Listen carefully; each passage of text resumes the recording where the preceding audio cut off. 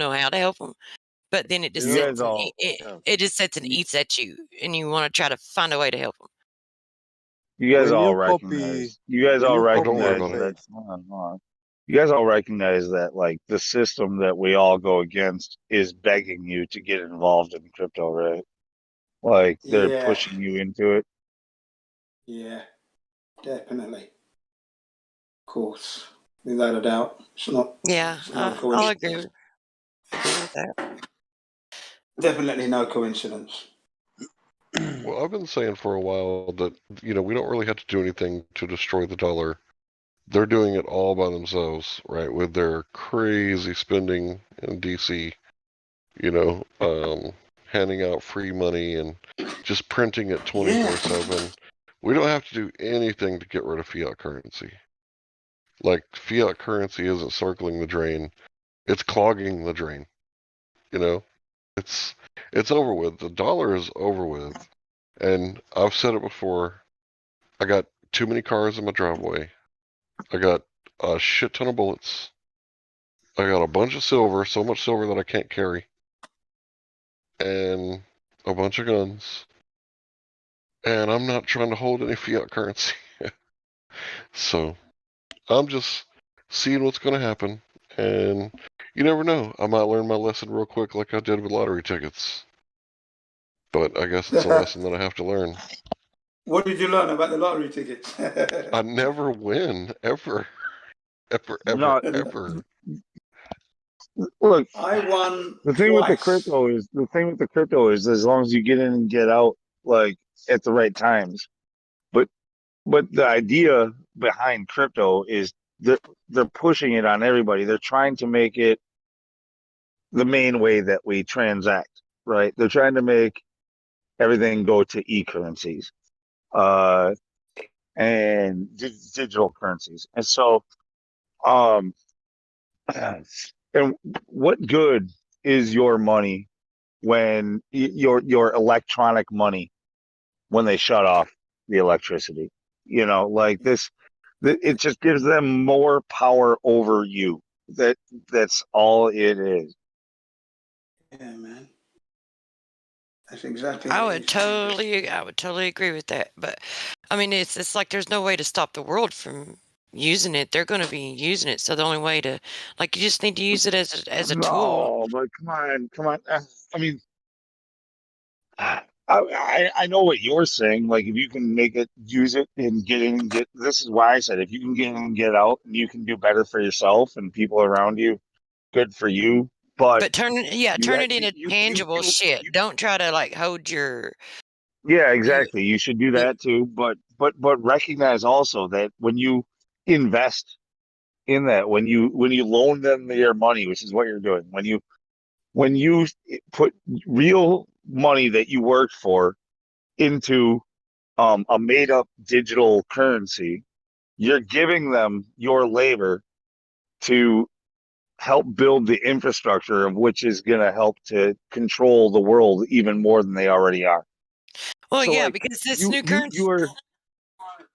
It's like digital real estate. Every time someone mines something, they're creating a new block. Right? You're investing in your own slavery, though.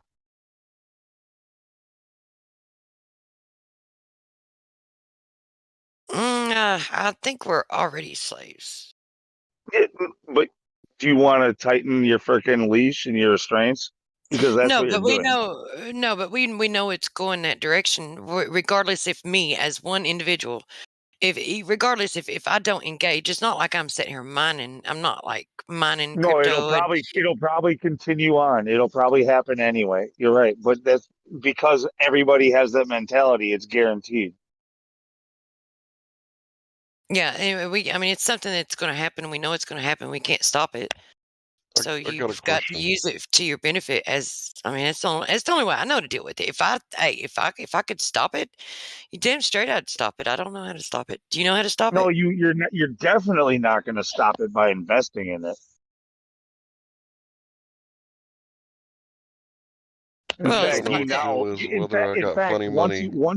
Once you invest in it, you now have a vested interest in it. Okay, so like you literally want it to grow and do better at taking away your privacy and your freedom and all of that. Wouldn't you also want other people to buy whatever cryptocurrency that you just bought so that the price goes up? Yeah.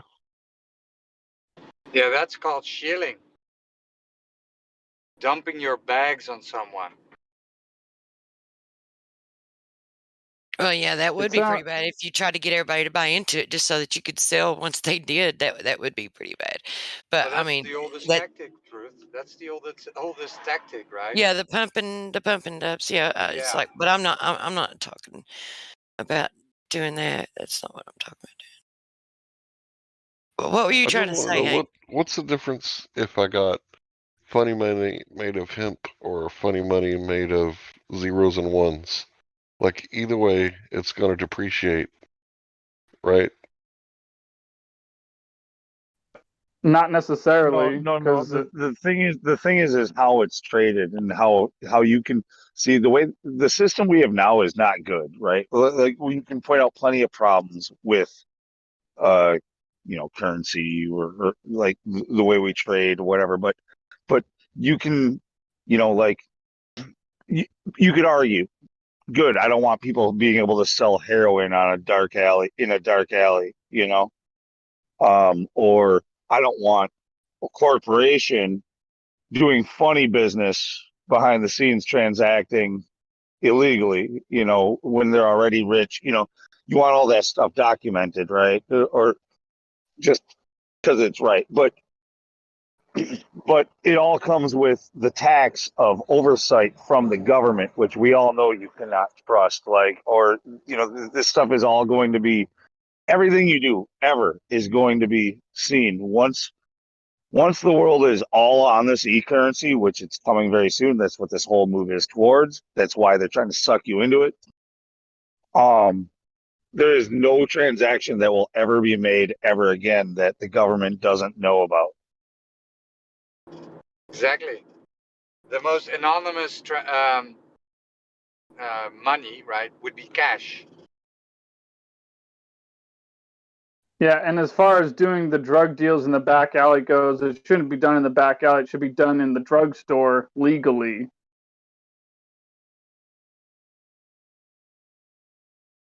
Because there's no logical reason to have drugs illegal unless anybody can show me evidence to the contrary.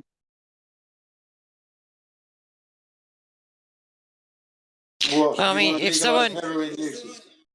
if someone wants to buy it, it's their choice. If they want to get it, if they want to do it, it's their choice. As long as what they do doesn't harm me or my family or my property or anything, I care less.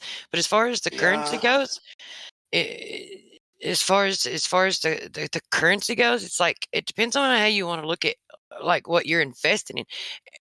Are you buying into a cryptocurrency to invest in the currency itself because of what you like in the future, what you think it's going to bring, or are you investing in, or are you putting your money in it to get something tangible out of it so that you can invest in tangible things in life? Yes, I no, mean, no, no, no. I think everybody probably is thinking very selfishly. They're thinking about their self and their own gains, their own short-term gains, or long-term if they're going long-term. If they're going long-term, I think they're a fool, by the way. But they're only thinking selfishly. They're thinking about themselves and their family and those close to them. That's pretty selfish. Like it's good because you do have to take care of yourself first and try to help others second, right? Like if you can do something good with it, great, but you have to realize that what you're doing is you're building more confidence and putting more of an investment like into building that infrastructure, which is enslaving you. It's going to you're building the future of the cyberpunk future where the government has 100% oversight and full control over everything in your life. Where they can control what resources you can and cannot get, like a social credit system where they can, like They can decide if you're worthy of getting certain services and stuff like that. And they can shut Did you know off that we already had something like what China's got? It's called mylife.com. It's not implemented yet, like as a have to thing. But it's been around for a while now.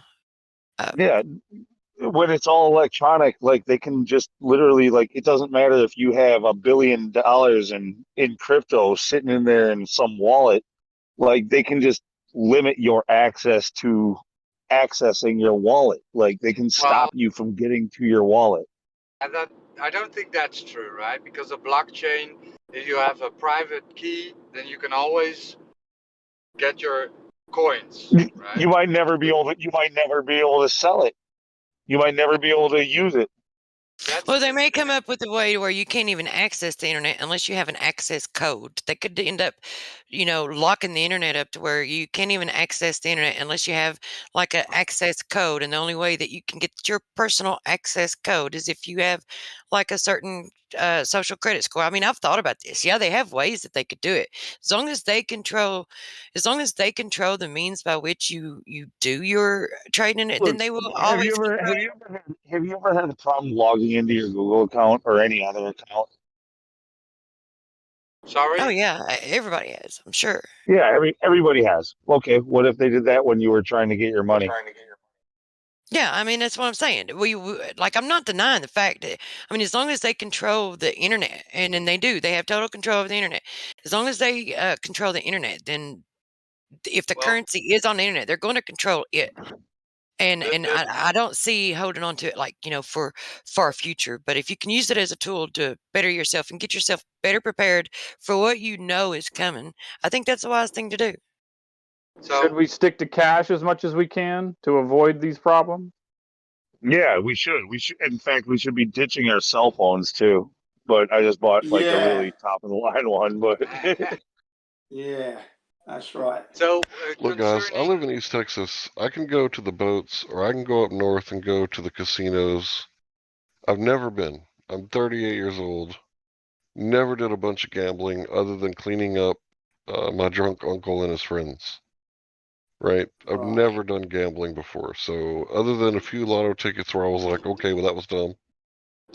I haven't gambled like my whole life. So this is like my first time gambling with a large amount of money. Yeah. So I want to expand on controlling blockchain because blockchain is peer-to-peer. So I don't think they can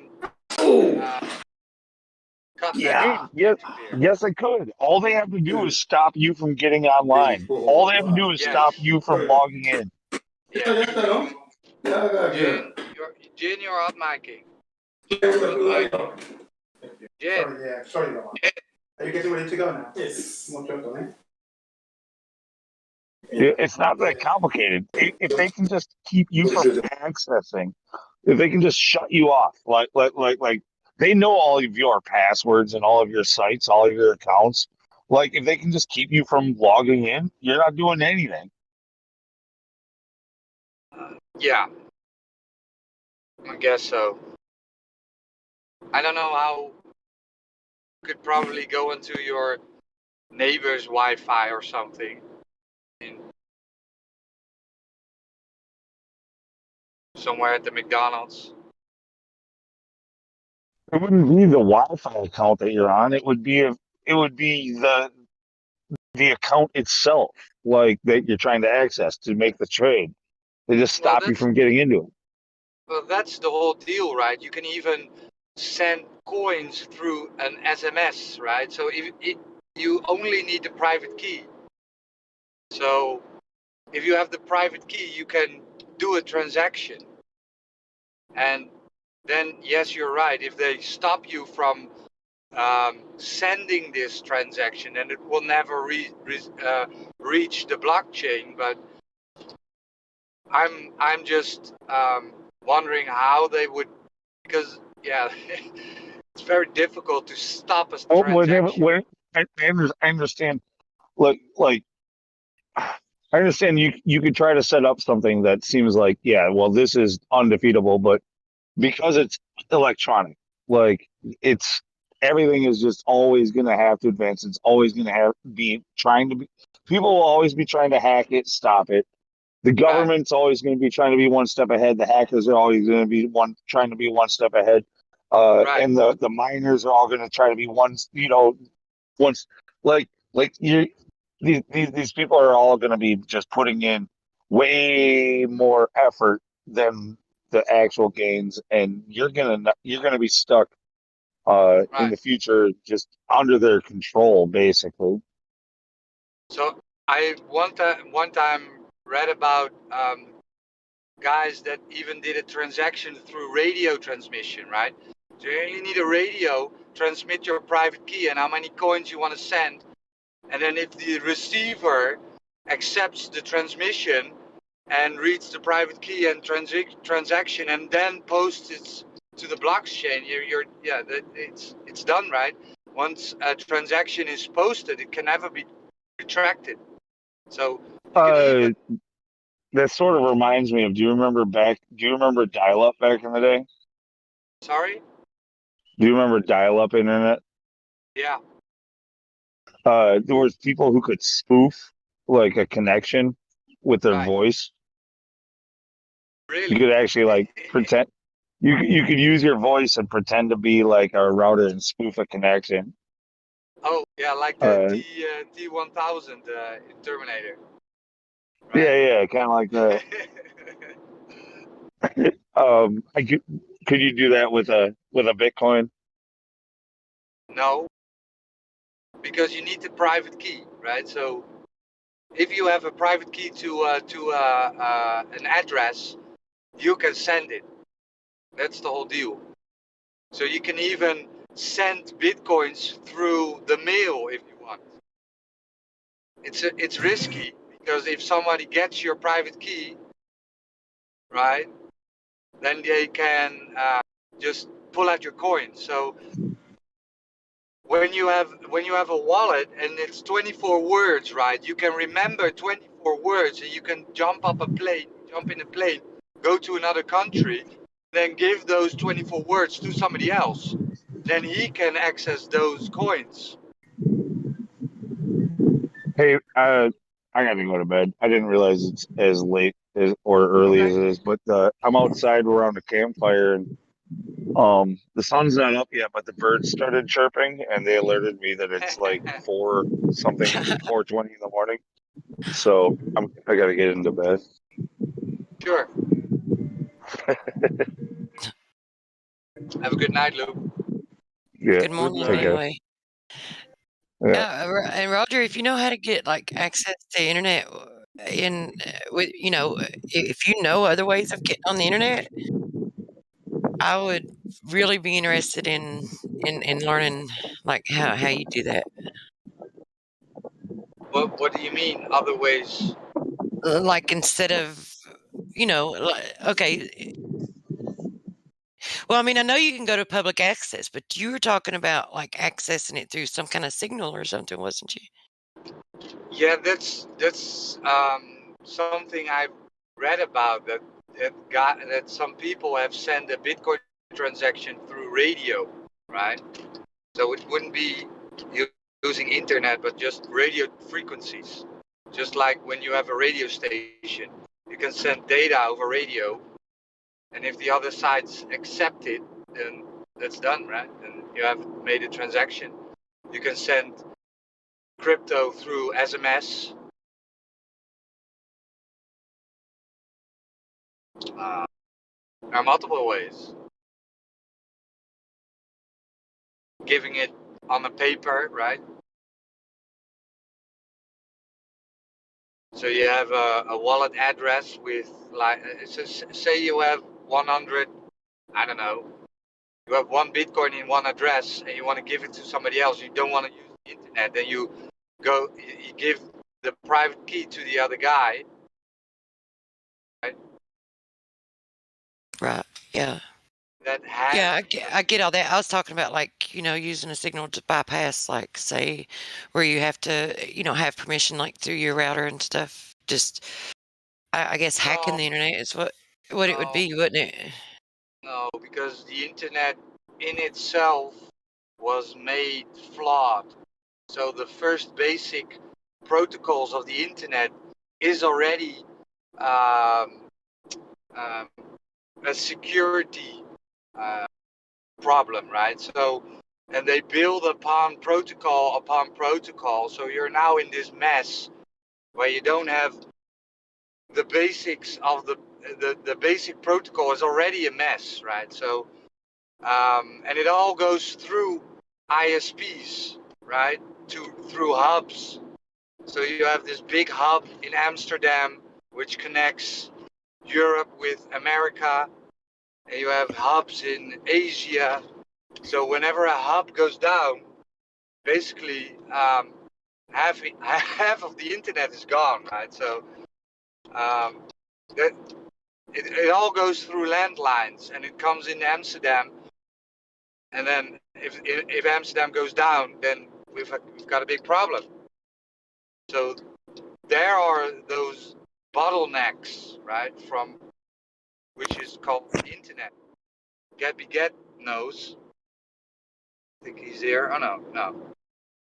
But yeah, so a guy I followed, right, when I started with crypto was he's a Greek. Antonopoulos is his name. Andre Antonopoulos, or I forgot his name.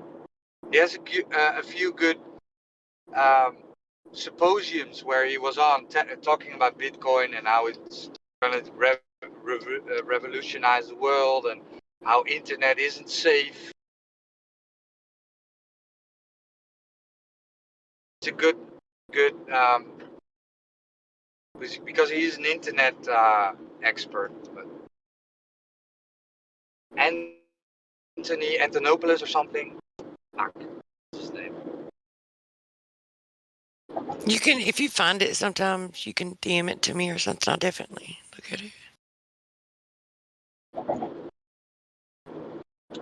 Andreas Antonopoulos.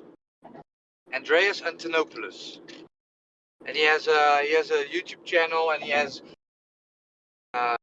mostly his first symposiums. His speeches are awesome. Now he's a bit of a shill. He has a few books, but he talks about this, what I just mentioned about the internet itself, that the basic protocol of the internet is flawed already.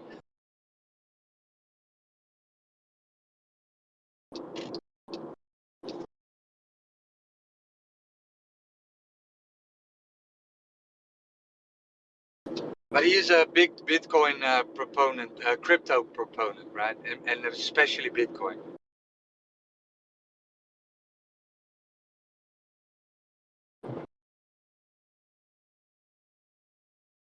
You got a lot of these players.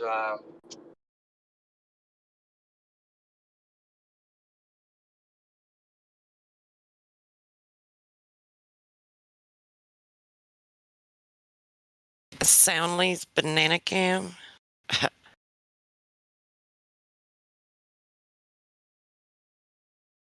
I don't even see him in the room.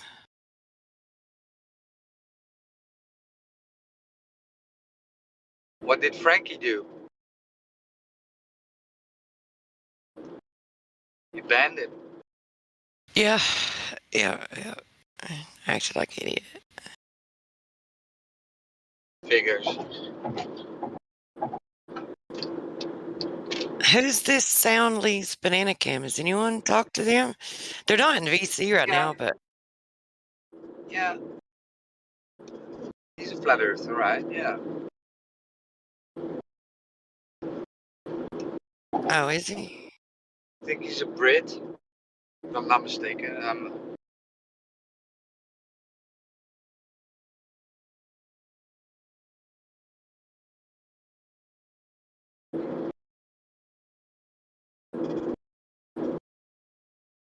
Ah, nice. Blackpool Tower 40 miles away. Cell phone picture. Here you go, Ranty.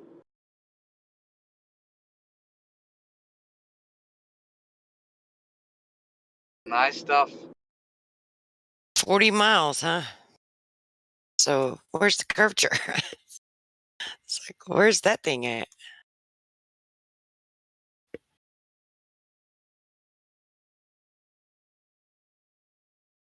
Cell phone picture even. Bam.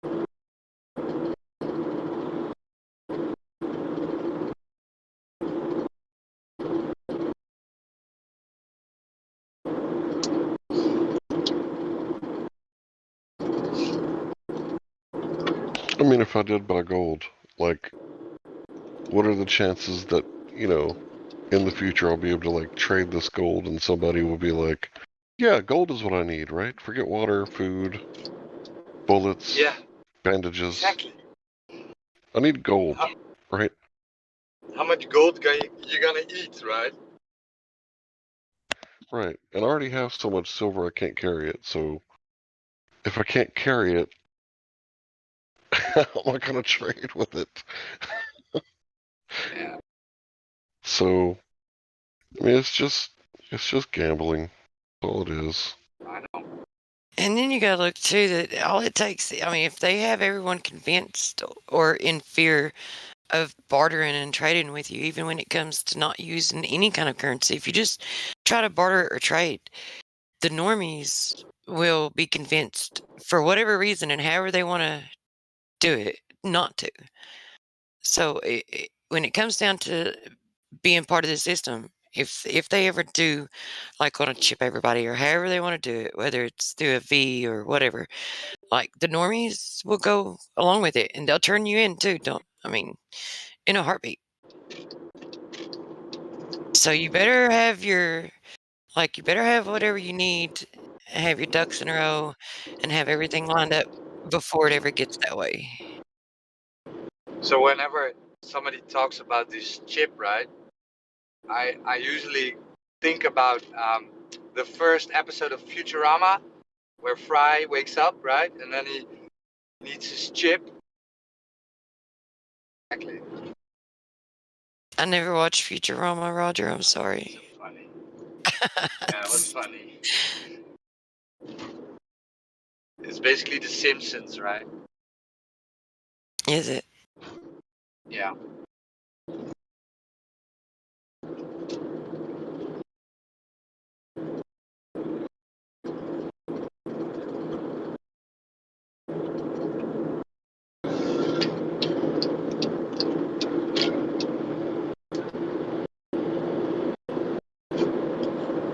What's the weather like, Roger?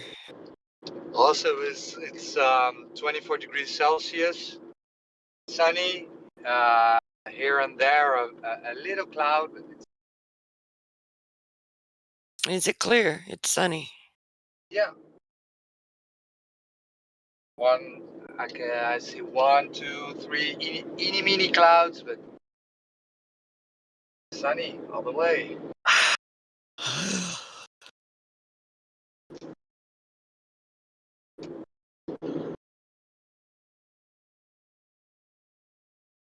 I don't know how much that is in Fahrenheit. What you guys do? 24 degrees Celsius. I don't know either. I just wanted to know if it's sunny or cloudy, though. It's probably, I would say, what is it? I'm just guessing that it would be around 60 something, 75. 75.2. That's pretty decent weather. Yeah. For the Netherlands, it is. I mean, we're used to like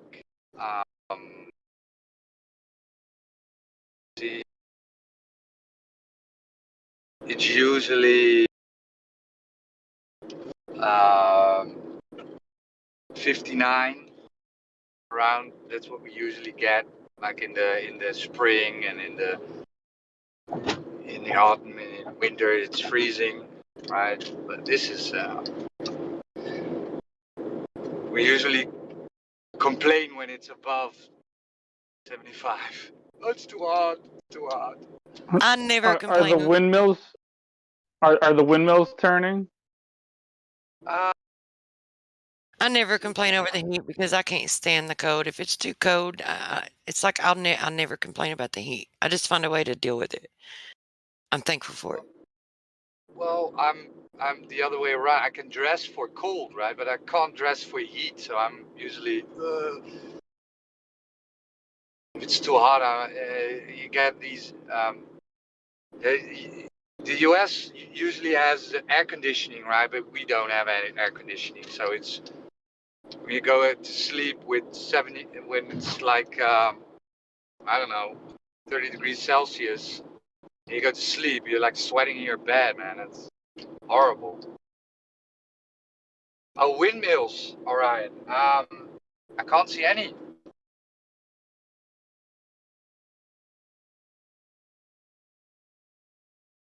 Are there any like near where you live, like old ones that still function? Yeah. They are protected. So these windmills, they are protected by law, so they need to maintain them, and so they still work. People live in them still, and you have and you can visit them, have a tour.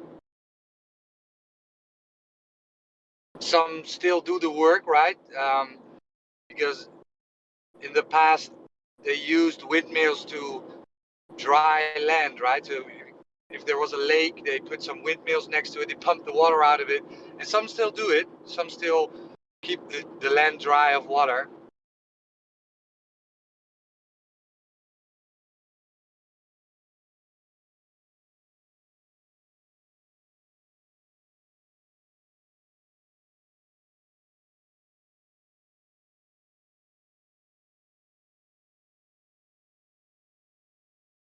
It's the same thing here for me as it is for Lou. I'm hearing the birds outside. I know the sun's getting ready to come up. I probably should at least take a nap. So I'll catch you later. Love you guys. Talk to you later. I think I'm gonna go to sleep soon too. I think I'm at my wits' end. Yeah, sweet daytime dreams.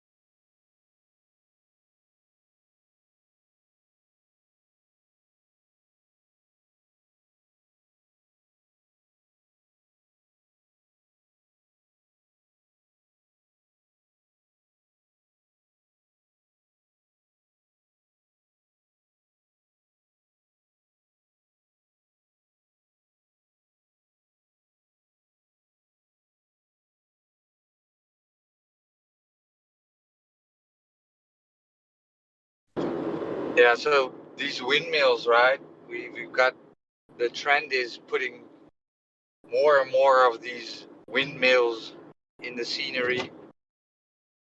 Big ass white windmills. disgusting to look at.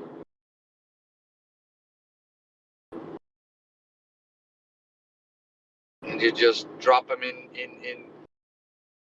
areas where people live, right? So people getting crazy of the noise and the light, because when the sun hits it in a certain angle, these blades will cast a shadow, right? And if this shadow goes around your window, you're like, light dark, light dark, light dark. You're getting crazy. Hey, they signed a contract, right? They need to get the emissions back. So let's put the whole of the Netherlands full of big ass white windmills. Yeah, it's a shame that they keep building these horizontal axis windmills instead of vertical axis windmills, because most designs of vertical axis windmills, you get more your money's worth from the actual wind than, as far as producing electricity goes, than you would the horizontal ones, because they produce electricity when the wind is blowing from 360 degrees, not forwards or backwards. And they wouldn't be doing that flashy thing in front of the window that you just described if they built them correctly. But whatever, they're probably hiding technology anyway, so whatever.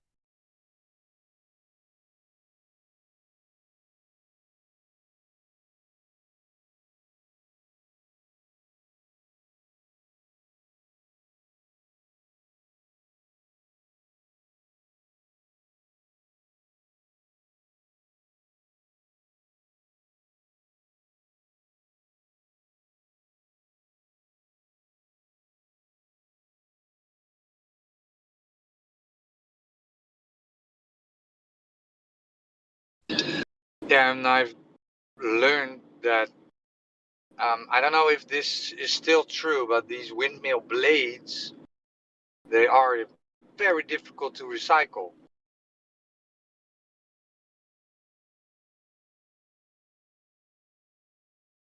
Yes. Really? Are they not made of wood?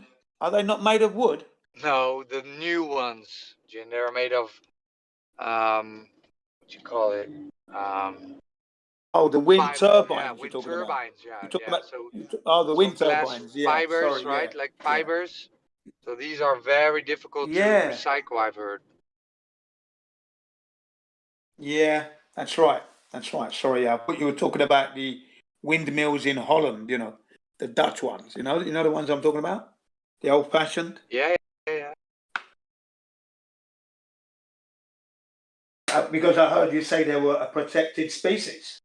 Those old ones, yeah. No. One second. I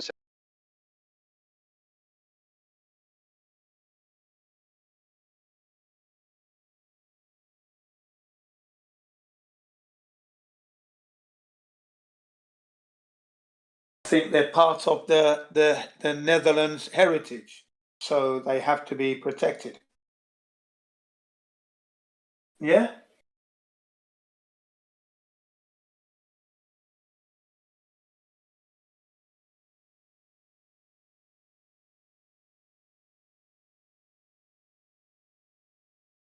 Unbelievable.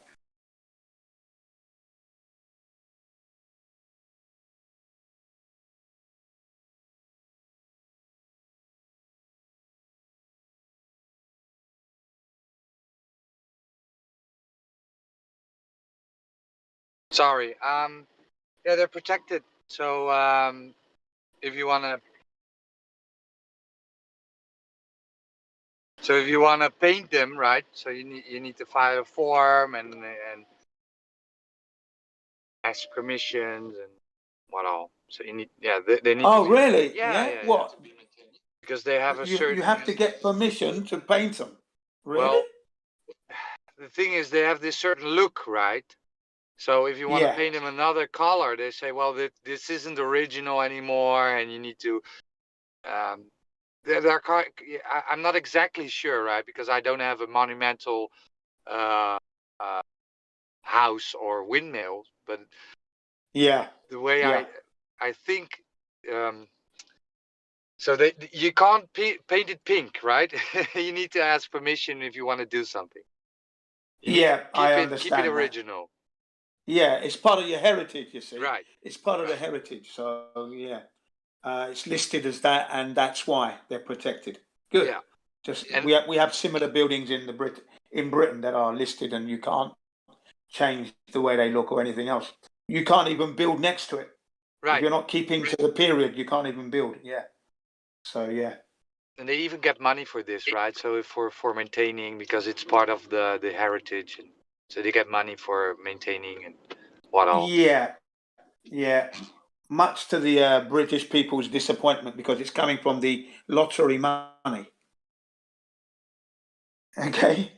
So those listed buildings, when they get money, they're getting millions and millions and millions, so that they can be upkept. But really, that should be money that's already paid for from the council tax that we pay. Can you see that? But they're using lottery money to do that, to refurbish all the buildings. So in theory, the British public are paying for all that again. Yeah. It would be.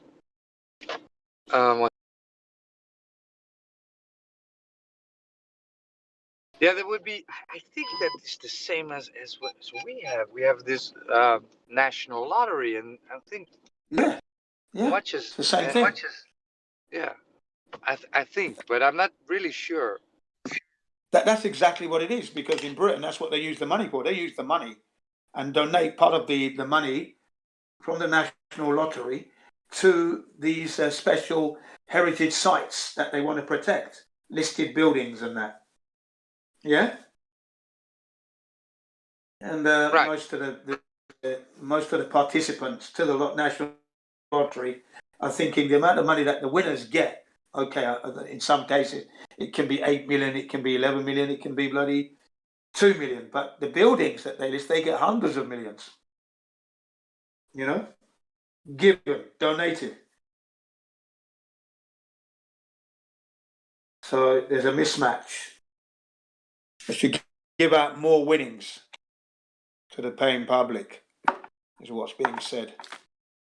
And what about all this council tax that we pay? That should go toward refurbishing the building. Really? Not just the roads and traffic lights and the police station and the library and the schools and the school fences and the parks, the ambulance service, fire service. What else does the poll tax go to, or the council tax? Rubbish collection, recycled centres. Yeah, so the money goes quite a long way.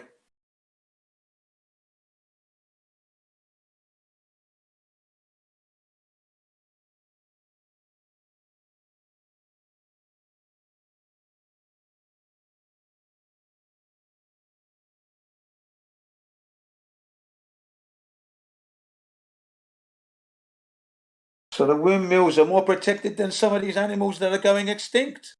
So that is the world we live in. Topsy-turvy. Bizarro. Bizarro, topsy-turvy world. Easier to.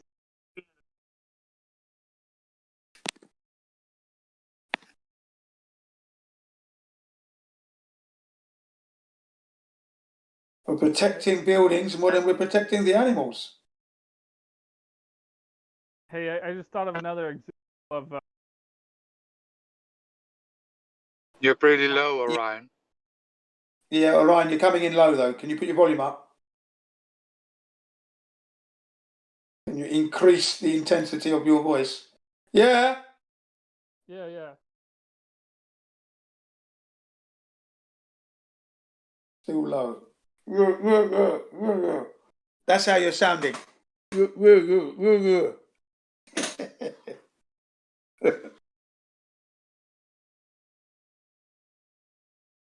Mic check. Yeah, perfect. Way better. Way better. Yeah, way better, man. Way better. Cool. So the next time that we ask someone to demonstrate gas pressure without a container, we should ask them to play the bagpipes, but without the part that you blow up first. Or maybe poke a hole in it or something. Yeah, yeah. I love it.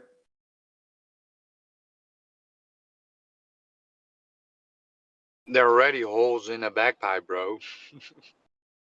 That's how you use it. Yeah, bagpipes. Interesting instruments.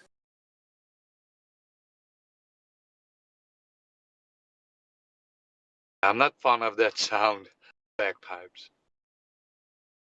Oh, I Yeah, think it's but pretty Amazing Grace. good. I mean, I'm being Scottish. Amazing Grace on the bagpipes Yes, is pretty legit. In fact, wait, don't they call it bagpipes because first you have to fill up a bag full of air and then you press on the air to blow through the horns? That's correct. That is correct. You've got to press on the bag of air. Got to fill it up first. So show me bagpipes functioning without the bag. There you go.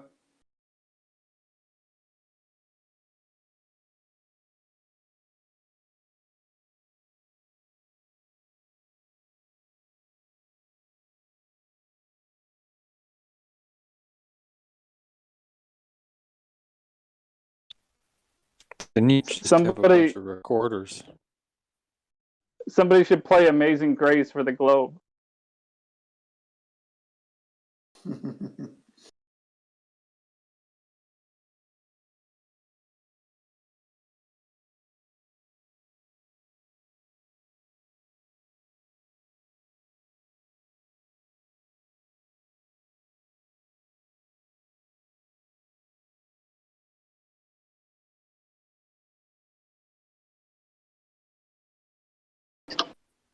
Any of you guys familiar with a Stormy Cromer hat? It's kind of off topic. What? Sorry? It's a hat named after an old American baseball player named Stormy Cromer. It's a company. They make hats and other winter type gear. No. Very interesting stuff. Just got one and don't know why. I just put it on and decided to say something about it.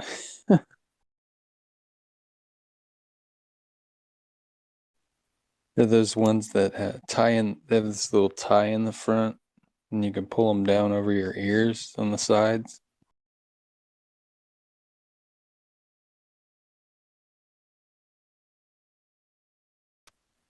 Anyway, they're pretty cool.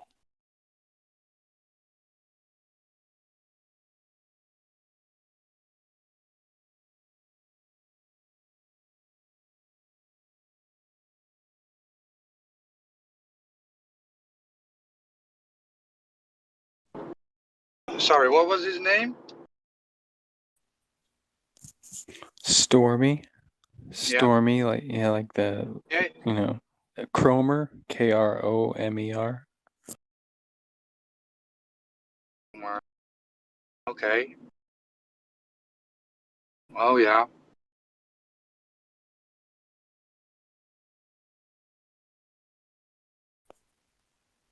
But I'm a little bit of the outdoorsy type.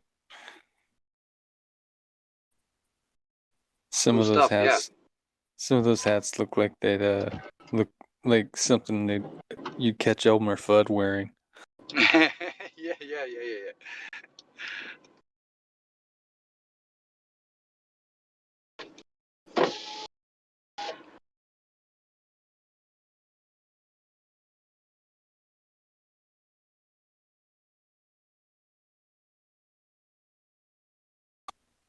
It's amazing. It's amazing how many just really high quality companies there are out there that just not too many people know about. Like this one, for instance, all you have to do is call them, after you register your hat, tell them I lost my hat, and they're like, all right, and they'll send you a new one. Yeah, that's cool.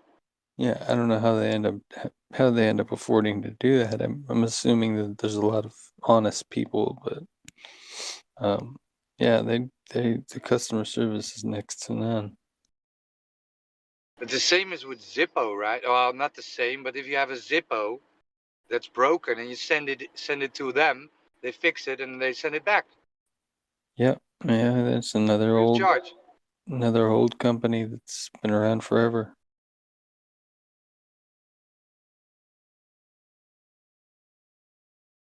A mate of mine did this once. He found a broken Zippo on the ground, sent it up, and he got it fixed back. Yeah, Working and all, everything was filled up, like, right? New cotton, new stones in it, new springs, everything. yeah, you can actually buy the kit itself, so you can refurbish it on your own.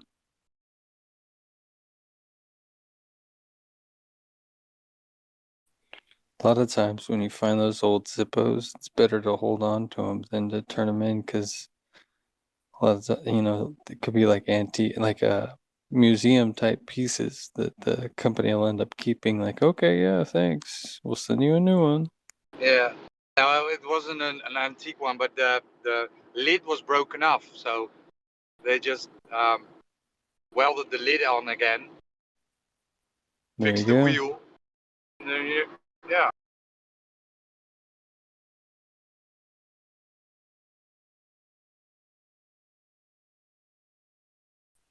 Yeah, it's another thing that's amazing to me is how much you can get, how much the squeaky wheel gets the grease, with a lot of these companies, just make a little complaint, 9 times out of 10 they'll end up sending you something for free, or exchanging something they shouldn't, or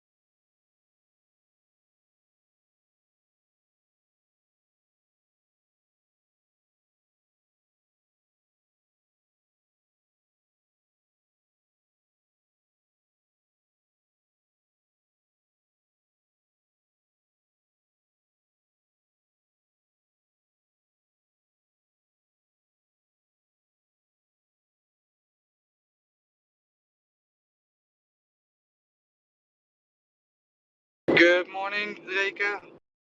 Hey, goedemorgen.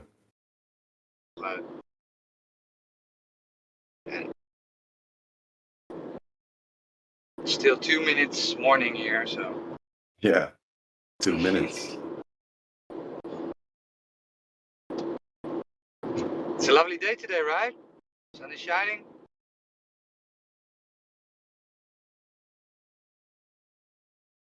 Makes you wanna.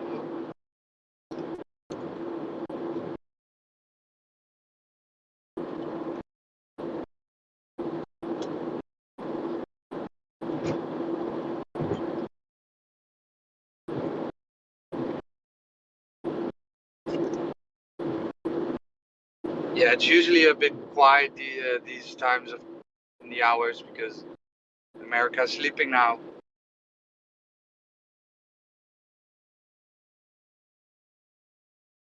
I can play one song. Why not? I have to write my thesis. Oh. But no, you can play your songs if you want to, man. I'll be leaving the Discord soon. It's a good song. It's made by one of the members here. Okay. Not exactly a Flat Earth song, but it's made by Kai. Highest Sky. Kind Sky. Highest Sky, yeah. Please state your name for the court. KYZ. Miss KYZ. Do you swear to tell the truth, the whole truth, and nothing but the truth, so help you God? Your Honor, honestly, I don't even know why the I'm here.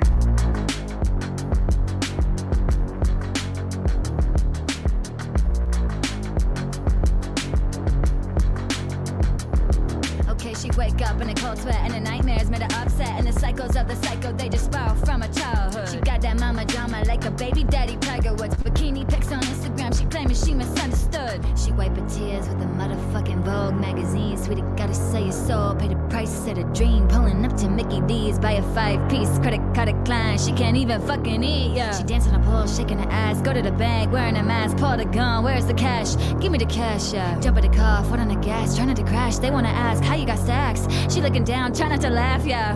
Bad girls go to heaven when they die. Bad girls go to heaven when they die. When they die, when they die. Bad girls go to heaven when they die. Bad girls go to heaven when they die. When they die, when they die. Bad girl with the devil in her eye. She an angel, but she broke her wings. Self-suicide, can't fly. Bad girls go to heaven when they die. Bad girls go to heaven when they die. When they die, when they die.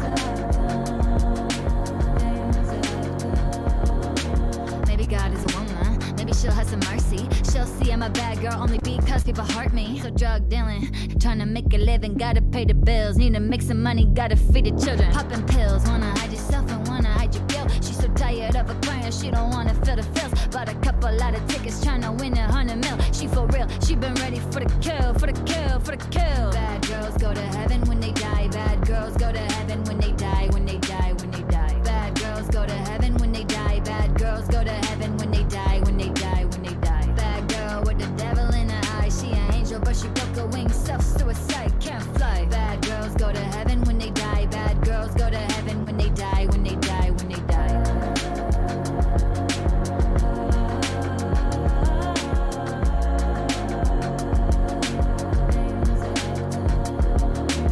I don't wanna think about it. I can keep it down. My sins are coming out. Oh, please forgive me now for the things I've done. Bad girls go to heaven when they die. Bad girls go to heaven when they die. Bad girls go to heaven when they die. Bad girls go to heaven when they die. Bad girl with the devil in her eye. She an angel, but she broke her wings. Self-suicide, can't fly. Bad girls go to heaven when they die. Bad girls go to heaven when they die. When they die, when they die.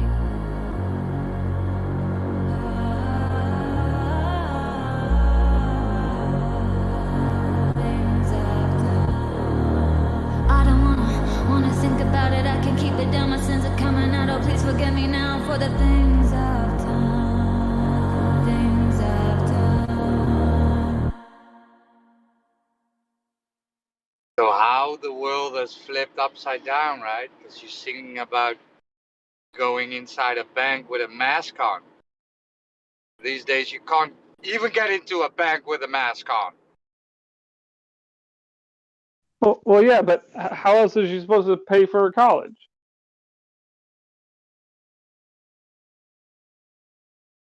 You see the irony, right?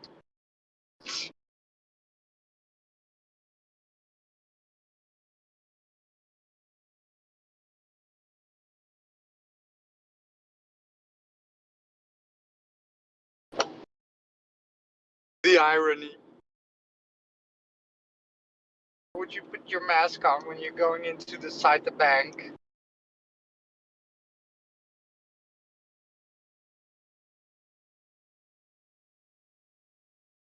And we had this whole ordeal like a few years ago.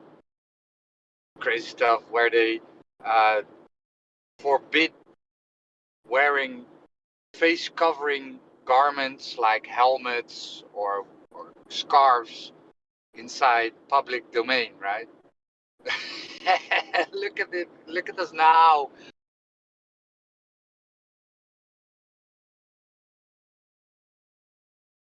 This whole deal where they didn't want people with helmets on in banks and or basically in the at its basics was about kneecaps, right?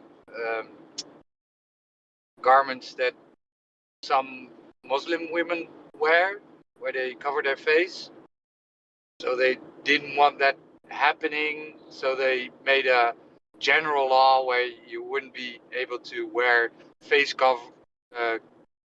covering garments in public domain, public buildings like government buildings, stuff like that. And that just flipped upside down, right? You can't even go inside a government building without face covering garments. Do they let you go into any of these places with one of those ridiculous looking plastic face shields that you wear like a pair of sunglasses? No. Yes and no.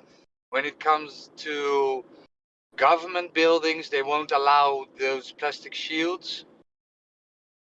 Everywhere else, they don't. They just want something before your that's covering your mouth, so they won't. Because Well, yeah, that's just it. Is that the shields? I mean, they don't cover your mouth; they just shield your face and stop you from being able to sneeze on people. You know, it's a sneeze guard in front of your face, but you can still breathe pretty well for the most part. Although I must admit, it's very hard to walk around with one of those things on if you're not sober. yeah, because it curves your vision, right? It makes it. Yeah. Well, yeah. The thing is, I sometimes need to do the mask thing, but I have a plastic one that covers my mouth. I just can't wear a cloth thing or a blue thing, right? Because I really get how do you call this? When you're afraid of small places, like called. I can't even wear a scarf for my mouth, right? Vertigo. No, Arachnophobia. that's for spiders. Claustrophobic. Claustrophobic. I was just issues, right? kidding. I knew what you were talking about. Yeah. So I was going to name a whole bunch more too, and then. But yeah, so I rather wear the plastic one than the because I can breathe freely, right? Just breathe. All of those. Do you have a plastic one? Yeah. Yeah, right on. I got one for like $10 last year in the mail. Yeah, and I got a few remarks, right? Like people, well, that one doesn't work. And the first thing I will tell them, well, does yours work? Does yours work? Right? Tell me how yours work. Right? At least I'm not breathing my own exhaust in.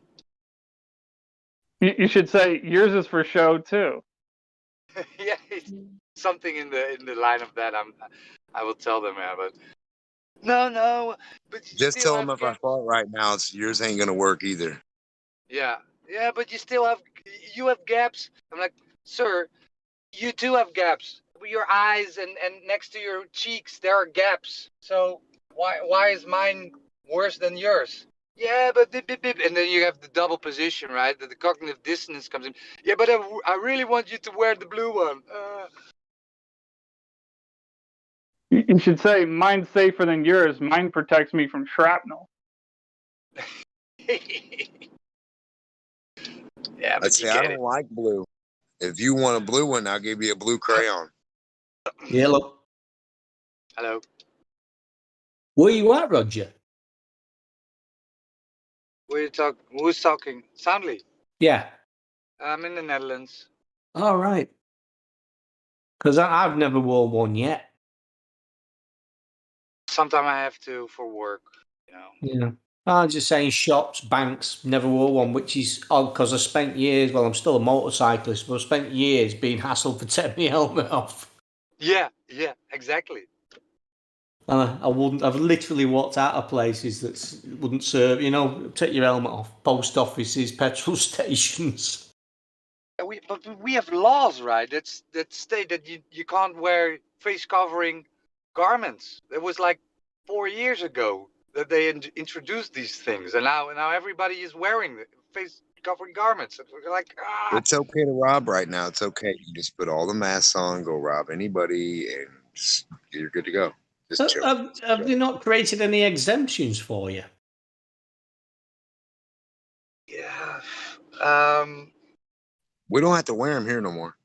Yeah, well, you're supposed to here, but I've never worn one. But it's as simple as this. If you turn around and say, I'm exempt, it's done. That's it.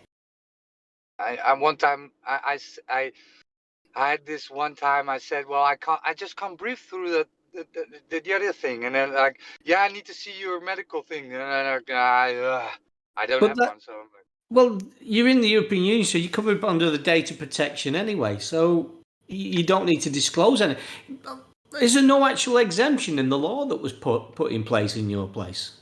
yeah, but you need a written letter from your doctor. So. Right. When I read the legislation, I just realised when I read the legislation itself that it basically said if you claim to be exempt, you were. Yeah, I know.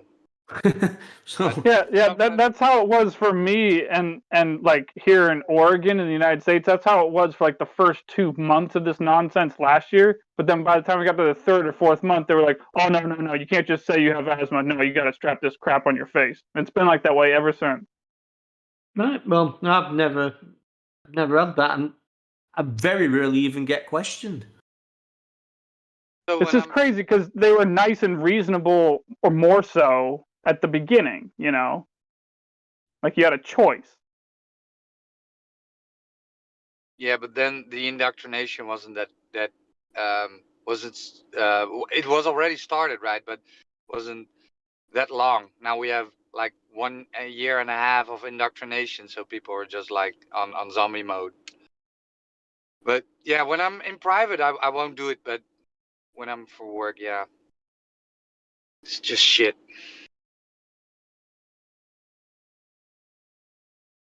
I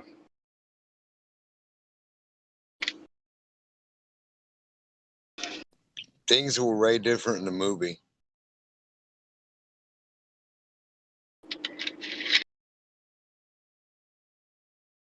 But we're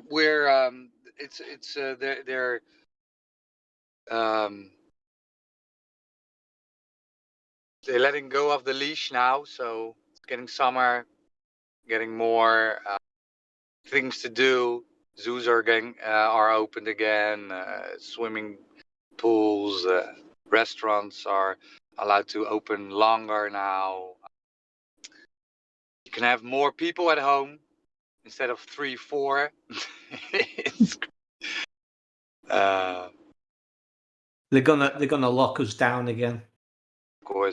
ridiculous. Well, what I've heard, right, is they're now playing this story, right? That they're saying, well, if an X percentage of the people won't take it, then surely in September, October, November we're gonna be in lockdown again. So they're using this as psychological blackmail, right? So I talked to a guy and he was like, yeah, I don't need it, but I'm gonna do it anyway because I want to get rid of this and I want to just go out and you know. So people are buying it, right? They're just okay. Give me the thing, and then let's be done with it, right? So they're going to run a load of local lockdowns here again, and then I believe there's a lockdown for round about the 27th of September.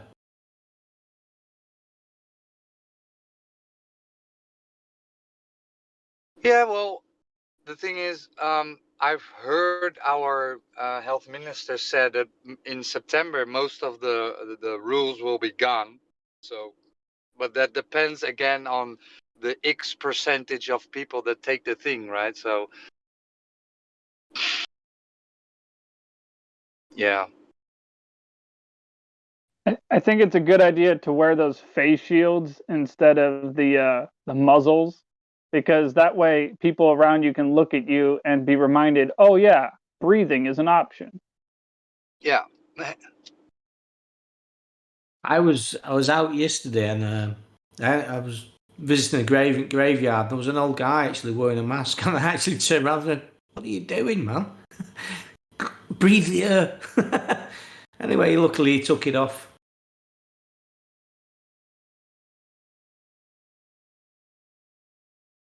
And what I do notice is that people are getting sick of it, and these strict rules of 6 feet, right, are people just don't care anymore. So they just, which is a good thing. Did you see the London march yesterday? Did you see the big march? No. Yeah. I don't watch any. No, I don't. And I don't watch any television. And it wasn't on any of the television. They didn't report it. Right. That's the next thing I wanted to say. If I did watch television, I don't think they want the. There was one of the papers said there was a few hundred, right. And for reports we're talking high six figures. Right. Yeah, that's what they do. It's amazing, right? How they can. I don't get it, right? You're a journalist, and you have passion for your work, and then your employer puts this in the papers. Why won't you think, well, it isn't true, right? Why are you doing this? I guess journalists don't care anymore, right? It's just about the money again. It's not about the truth. It's about and I get it, right? Those people have families too, have houses, have mortgages, have cars, have children, right? They need to earn the money. So if their employer just puts foul stuff in the newspaper, then yeah, what you gonna do? Complain? Get sacked? Mm.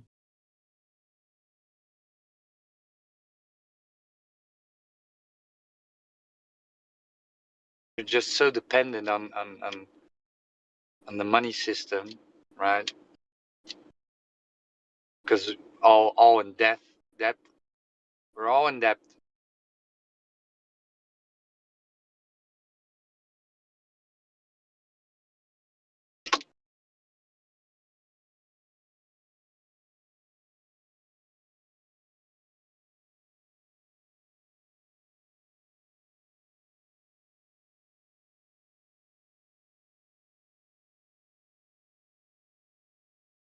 We've had quite a few protests over here, and every one of them has been on the media. And, 1,000 March for Palestine and all this. Mm. And yet the actual Freedom March is just completely ignored. Yeah. Yeah, I've noticed that. It was like, when did it start?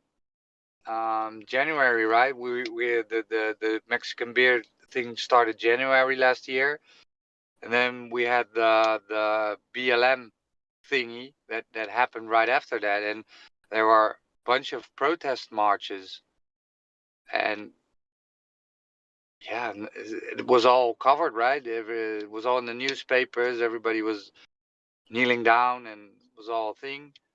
But when it comes to the freedom marches, they're like, oh, look at these crazy conspirators. Mm. The videos I've seen from Holland, the parks were absolutely brutal. Yeah, with the dog biting the guy, and the two guys pummeling him with him, batting everybody and the horses. Yeah. Mm. Yeah.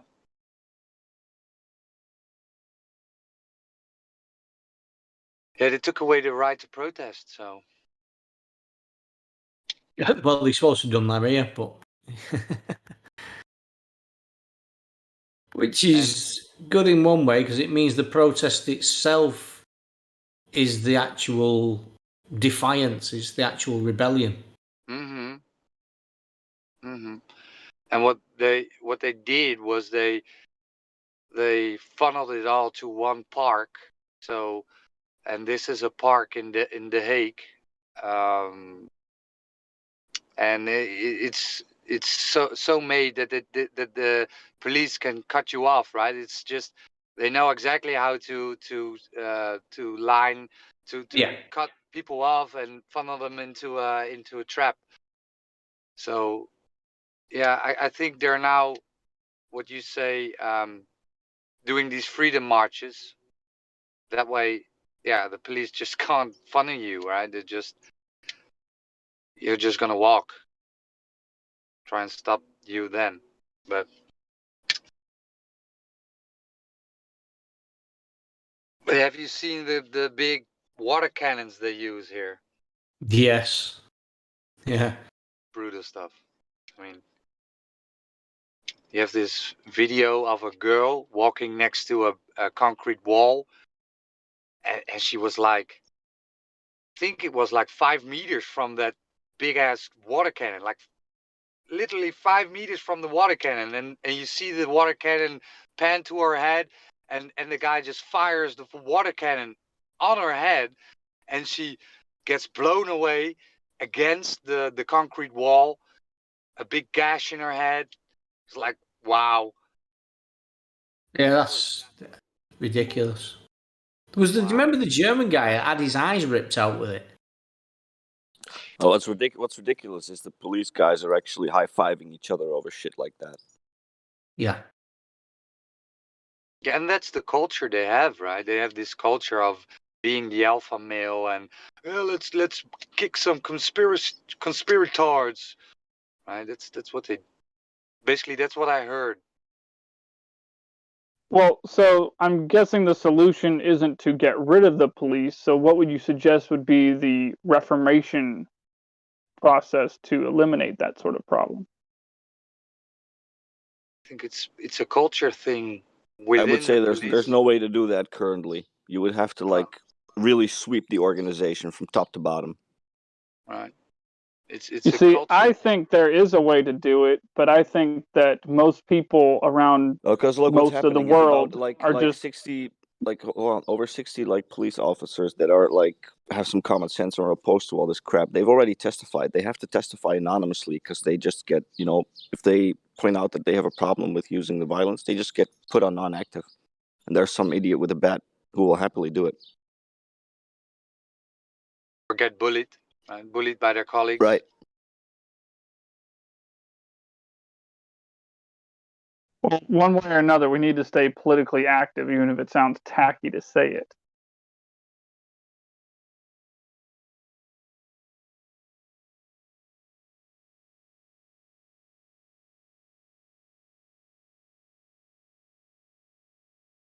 In general, I mean, the Netherlands is pretty cocked. Can't say any positive thing about that, right? It's they like to abide the rules, and whatever the top expert says must be true, and whatever the health minister says has to be the truth. And how long have they been demissionary now? Exactly, right. They've already been sacked, and they just keep going. Since what was it, September or October? It fell. Our government. Yeah, I think it was October. Yeah. And we have already had elections and still no new government, right? So if you would ask me, but this is just speculation, they just, because whenever, so when you have an election, you go into formation to form a new government, and then some chick from the government had she had a bunch of papers in her hand whilst stepping out of a car, and just at that moment there was a journalist taking a photo of the papers she had in her hand, and there was some stuff on it that made some controversy. And so I would say, but this is just speculation, this was just planned to make this formation go on and on and on, just to give the demissionaire government more time, right? Because if they're yeah, but it also doesn't really matter. Like the second chamber that we have, they have like 150 representatives, and that covers like all the political parties. So if you take like the 5 biggest parties, you will always have a majority vote, and all of those are on the World Economic Forum pay list. So yeah, you're fucked. They got a majority. Whatever they want, they can vote it in with a majority. Right. Yeah. And all the important things they will vote for, and then you have the tiny, eeny-pewty, irrelevant things that parties can squabble over, right? And then give the illusion that there is a democracy going on. But when it comes to the real important things, like a few, I think it was last week, they took in a new law, 2 new laws. One was enforcing or giving more power for the test society, so they can tell companies and festivals that they can have more people at their parties, right? At their festivals, but they have to give a test. They have to test, or they have to give their jab sticker, right? Yeah, but keep in mind, this is all completely like psychological warfare too, because if you're talking about like the restaurants and business owners, they're like the water's up to their lips by now, because they've been closed so long, so they're desperate for anything. So if you're going to tell them, well, if you don't, use the test for entry, then well, you can only have 30 people and they can be outside. If you do use it, well, you can invite 100, 150, I don't care. Yes, exactly. So yeah, what are they going to do? They're going to want to get the profits, right? Yeah, exactly. Yeah, you want to be morally, you want to be a good guy, and you have a nightclub, right? It's costing you millions, or it's costing you a lot of money now because you can't get anybody in. Yeah, what you gonna do? Be a moral guy and say no, I don't want to do the test, or you want to make money? Yeah, of course. And there are always people that do the test, right? There will always be people that do the test. So. There you go. And they took in a law that was mandatory quarantine when coming from abroad. So basically, when you're coming from abroad, they now have the power to put you in quarantine by force. That's basically what they can do now. So yeah, the net is closing. Yeah, they're talking about like enforcing it, like going to visit your house or calling you and listening for background noise and shit like that. Imagining being that guy that's doing that, right? Calling people. God, how could you live with yourself?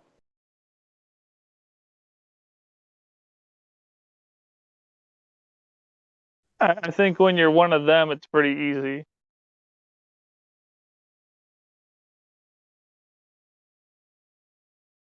Well, I mean, like with the business situation here, I also think it's kind of like they shouldn't be in this bad of a situation, because it's like, yeah, well, basically the whole structure is like that, right? Because it's the same thing with houses or like company buildings. Is what you're doing is you're essentially renting the land, right? Because the building's already there.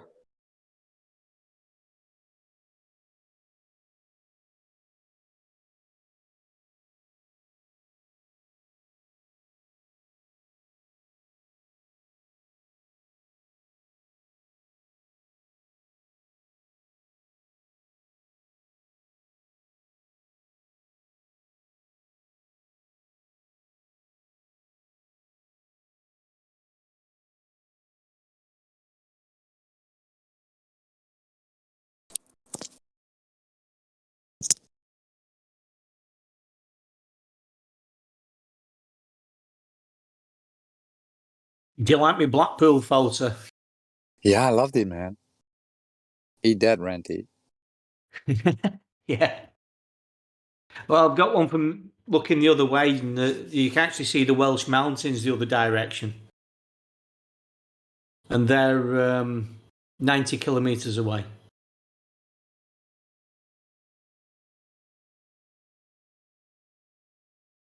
That's just with a cell phone.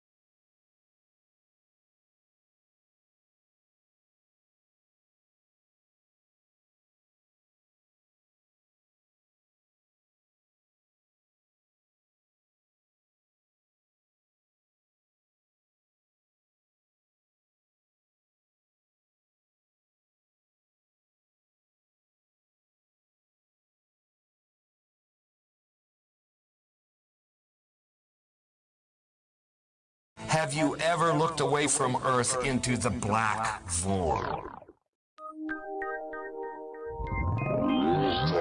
Yeah, because you can see the stars. Oh yeah. We were never able to see stars from the lunar surface or on the daylight side of the moon. It's not a black void. I mean, it's black, but there's all kinds of polka dots. Space is fake AF. Space is fake AF. There's more than stars. You can see planets. You can see moons. You see the gas.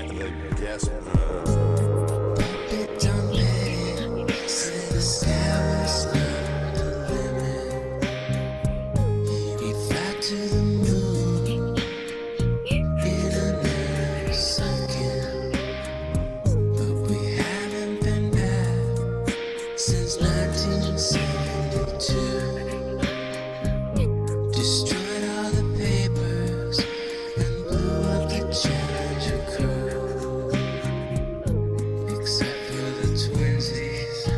Space is fake AF. Space is fake AF. Look out into deep space away from the sun. It's the darkest black you can imagine. Hey, space boy, you broke my rocket man heart. Where are the stars? Is it bright or is it dark? The vacuum of space, oh, the tomfoolery. What happens if you get a leak on that? You have a leak.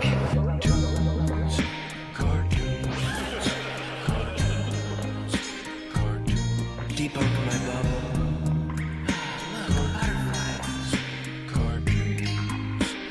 It's hard to comprehend. Space is fake AF. Two little bitty O-rings. Space is fake AF. It's not what you think, homeboy. Space is fake AF. It's all just start doing this. Space is fake AF. Research Eddie Bravo. You just have a leak, and what you would do is lose air.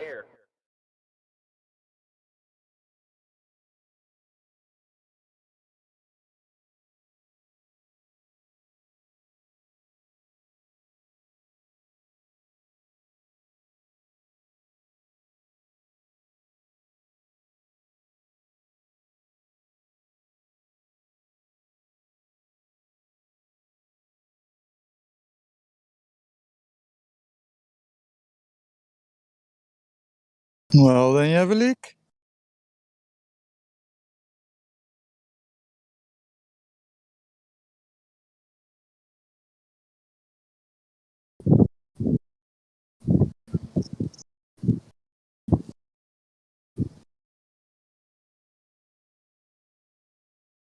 Yeah, why would Dumpty lie? Why?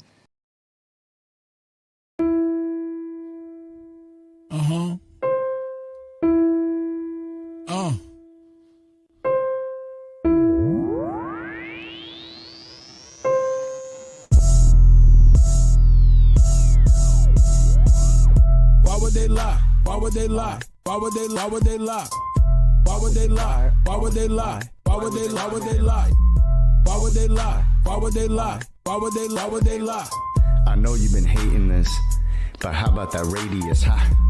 What is he saying though? Broken geometry. I just pointed out, now you're at hominy.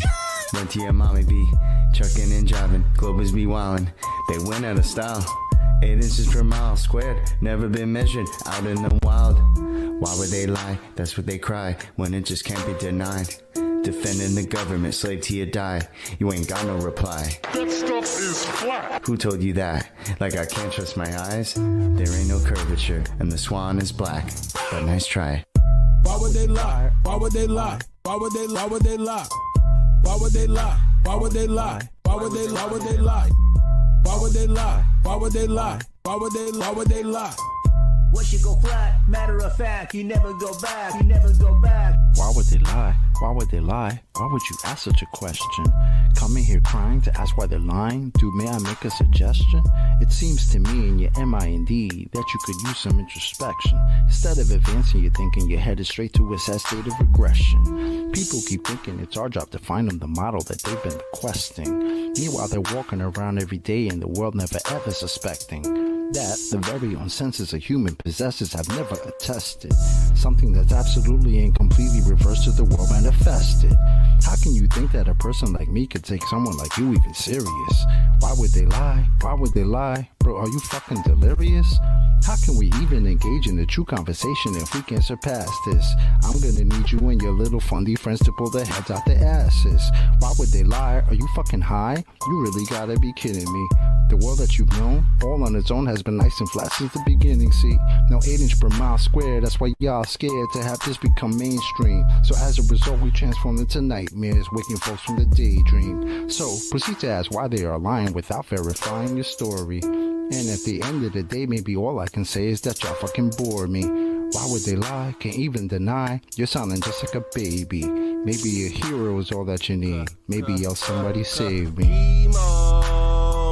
Global abortion, all applauded. Cheers, big heads, small, enormous. From cradle to grave shall be like tortoise. NASA tower lies every day is exhausted.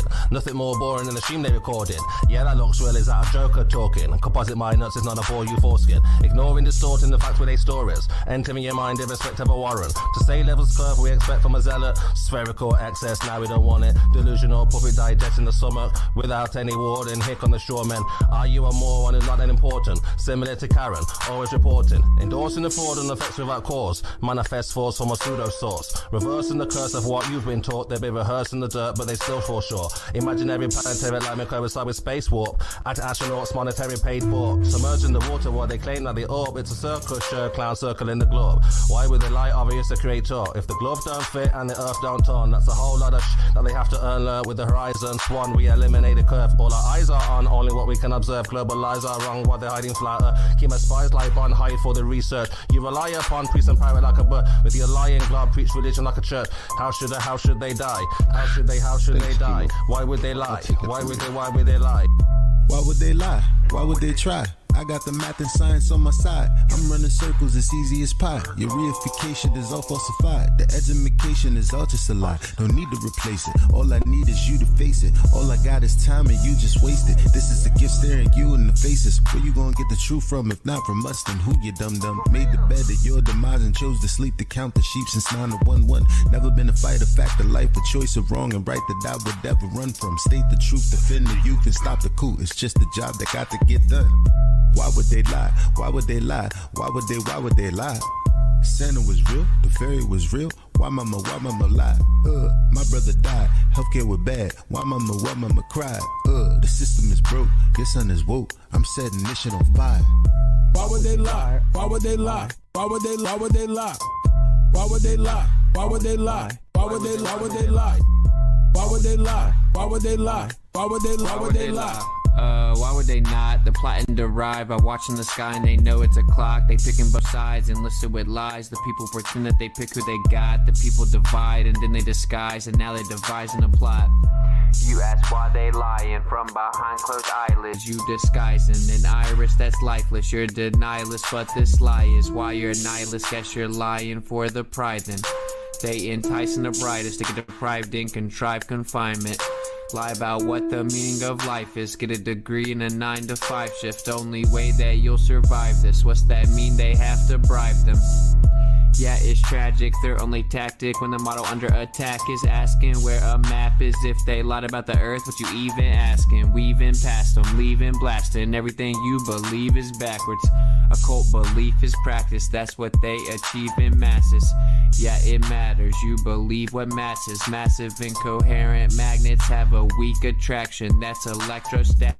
addicts. They always invert it backwards. Wonder what's the verdict, pastors. Religious zealots preaching, talking past us. Sent a blitz right up the middle. Who can block the fastest? Falsify the radius. You cannot walk right past it. Yeah, they truly think they got the masses, but God's got the backing, so they can't stop what happens. Why would they lie? Why would they lie? Why would they lie? Why would they lie? Why would they lie? Why would they lie? Why would they lie? Why would they lie? Why would they lie? Why would they lie? Why would they lie? Why would they lie? OG. Why would they lie? I'll tell you why. They don't want to see you survive. They don't want to see you get live. Love on your queen till you have you some kids and provide. They don't want to see you revive. Take an L, then come back harder than ever besides. Packing that hammer on side. I cannot help it, bro. Second Amendment on mine. They won't label you a felon. That way you can't get your hands on protection. That way they come in and fake an election. If they want Caesar assets, you can't stop or arrest them. That way the hood is simply a reflection of the design that they predestined. If you don't like it, they pop off your top like your last name was Kennedy in Dallas, Texas.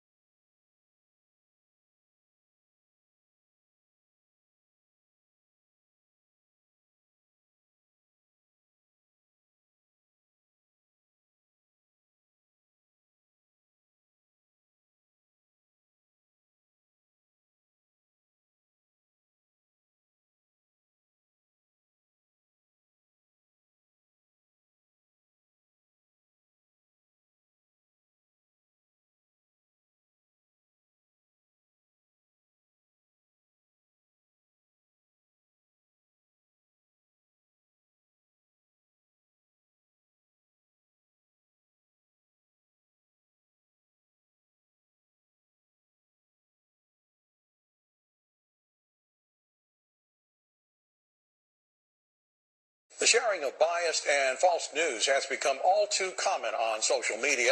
More alarming, some media outlets publish these same fake stories without checking facts first. The sharing of biased and false news has become all too common on social media. More alarming, some media outlets publish these stories without checking facts first. Unfortunately,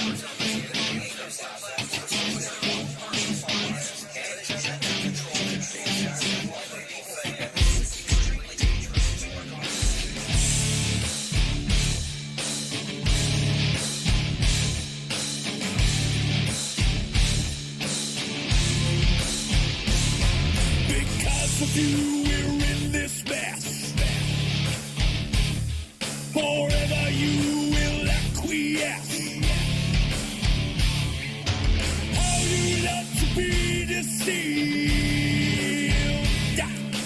whatever they tell you, you believe. Dead of sight, dead of mind, news believer, you are blind.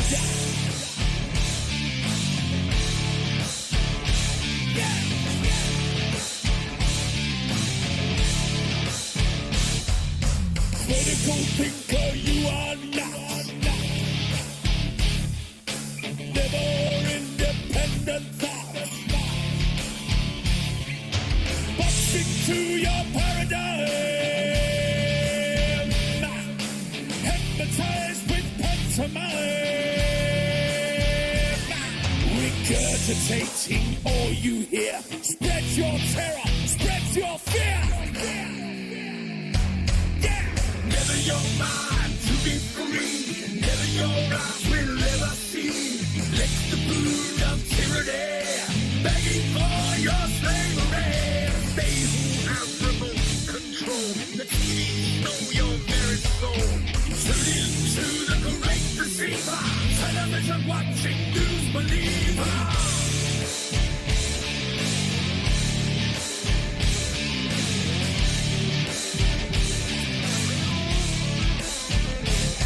Inject your poison where your mask.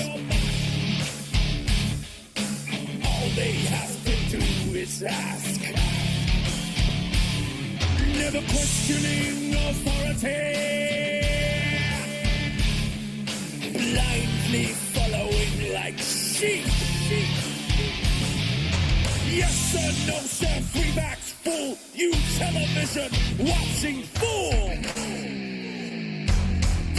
Never your mind to be free. Never your eyes will ever see.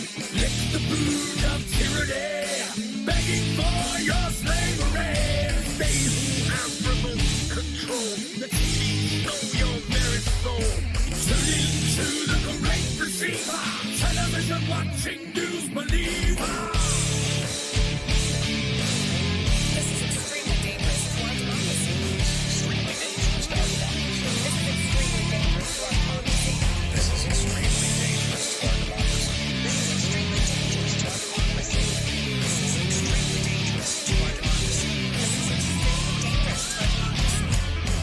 In their world forever locked. Into their world forever boxed. Reality you leave behind. A prisoner of your own mind. Forever you will be deceived, never ever to be free. Never your mind to be free. Never your eyes will ever see. Lick the boot of tyranny, begging for your slavery. They who have remote control, the TV know your very soul. Tune into the great deceiver, television watching news believer. Never your mind to be free. Never your eyes will ever see. Lick the boot of tyranny, begging for your slavery. They who have remote control, the TV know your very soul. Tune into the great deceiver, television watching news believer. This is extremely dangerous to our democracy. This is extremely dangerous to our democracy. This is extremely dangerous to our democracy. This is extremely dangerous to our democracy. This is extremely dangerous to our democracy.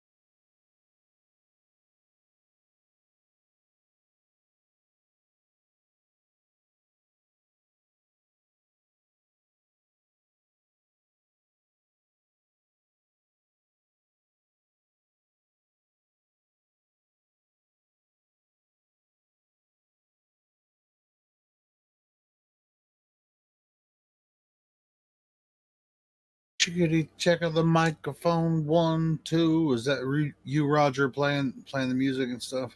Yeah. Yeah. I mean, I didn't come on here to like talk game and everything, but if nobody's gonna talk, do you wanna hear the replay of that talk we had with what was the name of that server? The Chatterbox. Is it worth it? I don't know. I listened to it again last night. It's pretty cool. I don't know. You sure? So you're on now. You don't have to work. Yeah, it's Memorial Day. I'm off today. All right. Yeah. Good morning. Hello, Ildiko. Okay. Well, yeah, it's just better to talk, but yeah, cool. Yeah. Hi, Ildiko. How are you? Hi. Good morning. I just wanted to say hi to you and wish you a happy Memorial Day. Are you moving from Florida? I thought. Yeah. Well, I'm not. I don't know. Going to the it's a Bahamas. strange. Yeah. Let me tell you about it. It's been my lifelong dream to have a sort of village community of free thinkers and holistic experts, and to create this village in a way that it's sort of like a commune of like-minded people who are dedicated to principles of health, mental and physical, and to create a community in which people can come to and heal through modalities of healing that they can't get in their own countries. Yeah. And so I have a friend who has property down in Costa Rica, very near to a preserve or reserve of wildlife, very famous, where people could come and also enjoy ecotourism benefits. And it's a beautiful, beautiful place, very raw and pristine, pure. So I'm in negotiation with establishing this place. I have yet to see it because I was going to go see it in last summer, then COVID hit and couldn't go. But I may be able to go this summer. Awesome. That's it. That's really cool. Yeah. I hope so. I might have an investor. It's a sort of a cross between a yogi and a Wall Street mogul. So that's an interesting combination. And I really hope it works out for you, Ildiko. Yes, thank you so much. Well, you're invited to come if it does.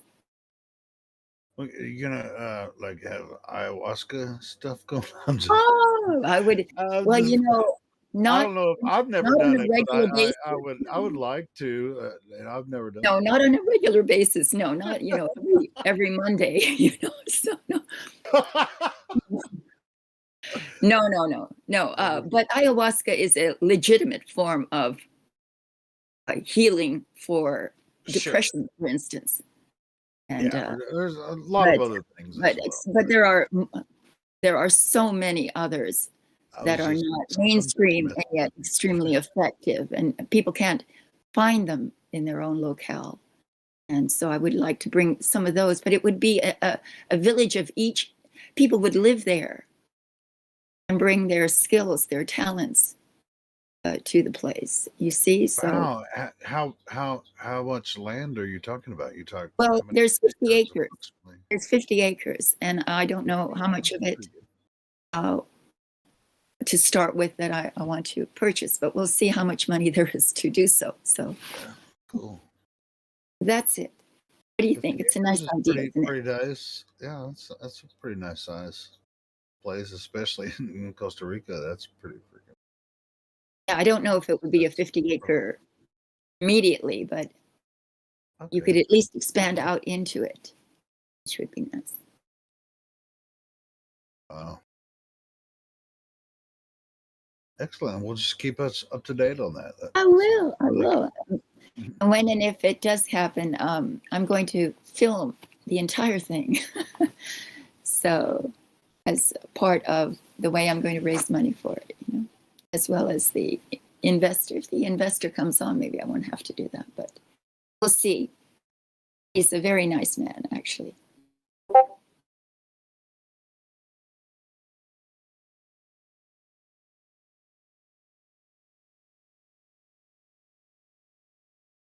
Do you like that song that Alex television watching news believer? Don't you love it? I like many of them. I like yours too. Yours are very classic, kind of old world feel to them. Yeah, my monkeys cover. I like them all actually, but some more, of course, than others. But the talent here is just astounding.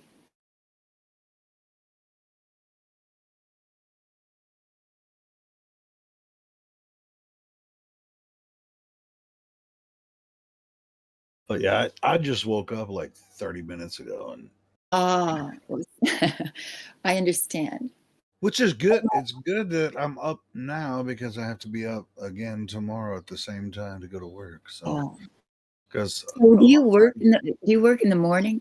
yeah, I'm a 9 to 5er. You are. Yeah. That's astonishing. What? Because you're up so much at night. Yeah, I know. Sometimes I'm late to work. I'm surprised I still have the same, have the job because Yes. I do miss. They're like, where the I'm fuck are astonished you? you have a 9 to 5 job. That's astounding. You No, must be. You must I work in a small shop. I work in a small shop, so it's like They're and forgiving. I'm really good at what I do, so they do. Yeah, they're forgiving. Yeah, they're forgiving. Yes. That's funny. Well, I applaud you. No, well, you shouldn't because I'm kind of a dick. But anyway, but it's a really, like I said, it's a really small shop. It's like to find somebody that can do what I do in a small shop like that, and as much.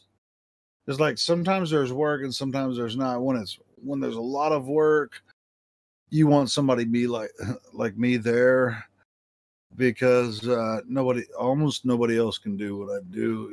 It's like I'm a rare find, but they don't pay me near enough. But at the same time, if I just don't show up one day, they're not going to fire me. Yeah. Yeah, that's how it should be. I guess. I mean, I kind of feel bad, but I don't. It's just like, you're not gonna pay me what I'm worth, and I'll just fucking show up when I want to. Exactly. I like your defiance. Instead of feeling of self-worth. I'm a cabinet builder, and I'm a music. Well, I don't know. I don't know what I am actually. I know how to build cabinets and cut them out and all that kind of stuff. But I'm also a musician, so I don't know. I know it's strange how we. I'm not being paid as a musician, so I just build cabinets instead. But I've been sometimes when people say to you, "Well, what do you do?" and then you tell them what you do, then you're assigned to that category. And that's it. That's who you are, and it's people are not exactly what they do, although it does influence your character, but who you are is far beyond the things you do to survive. Almost like, but I mean, as far as pleasure, as far as like I work in a, like some people would say I work in a cabinet shop. I do work in a cabinet shop, but I'm a cabinet builder. Like I know what's going on. I like if I see an entire kitchen, I know all the numbers.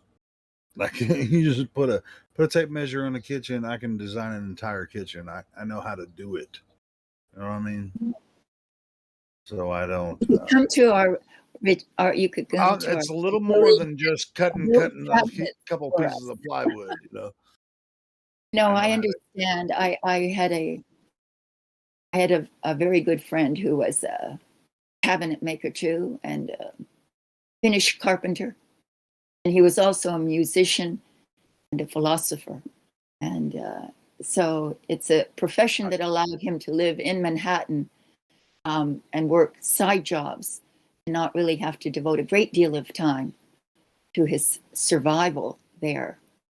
He was in an apartment that was rent controlled, and you know, it affords you sometimes a life that you know, gives you opportunity for other forms of freedom. After all, Jesus was a carpenter, wasn't he?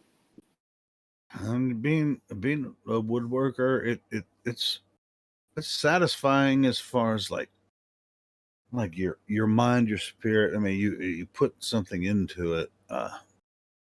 But oftentimes they'll say, "Well, I'm making cabinets for rich people," but I am in the sense of that. But I'm actually making quality product too. I don't Exactly. I don't put when I build something, it's quality. Yeah, they say the assembly line took the heart and soul out of work. And yeah, I work at a small shop now. There's only 4 people working there. And we just brought the fourth person in a little over a month ago. Trained him. I trained him a little bit. I don't like training people, but I had to train him a little bit. But he's a smart guy, and so he's a little bit younger than me, but he's freaking he's got it all together now. So yeah, it's good. Hey, I worked at Falcon Jet for 9 years. I built cabinets for corporate jets, Yeah, like I commercial. know the skill involved. Yeah, I know the skill I involved. used to build cabinets for freaking. I remember he, my friend, I told you who was a Finnish carpenter. He designed a cabinet, a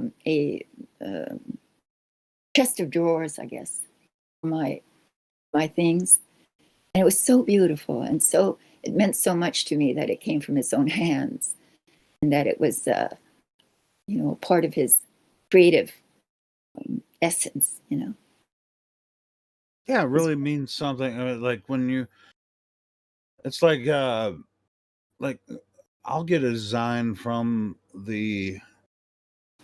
one of the bosses or whatever. They'll just draw it on paper and it's like, hey, this is what I want. And then it's like, all right. So just like when I was working, you know, for Falcon Jet, some of the engineers was like, "Hey, here's what it's supposed to look like." Like, well, I don't know if it's going to work like that. So you have to work with the engineering department or whatever. But even with this, it's just like they draw it on a piece of paper, and it's like they don't really give you much to work with. So you actually kind of have to make it your own. You know, it's just like, oh, well, these dimensions, okay, cool, and then yeah, it is fun to actually kind of go from your 2D drawing to somebody give. It's like here's the dimensions, here's my idea, throw it in there, and it's like I think I know what you're talking about, and then you just put it together and then you build it. I know it must have. My dad was my father was a tool and die maker. Oh yeah. Yeah. Wow. And he did the same sort of thing too. You know, people would come in with their needs. Like, here's my concept. They draw it on paper and they do this. Draw it on paper, and he would he would then create it. And I really didn't even understand how much he loved his job until later in life when he would talk about it in the past tense and how much he enjoyed it. And it's cool. I mean, it's a job for me. I've been doing it so long. It's just like nothing, but at the same time, if you actually look at it, it's like, hey, I want a chest of drawers, this and this many drawers or whatever, and they draw it on a piece of paper, just a little square and a couple of numbers. But I can actually make that happen within a day, So Yeah. like, there you go. Here's your chest of drawers. Well, what are you going to do on this Memorial Day? I was about to go back to sleep. Oh, I'm so sorry. I'm keeping you. No, you're not giving me up.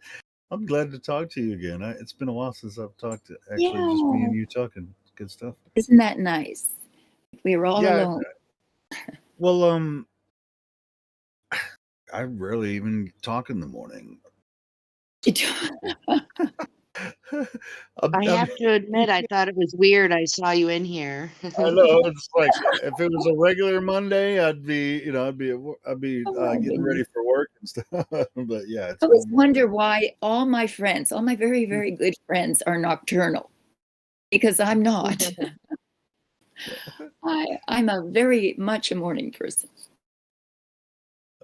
I'm not a morning person, but well, I mean, I'm usually hungover in the morning, which I kind of am right now too.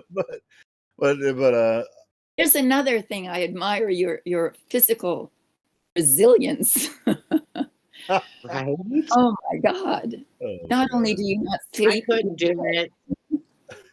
I couldn't do it, man. There's no way. I could never. No way. No way. I can't even have one drink ever. I hardly ever drink. I have to save my beauty. Oh, yes, of course, and it does rob you of that. It's true. Oh my gosh! Not you.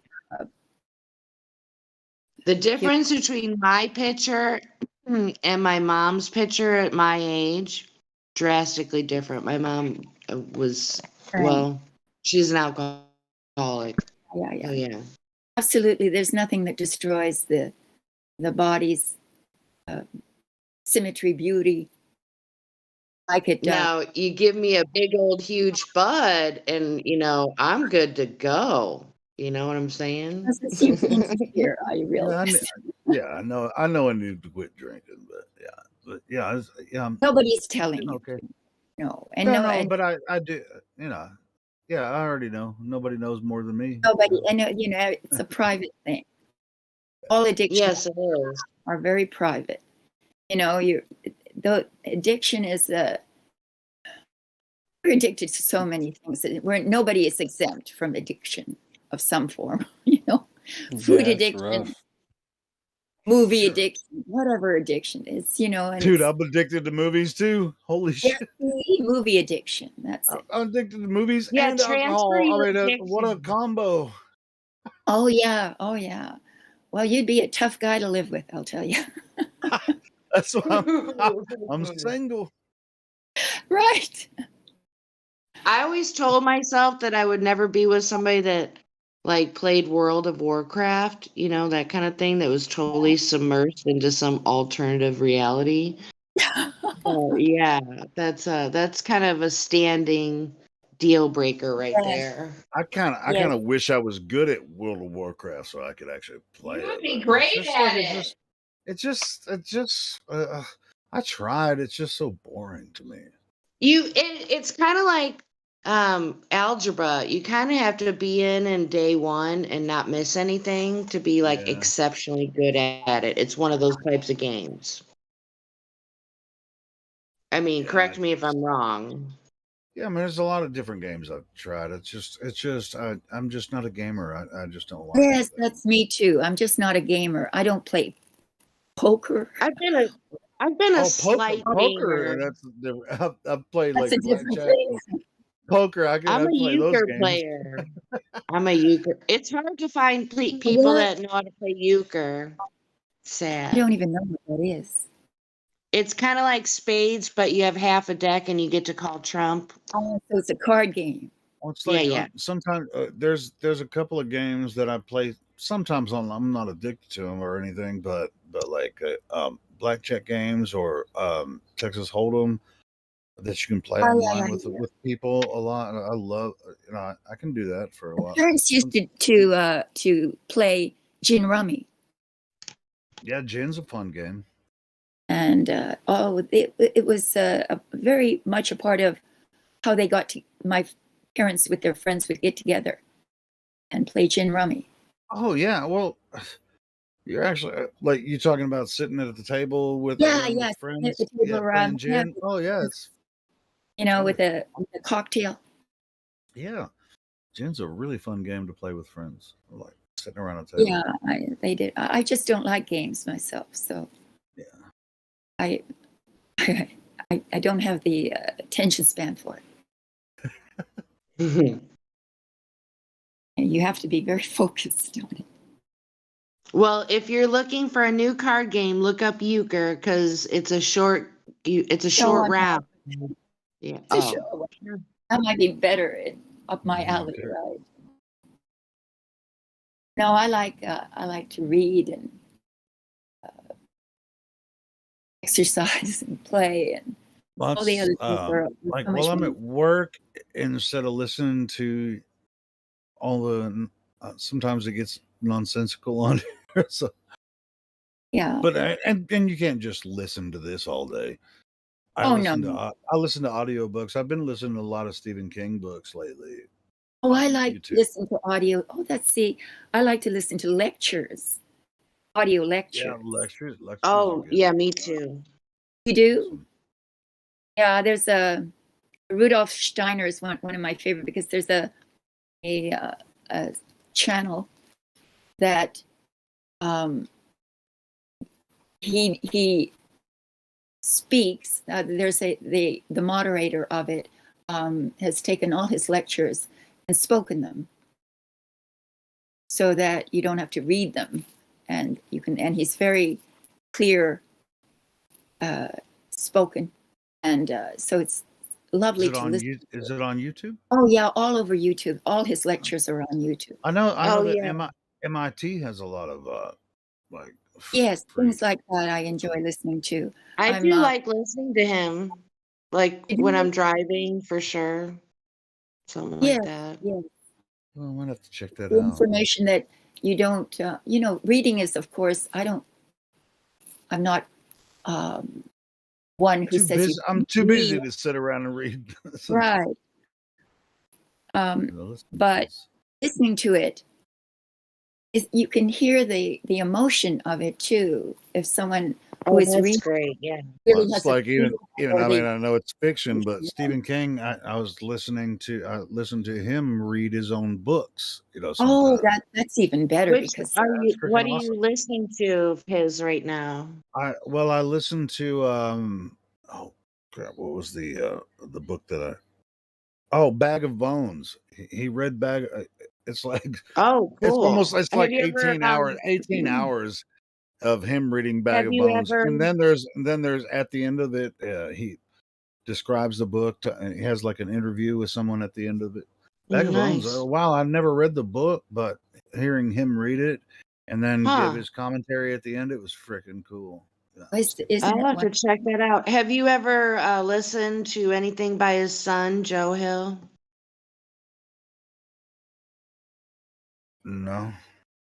Actually, it's really super good. I forget the title that I listened to of his a while back, but yeah, it's kind of in the same genre of writing.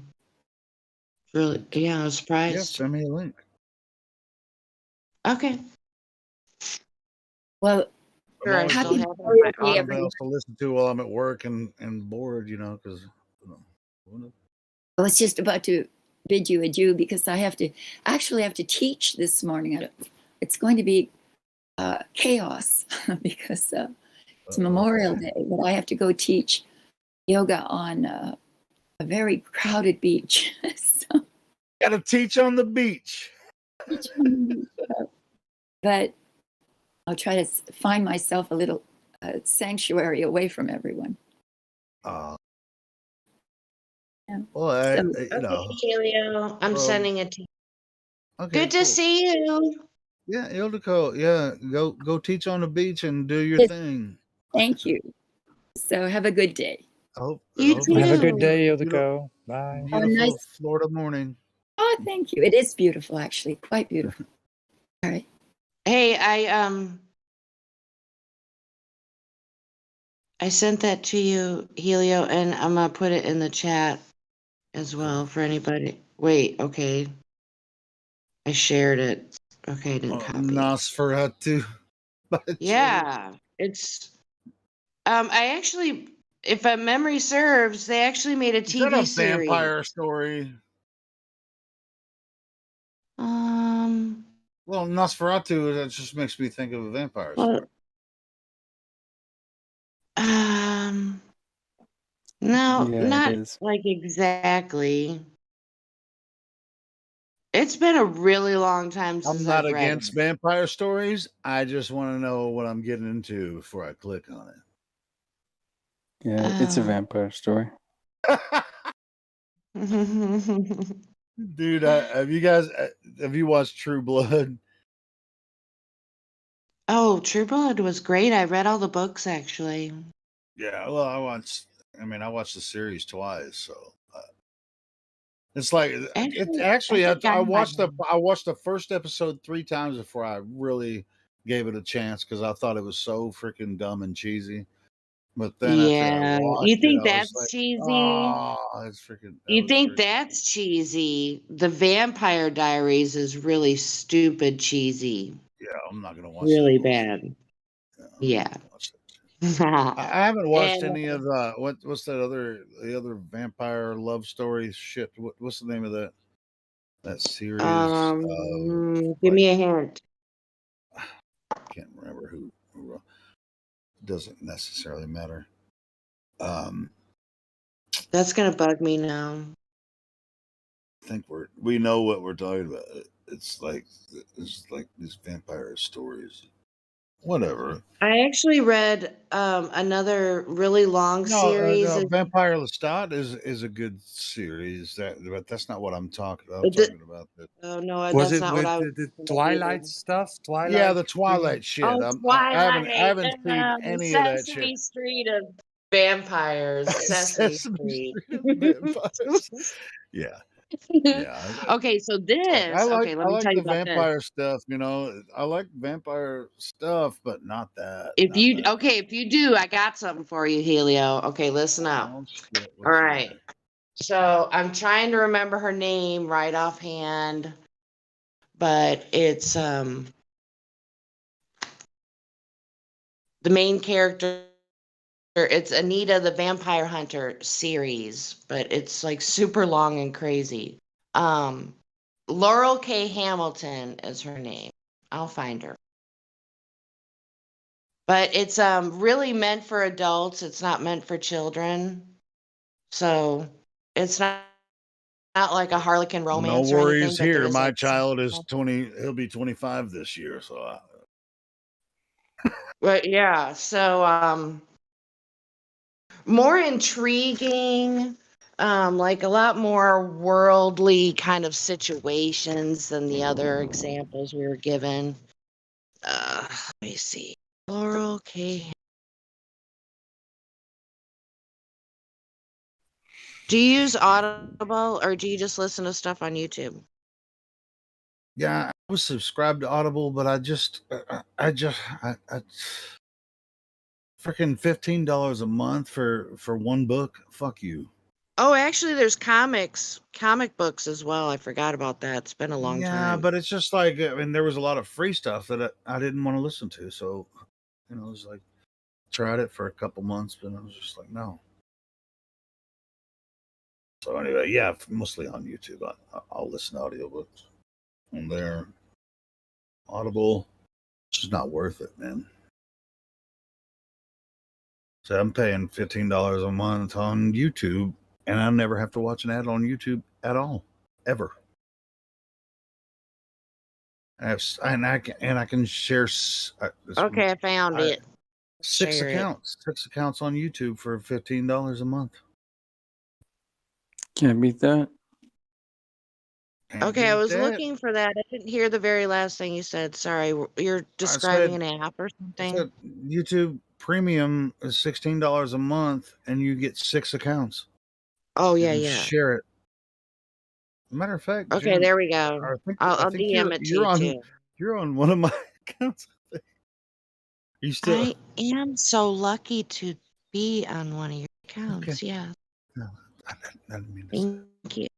Shh. Okay, so I sent that to you. I'm pretty certain you'd be able to find it on YouTube, the audiobook. Anita Blake, Vampire Hunter. In fact, it would have became a movie or series already, but it's too erotic. So they couldn't do it. Well, they couldn't do. I mean, no, they couldn't. I've seen some pretty erotic stuff on TV. Well, I mean, I don't know. For some reason, I forget the wording that was used, but they couldn't translate it to movie because of the storyline. All right, cool. I'll check it out. But there's 22 motherfucking books last time I looked. I think there was a couple added after that. Oh, it's a series. So if you want to get hooked, dude, I worked third shift once. I got hooked on this shit. I read it at work all the time. Oh, yeah, I see it. There's like 28. And then some short stories, too, and some novellas. Oh, it's a Marvel series. I should try and remember where I left off and finish the series.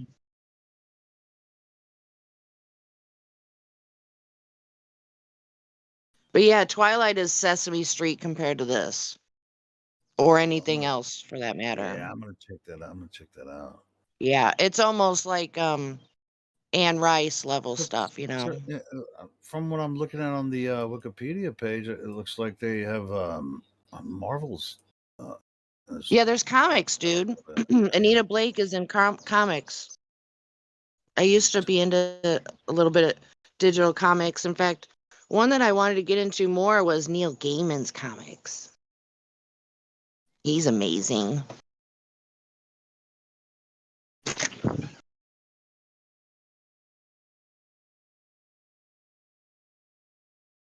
So, yep, never enough hours in the day. That's for sure.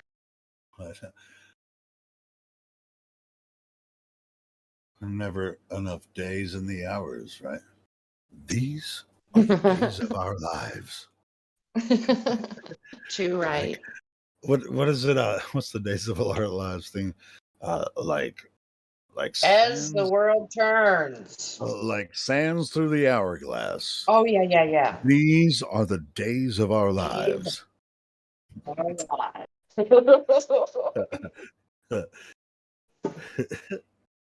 was an As the World Turns as well. Yeah, sure. As the world turns, I don't know. I don't remember I don't remember that either. Shit, my mom does. She remembers all that shit because she still watches that shit. She watched all the stuff. Oh man, can you imagine being one of the original characters or near original characters being stuck doing that for decades?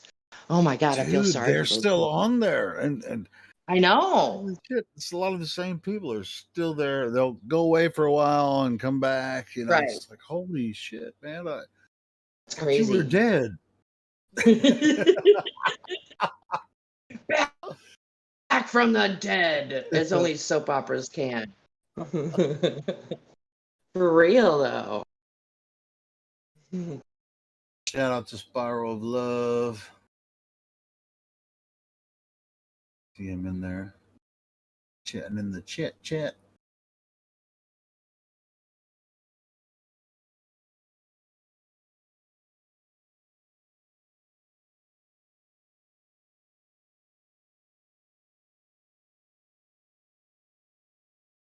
What is he posted? Fit off game. What is that? Lift off game? I think I'm gonna have to get glasses soon. Fuck. I've always had really good eyesight, but it's Oh, that sucks, dude. Sorry to hear that. kind of sucks. I have to wear old lady reading glasses with my contacts because I need a new prescription so I bad. have some reading glasses like for close-up thing, but it's just like anything that's like I used to be able to read a computer screen, 3 feet away or whatever, but now it's just like it's just getting a little blurry now. Damn. It could be due to stress, just saying. No, it's just or diet. I don't know. How would you think I could eat better and then I can see better? I don't know. I just think I'm getting. I mean, is stuff blurry only like certain times or all the time? Yeah, it's all the time because I know what's up. I mean, it's like I bought my first set of reading glasses a couple of years ago, and yeah, I can tell that it's like the small letters a few feet away from me are just not as clear as they used to be. Yeah, I'm nearsighted. So if I don't have I've my always had contacts in, I don't I've have to wear my always reading had glasses. really good vision. Like something far away I can see, but like Yeah, I'm the right opposite. now I have to like small stuff close up. I have to actually have to pull it away or use reading glasses. I'm really hoping that in the next decade or so that LASIK eye surgery is going to be super cheap. That would be really nice. Good fucking luck with that. What? Serious. I don't even. I haven't been to a doctor for anything. Yeah, I don't remember last time I did. Many years. I don't know. I don't even. It's like I don't have a general practitioner. I don't even have any. I mean, like, hey, you're gonna go to the doctor, get a checkup. It was like, where am I gonna go? I do doctor shopping, and then who's gonna pay for it? Me, because I don't have fucking insurance. So what the fuck am I supposed to do about that? But I don't need a doctor I've replaced going to the doctor with looking at food as medicine. That's what I've been doing.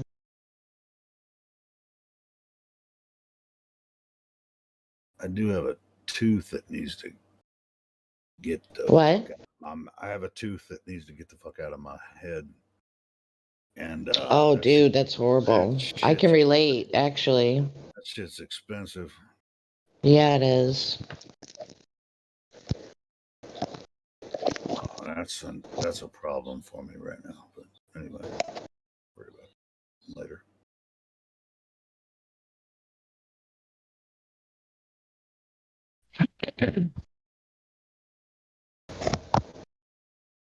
But yep, food is medicine is what I've been focusing on.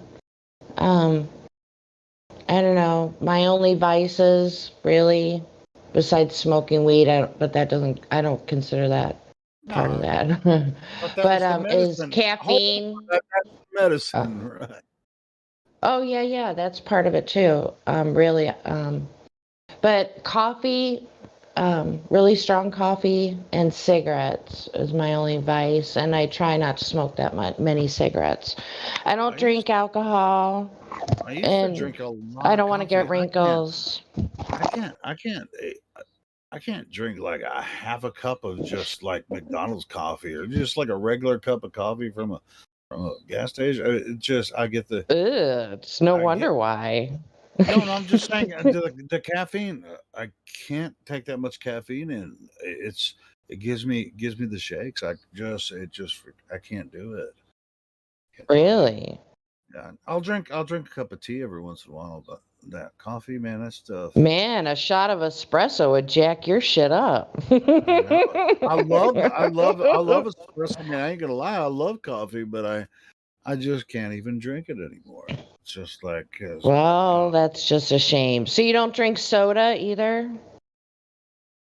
No, I mostly drink like when I'm at work. I have like country time lemonade. I'll make some lemonade from a thing with spring water, or I'll just drink the spring water, Ozarka spring water. But yeah, that's what I drink. Nice. And then when I come home, I drink shitloads of beer. Right. Yeah. Bloody hell, I never would have guessed that. That's Right? that's a revelation, that is. No, but what I mean, I don't drink alcohol at work, of course. Yeah, I drink Yeah, water, that wouldn't be good. water or lemonade at work. I don't. Sometimes I'll grab a cup of coffee, but I can't drink a whole cup because it just really gives me the jitters, man. I don't know why. Whoa, I have a high tolerance for caffeine, big time. I used to, but I don't anymore. So Mm. it's like I see people slamming all these freaking Monster Energy drinks and Red Bulls and shit. It's like no. I know what that makes me feel like. It's just like, how the fuck do you do it? Yeah, if you can't handle caffeine that well, Monsters are not for you. Dude, I used to freaking drink Monsters and take OxyContin. Oh yeah, those kind of go together. Yeah, that was a thing when I was in my 20s, but not anymore. Yeah. Yeah, I never came across to experience anything like that. Oof. But yeah, you experienced it. You learned from it. You kind of don't want to do it again. That has to be like hey, like a crazy. While I was drinking Monsters and taking OxyContin, I'd be smoking weed, sometimes right, sometimes smoking meth, too. But wasn't that But now it's just like I drink, but I don't. I can't even smoke weed anymore. It's like I don't want to smoke weed. Okay, so when you experienced all that mess, wasn't that really chaotic? I mean, I thought it was fun. I don't know. I remember it being fun. Yeah. Okay. Yeah, I was just wanting an inside perspective on that, just for my own curiosity. I probably did a lot more drugs than normal people do. There is no more. I did a shitload of drugs in my 20s. Wow. Yep, I've always been a stoner. That's it. I mean, I've drank a lot. I mean, probably, well, not a lot, but, a lot for me would be once a week. Like I didn't go to the bar every weekend or anything like that, but I'm lucky to be alive. I'm lucky to be seriously, I'm lucky to be alive. I've rolled 2 cars before, and I didn't. Somehow I managed to not get a DUI. So I don't know. I must have a guardian angel. So yeah. I had one DWI, and I almost killed most of my brother and most of my family. Damn. On the way back from Memphis, I almost killed everybody. What were you about to say, Ryan? Isn't like drinking? I mean, I'm not 16 or whatever, but isn't drinking like way worse than smoking? Yeah, you lose bodily control of yourself. Yeah, drinking alcohol is worse than smoking marijuana. Are you talking about smoking marijuana? No, I mean smoking in general, like marijuana or cigarettes. What? I thought you like said both. Not. Well, I guess it would be inhaling carcinogens from burning, that type of thing. Yeah, I mean, there's other ways to intake cannabis. You don't have to smoke it. Yep, you can turn it into a tincture oil. You can turn it into a butter. Make edibles with it. I don't think there's really anything necessarily bad about marijuana. I mean, it can if you overdo it, you're pretty much incapacitated. Yeah, you're just gonna go to sleep. You can't overdose. You won't overdose, but you pretty much can't do anything. Right. Isn't it like an you're insane comatose. Isn't it like an insane amount in a very short amount of time to actually overdose from weed? Well, that's why you have to be careful with the edibles because Oh yeah, it you takes a long do. time to hit you. It takes a long time to hit you, and then once if you take too much, then you're just not going to be able to do anything. No, you're going to be on the couch or on the floor. Sounds like a bad idea. To be honest. What's even the point? I don't see the appeal of that. Then. Well, you have to be careful with the dosage that you intake is the whole thing. Yeah, True. I mean, like, if you smoke it, it hits you pretty fast. But if you eat it, it takes a while to hit, maybe 30, 40 minutes, and then so you don't realize that it's actually hitting you till it actually, till it does. But anyway. And everybody's different. Like I bought some edibles from a dispensary a month ago, and the dosage was just not right at all for me. I have too much of a tolerance, I guess. That I didn't get any effect from it. It's like, oh man, they're just gummies. It was waste of money. Yeah, kinda I've had pissed some me off. edibles before. To be honest, I haven't eaten enough weed to actually really notice. Yeah, same here. I didn't get any effect off it. I'm gonna have somebody I know mail me a brownie or something for pit's Dude, sake. I can take one hit off a joint or one hit off a pipe. Holy shit, I'm good. I'm good. One hit, I take one hit. That's all I need. One hit, and I'm good for. Jealous. I wish I was like that. Dude, that's me. I take one hit. I'm good. Good to go. Well, it's because I drink, So if I'm drinking, take one hit. Yeah, Boom. that's It's true. like it's put me in this other world. It's like everything is colors and sound, and it's like, but it's just I'm really sensitive to it because because of. But let's I've just done say, so much LSD and stuff back in the day. yeah, I was gonna say, I thought even if you weren't really, drinking, really you sensitive still had to that it. effect. Yeah, I'm really sensitive to it because I've done a lot. Now, when I drink, if I'm drunk, I have to be careful of how much I smoke. Otherwise, I'll be done for the night. Oh yeah, of course, yeah. Well, you want to smoke before you drink because if you smoke after you drink, then you're fucked. You're gonna be like laying. Yeah, on you the got to be floor. careful. You're gonna be in the corner puking, or you're gonna be laying on the floor. or you could envision yourself like you're a rocket going into space or something. That happened to me once. That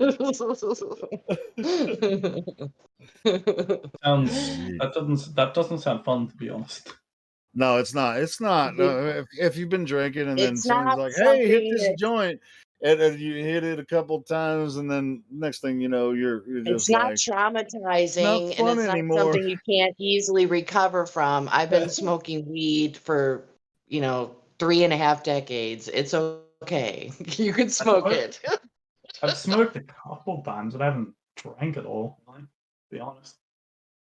Yeah, Everybody if has you're their own already, if you're like experience. really, if you're really drunk and then someone passes you a joint and you hit it a couple times, so you've never experienced that, Ryan, where like you're just too high while you drinking or whatever. Not really. I mean, you never got the pukies and the spinnies. Not really. No, I'm only. All right, cool. Hey, don't ever do it. Yeah, you're like, yeah. You're good to I'm go. only 16, so no, I feel like that'd be kind of a bad idea. Oh, see, that's about That the might have time I something to do with started. That doesn't sound too fun. No, it's not fun. In the slightest, I mean, at least. No, it's not. It's not fun. No, I only joined to find stuff about my report in school, but I don't know. See what happens. So, you want to talk about flat Earth? I mean, yeah, if you're down. Yeah, I'm you jumped in when we were just bantering, back and forth because we nobody else was in here was talking about flat Earth. So yeah, where you're just bullshitting. Well, have you ever talked to anyone about this about flat Earth before? The Django before in BC check-in. Awesome. So I mean, how did you how'd you come across the topic? I mean, what do you think so far about? I'm doing a report on for geography in school about the shape of the Earth, pretty much. Really, The doing shape a of the Earth. report in school geography? Nuh-uh. Really? That's cool. Yeah. So you study? You're doing it for your geography class? I mean, it's like summertime. Isn't the end of school? Is this like your end of? Yeah, it's like the last thing. I'm doing it's for my for a pay certificate. Which So I'm in Australia. So to add to your report, you want to come talk to some flat earthers about geography? Yeah, pretty much, yeah. At the end of the day, though, I don't have an opinion on the fact that no, I haven't gone to space or anything like. I haven't gone to space or anything like that. So I mean, I haven't either. So we're on the same page there. Yeah, I'm doing it's a cert course. It's a certificate in TAFE. I'm assuming you're American. I don't know if you have stuff like that or in America. Do I sound like I'm an American? Kind of, yeah. You sound like you're British. British? Oh, I'll take that. I'm in Australia, but all right, I'll take that. Oh, my bad. Australia. See, fuck, I messed that up. Anyway, so you're doing geography to discover, or not discover. What is your report going to be about necessarily? Is it? It's kind of about the shape of the Earth and the different views surrounding it. So obviously you got like multiple views about it. Like in here, like when we say flat Earth, we don't mean flat. Of course, is not a shape, right? No. We live on a level topographical plane. I mean, it's at sea level. It's level, and there's land above and land below. So it's 3-dimensional still. It's not 2D, right? So flat is 2D, but Pretty flat much, yeah. Earth is 3D. It's topographical. It has land above the water and land below the water. Yeah. But the water itself is level. The oceans are level. It's kind of the main thing about not the course, the report on it is it's a kind of the major differences between obviously there's some pretty big differences between what you guys think compared to what globe earthers think or whatever they're called. Hey, There's all of us obviously used to be globe earthers, so we used to think the same thing. So it's not like there's a different way to think. We used to think that the Earth was a globe. Yeah, I mean, I don't have an opinion. I mean, like, I've never been to space. I mean, the way I see it is we're here. It doesn't. To me, it doesn't matter, but to my report, it does. Like a lot.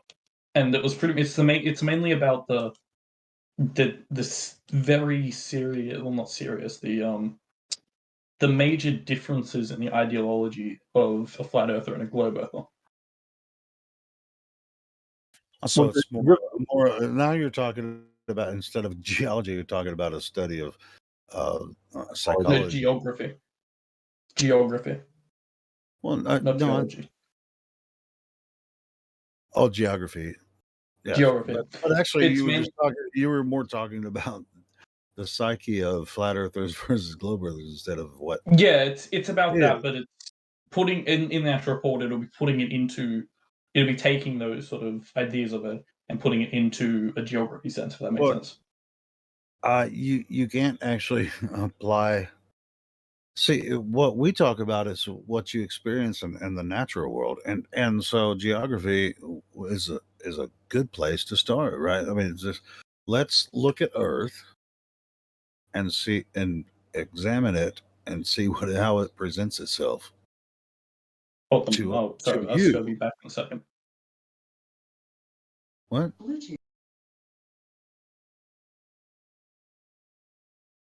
Be back, I guess. Is Kenny trying to Hey, Helio. Yeah. Oh, there we go. Kenny lighting up. Yeah, what's up?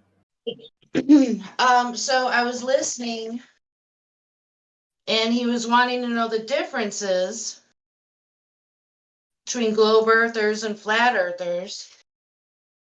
The difference is that flat earthers measure the earth, globe earthers do not. They go on calculations. I was Yeah. getting there. I guess he's back again. Yeah, so I do actually I've actually got to I've got I've actually do got to Give go me at the moment, about but 30 I will be seconds. back I'll be here right tomorrow. back. I'll be right back too. I have to take a break. If you're looking for geography in maps and stuff, all maps are flat. You got these weird projections that aren't used at all. The military uses a military grid reference system that shows the Earth is flat. Yeah, that makes sense. It says so right in the thing. It says this mapping system depicts a flat Earth. I can get the citation if you need. All the maps that you use. NASA said they took these low orbit or low atmosphere satellite images and it made a flat map. Then they had to manipulate it and get it to go around the ball. Oh, so weird. Well, I've got to go to bed at the moment. I'm really tired, but I will be back here tomorrow night to continue about this conversation. Obviously, I'm pretty interested in it. I mean, as I said, I don't have an opinion on it as such at the moment, but I'm pretty interested in it, so I will be back there. Yeah, you know where to find us. Sure, I'll talk to you all tomorrow. Goodbye.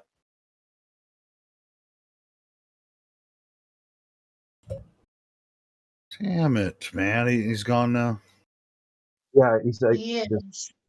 Thought we were just getting into the good stuff, man. Damn. I thought so. He's like, let's. I'm doing a geography study. I was like, here's how you do geography. Freaking gone now. Anyway, whatever. Hey, at least he was honest on stating his purpose. Yeah, it's cool. Hopefully he comes back. That'd be cool. How you doing, Crit? Oh, good morning. How are you? Not bad, not bad. I see Sally's Banana Cam. I've never seen him in here before. He's always in like the chats and stuff. Probably not going to open his microphone, but could be a she. I don't know. I've never heard the voice of Sally's Banana Cam.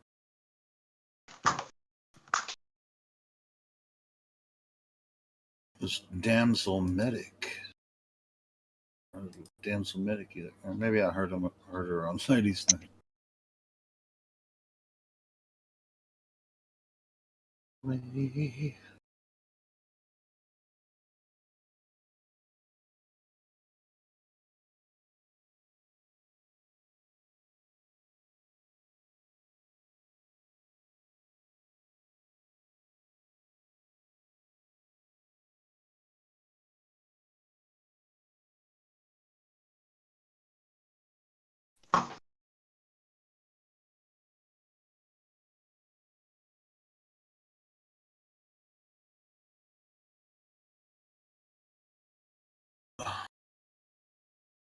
Yeah, PC check, man. What you just posted in there. Oh, that was like 6 minutes ago. Clouds behind the sun. It's just an optical effect. The sun is always above the clouds. It's never inside the clouds.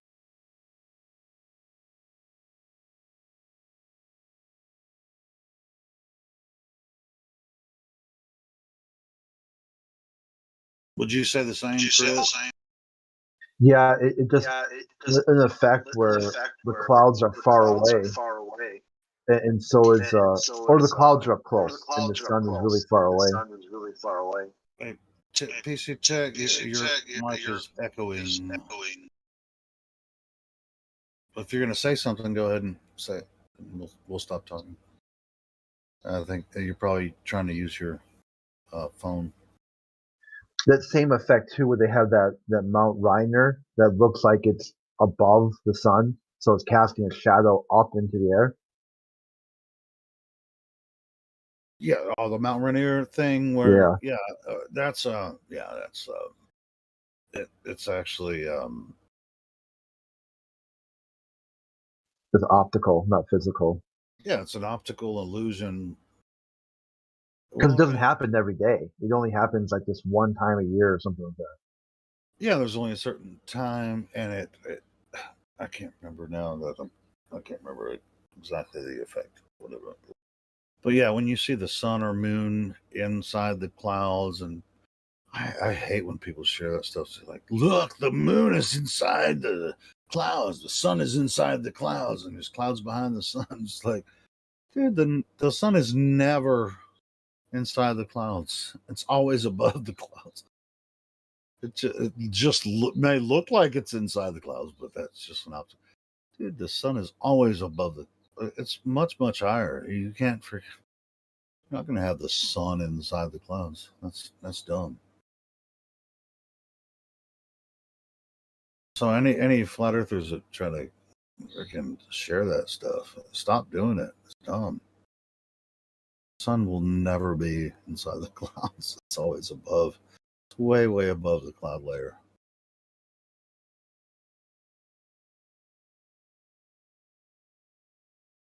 It ain't 93 million miles away, but it certainly is not inside the clouds.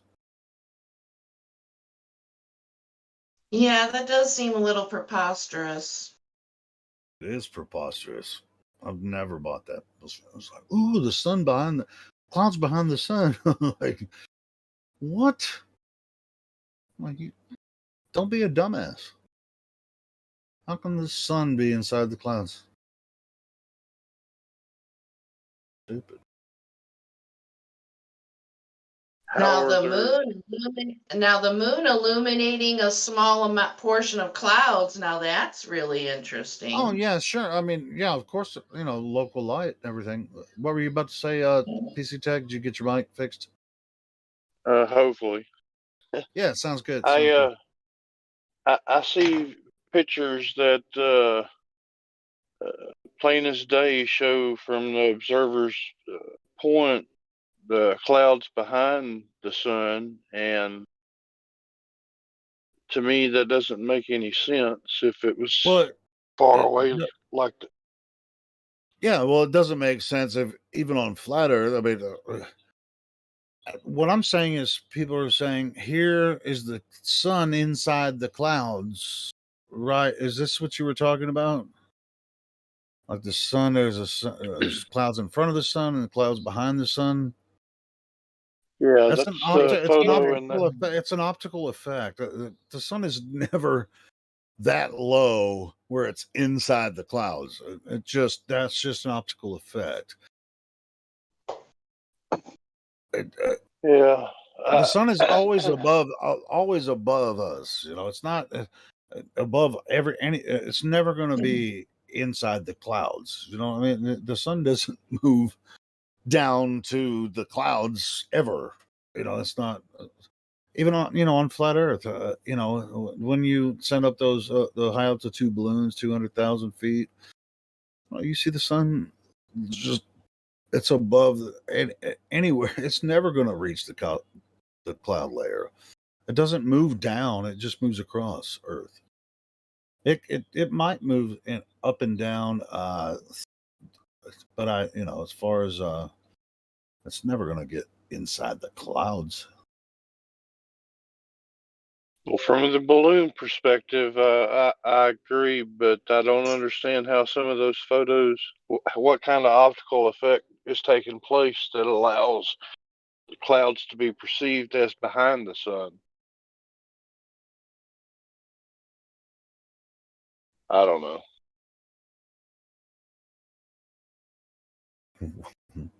What do you think the sun is?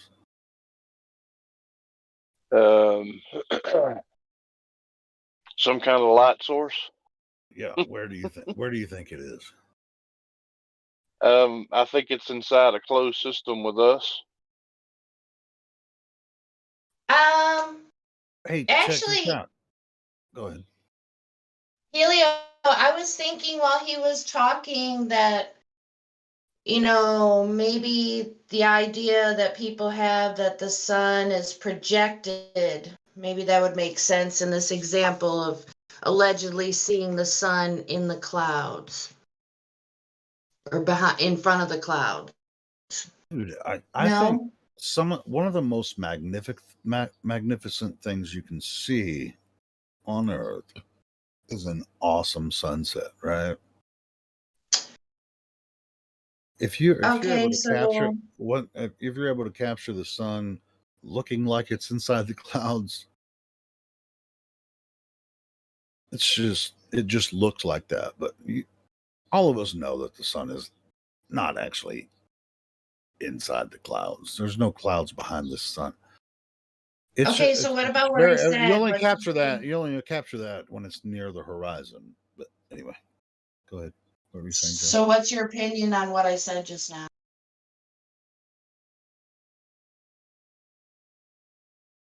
My bad. Forgive me. I forgot what you said. Oh, okay. So the idea that people say that the sun is within the clouds, nesting within the clouds, right? Yeah, well, that's what I was talking about. So that doesn't make any sense if it's above, like under the firmament, but it does make sense potentially if the sun is projected. That's a thought that some people have, that the sun is projected. Oh yeah, but that's another. Yeah, I can't prove that. I think I have. I lean towards that as well, but but we can't prove that. So. Well, of course not. But I mean, everybody knows that the sun is well above the clouds, so something else is happening. I mean, it's a brilliant phenomenon. I mean, when it looks like the sun, you're only going to see the sun behind the clouds or clouds behind the sun. When it's near the horizon, you're not going to see that when it's high in the sky. It's only near when it's near the horizon, and so yeah, everything gets kind of. I think if the sun was nested in the clouds, if the sun was really nested in the clouds, you wouldn't be able to see the clouds. By the amount of immense light. The sunset is freaking brilliant. I like, who doesn't like a good sunset? Who? Yeah, I heard you. Am I coming in really low by chance? No. You're okay. You're coming in lower now, but yeah, sunsets are great, man. Who doesn't love a great sunset, man? Awesome. But if the sun, but with the photographs or the video people have, that it looks like the sun is within the clouds. If that was I've seen actually happening, you wouldn't be able to see the clouds from the immense light of the sun. I don't know. Yeah, it's just a phenomenon but yeah, it's obvious. I mean, obviously, the sun is not inside the clouds. I just think it's right. Stupid. Then why would somebody even put that out there? I don't know. I don't know. Okay, okay. So it's fine that they put it out there, but to make any claims about it, that's. Buenos dias, Dicio.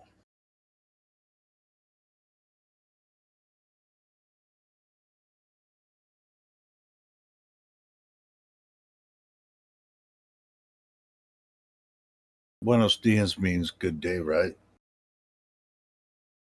Oh, good morning, I think. Is it like It means Buenos dias, and then I think it's just like Bueno noche is like nighttime, and then what's day? Maybe day just Bueno. All the Spanish people are like, "Shut the fuck up, gringos."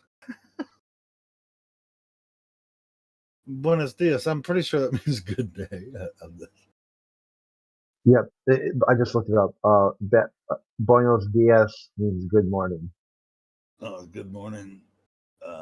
So buenas noches would be good night, right? Yeah, and okay, but if you type in good day, it also translates to Buenos dias. So I guess it means. I told you, yeah, it's good day.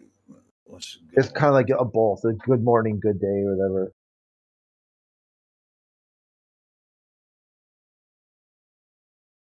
If you just say buenos, that just means hello. Very informal, kind of like saying like "What's up?" You know. No, not bueno. You don't say bueno. Just bueno by itself. Bueno means good, doesn't it? Yeah, I guess kind of like in French, if you guys say "ça va," it means like "how's it going?" and someone says back to you, "ça va," it's going. Espanol, to say what's up, you'd say I can't think of it now. You wouldn't say bueno. You would bueno, just good. Hola, I mean, you can say hola. Yeah, hola means hello. Hello, yeah. Hola. Oh, here it is. I found it. Buenos tardes is a good day, like formal way of saying like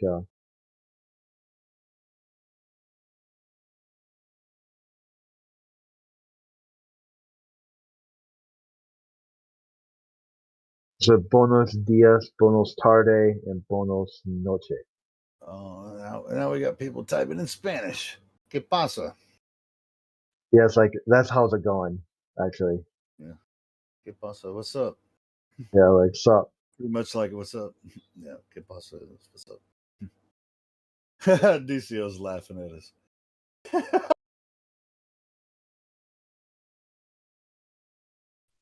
We all should learn Spanish, man.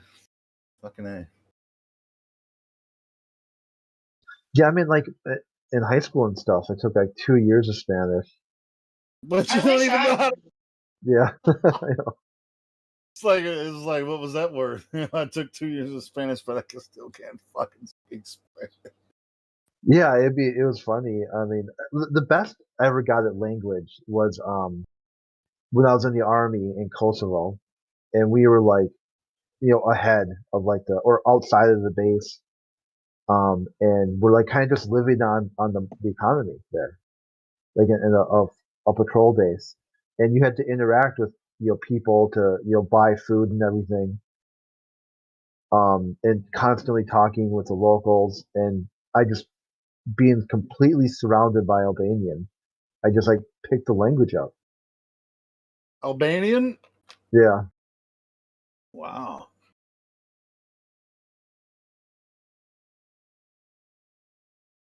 I mean, it's been like over 20 years now, but yeah, it was interesting. Like you just start hearing the same phrases again and again.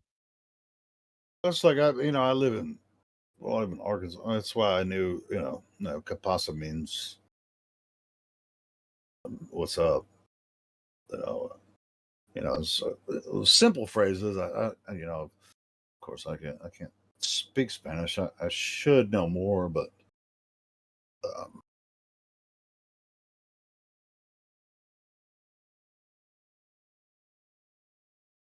a baño. You know what that means, right? No. Baño, that's the bathroom. Oh, okay.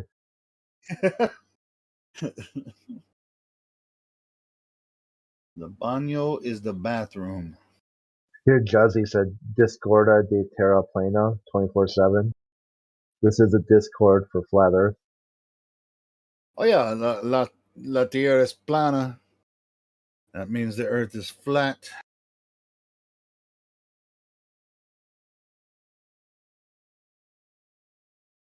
What's interesting too about how the language it does it, the way the sentence structure. Like in English, it's like subject and then like descriptor. Yeah, it's backwards. Yeah, it's like I have a black car. And then like in Spanish it would be like car black or something like that. My car is. Yeah. Yeah. So like here, Discord of Flat Earth, and we normally say Flat Earth Discord 24/7. It's like it's reversed. Or not really reversed. It's just a way. I mean, you could probably in both languages. You could say it any way you wanted. It's just a convention. we don't have a Spanish person actually talking in here. If Jose was here, he would school us on all it how it goes. Jose Mesa.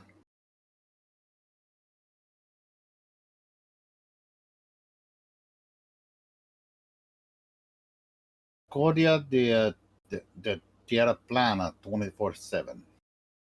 There's a huge flat Earth community of Spanish-speaking people, and if you look at who is it, Iro Landucci? If you look at his live streams and how many people he has a ton of people. It's I don't know. He's in Argentina, right? Yes, he's in Argentina. I don't watch his Spanish channel because I can't understand a goddamn word, except for a couple. Yeah, but if you look at the numbers, just look at the numbers of the people that he's able to reach, and it's actually kind of crazy as compared to the the number of people the Americans are able to reach is nothing. How many subs does he have on his channel? I'll gotta check, but he gets around like 300 people watching him live every time. Oh, sweet. Yeah, he's a cool dude. Not only is he a cool dude, but okay, you guys don't speak Spanish, but the way that he's able to put out the flat Earth information in Spanish is like really high quality for Spanish. So yeah, that's why it's like when he talks on Globebusters, everybody makes fun of his accent. Yeah, that's a funny thing. It's like everyone just hears this accent, but if you were to be able to understand him in Spanish, you'd understand like he's really like sharp. Yeah, he's sharp. I'm not saying he's not smart, but yeah. No, I know. He just can't he just can't be himself in a way. But when you watch him, when he's on like TV news, like when you see him in Spanish, dude, he's crushing it. Does he do subtitles for videos or? I'm not sure, but I doubt it. Would be amazing. You've heard him before, Janet, right? Yeah, on Globebusters. Yeah. Yeah, he's got a big Spanish. He's got a big Spanish YouTube channel that he does. So that it's like I can't watch. I don't understand what he's saying. I like him. Iridu has a lot of good information. Yeah. Isn't he really technologically advanced, savvy? Yeah, he's really good with computers and stuff like that. So yeah. Yeah, good asset to the community for sure. For sure. Like if you look at the stuff that Jaren does, like a lot of his editing stuff, he's had help with Iru, and it looks really high quality. So yeah.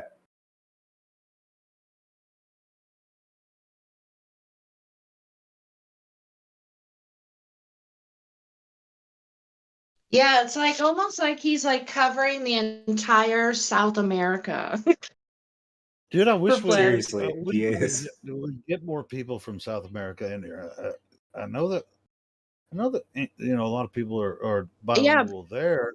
Right. It seems like we would have more people from South America in here. In South America, it's Iru, and there's another like super famous architect that is out there just like in Spanish talking about the flat Earth. So I kind of keep in touch to see what's going on in like the Latin community and South America and like Mexico and stuff. It's really interesting. A lot of people are waking up. We just have to keep doing our work, put our head down, keep talking about it.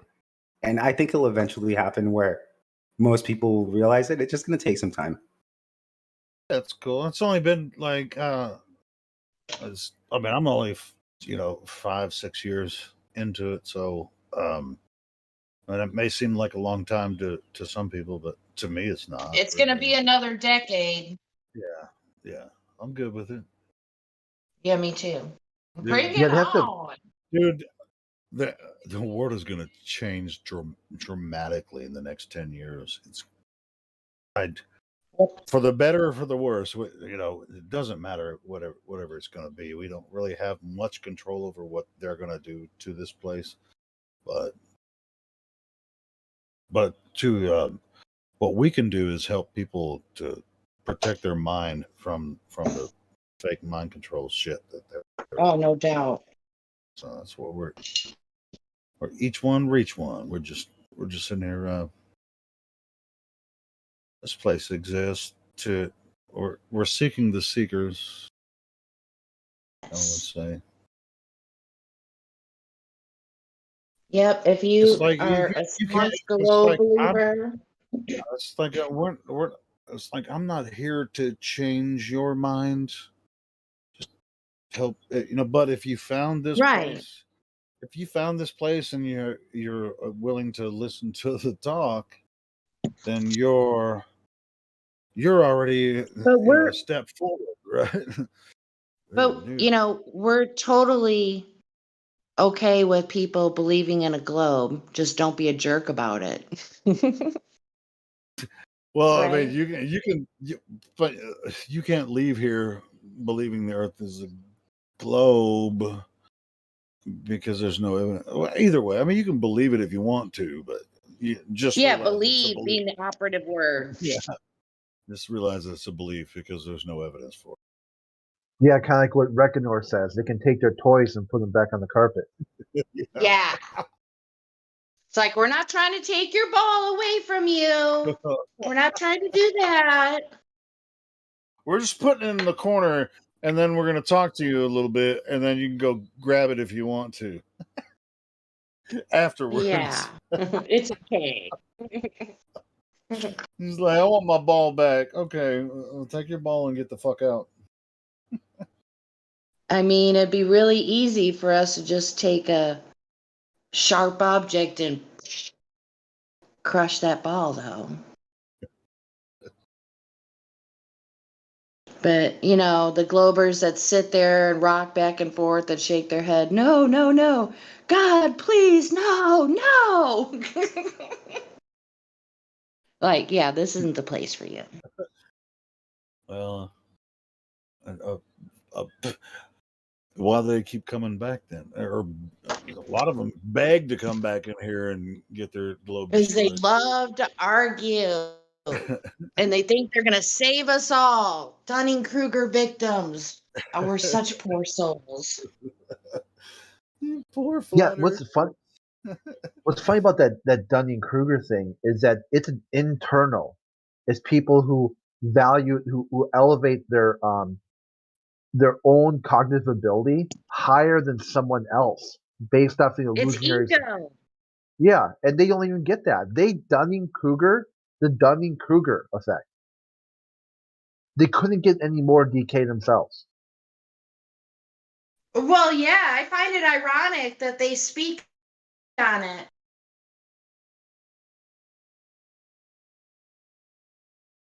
I mean, I just think it's super ironic. I mean, don't you think it would be a little bit fair to say that it's almost kind of like the word bigot? If you call somebody a bigot, that kind of makes you a bigot, right? It's like, here's a direct quote from the guy who came up with it. This miscalibration of incomplete stems from an error about the self, where the miscalibration of the highly competent stems from an error about others. So they're telling you that they've got all the science perfect down to the last detail, and they know they're right because flat Earth is wrong. Well, now that's arrogance. Yeah, Along with they're this illusionary superiority. Right.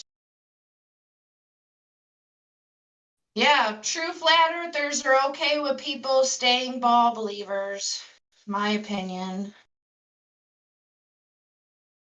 They realize that it's a journey for everyone, and now is not your time. This information is not for you. And they just Right? want to ignore it, and they want it to go away when it will come up again. They can't ignore this information. Like we faced it. We faced it. We've looked into it. We're not afraid for it to pop up again.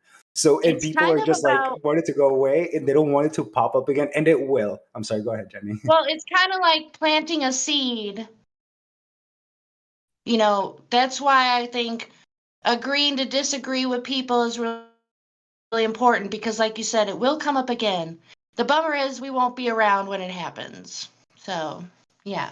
Exactly. So what they'll do is they'll say flat earthers are incompetent, right? Like in the quote. They're the ones who are competent. Then you ask them, well, how do you know the earth is a globe? And they can't explain it either. Yeah. That document you were reading, would you be so kind as to DM that to me? Oh, yeah. Thank you. Because I like to take this approach of people's resistance to the information that every member of this server takes up their valuable time to collect and procure and collect together. I don't know. I mean,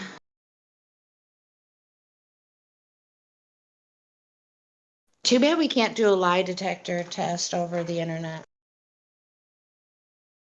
Yeah, I had one time this person tell me that if I get a lie detector test, they know I would fail it. I'm like, I've never been more sure of anything in my life when I tell you the earth is flat. Right.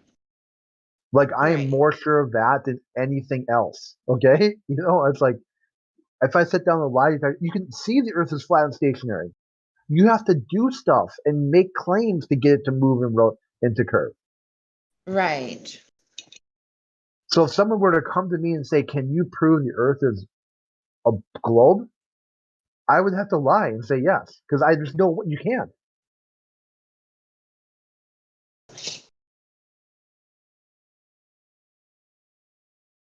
Well, I wonder if the idea of belief would translate into a lie detector test.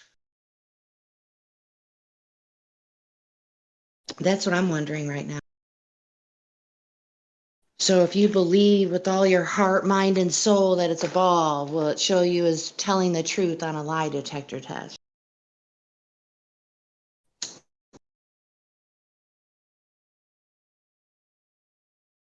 You have someone said to you, "Is this a belief or do you know this?"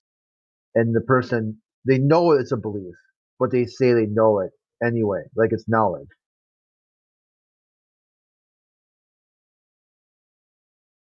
Yeah, I heard The Last American Vagabond. I was listening to a little bit of his show yesterday, and he was talking about the term, quote unquote, the science, as in the science says, and then automatically it's like a key word to cast the spell over everyone. This is what to believe. The science says so. Versus, you should be using the word science in an entirely different matter. Yeah. You guys following me or no? Yeah, 100%. Yeah, cool.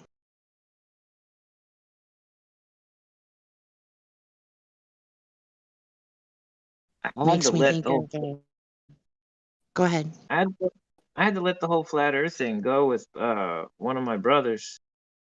He's just now Definitely starting smart move. Smart move. to come Yeah. around, but I was studying. So when he came over to visit me for a couple of days, I'd be studying. And he'd get so irritated with me studying all the time. But it's like, dude, somebody's got to study. So you think he'll come around? Or my sister is not in any way, shape, or form she's a coincidence theorist. I mean, well, actually, it's not interested in any of it, but I found really fascinating. She doesn't really think that what's going on now passes the smell test. I'm like, oh, yes, I'll take it. A little tiny baby step. But back to whoever was saying whatever they were saying. It was Cuddles. Hey, what's up, Cuddles? Hi. Hey, just let me backtrack a minute on the lie detector thing. I can smell. We talked to so many thousands of people. I can smell a liar from a mile away. Either they're lying to us or they're lying to themselves. You can tell almost right away. So it's pretty easy to actually detect when somebody's like. Yeah, I would agree with that, Helio. Yeah, it doesn't matter who they are. It's just like, hey, we're trying to have an open, honest conversation, and about this. I will say, if you're talking about, like Crit said, it's like if you're trying to prove that the Earth is a globe, but you don't. It looks flat. It doesn't feel like I'm spinning. Now I have to try to prove that the Earth is a globe and it's spinning. Then you're gonna have to prove it because there's no evidence for that. Then you're either lying to us or you're lying to yourself. I don't know where that comes from. Anyway, Cuddles, what you got? I've been doing experiments when I go hang out with my brother. I got a big old laser, and I've been tracking the moon. So I've been sharing that data with him when I goof off out there. And he's like, well, I can see what you're talking about. Like some things don't quite make sense. And what you're saying makes sense. But he's like, it's breaking that layer, that wall of indoctrination. Yeah. It's not always yes. It's cognitive dissonance is what. Right. Well, it's not just that either, because I was studying law before Flat Earth. So he got to come over, and I was studying law all the time. I was listening to Carl Lenz, Carl Miller, Dean Clifford. I mean, I had a running list, 14-hour days. He knows more truth than he'll ever admit. And that's how I see a lot of people. Is until they're ready, it'll just rattle around in their head. Yeah, it's like I always say, nobody here is trying to convince you that the Earth is flat, but we're putting it out there. You have to convince yourself of the truth. We're not going to convince you, and we're not trying to. So. Well, that's when you hand them your Bible and you ask them to show you where it's your job. It says, I'm here to tell the truth, and we move on. Bible's a good place to start for a lot of people. Yeah, of course. It's like, show me the. I mean, if they like the Bible, man, if they're into the Bible, if they give any credence to the Bible, show me the globe in the Bible. Show me where it says Earth is a globe in the Bible. That would be great. The Bible's a point of controversy on a ton of subjects. Well, yeah, sure, but I mean, show me where it says the Earth is a globe. Right. Can't. Where is it spinning? Because last time I checked, Joshua told the sun to stand still, not the Earth.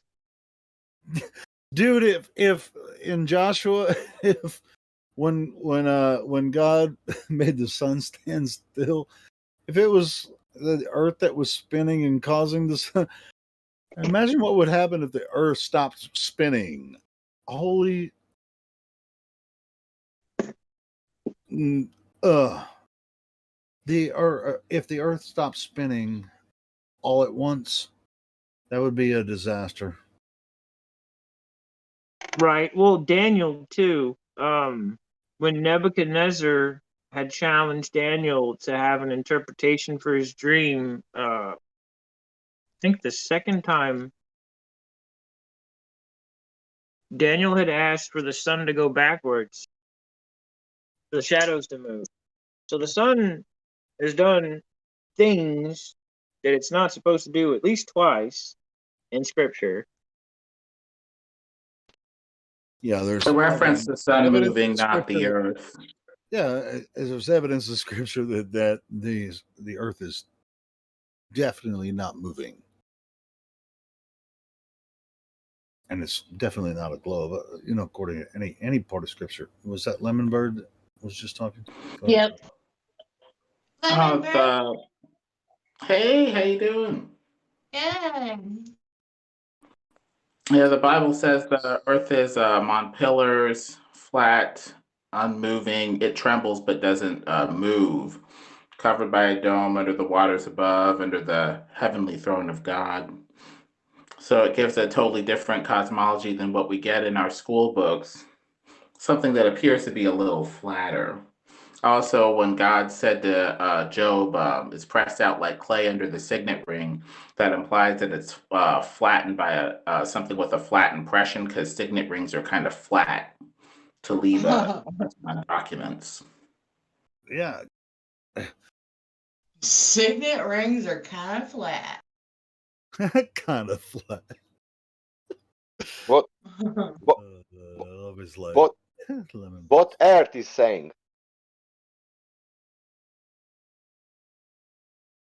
Bible saying that, but what Earth is saying? What air is saying? Earth. Earth looks like it's flat and motionless. Doesn't look like it's curved really at all, unless you use a barrel distortion pin cushion distortion lens. That's the only time you really see curvature. And almost saying that every day. Well, I got a good conundrum. All this lava. Wait, hold on. You have a good conundrum? Good conundrum. Is that what you said? Yep. Okay, let's hear your conundrum. A riddle, as it were. We have all this lava talk, but when we disprove and debunk the core, well, what other explanation is there for lava? It could be electrical. It doesn't necessarily have to be a sea of lava underneath the continents. It could be something else. Most of the time when you find lava, you find it in channels. You don't really find a sea of magma underneath. That's kind of just assumed. Yeah. A lot of people think, even in the heliocentric model and the globe Earth model, lava doesn't come from the core of the Earth. So lava is just an effect of land moving up, volcanoes and stuff. That's has nothing to do with the molten iron core at all. Right. Well, then that gets into the fun stuff. That's kind of where I was going. It could be. It could be due to electroplating. It could be from hell being in the heart of the earth. Some, combination thereof. Who knows? I mean, they're making a lot. But I'm saying a lot of what I was saying, Lemon, is that even in like with the molten iron core idea, lava has nothing to do with that. Lava is a different part of the, even in the heliocentric model, lava has nothing to do with the center of the earth, earth being, a molten at the center and all that kind of shit. But helio, let's say it is, for example. And how we realized, let's say that it is. What is? That bullshit lava. No, but yeah, but listen, this he said. What I'm saying is, like in modern science, yeah, it is not. I know that. The lava has nothing to do with of course. Iron core. Okay, molten iron core. Yeah, of course. But for example, he said lava. That's bullshit. But for example, even if lava's not bullshit, we can see lava. No, that lava is coming from the center of the earth, man. Yeah, but that's what people think, but that's not even what the heliocentric model says. Yeah, but he said, let's disprove that molten iron core, what is not even ever proven, Let's disprove molten iron core, and that never was proven. How we can disprove something what never was proven? Well, you just tell them they're wrong because even they're Yeah, I know, but that's nonsense, you know. Yeah, well, it's all nonsense. Well, I mean, but we do see lava. I mean, of course, there's Yeah, that of source course. for lava, but I don't know where it comes from. It's lava. It's coming from volcanoes. How I know, I don't know. Sure. Well, These they told us Hawaii, which I think is probably true. The islands of Hawaii probably came from volcanoes over time. Well, I bring it up only because it's one of the things that will hold someone back in their solipsism. Yeah, but if they think that the lava is coming from the core being hot, then they don't even understand their own model. So that's all I'm saying. Because that's not even what the heliocentric model says. That's not even part of the globe Earth model. The lava doesn't come from the core of Earth and all that kind of shit. I mean, that's just not even part of the entire thing. Is it lava magnetic? Is lava magnetic? Yeah. I don't think so. I don't think that's part of it either. It's coming from the center of the Earth. It's magnetic, I think. Lava, that's bullshit to speak even. Like, come on. Dude, look it up. Just Google where does lava come from. It's not. You're gonna find out that it doesn't come from the core of the Earth. I promise you. You're not gonna find that shit. But what about that geysers? Maybe we have hot water in the middle of the Earth. It's not only lava that is coming. Damn it! I'll from Google it. I'm gonna Google it. You know Iceland geysers with the hot water? Yeah, I know about geysers. Yeah, sure. Yeah, that's not lava.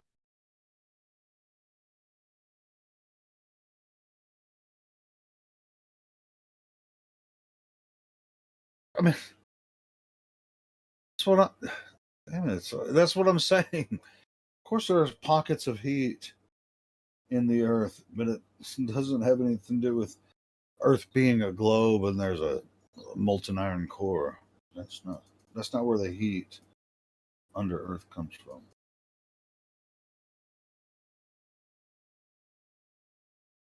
Where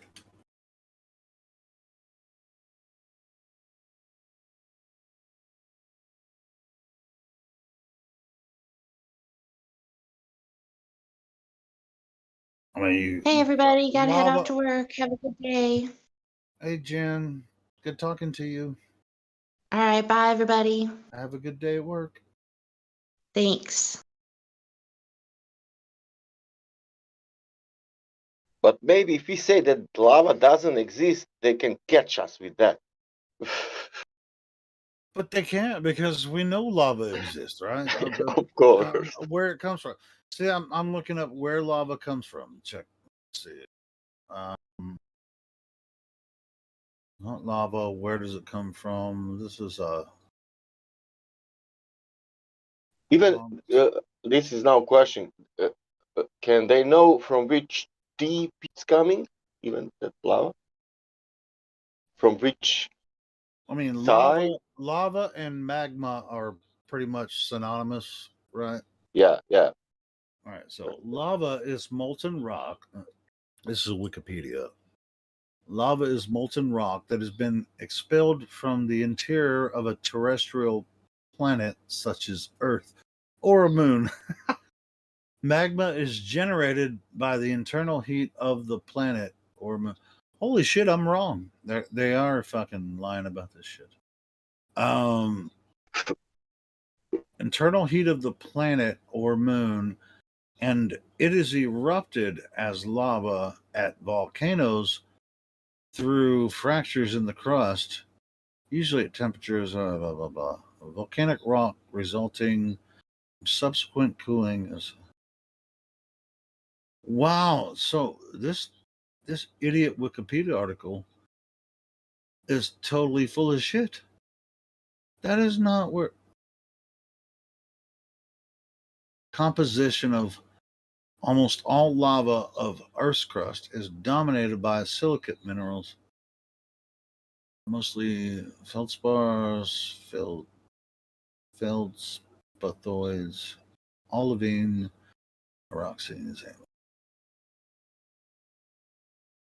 Dude, they're fucking this up bad. Whoever put this Wikipedia in there messed it up, dude. This is not what lava is.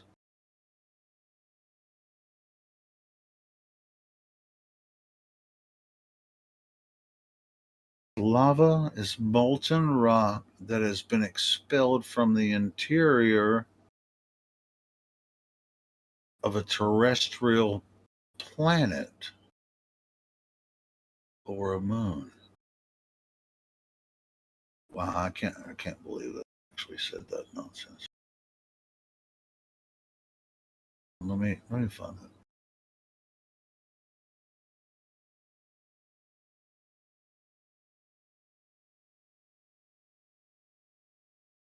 All right, here's National Geographic. Wikipedia on flat Earth. Here's National Geographic. Magma is extremely hot liquid, semi-liquid rock located under Earth's surface. Earth has a layered structure that consists of inner core, outer core, mantle, and crust. Much of the planet's mantle consists of magma. This magma can push through holes or cracks in the crust, like solid magma. It also contains small amounts of dissolved gases, such as water vapor, carbon. There are 3 basic types of magma: basaltic, andesitic, and oolitic, each of which has a different mineral composition. See,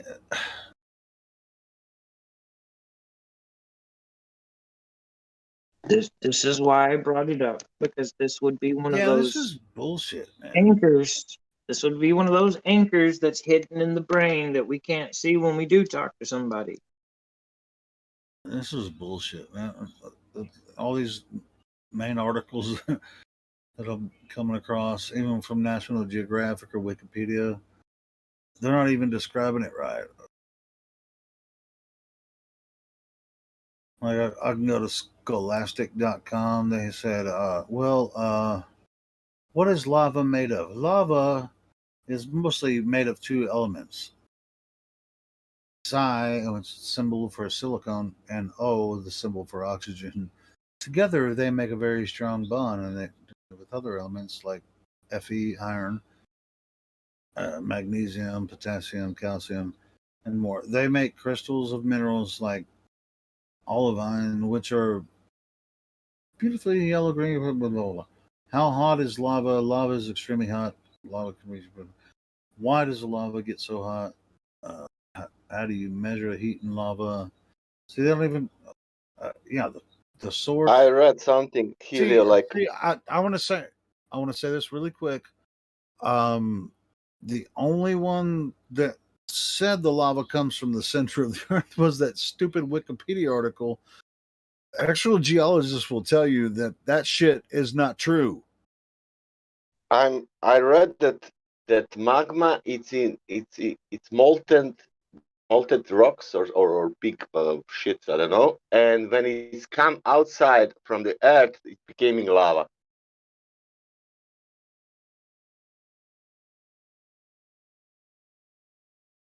That bullshit I read on National Geographic Serbia. Man, dude, I was just reading National Geographic here, and they're not right about it either. And it's just like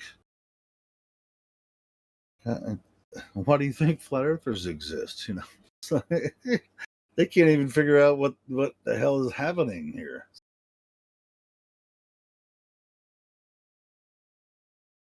How could they know? Because they know only how much?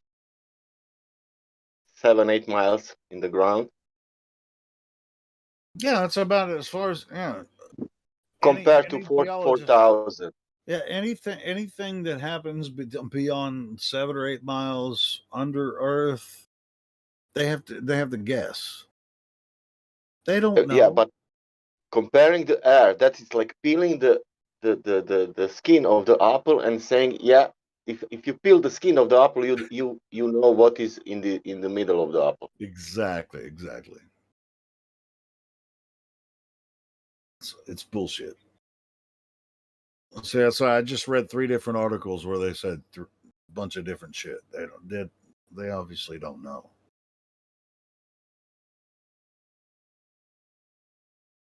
What do you guys think of this alien thing they're pushing?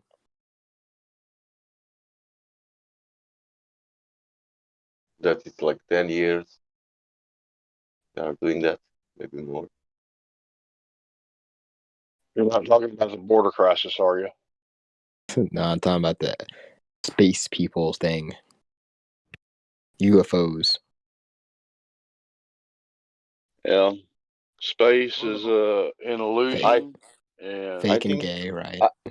I think they did that with 2019. I'd like to ask you a Final question. frontier, but it's made in a Hollywood basement. They did that 1.5 years ago with some, but they are not telling you that it's UFO. It's something else, but it doesn't matter. Firstborn unicorn. When I was a kid, I Hardcore thought the word space starborn. Dream of California. more than a meaning. Right. We're all aware that there's no such thing as outer space. There's no such thing as And outer space aliens. But back what do you think the purpose is? Nowadays, I realize to unite people again, you know, through some big conflict. Oh, like in movie. Ronald Reagan talked about it. He said, "What we need is, something like an alien invasion to unite everyone." Didn't Ronald Reagan say that? Yeah, he said it 3 times. Yeah, Biden he will says a few different spots. Clinton. Biden will take that fighter, air fighter, and he will go. So how does first this play out in the long run? What do you guys see as like the next 20 Something- years? What's that look like? tells me space has only 2 meanings. It's a free I roam. don't know, man. I believe parts of the Bible, and I think this is biblical.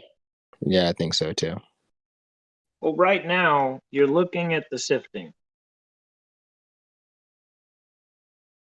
I got rid of that meaning. People Okay, why were is Dracula speaking in a racquetball court? What's up with that? Yeah, is that Siberian tiger? Is that where the weird sounds come from? It's like, oh, this me. Okay. Anyway, yeah. So yeah, I'm thinking they're going to use this as a pretext for rolling out the final manifestation, the New World Order, Satan's Kingdom, all that. Right. Well, the sifting comes with a choice. You have to Certain, make a choice. certain choice. Right. Well, choices. Yeah. I mean, there are plenty of people that I've met that are already reprobate. I'm glad you used that word. I am too. I find most people, whether they're of the sodomitic tendency or it's like I used to think it was pretty much just like that. Like that was the key representation of reprobate nature. Well, But it comes really, in it's so many reprobate strands mind now. is really just more of a kind of thing. Reprobate mind is Right. kind of more of the description. And it's not just like sodomy as a representation of that's a manifestation of it, but it's not sort all of, it is. not necessarily, but it's really the reprobate mind has, like when we came across this flat Earth idea, I thought it was the most ridiculous thing to ever consider, right? And until I looked at it, I was like, but then I was like, I was reprobate at that point. I was like, I won't even look at this bullshit. You're dumb as fuck. I'm not gonna take a look at it. I'm a conspiratard, but I'm not that conspiratarded, you know. And so, but then when I actually took a look at the flat earth thing, it's like, oh wow, holy shit, I get it now. And Yeah, I think there's like being at odds with the truth and being in conflict with the truth, but like reprobate, in my understanding of it, it's like it's completely unconcerned. You've gone so far that God just wants to send you more delusion and more evil, so you just get worse and worse and worse. Like I when you guess so harden if from his you heart. want to look at it that way, but that's another discussion in my opinion. But So you're saying someone that just doesn't care, right? Like no care at all for anything. Yeah, see, No like care, and the they people. can't care. Hey, check this Yep, out. I've seen that. Check this out. Yeah, but if they come in here looking at flat Earth and they want to talk about it, Yeah, that's not and reprobate. argue with Typically. us, if they argue with us to try to convince us that it's actually a globe, they're not reprobate.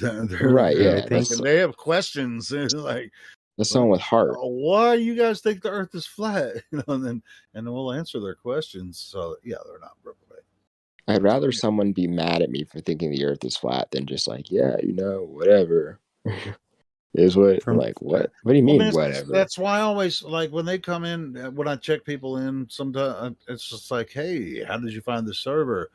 Have you ever talked to anyone about this before?" You know, and that's the questions I ask. I'm not trying to argue with them in the check-in room. I mean that's for other rooms in the server. There's no Right. reason to debate in the check-in room with people. And so yeah, I'm asking the questions because I'm really curious. It's like, wow, Right. you're looking up flat Earth. Why are you looking at flat Earth servers? I mean, Right. are you curious about this topic? I mean, this is really cool that you found Right. this. You ever think about how weird it would be? Like, not we can't like empirically we're not wrong, but I mean like in terms of like if this is just like 9/11, it's just one conspiracy amongst a bunch so-called conspiracy amongst a bunch of others, and it's not like something with apocalyptic implications. How weird it would be if there's just another 30 years of this stuff left, 300 years of this left. Like, oh, this is never going to end. Okay, you think that you don't think Jesus is coming back soon? No, I used. Yes, we're not going to talk about that. Oh, we can't talk about that in this format. Guys, why did you? I'm not going to talk about it. You can. Apocalypse? I'm just not going to talk about it because Why did you mention apocalypse? I'm curious. Why are you talking weird? I guess Siberian Tiger is a little weird. What He's you a got funny going guy. on, Siberian Tiger? Just a curiosity, because I'm a rookie here. I'm a rookie. You're a Are rookie? you a flat earther? Yep. Okay. Well, fair enough then. Well, I think so. I haven't come to a conclusion. So I used to be all into like science stuff and blah blah. I went to college and did this, did that. I actually founded the first decentralized space agency when I was 26 or something, 26, 27. And shortly after that, I found out the Earth was flat because there's no curvature. If you look up like First Protests in Space as an organization that I founded and blah, blah, blah. Sorry tapping into conspiracies. I found out about certain things about the World War II narrative that were not true. And that started shaping my understanding of finance. We can't talk about. Okay. Anyway, started finding about things. No, I get it. About things. And I was like, okay, well, that's all evil. And what's the truth? Okay, Jesus is the truth. And that's great. Okay. But the Earth's definitely not flat. Then people are tapping into my personal life kind of got ahead of me a little bit. They're like, hey, have you heard this flat Earth thing? And I was like, that's stupid. Don't listen to that. And I'm like, oh, okay, cool, thanks. Because I was already ahead of them because I tapped them into the conspiracy stuff. And then I was like, well, wait, that's how people treated me. I got to look into it. And then I watched Eric Dubé's 6-hour-long one in like 2 hours. I was like, yeah, it's flat. I was like, yeah, it's flat. The Bible says it's flat. It's flat. And this is very important. How long did it take you to figure it out? 2 hours. Yeah. It's flat. It took me about a week. I mean, I was kind of like, all right, I'll look at the videos. And then when it hit me, I was like, oh, it's flat. And then I went outside and watched the sun, and I was like, yeah. Oh, I see it now. I see it. I felt the sky collapse into. I felt the infinite vacuum of outer space collapse into and just fall onto the dome. I was like, "There goes everything." After 200 proofs, the Earth is not a spinning ball. I was pretty convinced. It took Yeah, like 5. It took I like watched Mark Sarge's videos and then Eric DeBay's videos, and then I was listening to people talk, and I was like, oh, I get it. I see it now. I see it. And when you see it, you can't unsee it. There's a guy named Pastor Stephen Anderson in Arizona, where I live. Oh, he's an asshole. Right. So I had just gotten saved. I just started believing. I started searching for the Jesus thing because I knew that Jesus was real. I knew Bible was real. How real, I didn't understand because I didn't know the earth was flat. But I just knew that the Bible thing's important because I felt like it was the end of the world because I was a super leftist at the time. I was like, but wait, there's no. Then I realized I was wrong about everything. What? You were a lefty? I was a straight Stalinist. Oh my god! I was so? I was like a show promoter. I used to book shows. I used to. It's a long story. I ran like this weird hipster mafia fraternity thing in Arizona. Blah blah. And I was like, okay. And then we raised a lot of money for Antifa to help them do their agendas. What Antifa? Oh my god! Yeah. But now you're totally Flat Earth changed your mind about all Flat this Earth, shit. Bapto-fascist, like it's crazy. Well, not Flat Earth changed it. Understanding that the world's ruled by satanic pedos was what changed it. And I was like, cool. And that the whole financial system. You're not on those freaking asshole side anymore. Yeah. The thing is that those Antifa people, don't have any belief in a spiritual reality. And actually, some of them are like Satanists. they're the most selfish freaking fascist pricks in the world. When you're in it, though, you can't really see it. They don't know that they're like but that. you can definitely see it when you're outside of it. Yeah, true. We see it happening. Yeah.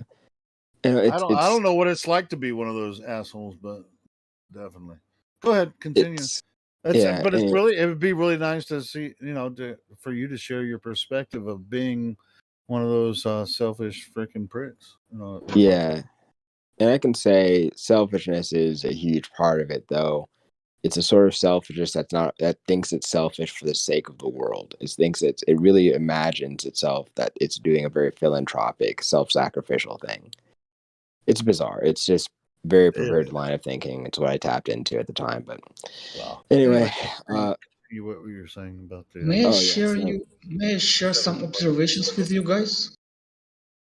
You go ahead. Hold on. Let Flat Earth Boxer finish his point about Flat Earth, and then anyway, I tapped into central banking, realized how that worked. I was like, okay, then my whole financial analysis system and class-based whatever Marxist analysis just is nonsense. There's a central bank, and that's the fundamental. Like that's the thing. And these people hate the truth, and the truth is Jesus. And then that was all right, cool. Then I went to some liberal church, got baptized. I didn't realize it was liberal because I thought Christians were just being persecuted because they knew Revelation 2:9 and 3:9, and so the whole system was just geared against them, and they just had to be very quiet about what they understood. And then I realized that no, they don't actually. Most Christians don't understand that. They're just like culturally Christian. And then I was like, okay, well, that church, and that whole time I was listening to Pastor Anderson. Damn, how long did this take? Like a couple of years, a month, or like a month? Oh, really? You figured it out? Oh, wow, man. Because I just got baptized, and I was like, all right, so let's talk about Rev 2:9-3:9. They're just like, what are you talking about? Careful, buddy. I'm like, oh, okay, I gotta go, because I was listening to Stephen Anderson at the time, and then I listened to one, and I was angry when I realized how fake these like Christians were, the fake liberal Christians were, and I was like, all right. And then I found out that same day after I realized how fake they were, and Stephen Anderson says, yeah, I live in Tempe. We're out here, Faithful Word Baptist Church in Tempe, Arizona. I'm like, oh, I live in Tempe, Arizona. And then I went down to Stephen Anderson's church, went to his sermons a couple of weeks, and then that's when Flat Earth came across my desk unrelated to that. And I was like, oh, That's real. They're flat. I wonder what Steven Anderson has to say about it. Check. He just dogs on it for like an hour, making straw man arguments. I was like, oh, well, that's not good. And so I wrote a whole bunch of. Took notes on his arguments and thought, well, here's the thing: if Anderson found out the Earth was flat, that'd be the end of the whole system, because he represents everyone knows who he is. Like if you're aware of the Bible, you know if you're into like Christianity and truth or stuff, you know who he is. So if he included all the big Christians are, yeah, of course. Yeah, and if he accepted the Earth for flat, then that brings flat Earth, something that just demolishes the whole world system, into the Overton window of like Christianity. And so I'm like, okay, I need to explain flat Earth to Steven Anderson. So I try to explain it to him, and he gets pissed. What? You actually talked to him about it? What? Yeah, face to face. And the second time, he put his finger in my chest and threatened to throw me out of the church over it. In public, so you know he knows, bro. I'm not laughing. So do you think he knows? And he was. I know that he knows.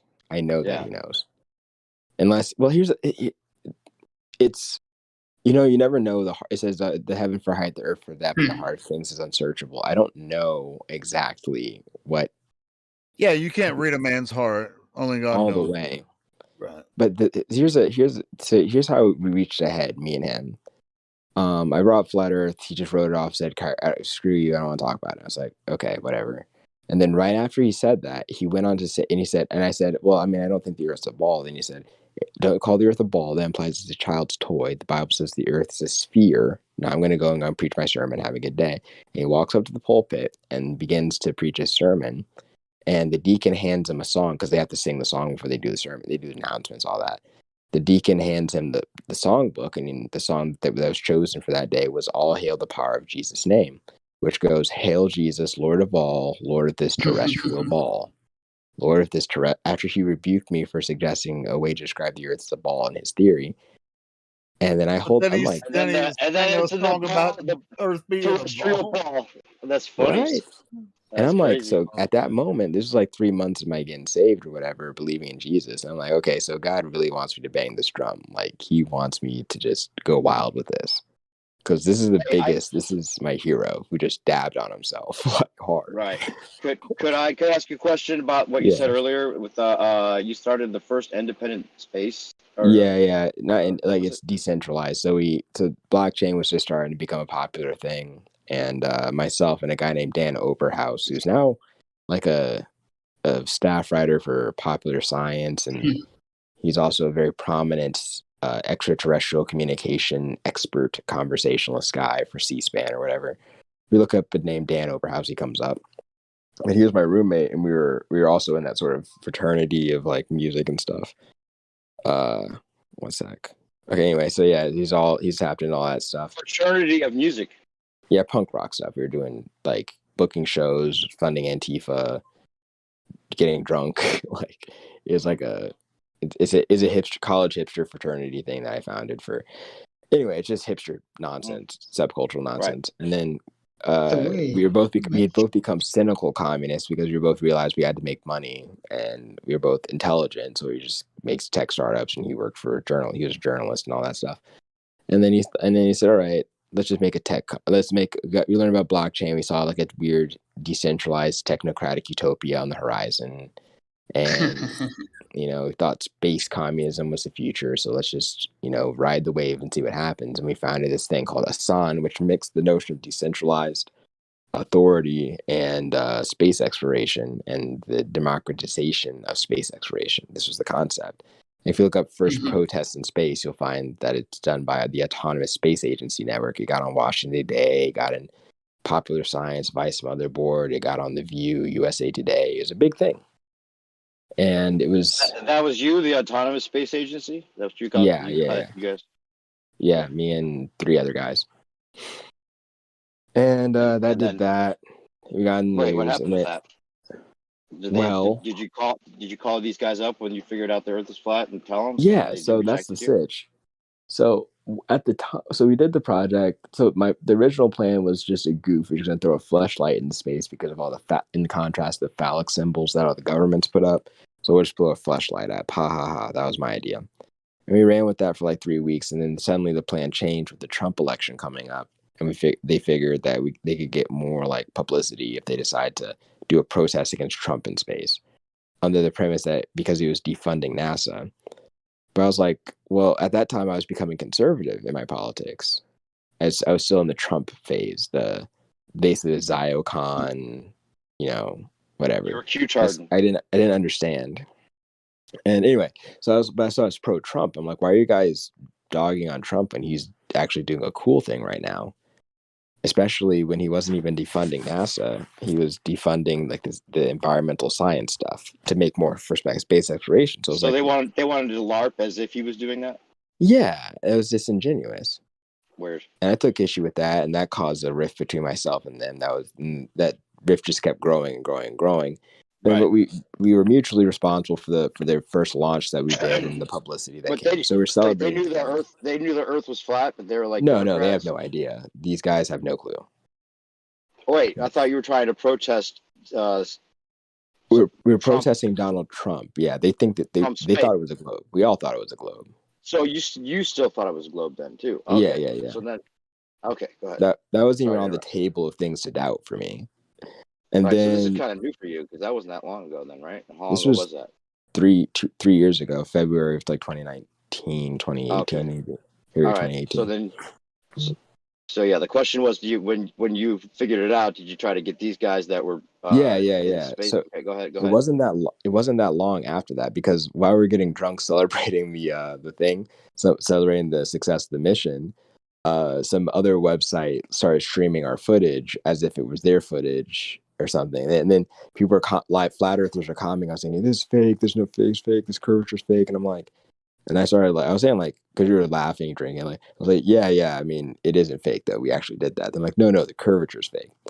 They're like, no, okay. Then I was like, okay, I'll just pretend to be a flat earther and just see. I'll be like, yeah, I'm a flat earther. We actually all know it's a globe. We actually all know it's flat. Blah blah blah. And I'm a rogue Assange member, and they're like, they caught on that I was trolling pretty quickly because I mean the whole premise is kind of ridiculous. But that wasn't here. Where was that? Where was that you were doing that? That was in my backyard while we were drinking inside of the chat. No, what channel? What flat earth channel were you talking to? It wasn't a flat earth channel. It was some random like channel like trying to get clout for whatever we were doing.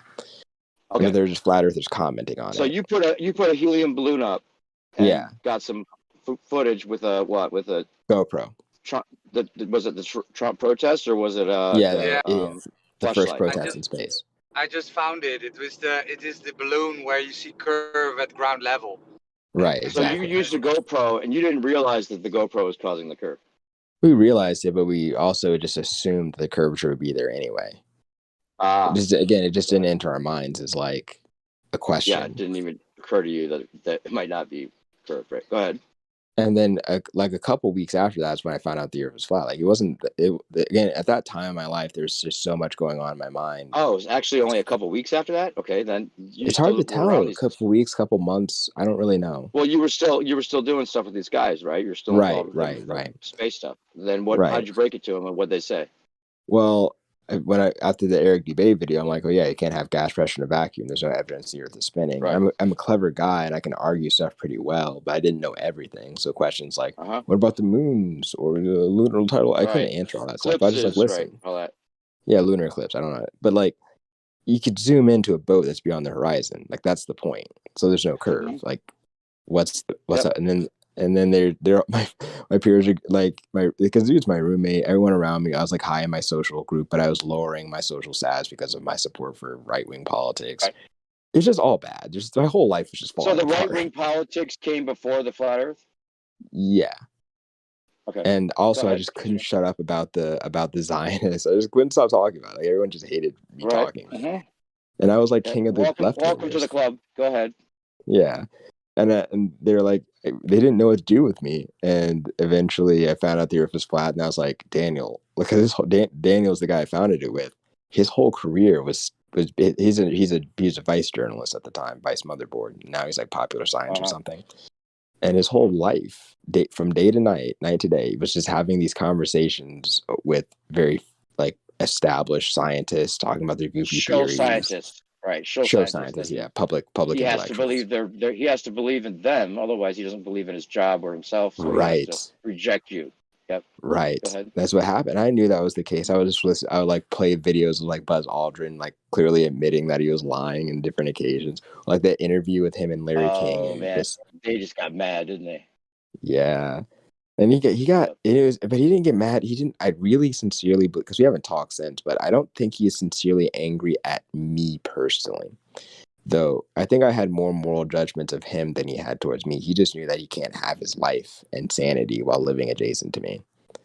Whereas for me, I'm Do you like, think that he realized you were right, but just didn't want to admit it to himself? and the Bible says that everyone knows, the Yeah, you invisible already things know. of creation. Yeah, exactly. Unconsciously, you know already. Yeah. Right. But did you think that you convinced him and he actually listened to you for long enough to If realize that I'm you're being right? honest, no, I don't think so. Yeah, he just wouldn't. Yeah, because I have a friend that like that I know he knows I'm right at this point because I've brought it up so many times. But he will totally not say that thinks I'm Or at right. least he knows he has no argument against you. Of course, and that's he's smart enough to realize that there's a reason for that. Right. So yeah, that was the sitch, and then after that, just things I guess God conspired to make it such that I would just bang this drum and just yell eventually that, because I mean, at a certain point, I just have to recognize that. I mean, I recognize this intuitively. Like, if I figured out the Earth is flat in 2 hours, then literally anyone can if they just choose to. And there's so Yeah, many benefits to there's no realizing like it. choice. There's no choice about where the argument leads you if you actually are honest. Right. And this is going to become the coolest idea ever because everyone hates this world that we live in. Even in 2018, I knew no one was happy. Everyone wanted something to be different. And I'm like a black dude, former communist. Like, I have a lot of reasons not to You're want to. black? Wait, are you black? Really? Yeah, I'm black. You don't sound black at all. I know, it's a long story. I'm also bad at It's okay. basketball.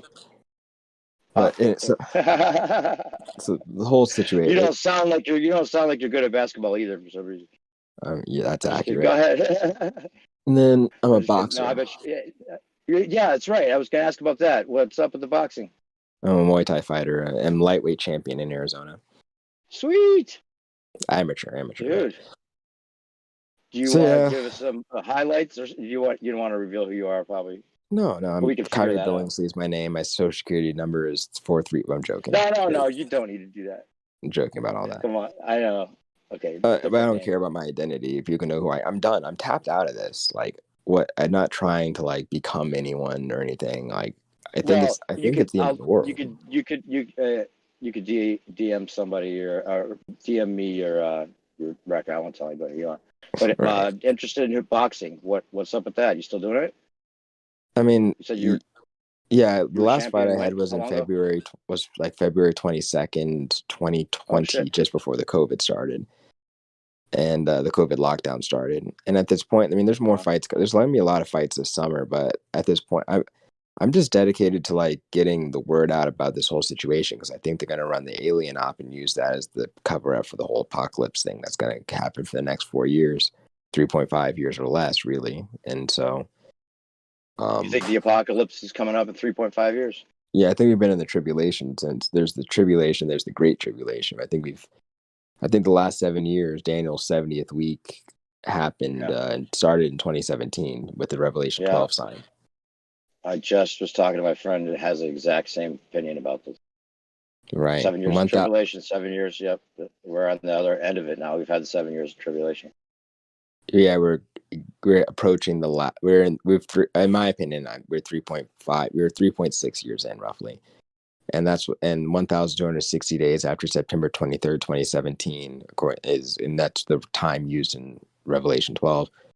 That's March 6th, 2021. That's when they made the vaccine passport system mandatory and compulsory in Israel.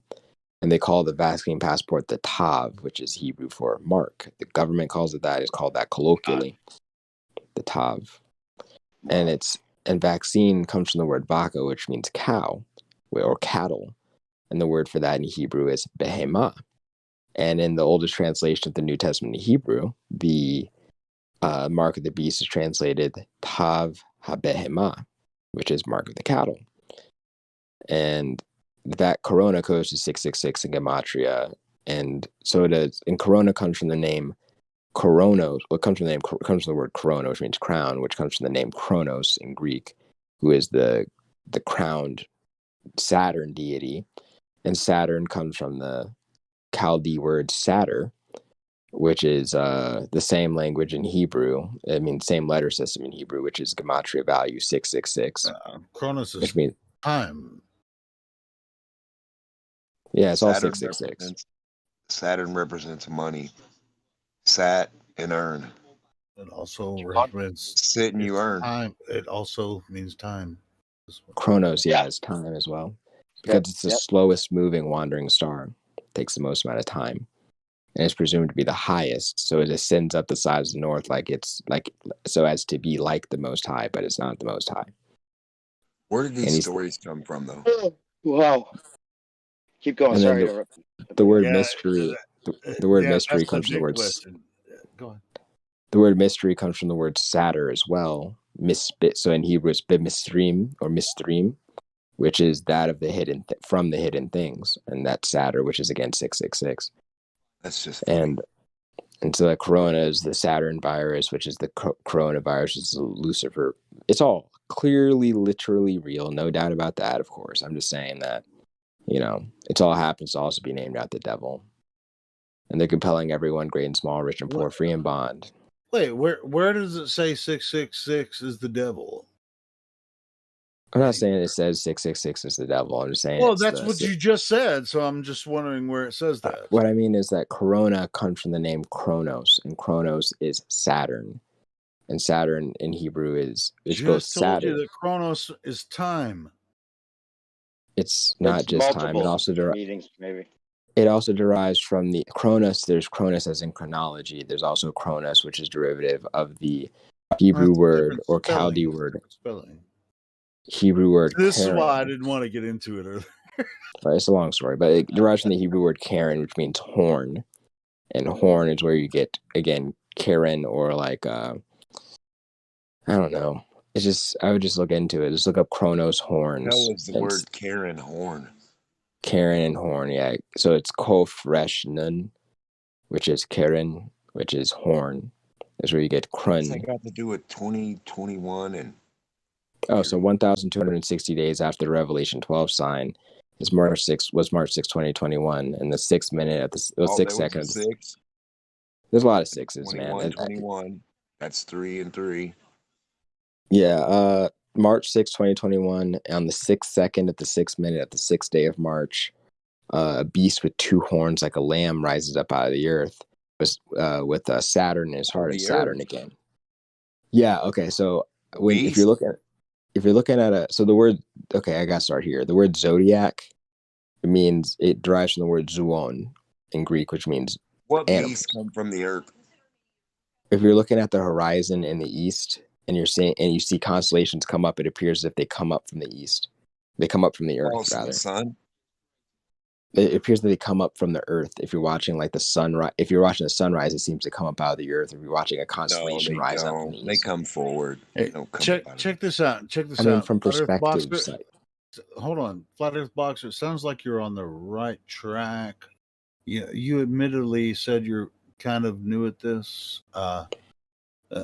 Maybe just take time to let yourself learn more about. I know that you're anxious and all that kind of stuff, but it's just like that you're just saying. I get it. Things. I'm saying a lot. Yeah, you're saying a lot, but you're really a little bit ignorant about like the overall picture as far as all that goes. But I'm not saying don't speak your mind, because definitely do. But some of the things you're saying is just kind of like the reason we're kind of saying no, that's not that and that's not this. It's not because we disagree necessarily. It's just there's a lot of nuance to what. It's the appearance that I'm possibly speaking from ignorance. Like, for example, Kronos referring to time instead of horns, right? Yeah, you're very new to the topic. Admittedly, you admitted that you're new. Like, New relative to what though? And I could You be said like within the past year. This is you only been looking at this for a year now. looking into what for a year? This like Like what, the you apocalypse used or to be. Jesus? You said that you were Antifa before. Like, yeah, 3 years ago, 4 years ago. Yeah, 4. Oh, okay. Well, flat Earth. Flat Earth, 3 years. Christianity. Okay. Well, I thought you were saying Well, like actually, more than 3 years. Actually, that'd be 3.5 years. I knew about around 12 before. I thought you said that you were flat Earth like this year. No. Okay. Hey, Flat Earth Boxer, I sent you a message. Just if you want to reply to any links you have or any information we could exchange.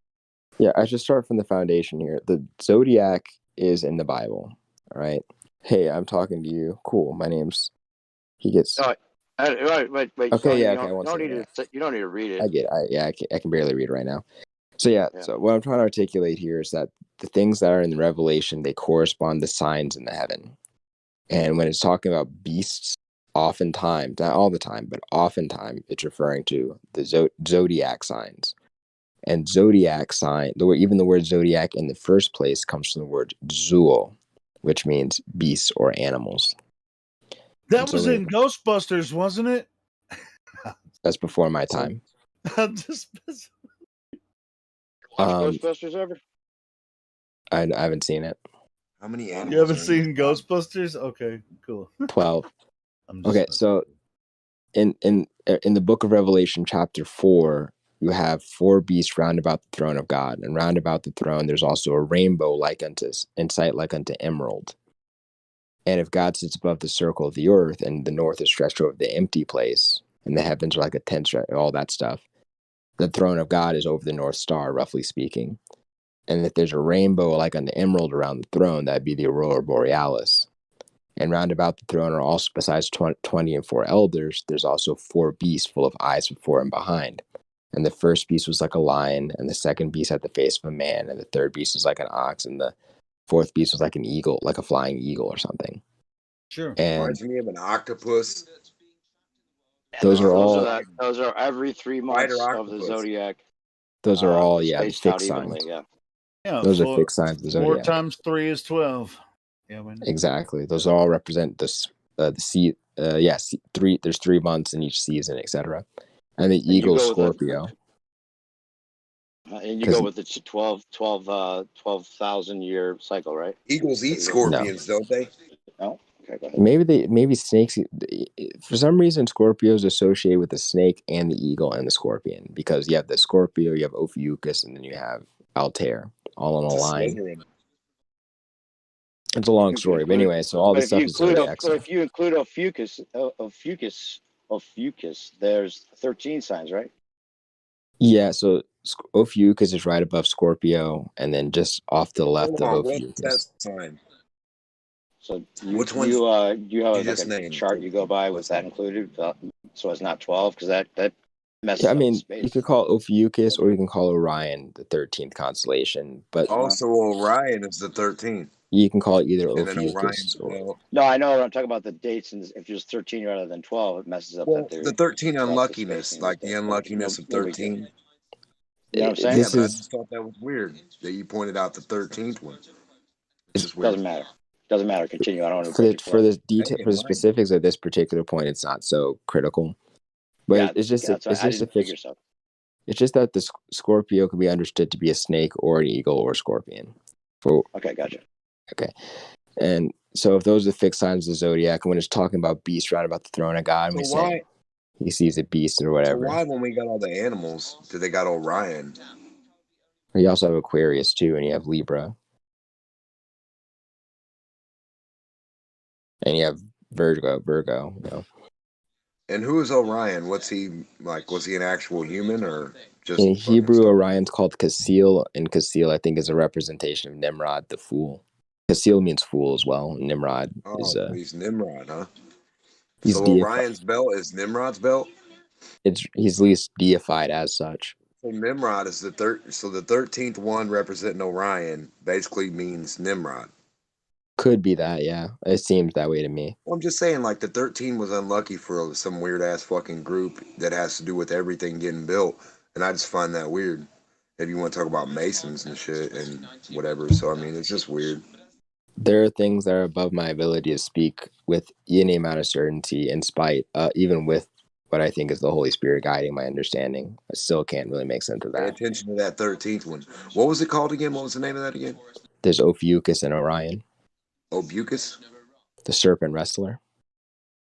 The serpent wrestler. Huh. And that one actually seems to be a little bit contrary, like the inverse of Orion, because Michael fights with the serpent. Weird, right? Yeah, it's serpent wrestler, and then in another one, it's the serpent. Yeah, it's kind of odd.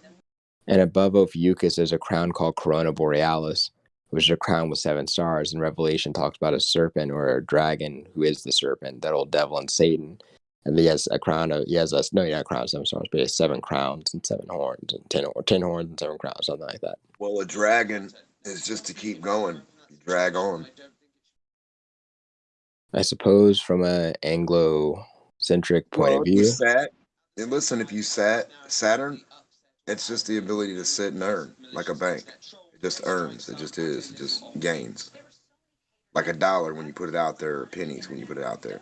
If you put them out there right, they're going to bring back more every time. Yeah, usury, sure.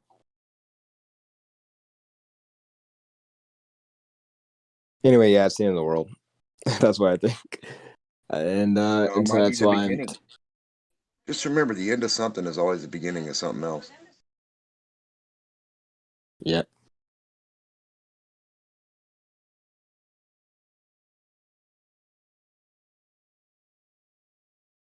It's all real.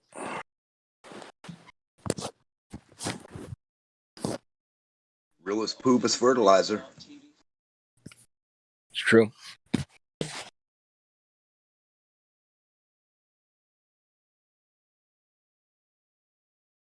So we shouldn't make too much fun of them damn astronauts, those little bastard coffee drinkers.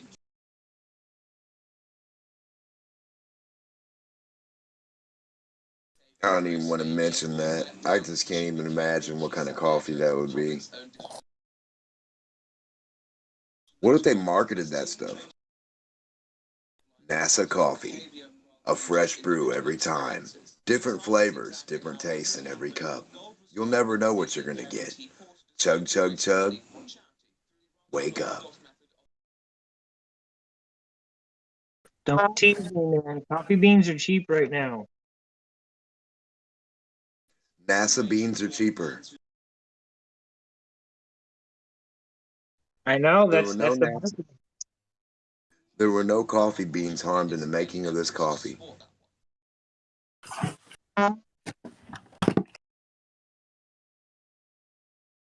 It's 100% organic.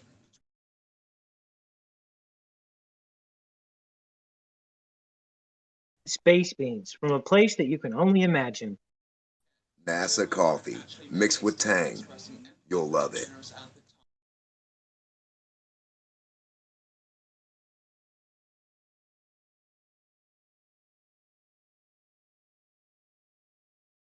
Now this is a good one.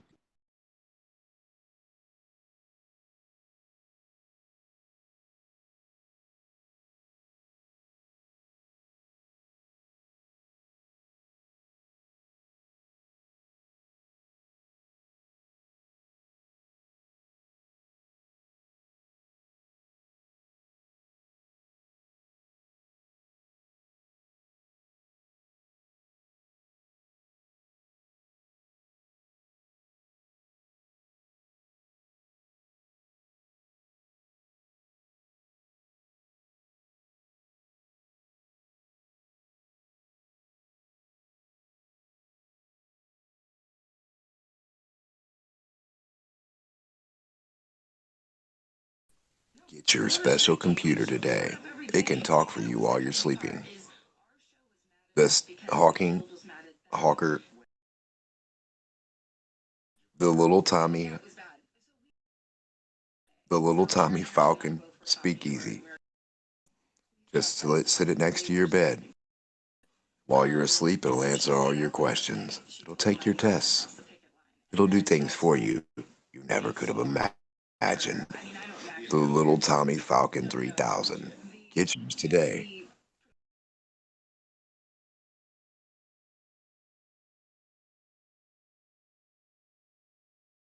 If you ever get sick, injured, can't talk, cut your throat, cut your tongue, bite your cheek, the little Tommy Falcon 3000 will take care of all your troubles.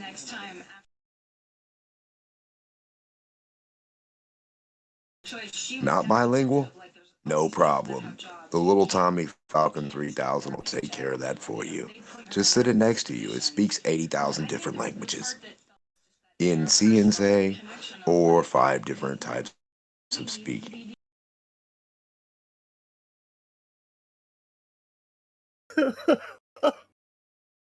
Demo, you a trip, bro. What? I just said you're a trip, man. Would you like to buy the little Tommy Falcon 5000 today? Just sit it next to your kid. Even when they can't talk, they'll talk. You'll know when they've got a poop, even if they're 1, 6 months, 9. Little Tommy Falcon 5000 will take care of all that. Hey, look, I'm in a coma. It's okay. You can talk to me. The little Tommy Falcon 8000 will help you talk to your buddies in a coma. Hey, you see my my gift that I just posted?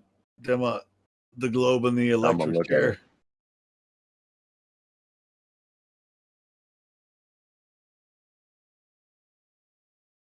Holy shit, when you said the electric chair, I thought you were going to put somebody else in the electric chair. But okay. The globe I see the globe. I like electric chair. I thought you were going to put little Tommy Falcon in the electric chair. No, I wouldn't put Timmy in the electric chair.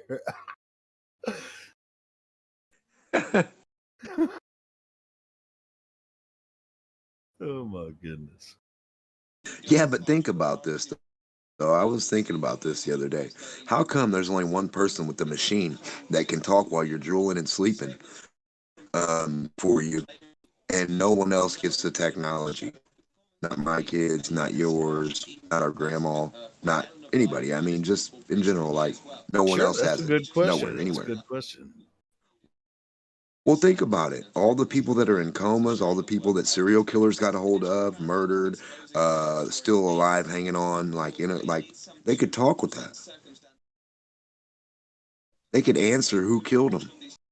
They can answer stuff like if a person gets sick and they're not well enough just to speak with their mouth, their mind still works a little bit, right? So wouldn't they be able to try to talk with that? Wouldn't that also help Alzheimer's and other shit, in a way? Yeah, but now you're back to Neuralink. Hey, I'm just still wondering why little Tommy Falcon is the only motherfucker that gets that technology and nobody else has ever since. So the little Tommy Falcon 5000, everybody should have that. Why don't they have the bilingual Tommy Falcon 5000? You just take the little box with you. Everywhere you go, you just say something, and it speaks for you. Wait, are you talking about Stephen Hawking? Yes. Tommy Falcon. Stephen Hawking, the rolling miracle. Tommy Falconing. Tommy Bluebird.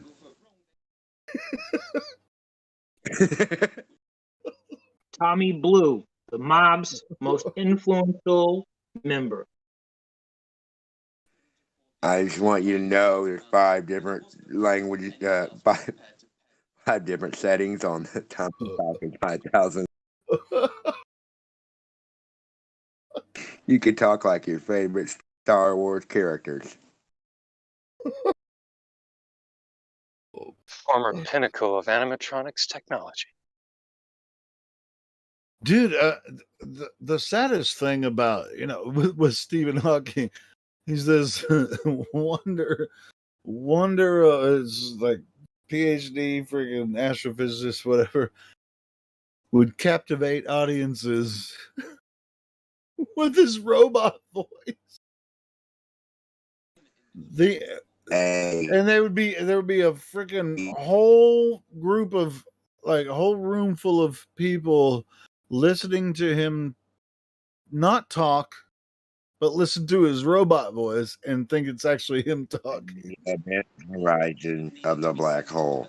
You This and is everyone like, in the event and horizon. it's like, why do people think the Earth is a globe?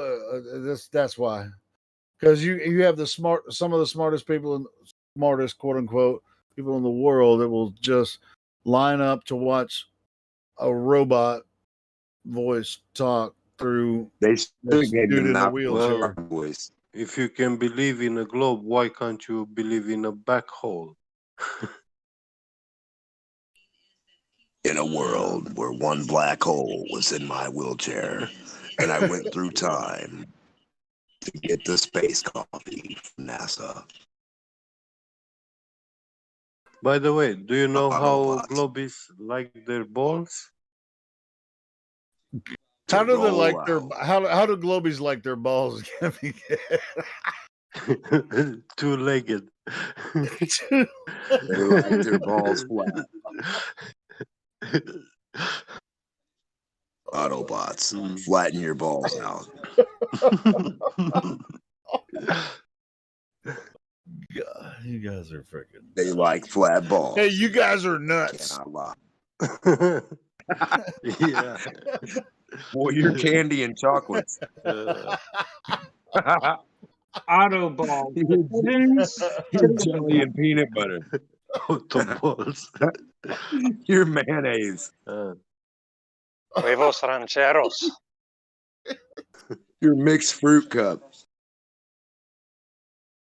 Are the Autoballs cousins to the Autobots? Watch me back. Bumblebee running his foot over. Autobots. Transformers. Autobots. In Format. disguise. What do they say?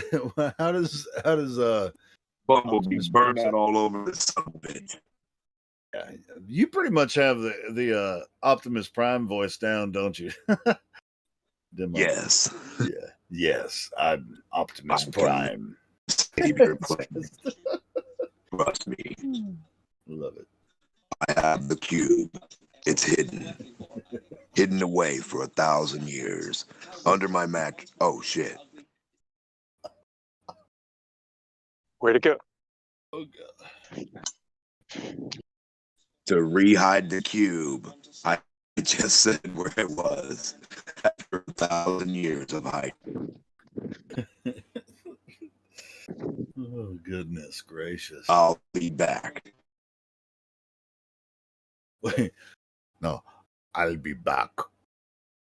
Sarah Schwarzenegger, not Optimus Prime.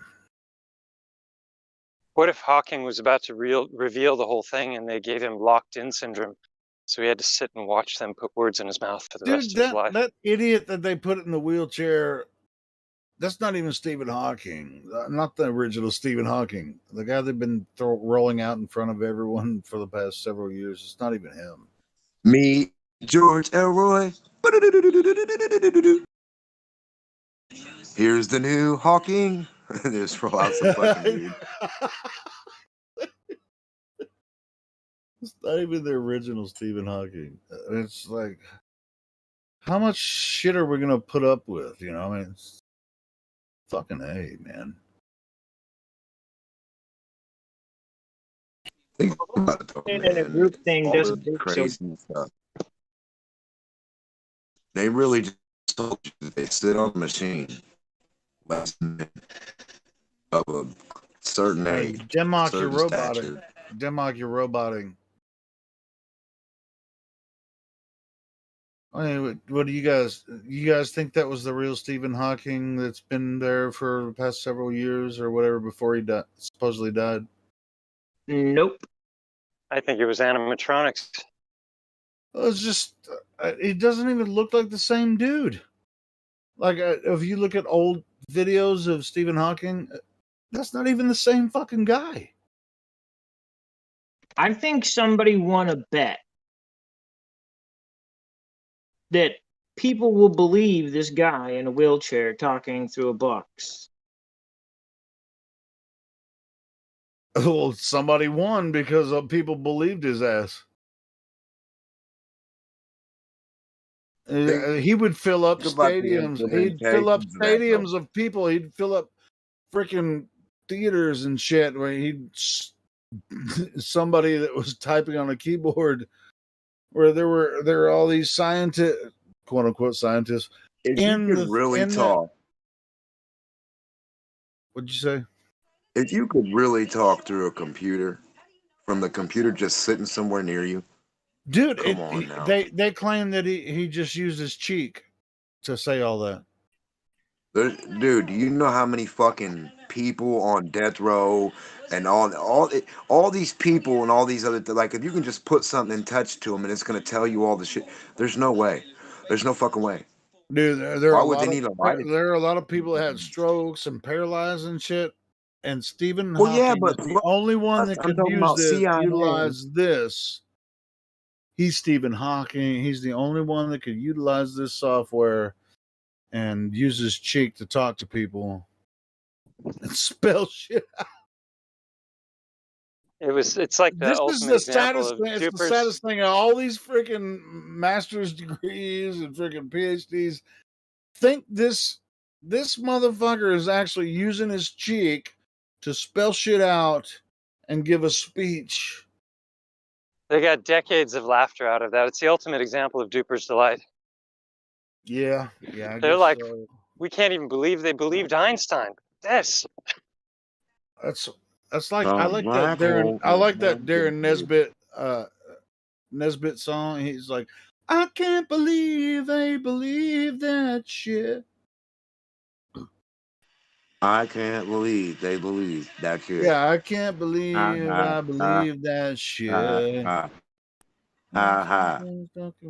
Take a back look at it. How does he laugh? He goes, ha ha ha ha ha ha ha ha ha. Yeah, I mean, it's like, go on YouTube and watch some of these Stephen Hawking presentations, right? What about when he's asleep? They roll him out there, and he's just like sitting there, and it's like the robot voice, and then look at the audience. They're actually listening to what they think is Stephen Hawking. Well, pay attention. Talking. You'll see him sleeping or snoring. Well, I mean, not the person. I know it's so fucking weird that people believe that dude is actually talking to them. He doesn't have to be awake. The speeches are pre-programmed. I know that, and we know that. His miracle cheek. But they think that he's actually talking to them when he's just propped up on the fucking stage.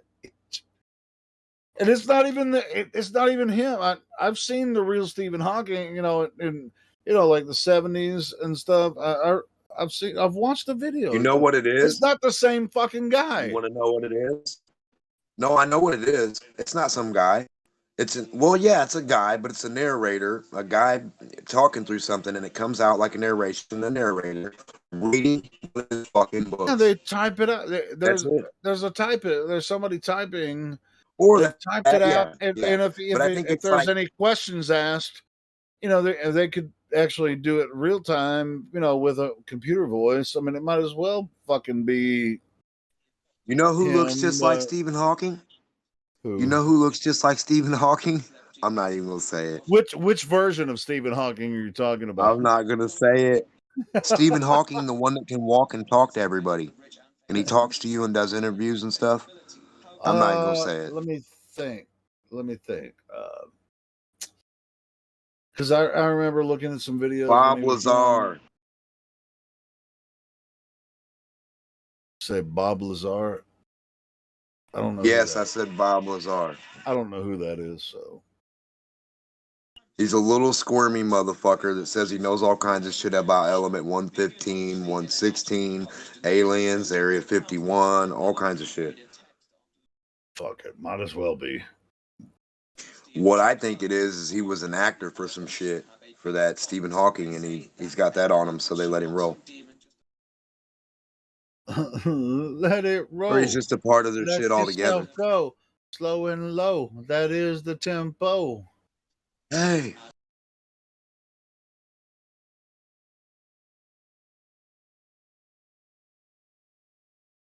It's very fascinating to me to have. They all remind me of the same people, like the Snowden, the Tsar, Hawking, the fucking elf-eared bastard that was tall, Kevin McVeigh or whatever the fuck his name was.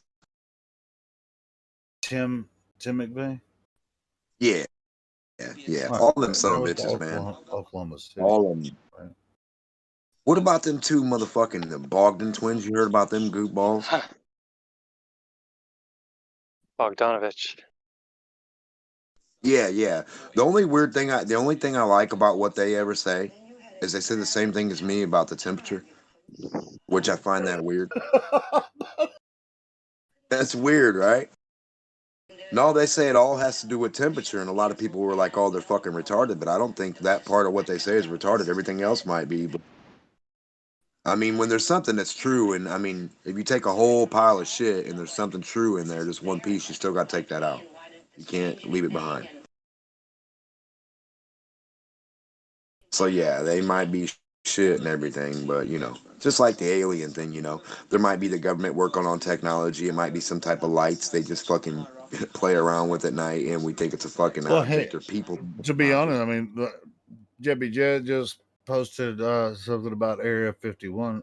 There probably is something there to be looked at, but it ain't no fucking aliens. It's probably like that whole narrative It's is probably probably a just a cartoon. test site for helium, for just certain shit.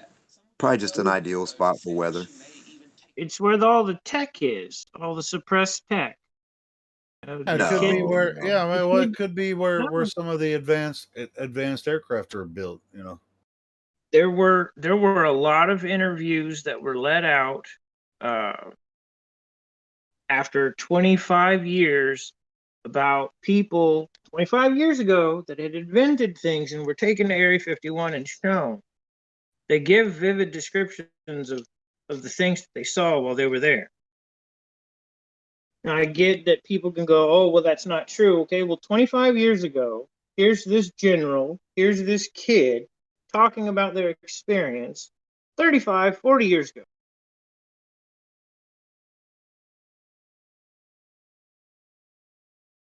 The kid that made the reactor in his living room in the A 70s. reactor, who can't? Yeah, but listen, anybody can do that. Have you saw National Geographics? There's a little pistol shrimp, right? Supposedly creates the power of the sun just by shooting in water, just by squeezing its fucking claw, right? Little bitty thing, squeezing something, Not right? shrimp. In the water. Sonoluminescence. That's not well. That's it. That's that, but it's a little bit different. It's a little bit more. Now, just think. Say you got a little tube that shoots into water, right? And then you get the same process. I mean, it can't be that hard. So what they tell you is all this shit's hard and things are hard, but I mean, it can't be.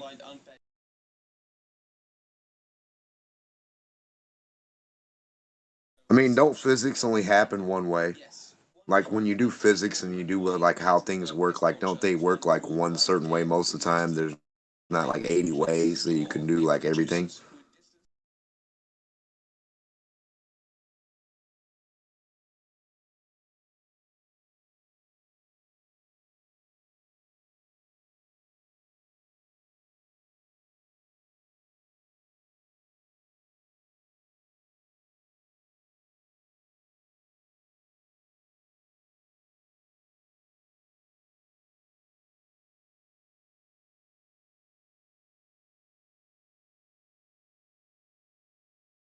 I think that would be a kinda.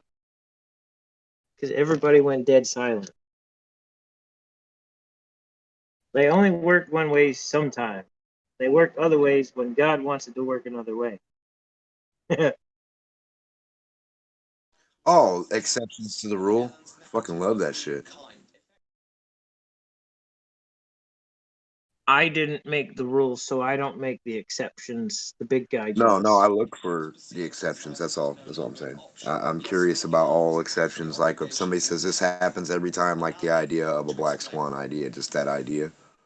So if you say, hey man, every time I flip this quarter, every single time it lands on heads, and I come over there and like one time it doesn't, I'm like, holy shit, there's that one time it didn't, you know.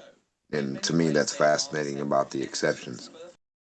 Well, that's like me and Cut the Shit yesterday over it being able to rain without clouds like directly overhead.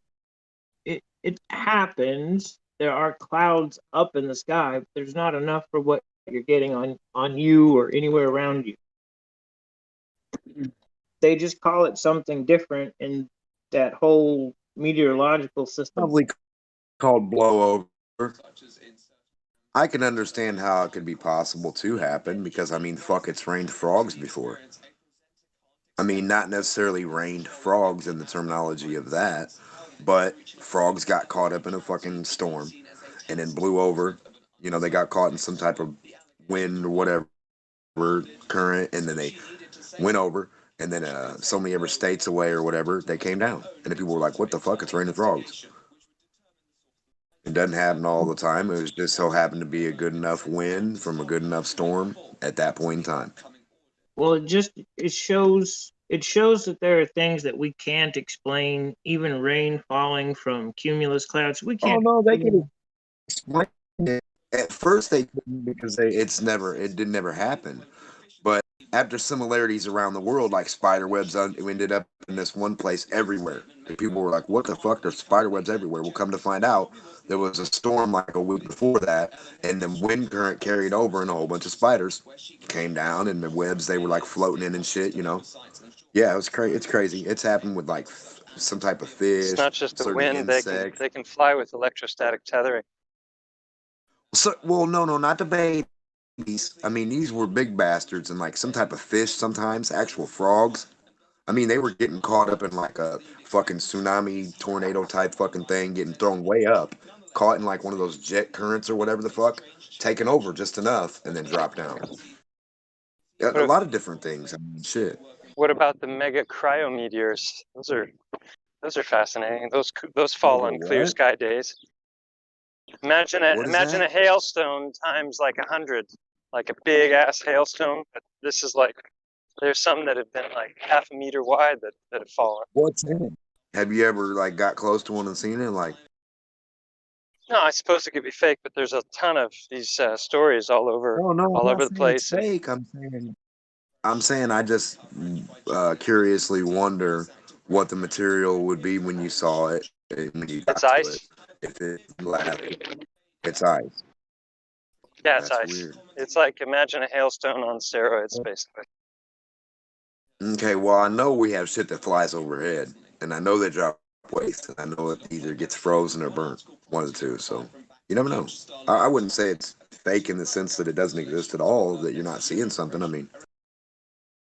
There was a guy in here a couple days ago, Lord Stephen Christ goes by, he's concave theorist. Oh yeah. And that dude's been hit by all kind of shit. Or a bus. I mean, I'm sorry, a city bus. What's that? City bus? That guy's been in a coma. He's been hit by a city bus. He's got a lot of interesting things to say, though. Earther, right? He's the concave earther, right? Yeah. I had never even heard of the theory. I'd heard of this convex Earth, which was just an absolute joke. You know, they had that icon, which was like an island floating in space with two puddles, you know? It looks ridiculous, and the documentary was ridiculous. In the end, they're like talking to this little gray alien named Bilu in the bushes. It looks like something filmed, you know, from Blair Witch Trials, and it's just ridiculous. From fucking the Flintstones. But at the same time that came out, there's this thing called concave Earth that I didn't come across until about 2 weeks ago, and he's done some amazing modeling, CGI, explaining eclipses and sundogs and all kinds of stuff in ways that actually kind of makes sense. Well, I mean, if he could just reproduce it, I mean, surely he could get a hollow shell, put some liquid on the inside of there, and you know what I mean, some other stuff, and show it. I will tell you, KVs are real. I had a buddy, Flip, about a year ago. He was into flat Earth. He actually helped me with some of the stuff that I was learning. And the next thing I know, he was talking about concave Earth, and he had everything: pictures, diagrams, CGI. Yeah, it's a good idea. The idea seems feasible that there could be water on the inside of something going around, because the idea is centrifugal, it would stick to that portion, right? And then Well, they everything's think being there's the sun pushed in the middle down, and all. not pulled towards the center. It's all being pushed down by Right. an electrostatic force. Right. Well, it Right, came, outward towards the shell, towards the bottom of the shell. most Right. of this came The bottom of though the inside. trying to explain the rotation of the stars at a certain point on Earth. It's done that extremely That's where thoroughly. the whole KV came from. But still, it's not true though. It's still not true though, because the way water works. No, it's just it. I don't know. It's just not that. In my mind, it's just can't be that. Well, magnetism repels water. Yeah, that's cool. I'm thinking between the outer edge. No, I'm not talking about the repelling. I'm talking about the ability to stop a raging fucking river, which is 72% of an ocean, or a raging river which goes to the ocean. I mean, the ability to stop. Okay, think about this. If a river gets off course, a river, which is just a big stream flowing, it'll knock down houses, cars, highways, anything. It'll fuck shit up, right? Now think about the ocean with an island in the middle of it, just fine. How the fuck would that work on a spinning anything? It just, I don't know. And then the same. He's not in the concave model. There is no spin. What's spinning is the celestial sphere, and then the source is at the center of that. And it's actually, when we look up, because in his theory, there's a. He's saying that the outside crust is sitting still. Yeah.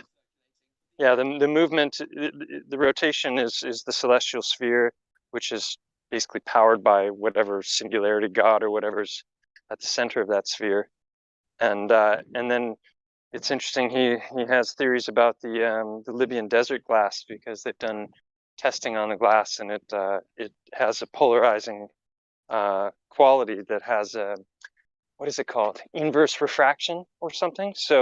So basically, there's a scientific explanation for why you would look up at something that's actually a sphere, but perceive it as concave because of the bending of the light that happens based on the qualities of the Libyan desert glass, if that happened to have come from the firmament.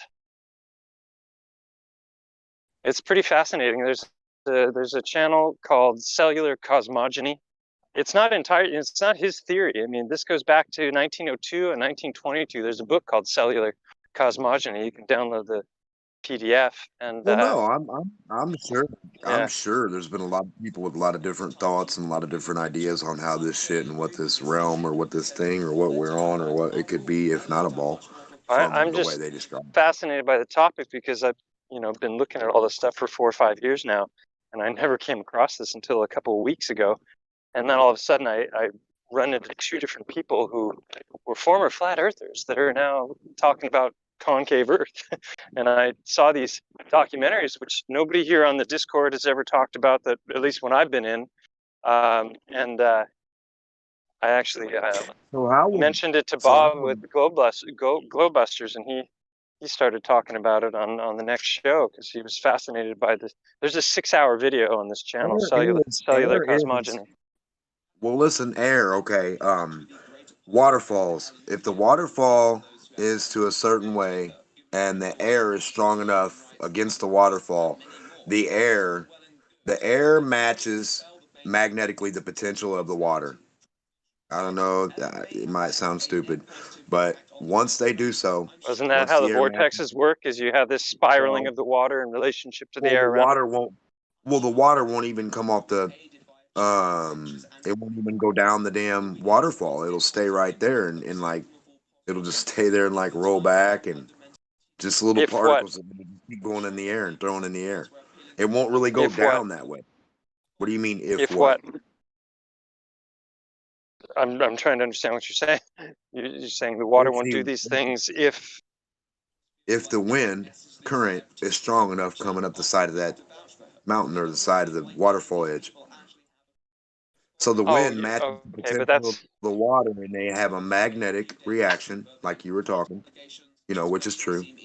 Because the one thing but that that's matches the also I potential mean of water I was a is hang the glider wind. pilot a long time ago. That's Well, think about the that's a idea of function of wind hitting a ridge and deflecting upward. That's not anti-gravity, that's not electrostatics, that's just like the air that's all the of it. air's It's the all current is so strong all that of it's that. lifting up the water droplets. What do you think a current is, man? What do you think currency is? What do you think a current is? Electricity, a flow. Water Yeah. is a current. Well, You get electricity out of a current of water, man.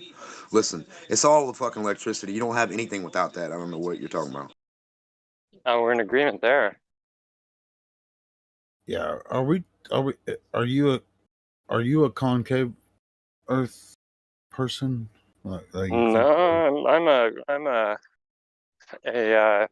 Earth model questioner. I haven't. Earth model questioner. I love it. I love it. Yeah, I'm one of those. I'm one of those as well. But actually, I mean, Earth doesn't necessarily need a model to describe anything. I mean, Earth is the absolutely. way. Earth is the way Yeah. it appears to us, the way it presents itself. We don't have to Describes put a You don't. model. itself. Yeah. Yeah, you don't have to have a So replacement model to debunk a faulty one. right. So Right. what I think what Democ was trying to explain the same thing to you. We don't need a model. Water in its natural state, when it fills the container and it's level on the surface. So where's this curve, whether concave or convex? I don't understand why people think Right. that. That's point number one. That was my first point. Yeah. But then I was willing to go along with the idea of electricity and static and kinetic energy and hot and cold, high to low, all that good shit. Yeah, because I'm down with that type of shit. Hell Whatever yeah. we can see in reality, I'm down with. Yeah, we have maps of Earth, and they're functional. We can use them. Longitude, latitudinal lines, those are all based on the path of the sun. What's wrong with what we have here? Yeah, I mean, and show me the convexity of these oceans, or concavity, I guess, if you're looking for that. Yeah, when I asked Bob Nodell about it, he was fascinated by the model.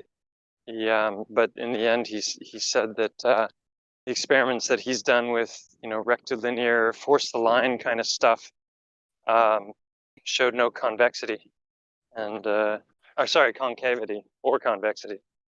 So that's what I'm saying. that was enough for him. But Lord Stephen Christ would say that that's because the light is bending, and it's a. That's what the fucking Globers say too. Yeah, but they're talking about refraction, and I'm not sure exactly how he would describe it.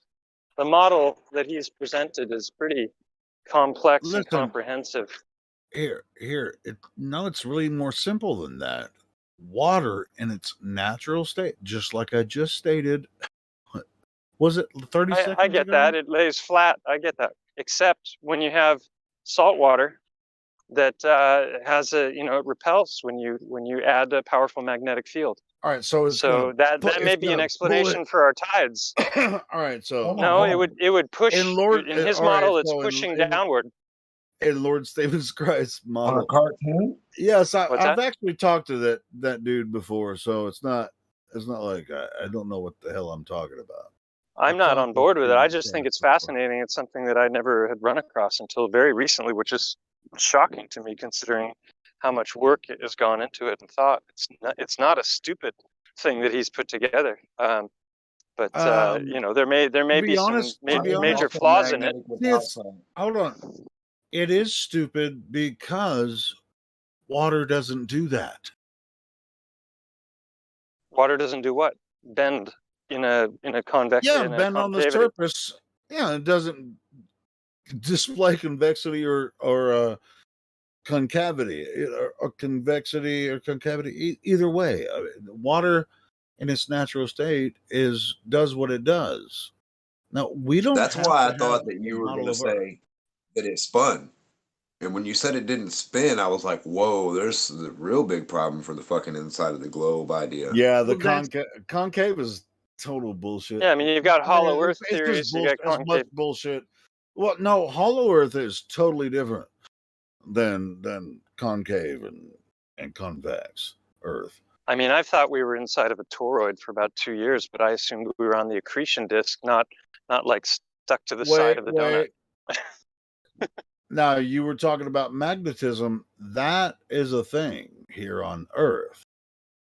But the Earth, we do. I mean, Earth does have a magnetic field,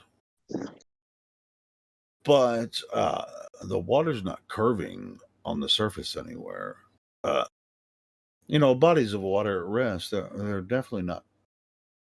Well, if the sun and moon are functioning like, what are anodes, cathodes, like some aspects of an electromagnetic dielectric system, then it's not out of reason to consider that they might be pushing downward, and that could be an explanation for our tides. Wait, so are you reaching to try to figure out whether we're in a concave or like a globe or like a concave? Well, like I said, I thought we were on a flattened surface of a, or not a flattened surface, but we are. All of us experience it that way. But I've assumed that it was part of an accretion disk magnetic field, inside of a toroidal field. Yeah, well, the toroidal magnetic field, we can experience that as well on the flat plane. We all do. We can measure it and experiment with it. It's a done deal. Have you ever thought of your body, the nerves going through your body that pump the blood through a certain current? The blood isn't pumped; it's pulled through the blood vessels. That model has been debunked a long time ago. The heart is a toroid. It doesn't function as a four-chamber pump. I made a video about that. You can see. Pull or push? How the fuck would you know? Well, Francisco Torrent Guasp, the greatest cardiologist that ever lived, he proved that the heart is a helical rope. Basically, it's one continuous band. It's not a four-chamber pump like we were taught. And then he was also able to prove that it has a spiral toroidal flow. Okay, now is that a proof? Is that a fact? Hold on a second. Hold on a second. We'd like to know that. No, because if that's true, you can ask that in just a second. I was getting to my question. If that's true, then he would have the Nobel Peace Prize or something like that. Well, I got a question about that. Fuck all that. Fuck that dude. You can't get the prize after you die. He died before they gave it to him, but they probably would have given it to him. The blood flows, right, in your fucking body. There's a current of blood in your body. You can call it pull. You can call it push. You can call it jumping if you want. I don't give a fuck. There's a very big difference. You can touch your chest and it goes. And it's now listen. Yes. Here's another thing. There is a current, an electrical field or a magnetic field that you have, or with the liquid itself that flows in your veins. It's like a Faraday cage. That's all I was gonna say. You have a baby Faraday cage. And also the red blood cells are shaped like toroids as well. So I think they're being pulled electromagnetically through the blood vessels. I wouldn't say all that. Oh my god! I wouldn't say all that. I would say I made a video on this subject you can check out. It's called Helical Hearts, Petrified Organs, and Synchronicities. No, it's called things that get excited act a certain way. When they're unexcited, they act another way. When things are pumped, they act a certain way. Put under pressure, they act a certain way. Heated up or cooled, they act a certain way, right? Right, I don't know about all right. these But the toroids and all concept, the things you're talking about. the concept of a heart as a Liquid. pump was debunked though by this doctor, and it was proven with functional MRI Well, how does and that? positronic emission and a variety of different tests that all So you're came saying back the with the heart same doesn't information. circulate blood through your body? I never said that. I said that it So doesn't what the pump fuck? blood So through the that's what a body. pump does, buddy. It circulates. No, a pump pushes, right? And Oh, the heart Pushes from functions where? on What does a the pump heart push from? functions. It Where does a functions on pump push suction. from? A pump cannot push from nothing. Watch the documentary. A pump Watch the cannot push documentary with no Helical Heart. resistance. Listen, what you're saying is dog shit. Well, They're both the same thing. No, Explode. it's not yeah, dog they shit. are. It's, I mean, yeah, come on, bro. What the fuck? well, okay, pump, pull, but I was just talking about Push what you pull. said. That's what I said. Ta-ta, ta-ta. I mean, touch your fingers to your throat.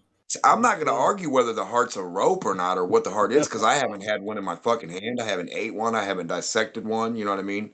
So I mean, I'm not going to argue exactly what some guy says about that, but like But certain everyone other has things. a heart, and we pretty Right. much know that's how the blood flows through our No, I body. know that. I'm just saying, if a guy's opinion is that Well, it's a man, rope, cool. You know what I mean? he's That saying it's doesn't not a matter. pump, which It's Right. I not an don't. opinion. That's weird. He proved it maybe unequivocally.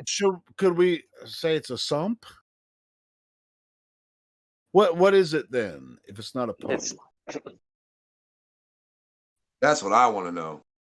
I think it's a singularity. It's a toroid. Does it have four? Does it have What? four Does it have four chambers? Not technically. It binds Yeah, you together fucking in a suck, knot. man. You In a don't even knot. know shit about it. In a knot. Yeah, it ties Like up a in a knot, chicken but gizzard? it unravels. You guys should check out the documentary Helical Heart. It's pretty amazing. Changed a lot about what I I mean, I have thought some about the nature ideas of our about reality. spirituality, but as far as the physical function of this a heart, ties I'm in pretty familiar big with time. it. I know what's up with that. Well, all I know is that 2 years ago, I found out that almost everything that I understood about the heart was wrong, and it had been proven wrong. It wasn't a theory. It had actually, been shown unequivocally to be the case.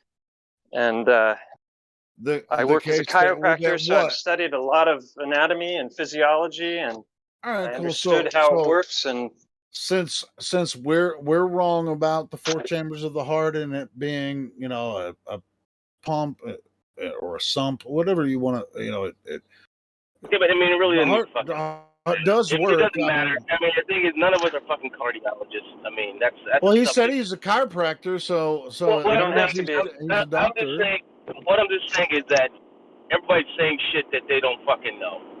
All right, none of us know the fucking anything about the fucking heart. Okay, I'm an EMT fucking firefighter. I learned bits and pieces of anatomy and shit like that. I don't know what the fuck that shit is. You know what I'm saying? I just know, hey, you could stick a vein, you could, you know what I'm saying, shit like that. I know certain drugs you can put in that will fucking that will manipulate shit, but that's as far as it goes. I mean, when it comes to the actual dynamics of how the fucking heart works, who really fucking knows? And none of us fucking know. To pretend sit here and debate about it and get fucking mad, it's stupid. You know, even though as many problems as I have with allopathy, as far as like when you have a heart attack and you go to the hospital, they can fix you because they know shit about but after his discoveries, they were able to fix people a whole lot better. Okay, so then you explain it. I mean, look into the guy without look into the guy you're talking about without fucking coming down on the dude. I mean, he's saying, hey, this guy says this, so fucking prove it. I mean, don't fucking say, oh, I know better. No, just fucking go look at the fucking information. I've already looked into that dude. I've already looked into the dude that says the heart's a rope. I looked at that shit before, man. So what's up? He said the dude's dead. Yeah, you already said that, but it's not like you can go talk to the guy. All you can do is look at old shit. I mean, yeah, sure. I've heard about it before. It's not the first time I've heard of it. You can watch live dissections where he proves the anatomy, and then you can see the functional MRI and the positronic emission that shows that blood is spiraling in and spiraling out in a vortex. It totally follows the works of Victor Schauberger, and it's amazing. And yeah, I got to get to work, guys. It was nice talking to you. Wasn't intending to argue. I just wanted to share some. No, you're cool, man. I'll look it up. I'll look it up. I'm always into alternative ideas of things because one guy always changes shit, you know, and they suppress things. So who knows? You know what I'm saying? I'd have to go look into it. This guy died on the night of his greatest. He did a dissection live in front of some of the greatest cardiologists here in Europe, and went back to the hotel room and died that night. So whether the CIA hit him with the heart attack gun or whether he was just like done after 30, 40 years of trying to get that information across, I don't know, but that's how it happened. So you practice chiropractic? Yeah. You know me, Healer. Oh, who is Did you recognize my voice? Who am I talking to? Oh, Stellium. Oh, fucking sorry, bro. Yeah. That's all right. Yeah, his son actually. You know, I've done a lot of work on these petrified organs. Talked about that before in here. Remember that? Victor. The heart stones. Yeah. What was his name? Victor. Yeah. Who? Well, Victor Schauberger's the water guy, toroids or vortexes and everything, and then Guasp is the cardiologist, and actually his son came and visited me here at my office. I made a video about it called "Son of a Titan" on my channel. That was an interesting encounter because a book called Nature as Teacher. I don't know. That doesn't sound familiar, but well, I just found one. It's a PDF. Send it to you if you haven't seen it. Anyway, I gotta get going. I got patients arriving shortly. Nice talking to you guys. All right, see you later, brother. Take care. Yeah, sorry I came hard on you, but anyway. I do that. That sounded gross, dude. I know it did sound gross. I did go in on Stellium, but when I didn't realize who I was talking to. But anyway, yeah, I respect that dude. He's freaking awesome.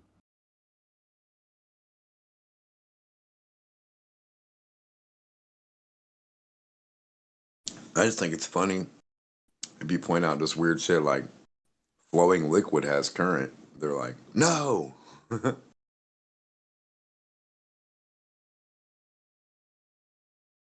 That's not electric.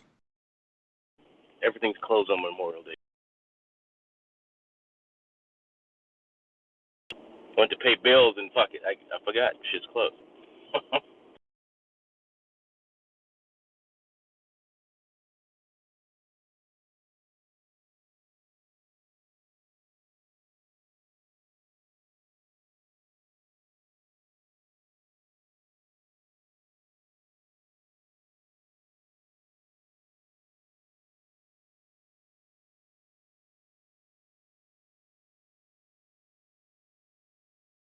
I'm gonna check this PDF out. He was saying Victor Schauberger. I'm gonna post it for you guys too. I just found PDF.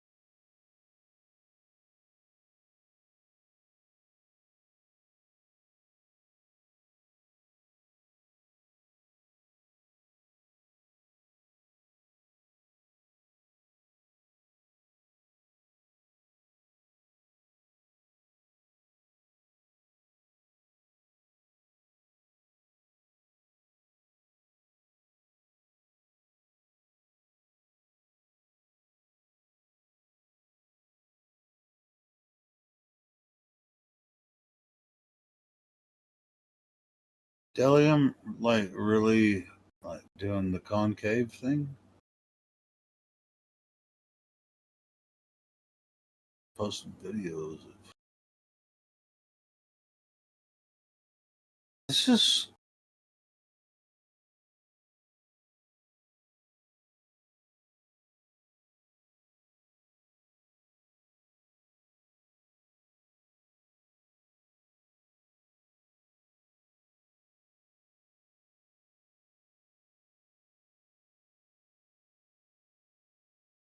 Seen Lord Stephen Christ.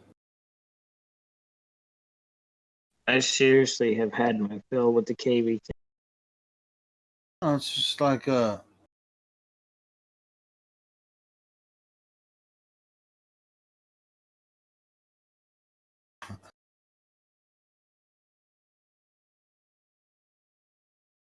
it's like how can the Earth be flat, right? Oh, because it's obviously glowing, and then people will be like, "Hey, it's concave," but I'm like, where the fuck is the curve? Where's the curve? Upside down clovers. Yeah, upside down. It's like fuck the That's what concave. you get when you turn a baller upside down. You get a concave earther. Delium, man. Yeah, if you're in concave, man, what the hell are you talking about? Especially if you're posting Lord Stephen Christ shit, because I talked to that dude. He's an asshole.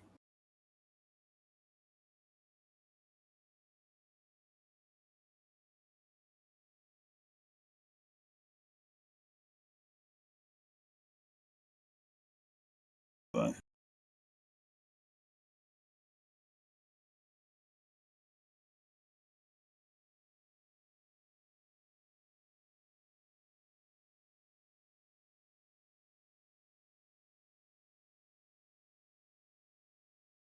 If you go back, the whole KV thing was just a passing comment to fill dead air. okay, well, I'm not sure if Stellium was on that or not, but he did post. He did post it in the chat. I don't know if he's following concave stuff, but yeah, I know. When Lord Stephen Christ is the big concaver, and he actually put up a pretty good presentation of the concave, but it's not I mean, it might as well be NASA, as far as I'm concerned.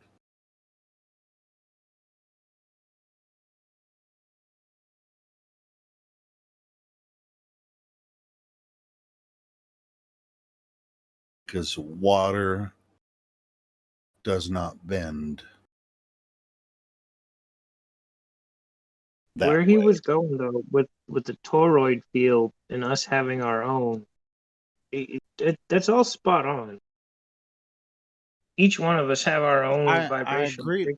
Yeah, I agree with the magnetism, electromagnetism, the toroidal field. Of course, that's why we have the North Pole, right? That's why compasses work. Right. Well, that was what I was hearing. We live in the toroid across the flat plane.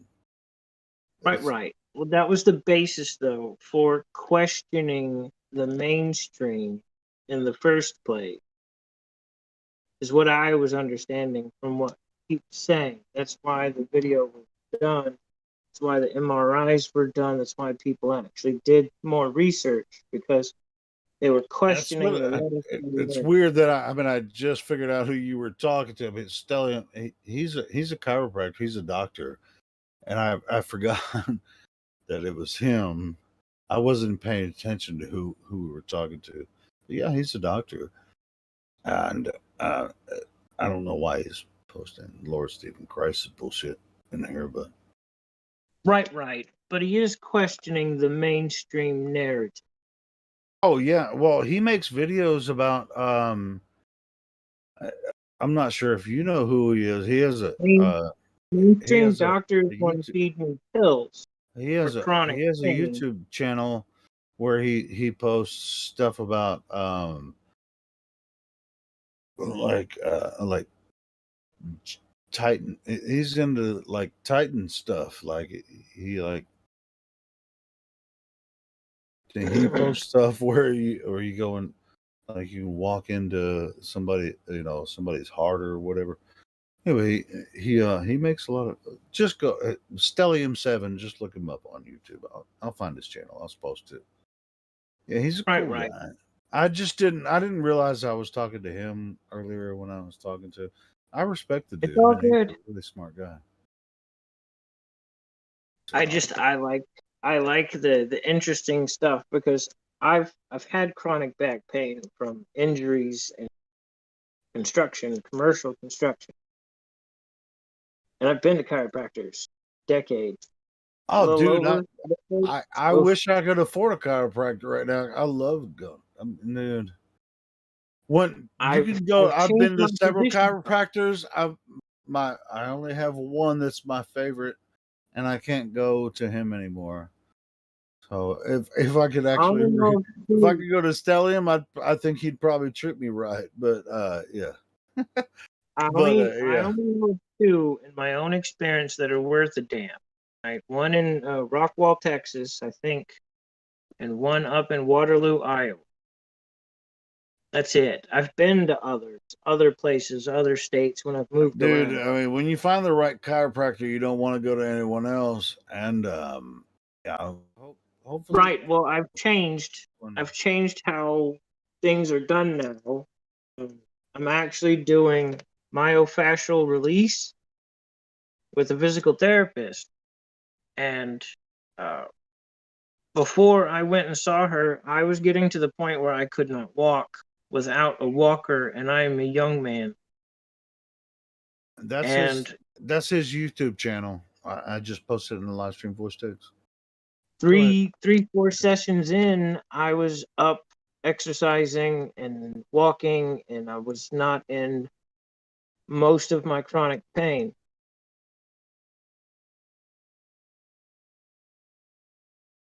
Chiropractors are good, yes, but there's always something deeper. But finding a great chiropractor, that is a diamond in the rough. I know it. I miss my chiropractor, but I just live too far away to go see him. He was freaking badass. It was, oh man, every time I went to that clinic, it was. Have you heard of myofascial release? What's the name of it? Myo. I'll type it in chat. Hey man, I leave that shit to the doctors, man. I'll tell you, when I went to the clinic that I went to was called Back in Action.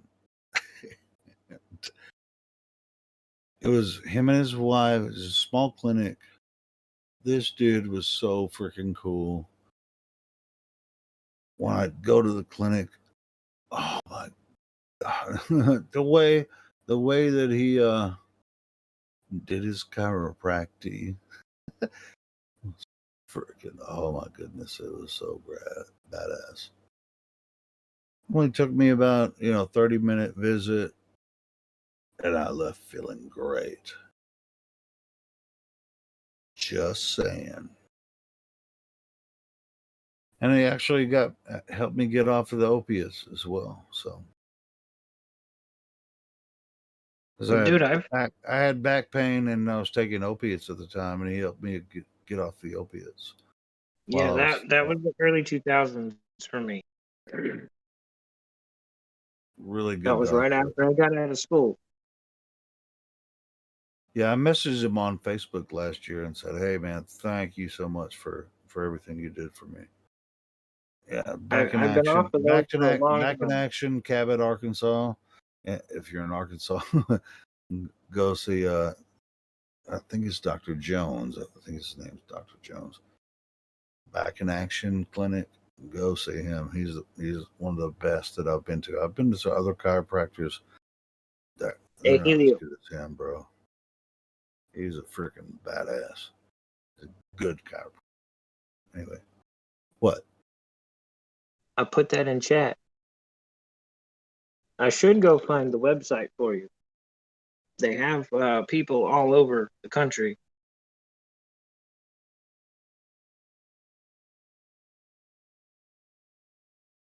What is that?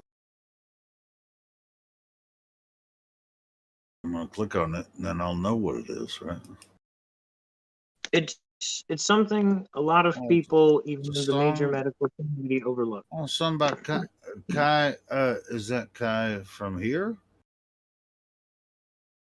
Who?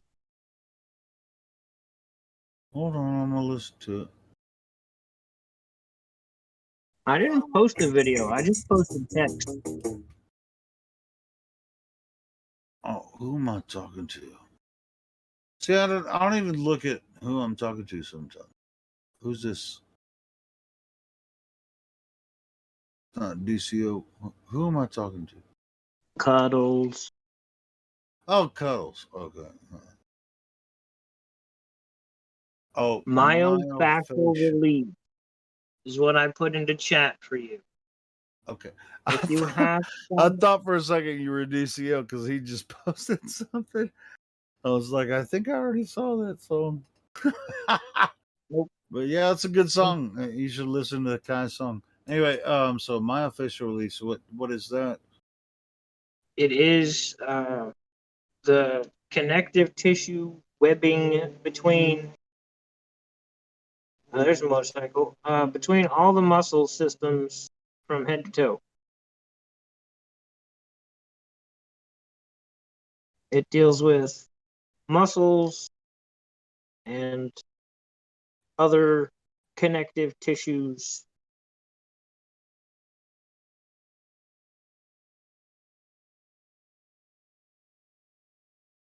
It's kind of like before you get to rolfing, if you know what rolfing is.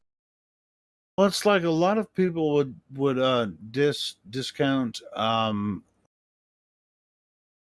what's it called where they put the pins in your skin. Yeah, What is it? acupuncture. Acupuncture. Yeah. People will just say, "Oh, that shit don't work." Like, probably does, and I know that chiropractic works because I've fucking done it, but I know the difference between a good chiropractor and a bad one, so and Right, but that's why I'm saying myofascial, because it would be before you get to acupuncture or rolfing or something like that, if you're going like holistic route. yeah, I'll check it out. Besides like the pin, the acupuncture would be, but there's also like the pressure point thing. What do they call that?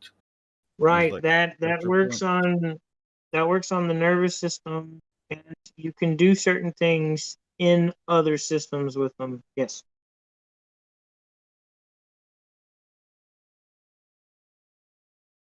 There's a lot to study on acupressure. Or Acupressure. Yeah, that's the word. See, it hit me. It hit me. I know these words. I know these terms. You gotta remember sometimes. Sometimes you forget. So But you right, have, myofascial releases. I've been in chronic pain. I'm not in pain as often or as much or as intense. I'm not on any drugs, no doctor drugs at all, none of that bullshit. And I'm actually functioning. yeah, cool. Well, 8 years ago, if I would have sneezed too hard, I would have thrown my back out and I would have been stuck. Me too. I'll tell you what. My back is.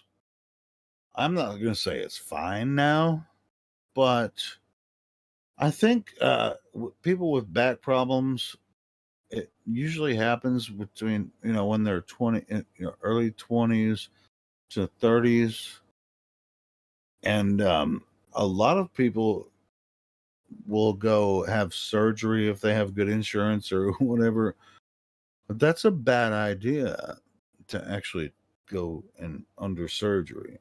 I think it's a better idea to go to a chiropractor or whatever and release the pressure on, and to correct your spine as much as you can, because I've never had back surgery. I went to a back surgeon when he said, "Hey, what I'm going to do is put you on massive amounts of opiates and then come in every couple months and we're going to shoot freaking shit in your back, and I'm going to make a shitload of money off of, because I had good insurance. I'm going to make a shitload of money by just prescribing you fucking shitloads of freaking opiates and shooting shit in the bottom of your spine, and you'll be good." And guess what? I wasn't. I actually became a fucking dope addict because of this fucking doctor. And I thank God I never had surgery.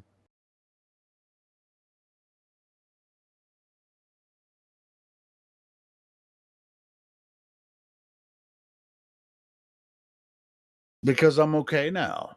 I mean, my back, it still hurts a little bit every once in a while. I mean, just like every older person, just like, oh, that's a little crick here and there.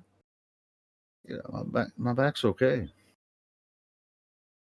But I mean, when I was in my early 20s, late 20s, I mean, every once in a while my back would just go wham, you can't do shit for a week.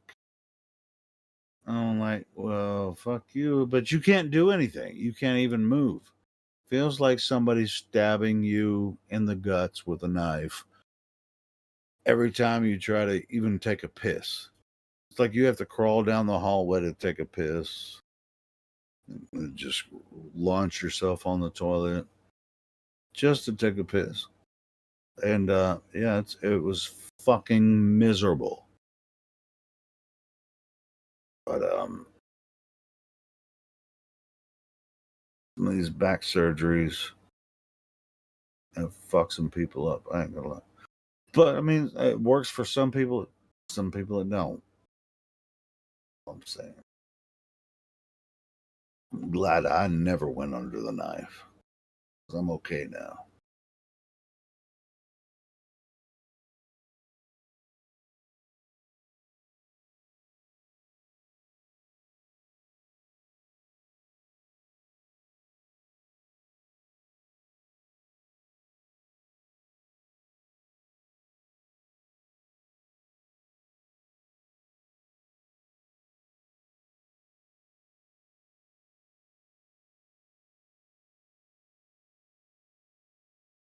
Holy shit.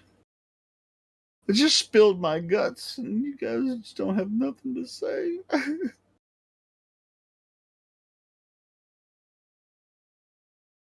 So I think most of your pain is with the myofascial system needing.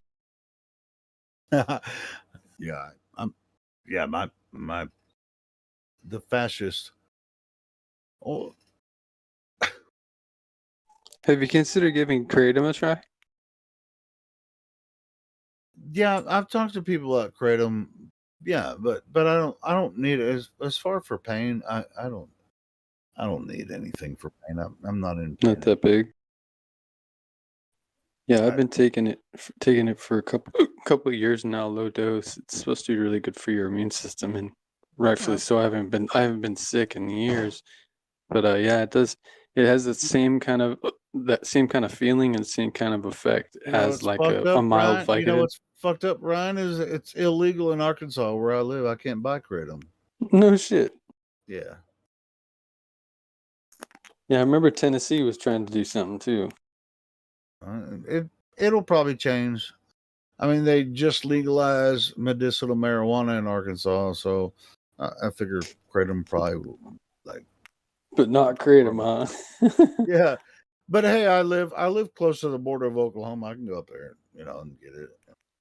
Hey, you can come on over here and I'll give you some. Or Missouri, trade 'em. Missouri. I live in like northwestern Arkansas. It's like 30 minutes. It's like 30 minutes to Oklahoma or Missouri from where I'm at. Well, what's I'm just outside of Tulsa. Really? Yeah. Dude, we need to hook up, man, and fucking have a party. I'm down. Always down to hang out with the fellow flat Earth.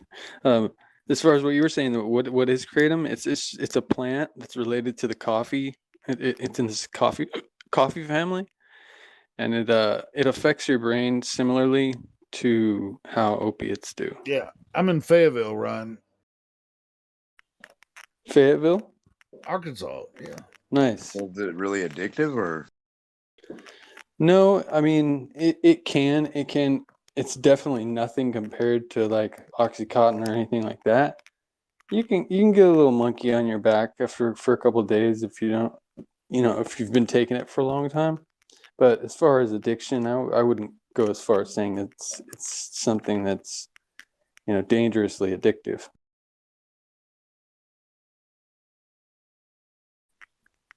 I mean, like I said, it comes from the coffee family, and coffee's addictive.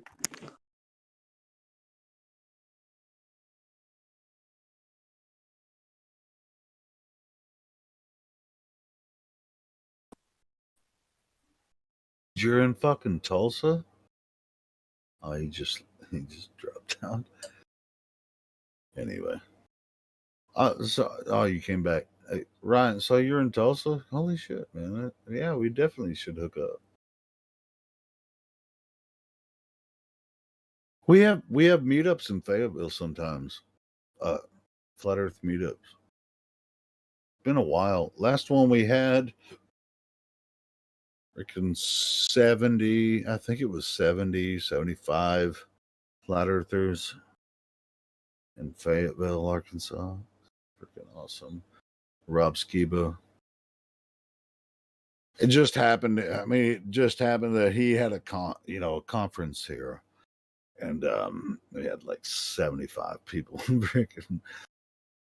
freaking filled up this restaurant. They were like, "What the fuck is going on here?" Yeah, I'm definitely down. Anytime you guys got any information as far as meetups are concerned, I'd love to go. Yeah, dude. I'll contact some of my friends around here, and yeah, it's about time to have another meetup. Yeah, so yeah, I'll definitely do that. Cool. And I'll let you know. I appreciate it. We always have a blast, man. It's great. Or as they say here in Oklahoma, appreciate you. Appreciate you.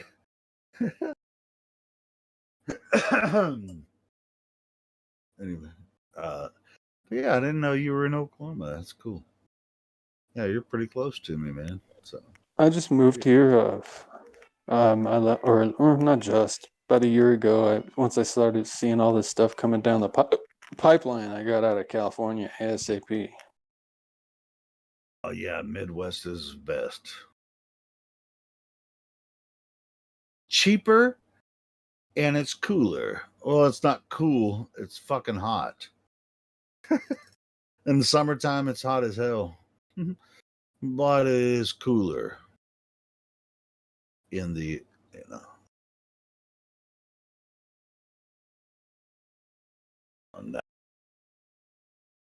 in the summertime, it can be pretty brutal in the Midwest.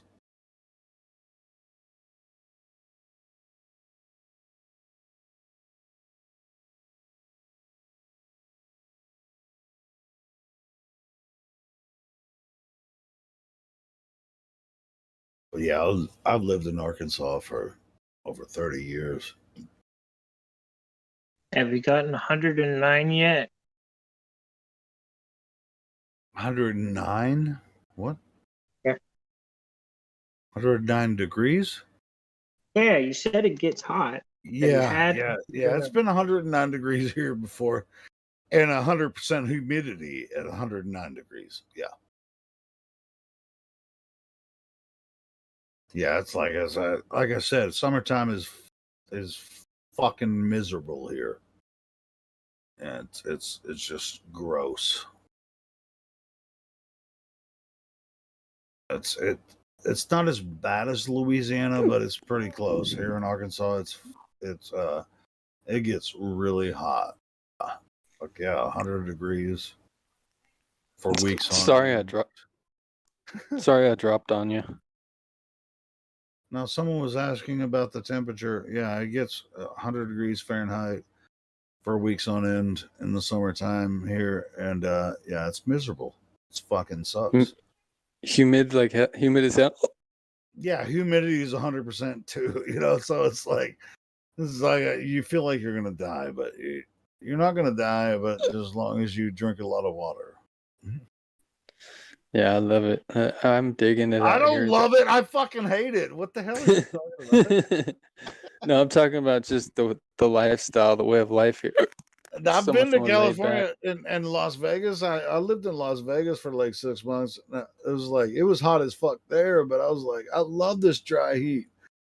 Yeah. But yeah, when you come, when you go to the fucking Arkansas, it's just like, I fucking hate this weather. It sucks ass, man. It's just so miserable. Anyway, dog days of summer, right? I'll tell you one thing, man. Ever since I moved out here, one part I love about this area, I'm sure Arkansas is similar, is the fact that there's just wild food growing everywhere. I'm a big into foraging and stuff.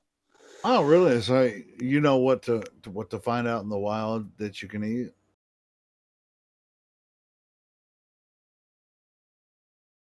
I need to get one of those nature books Yeah, for sure. I recommend them. Yeah. Or a mushroom identifier.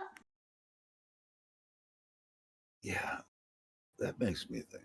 I need to. I can sure get the PDF right now. I'm sure. Cut the shit. Said how to get rid of hiccups. Thanks, cut the shit. I know how to get rid of hiccups. Here's a. It doesn't always work, but most of the time it does. Just grab your glass. Fill a glass of water. Breathe out. Take a sip. Breathe in. Breathe out. Do that for about a minute. Take a sip. Just keep sipping a glass of water, and breathing out, breathing in for about a minute, and that usually will get rid of it. Take a shot of vinegar. Works 100% of the time. Oh, yeah, vinegar. Okay, cool. Yeah, the breathe out, breathe in minute. The holding your breath sometimes works, but the like if you fill a glass with water and you take a sip, swallow, breathe in, breathe out, and then you sip, breathe in. Do that for about a minute, and it should get rid of it. Yeah, most of the time that works for me. Yeah, I'm gonna give it a try right now. I've had success in the past with like holding a pencil in your mouth. I don't know what the hell that does. I guess it introduces air into. What are you like tasting the lead? No, you just put a pencil in your mouth and just drink the water. What helps for me is holding your breath in for as long as you can, holding your breath, because hiccups is a spastic lower it's an upper muscle. abdomen. Yeah, it's a spastic muscle. So when you hold in your breath for as long as you can, you give that muscle some relaxation. That's cool. Holding. Don't talk, just chill, hold your breath for as long as you can. Go sip some water. No, I'm just playing. Yeah, there's different. I mean, when I first get hiccups, which I fucking hate hiccups, I'll try to hold my breath, or I'll push out all of my breath and hold it as long as I can. That shit don't work. but the sipping technique that I was telling him about, that usually works after a couple of minutes. You'll get rid of your Yeah, I'm not having them now. Yeah, I'm just saying, if you can't get rid of your hiccup, try that, man. Just fill a glass with water, stand over the sink, and just go. Take a sip, swallow, take a deep breath. Then Yeah, it worked. See? take a sip. Woohoo. Yeah, that's what's up, man. I mean, I'm telling you, man, that shit works.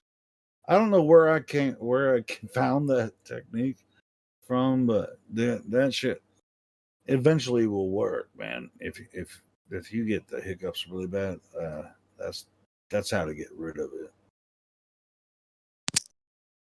Because holding your breath technique doesn't always work.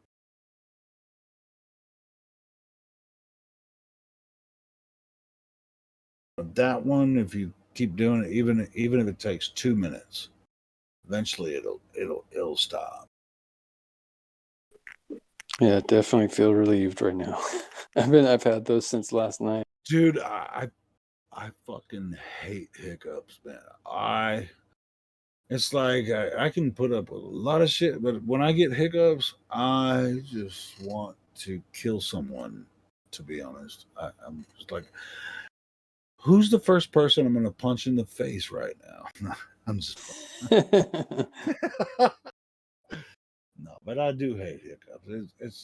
It's the most uncomfortable thing that you could ever experience. Yeah, it's an odd thing too, you know. Like, isn't there? Don't they, quote unquote, say that there's like no real cure or understanding of the hiccups, or am I mistaken? I think Roger was saying, I mean, it's a spasm of your diaphragm, and so it's I can't explain why it happens. I don't think even doctors can explain why it happens. It's just kind of like just fucking does, you know. And so, yeah, it's a spasm of your diaphragm.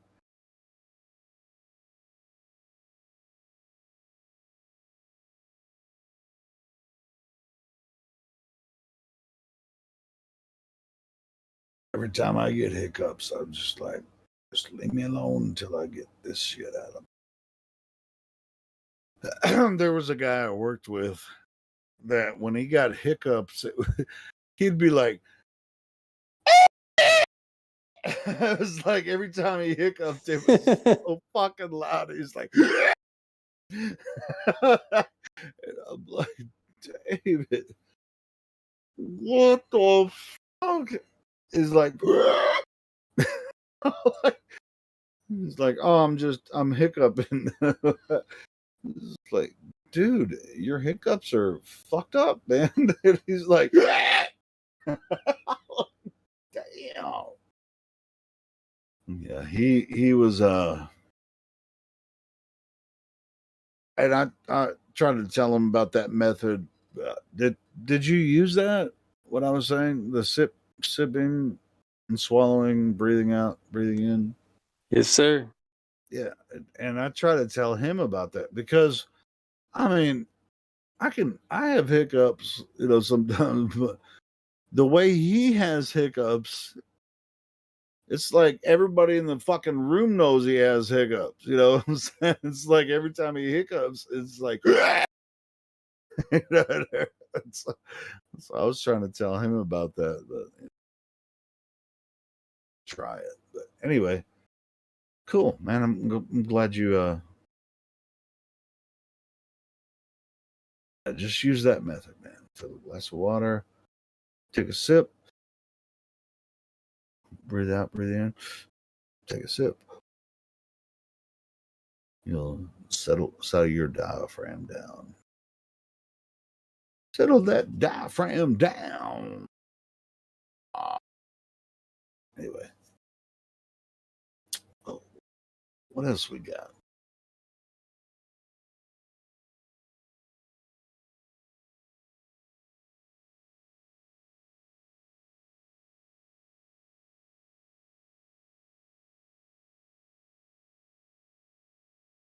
It's about time for a Northwest Arkansas Flat Earth meetup. I'm in. How much Yeah. how much of a drive is that? Do you know off the top of your head? Like From near Tulsa, it's about an hour and a yeah. half. About Oh, an that's hour not and a bad at half. all. Hell That is yeah. Dude, totally doable. I'll contact my Flat Earth friends and in this area. We'll set that up pretty soon. Yeah, let's get it going on. It's always I fun. had We an always have a idea great time. about when you do a meet. I wanted to do a meetup, but instead of just meeting up at a place, everyone taking their bikes and playing some flat Earth music and just riding around, playing some flat Earth music. Because I feel like it's so Dude, awkward it sometimes might to be sit in fun one spot. to like because it's about the summertime. Well, I mean, Here in California, it would work for sure. There's something that they used to do called critical mass, where everyone would get on their bikes and ride downtown San Diego. I think something like that with flat earthers, it would be interesting. Like, I don't like yelling out, "Oh, flat Earth." I like people seeing how much fun we're having.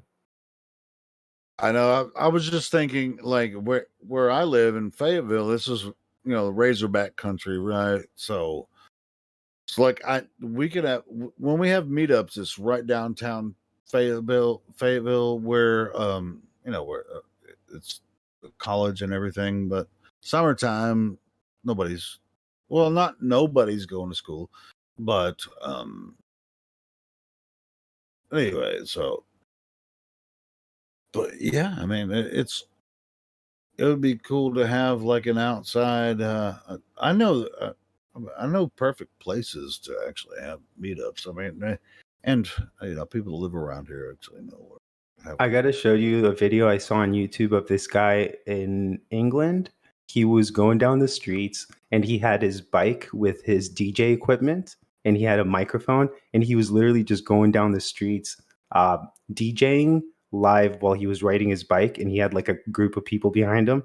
It looked like so much fun. I think that's where I got my idea of doing like the flat earth thing. I got to post it. That'd be cool.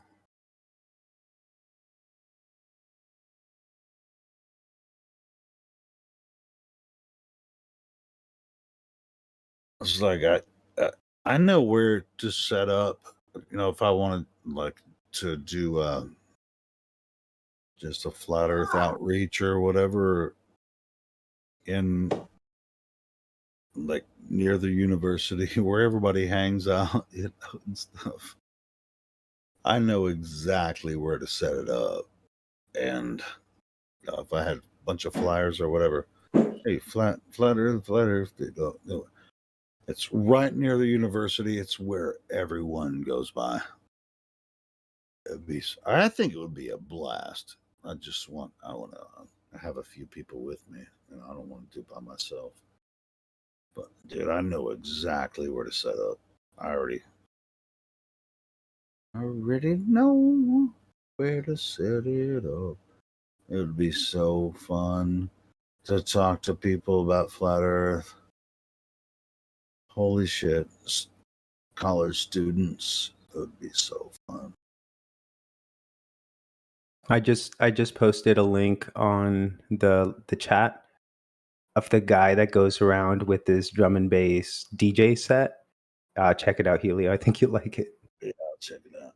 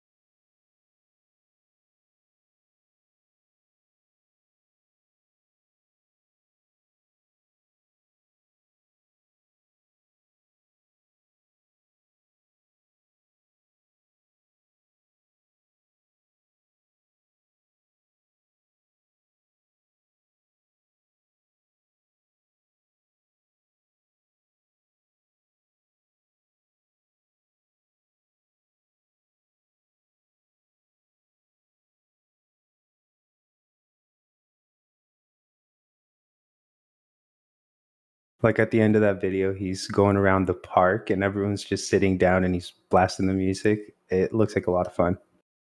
But that seems like more of something that I would like to do, is instead of just sitting down in a place with like a blowhorn and just yelling out flat earth, something more like music related and just creating a cool group where people could just join in and ask questions. That shit is funny, bro.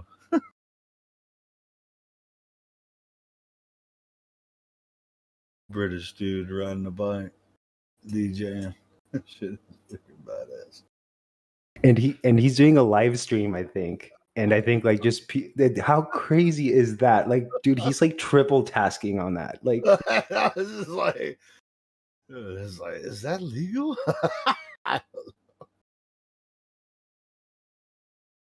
But anyway, hey, I've been threatening to do a freaking a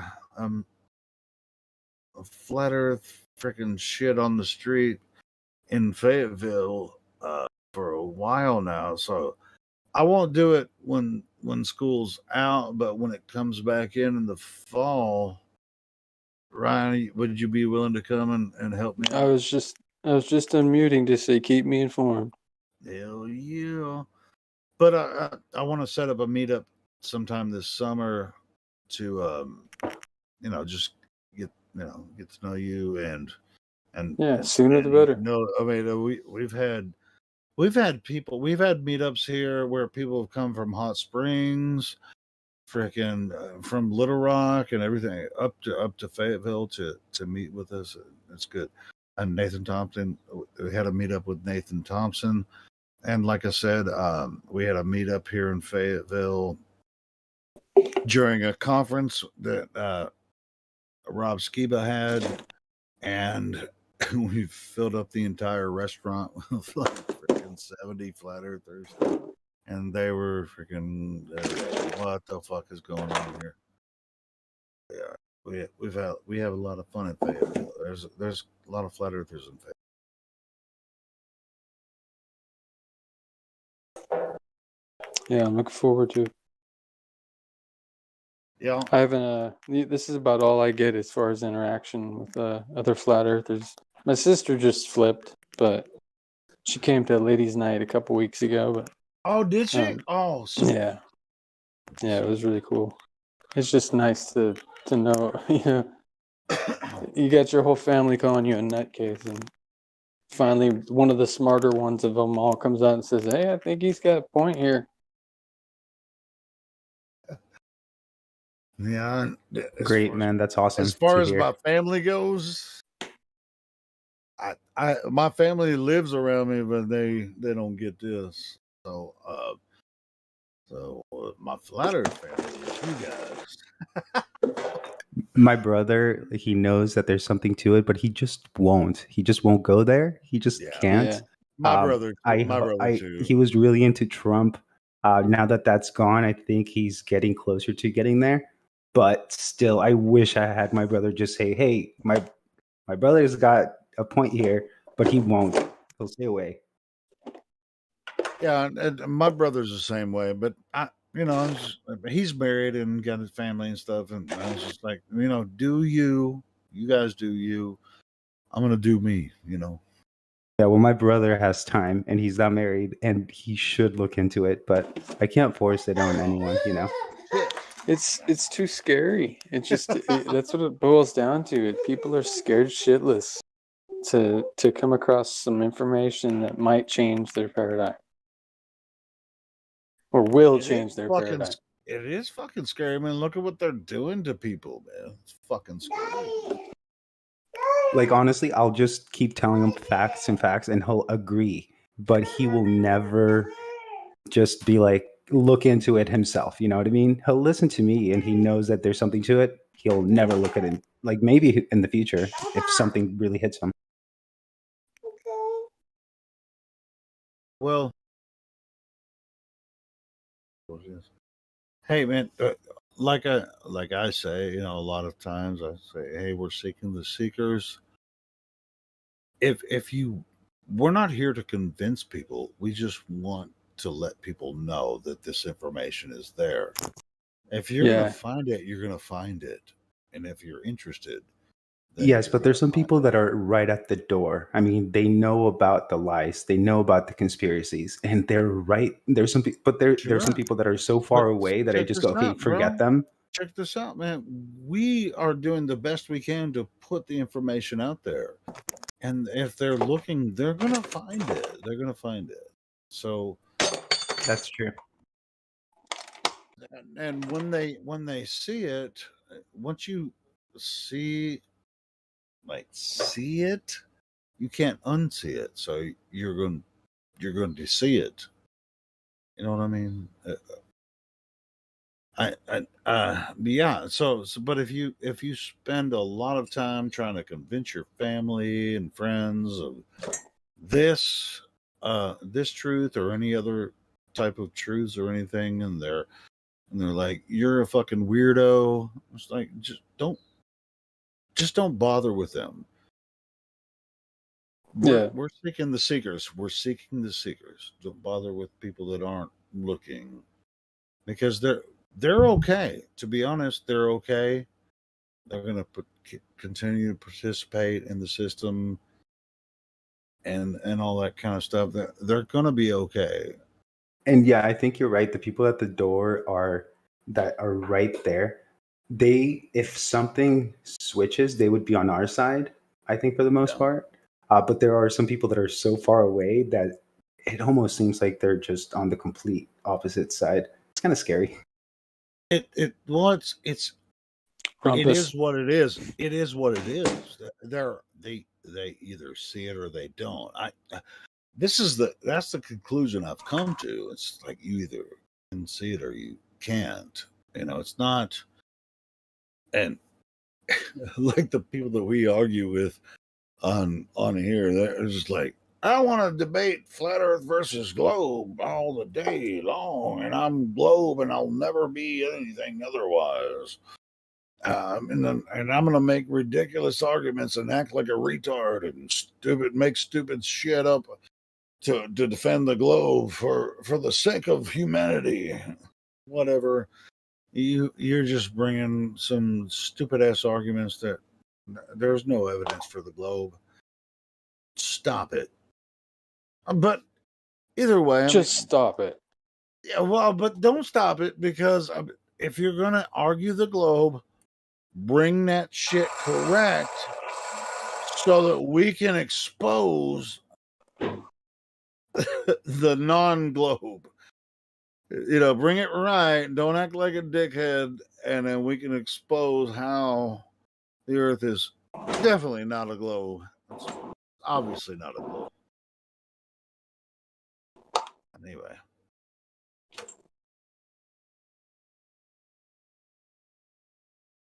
But they refuse to accept it. Like those kind of people, it's like, what? I think someone was saying yesterday, it's like, why do these guys continue to hang around? When, like, globers are people that just could give a shit about this argument, right? Like real globers. They're like they're like Democrat, Republicans, or they're we're all using the financial system, whatever. But anyway, they're just functioning. But globers are like, have servers, and they're just like, we're gonna go debate these flat earthers about the globe. It's like, dude, we fucking destroyed the globe 3 years ago. What the hell are you doing here? Yeah, I honestly believe that it comes down to something. One part of our argument hit home with them. I think this goes for a majority of them, that they heard something that really made them think twice, and it scared the shit out of them, and they just, that's why they keep coming in. That lingering over their head, trying to disprove it. At a certain point, after they've talked to us long enough, they know our argument now. as good as we know their argument, right? So they have chosen a side now. Instead of like we get a lot of new people in here and we talk to them and they can tell right away that they don't really know, the globe or what they're talking about. But the veteran globers, Here, I saw. they've made a choice to say, Yeah, hey, I see your side, I see my side, but I'm a glober. And even though I don't have evidence, I'm just going to waste everybody's time defending it. I saw a new guy come in here, and he was like, "Oh yeah, there's nothing to flat Earth." And then he saw someone posted a map. He's like, "This is speculation, but there could be other lands." And I swear he saw that map just of the possibility that there could be other lands, and I think it blew his mind. And he's like, "All right, I gotta go." And I think I saw it live. I could be wrong, but I think it kind of shocked him so much just to see a map that there's a possibility that there could be other lands. It just kind of like does this thing where it just DCO, shocks that's their why, brain or something. Yeah, DCO, this is why we're here. We're not here to debate with this room. This live stream is not for us to debate these dumbass globers that would, if we let them in here, would just sit here all day and just berate us. They're not here for a reason. It's because we don't want them here. We're here to meet new people. And hey, if we reach one single person every day, worth it, man. Sometimes we reach dozens in one day. So yeah, fuck yeah.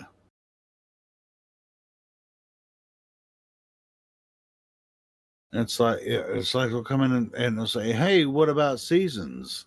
We have an explanation for seasons. Explanations aren't good enough. It's just Earth is. How can water bend? Right. That's where we start. So don't answer their seasons question until they see that water can't bend. That's not how water does. Water don't bend like that.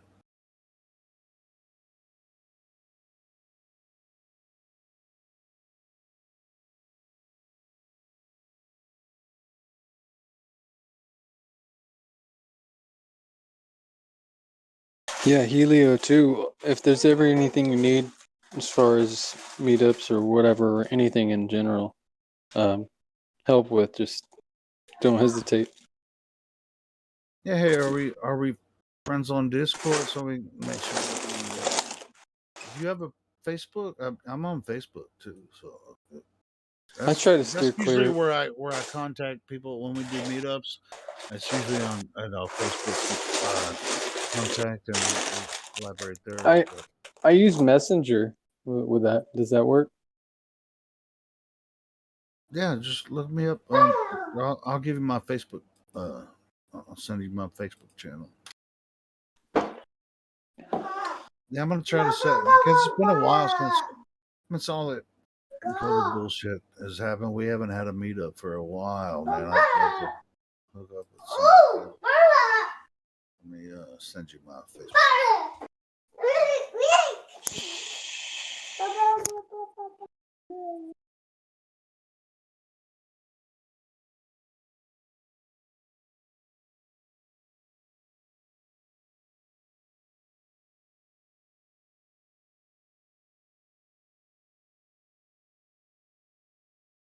Hell is going on? Yeah, I've come across a bunch of flat Earth information on TikTok, and it's been really fun to kind of sit through it. There's a lot of BS, but I've been seeing a lot more. I don't know if it's tailored to my stuff because I, follow the people that are kind of like truth related. So I don't know if they're just sending me that stuff, but it's still good to see that there's people out there. I'm sure that there's people here putting information out there on TikTok.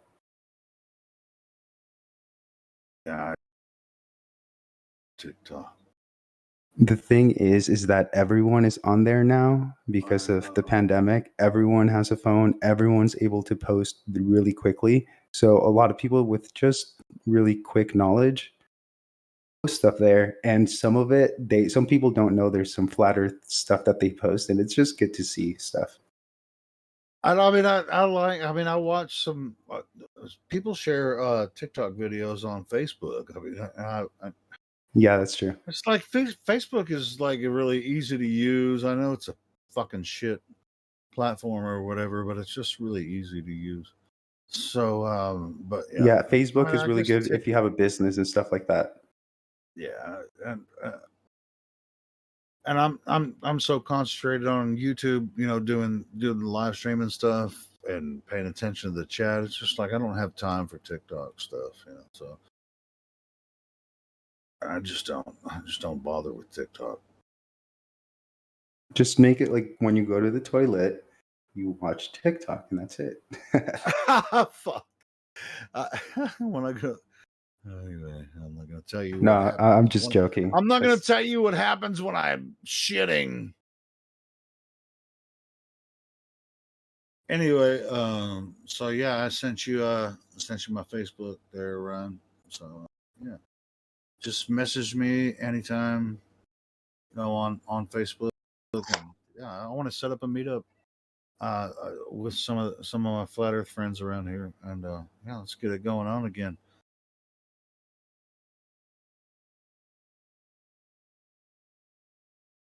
Nice to meet you, bro. Good stuff. Meetups are always great, man. We've had in Northwest Arkansas, we had freaking. I think I've been to 4 Flat Earth meetups. One was like 7, 8 people. One was like 15. We just pretty much like bombard a restaurant, It's like, hey, let's meet up here, and then we all friggin' take a corner of a restaurant. So funny. It's like, hey, usually we try to let them know that we're gonna have a group coming. Well, we don't know how many people are gonna show up, And that one meetup when Rob Skiba had the conference, I didn't know that there was gonna be that many people there, but dude, they announced it at the conference, and there was freaking 70 people just like took over the entire restaurant. It was freaking awesome. It was so fun.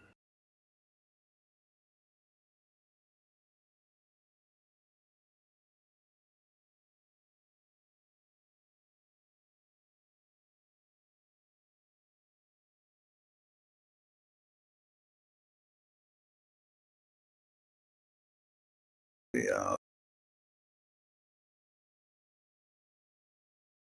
I can get a hold of the other guys and set up a meetup soon.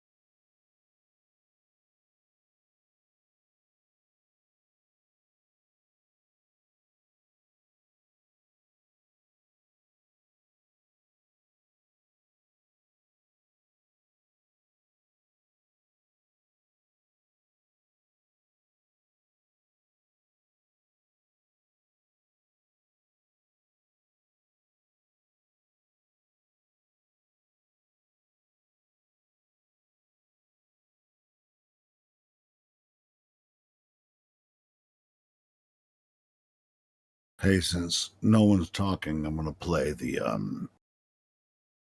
event we had on Chatterbox the other night.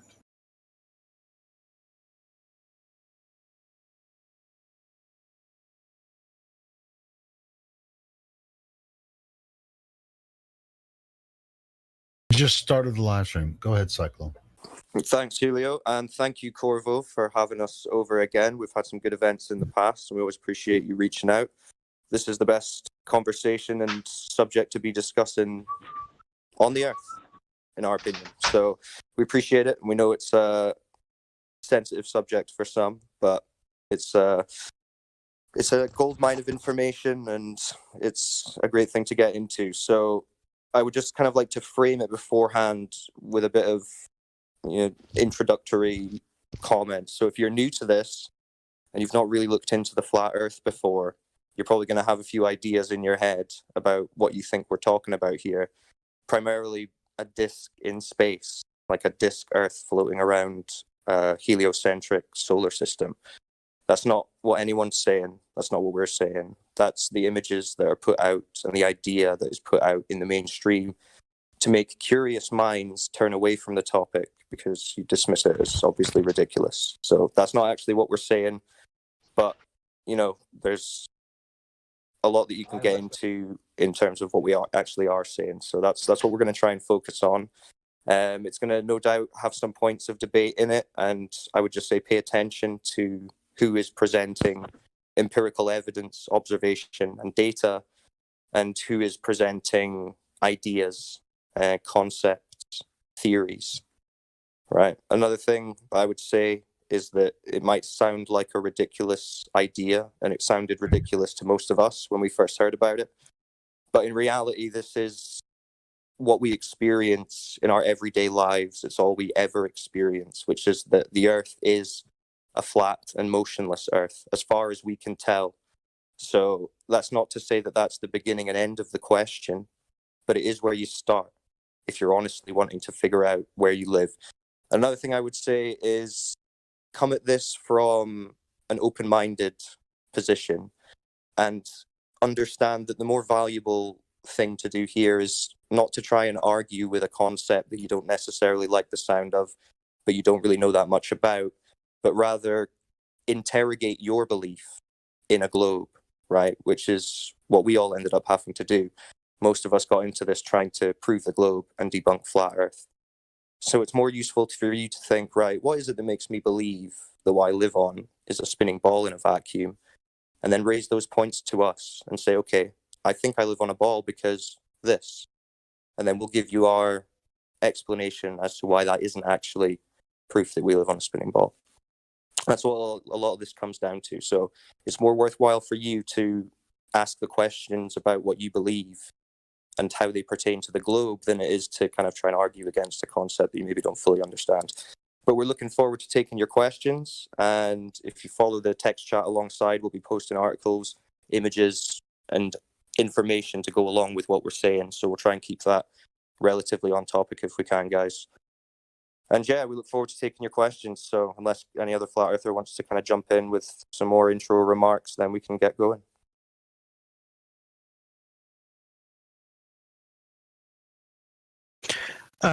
Let's begin with a simple question. Why is the Earth not a globe? I'll just start off the discussion with that. Okay, well, I'd say the simplest answer to that is that a globe requires physical curvature of the surface, right? A ball requires physically a necessity that the surface is curving at a certain rate. NASA and the mainstream give us this rate, approximately 8 inches per mile square, based on a ball with a radius of 3,959 miles. That's the official story. So it necessitates physical curvature. So this is what people are testing. This is the crux of the whole discussion. If Earth is a ball, if the stories about the satellites going into space, going to the moon, if the stories about any of it, gravity, everything that you think proves a ball, if any of those are true, then it necessitates physical curvature of the surface. And people are doing long-distance observations, laser tests, radio wave tests, to test the convexity, or lack thereof, of the surface over bodies of water, salt flats, things like that. And they're finding no curvature. There has to be curvature of a very specific rate for the story to be true, and there's none when physically tested. We can see too far. Our line of sight is too far for there to be a curve going down and away from us at a certain rate, like they tell us. So this is the craziest thing about this subject. If you're into conspiracies and you've looked at things like 9/11, the moon landing, JFK, all this kind of stuff, Flat Earth sounds like the most ridiculous, but it is the one with all of the evidence that you can actually verify. That's the difference. You can test this yourself once you understand the globe model, but it requires actually understanding the globe model to a depth that you don't get taught in school. None of us are taught what we're going to talk about tonight in school for the most part. Not in this detail. And you need to know that detail to be able to test it. So it's now being tested. It was being tested in the 1800s and the 1900s as well, but again, they were kind of just shouted down. But yeah, there's no curvature. No curve, no ball. Cannot be a globe. Physically cannot be. So that's the main argument, I would say, in terms of empirical, verifiable. But I mean, it's endless. You can get into motion of the Earth. We can get into the vacuum of space and gas pressure requiring a container. Physical reality and natural law debunk the globe model. And it's just about going and learning those things, learning the globe model in detail, what its actual claims are, claims which are physically essential to the story. And they're nowhere to be found in reality. And reality actually contradicts them directly. So it's a crazy pill to swallow, but that is what you'll find if you honestly go looking at the evidence. Right. So it's like you'll be taught like discursive writing and debate in school, and they'll tell you need to know both sides of an argument. Right. We're only taught one. We're only taught the heliocentric globe model.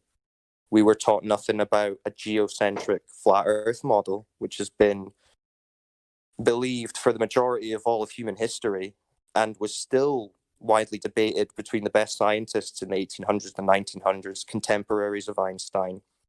They were still debating heliocentrism and geocentrism because the reality is our observed worldview is geocentric. What we see is that the sun is moving, not that we're moving.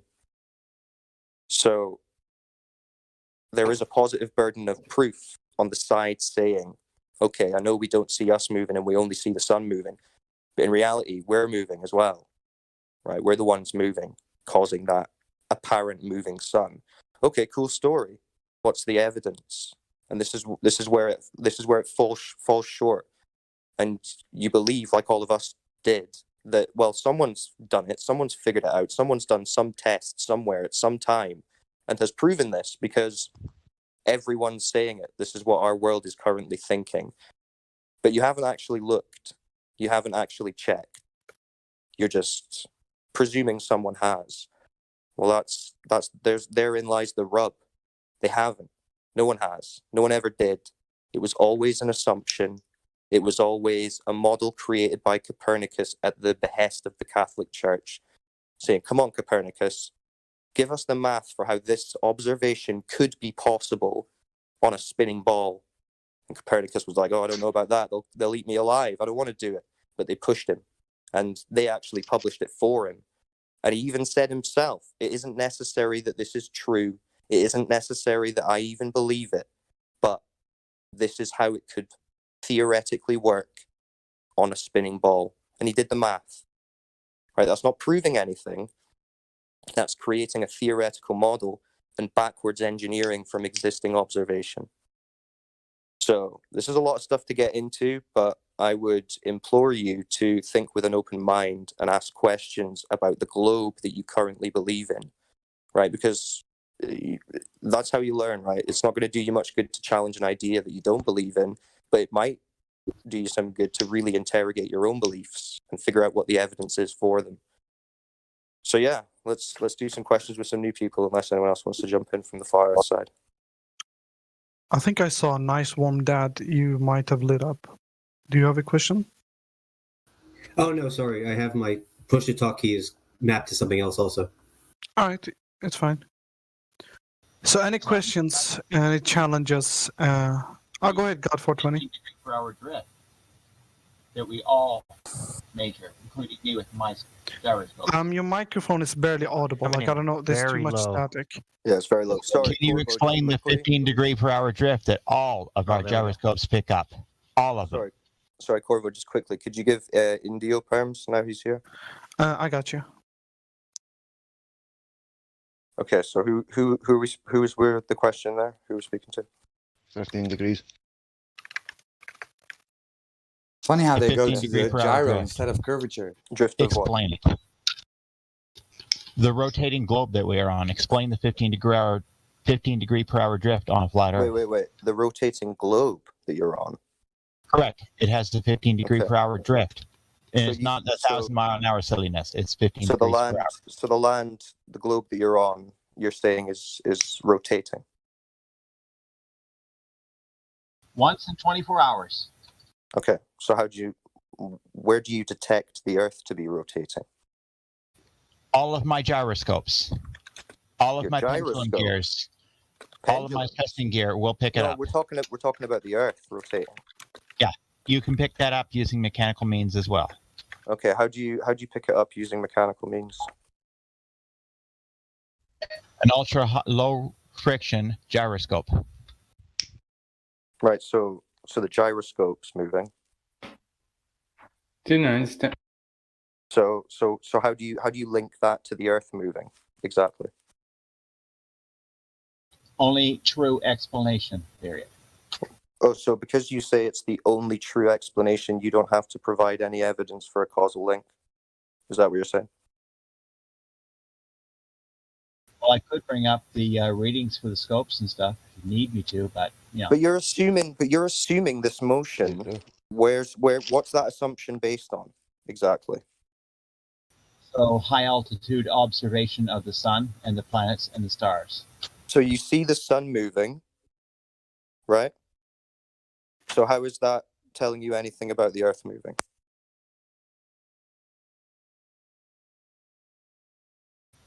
They are all rotating. Right. Okay. But the Earth is not. Right? It's just too obvious that the rotation. That they're rotating. Okay, so they're rotating. How do you get to the bit where you're rotating? This all up to some argument. Is that an assumption? So it's an assumption. Just Thank that you. kind of nowhere. Measured evidence from my own personal equipment proves to me that it is rotating. But you just said it's because the sun and the stars are moving. But that's just the sun and the stars moving. I'm asking, what makes you think that you're the one moving? My gyroscopes, like I said at the beginning, I'll repeat myself. I don't mind being a broken record. Okay, so you don't. So it's an assumption that you're moving. Yes. Affirming the consequence. Yeah, that's a logical fallacy. Can I just get in here as well? Just quickly, do you have a demonstration of this?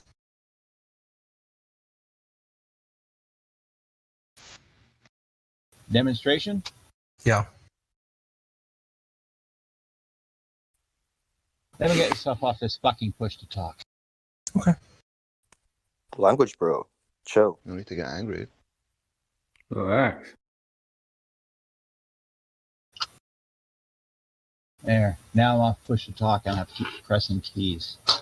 Is that better? Right, how do I measure it? I just use my gyroscopes. And you can actually measure their drift. You can Wasn't what I asked. I don't know how to explain it to you. I'm not a scientist. I'm not asking for an explanation. Whatever. I was asking for a demonstration. You either have one or you don't. So if we, do you guys feel like you want to take a question from chat? I was wondering if you could actually answer my question because I don't feel like we've finished that yet. I'd like to finish this guy. God 420, because you've made a claim there. I was wondering if you have a demonstration for that. Well, I can set up and do some video streaming and show some gyroscopes in operation, but you're not going to see much except for a change in angle over the course of an hour, you'll see a drift of 15 degrees. But that is the claim that you've made that I'm asking for a demonstration of. I am. You understand? I can do that if I have to, but we'll be here 1 hour to watch it drift.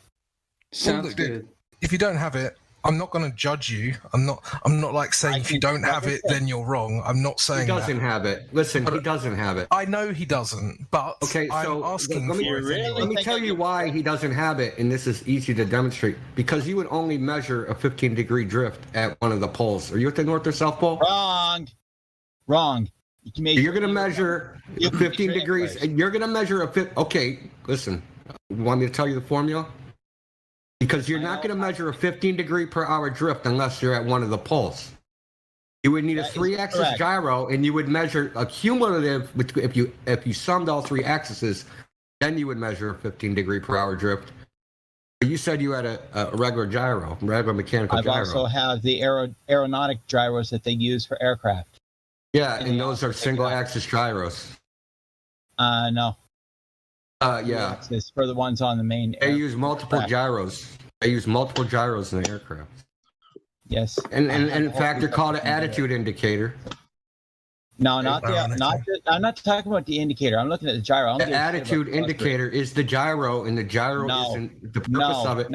It's not a reputation. Do you want me to just pull up a PDF that has that has the schematic for the attitude indicator for an aircraft? Do I really have to do this? I don't care about the attitude indicator. The attitude indicator is what has the gyro, dude. Ignore me then. Talk over me.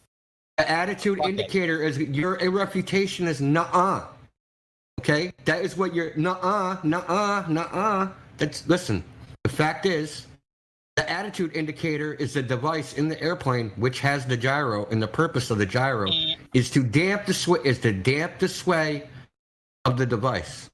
Wrong. Okay? Nuh-uh. I know exactly where it is. It is down in the belly of the plane. So who cares? In the control room. So may I try to move this? You can put it on the tail. You can put it on the name. I like a concession. It's irrelevant. I like a concession that he never actually did this test, because to measure 15 degrees per hour on a single axis, you would have to be at a pole. This is not debatable. This is objectively true. Agreed. Objectively true. You can. So if you're at 40, listen. If you're at 45 latitude, you're going to measure a 15 degree. Listen, so if you're at 45 latitude, you're going to measure a 15-degree per hour drift that is on a single axis. Do you realize how equatorial telescope mounts work? Yes. Okay. You can measure that drift throughout the entire surface of this planet, including the equators and the poles. Do you have to correct for latitude? Yes or no?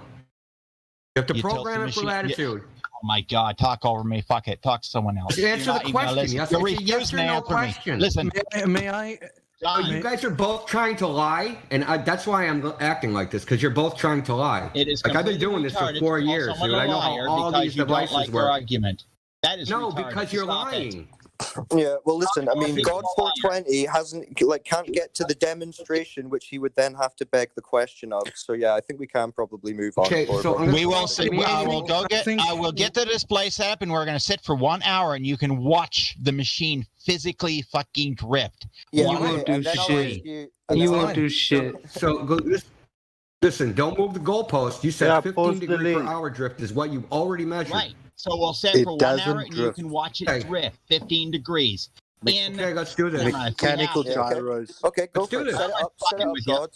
Right, set it up. Let's do this, dude. Listen, I'm gonna laugh, dude. When you measure 7.3 degree drift because you're at something like 43 latitude, I'm gonna laugh at you. Wrong. May I please interject for some more? Guys, let's let Corvo get in here. Yeah, I was going to say that. I mean, we can at later time do a live stream with God 420 if we guys are interested. How about I post citations? Will that suffice, and we can just end this? I'll just post citations. We can both post citations. So I think I have a question by King of Kings, who have a question for the flat earthers. If the curvature of the globe is 8 inches per mile of distance, wouldn't the difference be? Can I stop you right there? Per mile is a slope. No one is claiming to live on a slope, are they? Well, hold on. Let me finish the question. Yeah, but the question is already wrong. So it needs to be correct. So let me finish it. I'm just reading it. Yeah, the guy isn't talking. Okay, but the question is already wrong. That's the point. Yeah, we'll correct him and say it's 8 inches per mile squared, not 8 inches per mile. That's a parabola. Okay, 8 inches per mile squared. Wouldn't the difference be difficult to detect with just your eyes?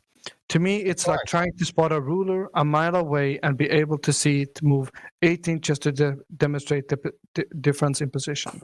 Yes, but then over 10 miles, they tell us that would add up to around 67 feet of drop, which is measurable. So someone in human history would have measured this physical drop. We're not saying that you should just eyeball it and then make your decision. This is why people are doing point-to-point tests over a distance and comparing it to the rate that the globe model does predict. God, I know you're upset. I know you're upset. I know you're upset, but you're just gonna have to chill. We gave you your chance, and you were gonna go and set up your gyroscope that you were then gonna say, "I'm claiming that's Earth's rotation," and we were gonna say, "Okay, how do you link that?" And you'd say, "Well, just because we know." Right. So let's not do that, God. You can just chill. Of course, they won't even accept the balloon photographs from Dr. Bob, or not Dr. Bob, but Bob. What's his name? So just to the new people as well. This is the type of person. Sensible. This is the type of person that you get program. Who's been arguing this for years, but still hasn't found any measurements of curvature. So they just argue the same redundant points again and again. This isn't a new person to the topic, by the way. This is a diehard who's been emotionally wounded by the flat Earth. So just to point that out to the new people. Fuck. I would just like to kind of bring it back. Please don't laugh. It's actually Can I just bring it back to something I said about 15 minutes ago? I asked for a demonstration. A demonstration was not provided. If God 420 goes back and provides a demonstration, then we can talk. I feel like there's no point talking about it because he made a claim, he hasn't demonstrated it. I feel like it's moot. So let's just move on. I feel like speaking to him is moot. But that's kind of what I'm saying is like, if anyone else wants to discuss this, all good. But he's made a claim that he hasn't demonstrated, and I personally think can't demonstrate. So I think everyone listening already knows what kind of person God 420 is. 10-4. With regards to the, what was it, the question before about 8 inches per mile, to do with eyeballing it. I mean, I know, Cyclone, you already kind of went ahead with an answer. I would say this is something, when I said squared, someone else said that's a parabola, all good, but he didn't seem to have a problem with the Earth being a slope 30 seconds before. This is the problem with a lot of these debates, is that when we try and get into the actual details, like the meat of the issue, people only oppose it when it's flat Earth. Yeah? If Earth's a slope, not a problem. If it's a parabola, then they're opposing it. So you start to realize that a lot of people are very emotional about this subject. They don't actually want to discuss it. That was all I had to say, really. Well said. I agree completely with what you said. Respect. Yeah, exactly. And just like I said at the beginning, right? Pay attention to who's speaking about empirical observations and measurements and who's just kind of getting a bit emotional. So yeah, Corv, I don't know if you want to open up to see if anyone else has questions or. Yeah, anyone else has a question? Want to try to be the interlocutor? Could be interesting. I have a question. Let me just see which name. My question is, if the Earth is flat, how come there are time zones? Time zones, classic. Crypto, you want to answer this, or someone else on the flat Earth side? Yeah, if someone else wants to go ahead, otherwise I'm happy to. You're good, Crypto. You take over, man. You explain it very well. Yeah, go for Crypto. Yeah, it's really simple. So, let's say that you were, living on a table, right? You, me, and a few other people were living on a table, and there was a light going around above that table. It's really quite simple. When the light is above your head, that's midday. As the light moves away from you, that's called evening, afternoon, and then evening. And then as it becomes dark, that's nighttime.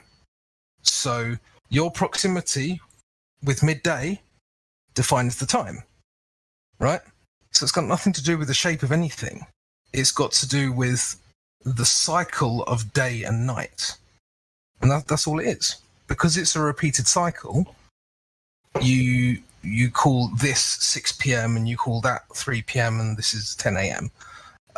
But they're just think about it as like sections of a day rather than sections of a ball, and yeah, it's easy enough to understand. Also, most people have confusion about the nature of the sun because they've bought into the heliocentric model, which is entirely theoretical, including the alleged distance of the sun as being 93 million miles away. There's no hard evidence for that, so there's no reason to think that's true. In fact, there's lots of evidence to counter that idea. So that's another reason why sometimes people get confused about the sun and the daylight. I have a question. Oh, I was actually hoping to ask the guy who asked the question, like a counter question. Oh, okay, go ahead. Yeah, but I'll be very quick. I don't know who it was that actually asked. That was me. Sorry, what's your name?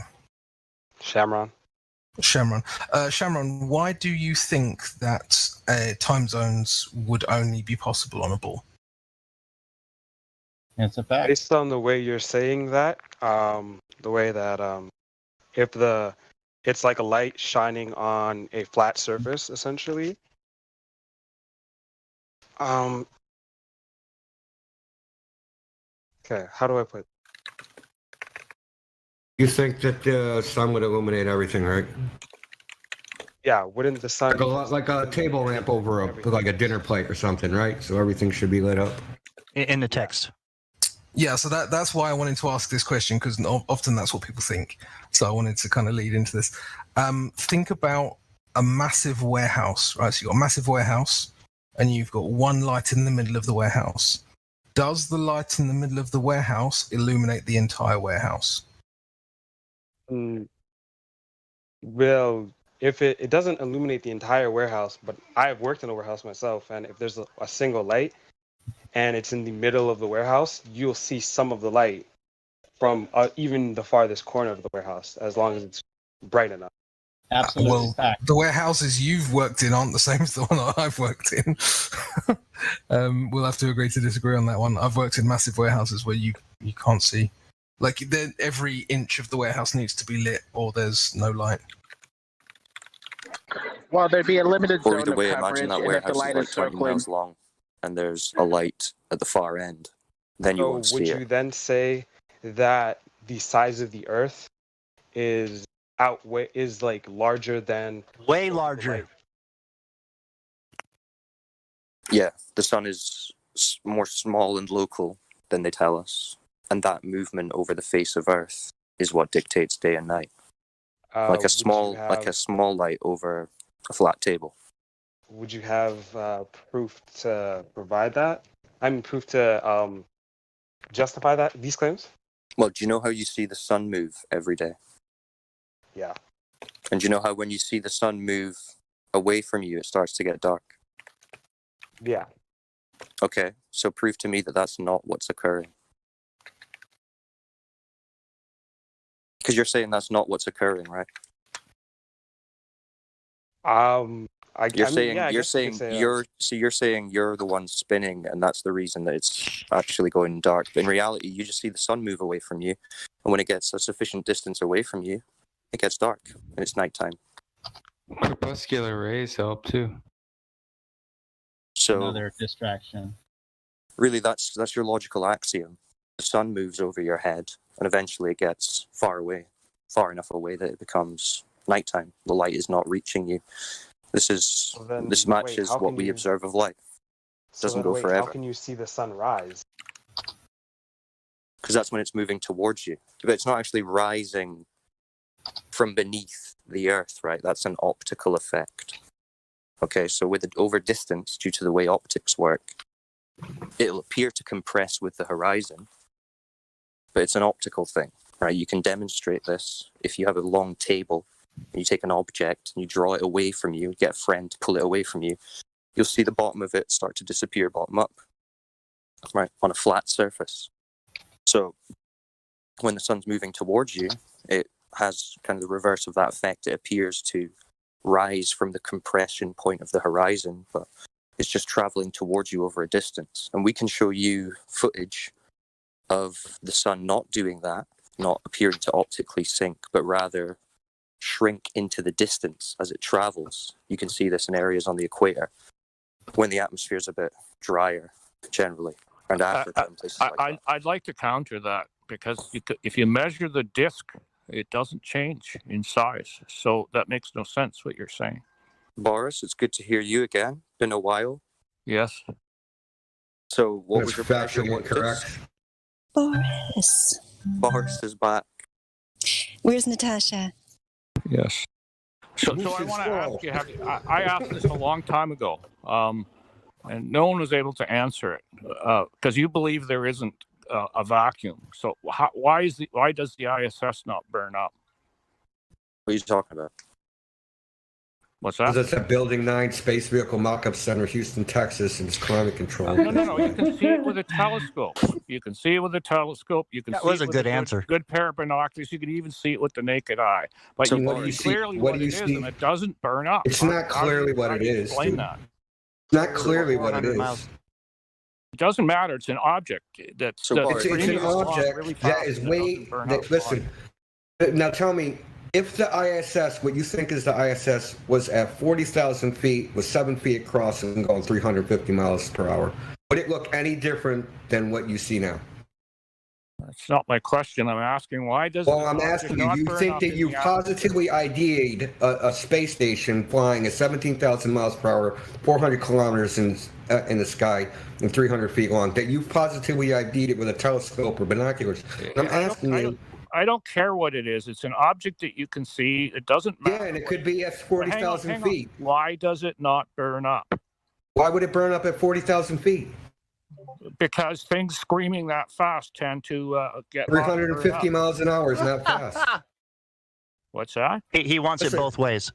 Listen, the International Space Station would be where you think it is would be visually identical to an object.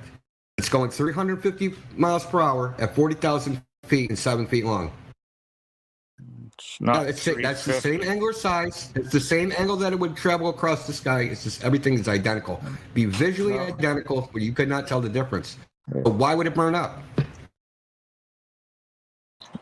Because it's going so fast in an atmosphere. But if there is 350 miles per hour, that's actually smaller than a commercial airplane. I thought this is a question and discussion. Well, if you don't look. So we start with a false premise, and then you continue. Yeah, the ISS is going so fast that if there was no vacuum, it would burn up. No, it's not. Okay, so prove the speed of the International Space Station. It's not, huh? Prove the speed of the International Space Station from observation. It comes back over my head every 90 minutes. That's not what I asked. First of all, that's not true in the first place. It does. Oh it my comes God. Over. The Well, International Space Station does not pass over the same location. If you look up, if you go on spot the station, so then why are you saying it? Well, it's going to go over the same spot. Well, of course it doesn't go over the same spot because it's around the spinning globe. But I'm not arguing that. I'm only arguing is why this thing that goes so fast, and you can actually measure its speed with so you just keep saying it. Prove it's going so fast, dude. That's what I'm asking. What's that? You can measure it. Prove it's going so fast. What's the evidence it's going so fast other than a press release? I just told you. You can measure its speed with a ham radio when it sends out its beacons. You can measure. Hang on. You can measure. You can measure the Doppler shift of the frequency. Boris, come on. I've measured it with my ham radio Can you show us any data of measuring the Doppler shift of the ham radio operator? Can you show us any data supporting that? Oh yeah, you can do it yourself. Okay, so post it in Flat Earth text.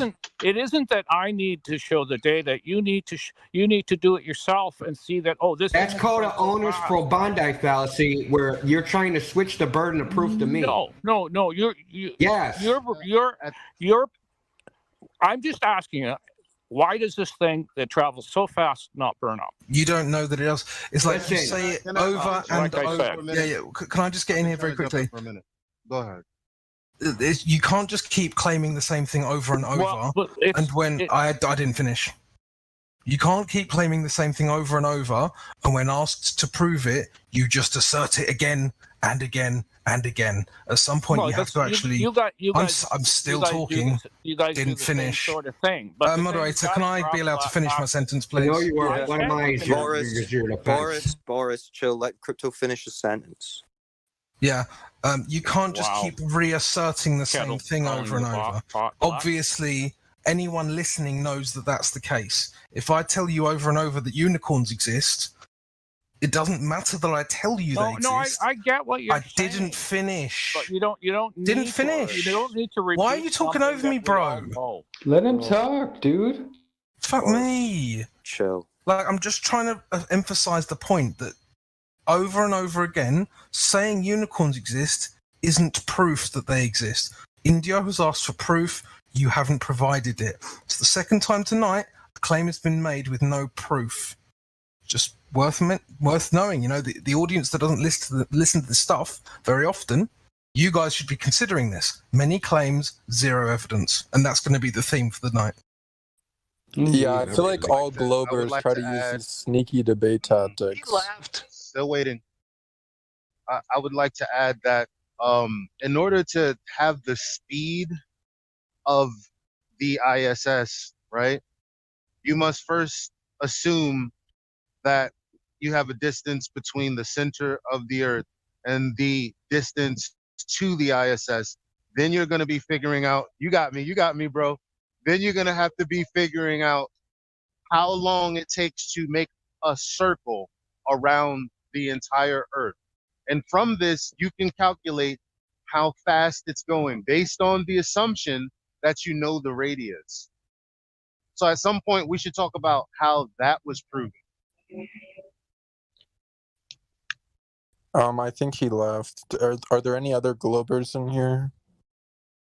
There's a question in the text there. Grumpo is asking, I would like to ask about tides. How would that work with the flat Earth?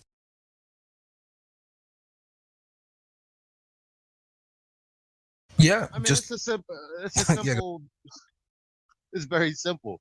Like they're gonna be. You're gonna ask a lot of questions about how things work.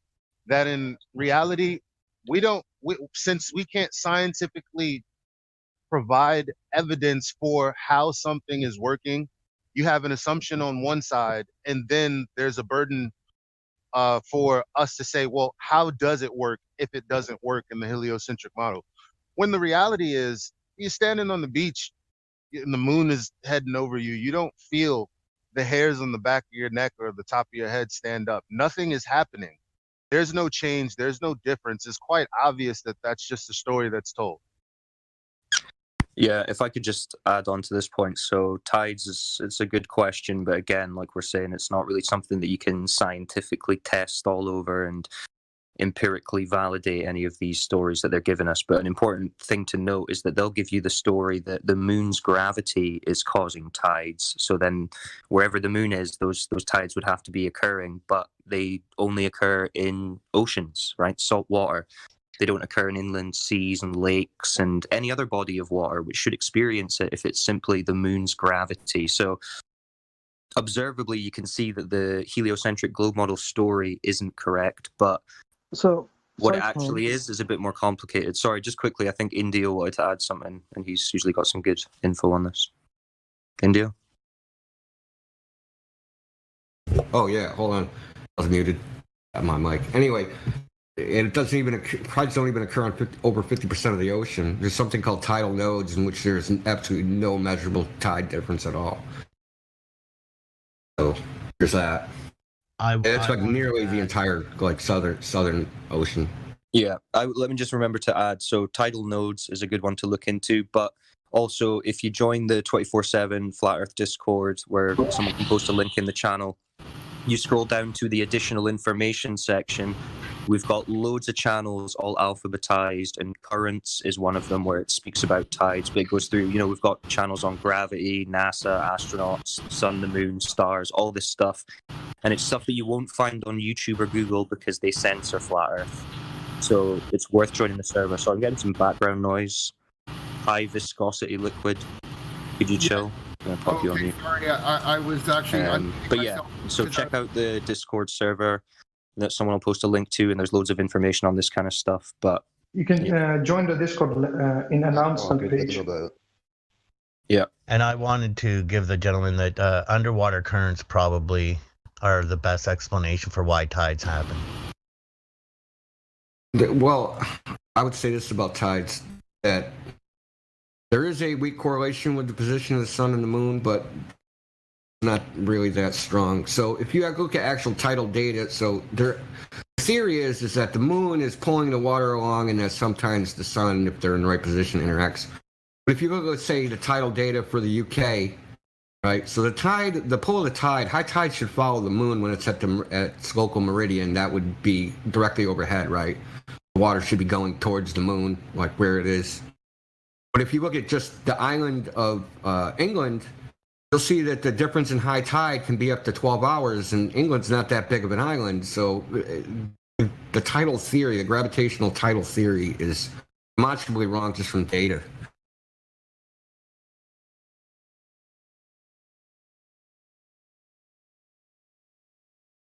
This thing on? Yep, we heard you. That was good. Okay. Good answer. And if you actually want, I'll post it. Oops, sorry about that. Actually post. There's another question in the the text channel, unless someone else has something else to say about tides. King of Kings wants to know, in the flat Earth model, the sun is smaller and closer to the surface than on the globe Earth model. Is there something preventing the light being emitted from the sides of the sun from reaching the outer edge of flat Earth? I don't really understand that question, but maybe somebody else does. Is there something preventing the light being emitted? I answered him previously. He didn't understand what I was talking about. So there's something called Laplace's extinction theorem. There's this idea that air is transparent. It's actually not transparent. And it falls off as a double exponential with the distance. It's not the inverse square. Because there's something called optical extinction. In any other medium, absorbs and attenuates light. So because it has to travel through this medium, for example, if you just measure just the sun at solar noon versus when it's on the horizon, sunset, the difference in brightness is a factor of 23,000. It's 23,000 times less bright just at the horizon. And that's just from the change in angle. That has nothing to, that's not even a calculation for distance. So if you want the physics mechanism why the sun can't illuminate the entire surface of the Earth, that's what it is. It sounds like he's implying that since there's no medium in their model, I think and Liquid had a question. Yeah, I was just about to say thank you, Aaron. I'm gonna mute High Viscosity. So just a second. High Viscosity Liquid is a glass blower, so he has some interesting devices running in the background. But Mr. Liquid, do you have a question for our guest? Not a question so much as a comment. I unmuted myself earlier because I was wanting to interject, but I was waiting for a chance to talk, and I've got too much background noise here. Sorry about that. I just wanted to say that freshwater lakes do indeed have tides. I believe also rivers, maybe. Like I know I live in Stockholm, and sometimes the water gets like lower and higher during the day. Absolutely. Rivers tend to experience more of what's known as a tidal bore, where you get the water flowing backwards upriver, and it's held back by the river, so that you end up with an actual wall of water. When it does manage to push upriver, it's pushed into a wall and so the tides rise incredibly quickly in rivers. But that's ocean water coming upriver. But lakes very much do experience tides. Don't they have to be connected to an outland source like Okay, can I ask you a question? What's the mean tide level change in the Great Lakes, say like Michigan? I missed that. Say again. What's the mean average? What is the mean change in tide on Lake Michigan? Like, what's the difference between high tide versus low tide? Lake Michigan is the one that Google offered me an actual number for as well. So if you're and it's something. If you're testing my knowledge is, according to Google, it's an inch and a half. Okay, so an inch and a half, which is like what, 2 centimeters? If that's how you do your math, fair enough. Okay, so my point, I'm trying to make a point here, is that this change of high tide versus low tide is not within this, it's within the uncertainty of the measuring device. Okay? That means that the measuring device does not have enough precision to draw a conclusion from the measurement. Okay? Random variation of water level can account for change in height of the water. Okay, so first of all, you want to round an inch and a half down to 2 centimeters. And then you've already cherry-picked Lake Michigan, which isn't that big a lake. Well, I can also do Mediterranean Sea. I mean, pick one. I mean, seriously, it doesn't even matter because the measuring device It's just itself. funny how you come with all these. Okay, I was told to pick one. How about Lake Malawi? It's nice and big. Okay, what's the difference in tides? I don't know. I would have to Google it. But the fact of the matter is, there's that information to be Googled. And you're telling me, oh, their measuring apparatus isn't accurate enough to measure an inch and a half. It's like bullshit. Okay. Okay. What does it measure? Find someone else to talk to. I'm not wanting to argue. I just wanted to interject that you were wrong saying that freshwater lakes don't have tides. First of all, I didn't say that. And when we say does not have tides, which means they are not measurable to any precision where you can separate it from noise. You understand? You did say that there were no tides in lakes and stuff. Yeah, no, that was but when we say no tides, it's not measurable. Was essentially that, but my point was that they're not the same as the coastal tides. That is what people are talking about, which have variations in the feet, right? These ones that they're talking about, and only in recent years have they started really saying that places like the Great Lakes have tides. Like Indio is saying, they're a few centimeters at best, and they do not correlate to the movement of the moon, which they would have to in totality if the story about the moon's gravity causing tides was true.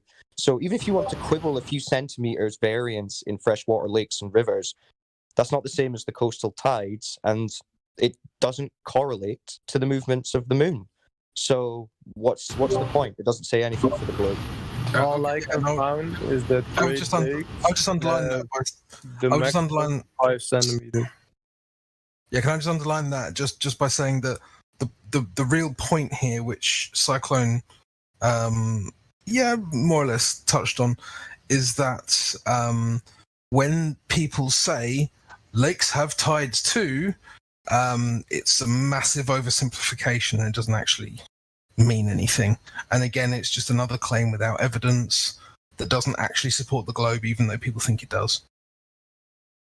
And I'd like to also add that most people don't even know what the actual theory of tides actually is. The theory of tides, the gravitational theory of tides, is not that the moon is pulling the water and making a tide. It's that the moon is pulling the water at some place, and this displacement of water is creating a hydraulic pressure that's pushing the water up and creating a tide. So it's creating the tide in another location. And I'll post the link to this. The title of the video is actually why most physicists get tides wrong. The tidal theory, the gravitational tidal theory, is just, it's utter garbage. Can I mention something here also? So when I was talking about the hair on the back of your neck, I was being serious, right? So now if you think about the vestibular system, it's the liquid inside of the semicircular canals in your ear that helps you stay upright, right? And so I would think that this small amount of liquid in your ear would be affected, right? If the tides are being affected, then why wouldn't some small change here affect you in the sense that you might become a little dizzy? This never happens.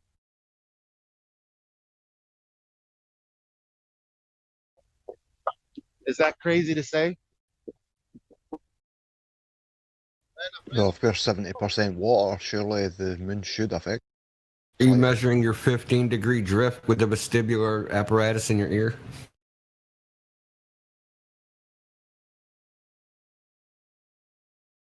Yeah, and the common theme here is that there's no proof of the cause of any of these things people have been asking about.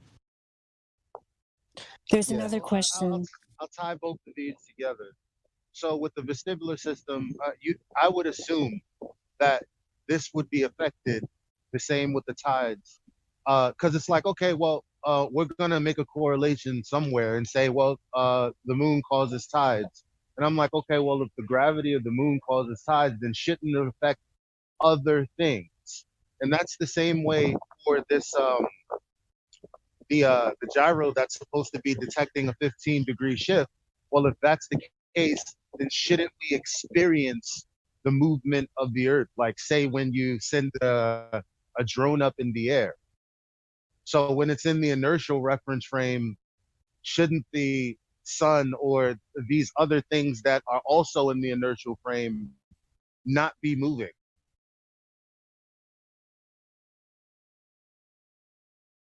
Well, Yeah, and I just a think it's comment. good since. Oh, sorry, go ahead. Sorry, no, Dandy, you go first. Well, I was just going to talk in general about the nature of science. If you got something specific about that, then go ahead. No, I just wanted to make the point that to any objective and independent listener, the three kind of points that have been tried to use to counter what we're saying here is nothing relating to Earth being a globe. We had a begging the question fallacy about a gyroscope, where someone's observing a gyroscope spinning and saying, well, that means Earth is spinning. No, it doesn't. Then we had Boris talking about the ISS, something he doesn't know what it is or where it is, begging the question that it's in a vacuum and that it should burn up. And then this one about quibbling whether or not the Great Lakes changes by 1 or 2 inches. Right? These are nowhere near proof that you live on a spinning ball in a vacuum. But these are the points that they have to really labor. And it gets you nowhere. Can I address that comment you just made? It wasn't finished, bro. I'm asking Boris, you you're to back. explain it. That's all. That's all I'm asking. No, but Boris, you're begging the question to begin with. You're saying your default is that this object is in a vacuum. You can't even prove that there's a vacuum there. So no. No, I'm not. No, I'm not saying there is a vacuum there. I'm saying is that you claim that there is gas. So I'm asking, why doesn't it burn up when it's flying at 27,000 kilometers an hour? You don't know that it's flying at 27,000 kilometers. You're just saying that. That's the whole point. No, you can measure it with the Doppler shift. No, you can't. You can say that. We asked for that data. Yeah, you've not shown anything, Boris. We're not doing this again right now, Boris. We'll come back to it if there's a lull. I wanted to ask one more question relating to that. Is if there's perspective, like when the sun goes down, is there perspective when it comes to radio signals? Perspective is usually with something seen. Then why can't I detect ISS all the time? So again, this is just another insane reach into nothing. We're talking about the Earth being a spinning ball here, Boris. Have you got anything for that? No, I'm not. I'm asking you're not arguing you that to Earth is a spinning ball demonstrate because that you it's know flat. there is no evidence for Earth being a spinning ball. So stop wasting our time. Yeah, this is a whole bunch of misdirection, to be honest. Yeah, exactly. No, it's not. May I? I'm actually curious in where this leads. Can we go down this road for? Let's do it. Let's give it. Hold on. May I just moderate quickly? Let's give it 5 minutes back and forth. One question, one answer, one answer, one question, and be fair. All right. I want to see what this leads. Can I ask the Globers just generally a question? I want to see where this. First, let's do the Boris thing. Let's see where it leads. Sorry.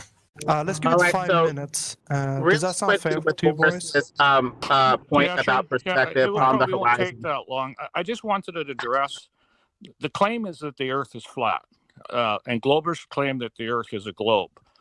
I'm just basically asking the question is why can't, in the case of the ISS or that thing up there, why can't I detect it with my radio all the time? And I get told that I have to prove it, and that's not all right, Boris. I'm saying the why thing that's can okay. I The not way do that this that? relates, Boris, so what I'm is trying to get is a model of the flat Earth that fits that. all right, Boris. So the way that this relates to visible perspective. Can I just talk to this guy for a second? Okay, what is perspective, Boris? How does perspective work? It doesn't matter. I asked the question. It does matter. You You said if perspective is why we can't see the sun, why can we see? But does perspective work with the ISS? And yes, perspective does work with the ISS. But I have to make sure you understand what perspective is in the first place. No. Somebody said that there is no perspective when it comes to radio signals. Well, because it's not. Perspective is a visual term, right? We're talking about vision. Right. But the same principle applies, right? So the angular size of an object changes with distance, right? It subtends visually a smaller angle, right? It does not matter what wavelength of electromagnetic radiation this is. The further away something gets, it subtends a smaller angle. Yes. So that's when. When the ISS is further away, it has a smaller cross section. Please let me finish. So it has a smaller cross section, right? Sure. Okay. So let me ask you this: let's say radar? I'll just for the purpose of this conversation, I'll call radar seeing. Okay. Now, does the radar wave? What is the wavelength of radar waves? Depends on how old the radar is. When it was invented, the wavelength was 11 meters. Okay, 11 meters. Can you see something smaller than 11 meters with 11-meter wavelength radar? No. That's why they made radar to be smaller and smaller. And during Second World War, I think they got it down to somewhere around you can't see centimeters. Yes, you cannot detect things smaller than the wavelength that you're looking at something with. Yeah. Right? Sure. This is the Rayleigh criterion. Yeah. Right? So, yeah, but that's not. So if light is at 400, if the average wavelength of light is 550 nanometers, right, which is a lot smaller than 11-meter radar, why do you think you'd be able to detect something with 11-meter radiation that you can't detect with 450 nanometer or 550 nanometer? Yeah, but I'm not talking about radar. Can I comment? Oh my God! Yes, you did. You said, "Why can't I detect it with radar?" This is the shit I can't put up with. Lying, 5 dude. minutes. I literally can't put up with lying. I'd like to just wrap it up then, if it's over. I'll just simply say that's not what I said. I says, why can't I not detect it through radio reception? Why can't like I can when it's overhead? Like, where does it go? What frequency is radio? Can I address this argument that's being thrown out there? Because I think it's absolutely silly to suggest that things actually shrink when they get further away. I mean, visually they appear smaller. That is a straw man. No one. That is a nice straw man. No one said that. Nice try. No, but that's what would nice try. You want to pull up where somebody said that? That would be the case in order for these radio waves to suddenly be missing the thing because it's smaller than 11 millimeters or whatever. There's 11.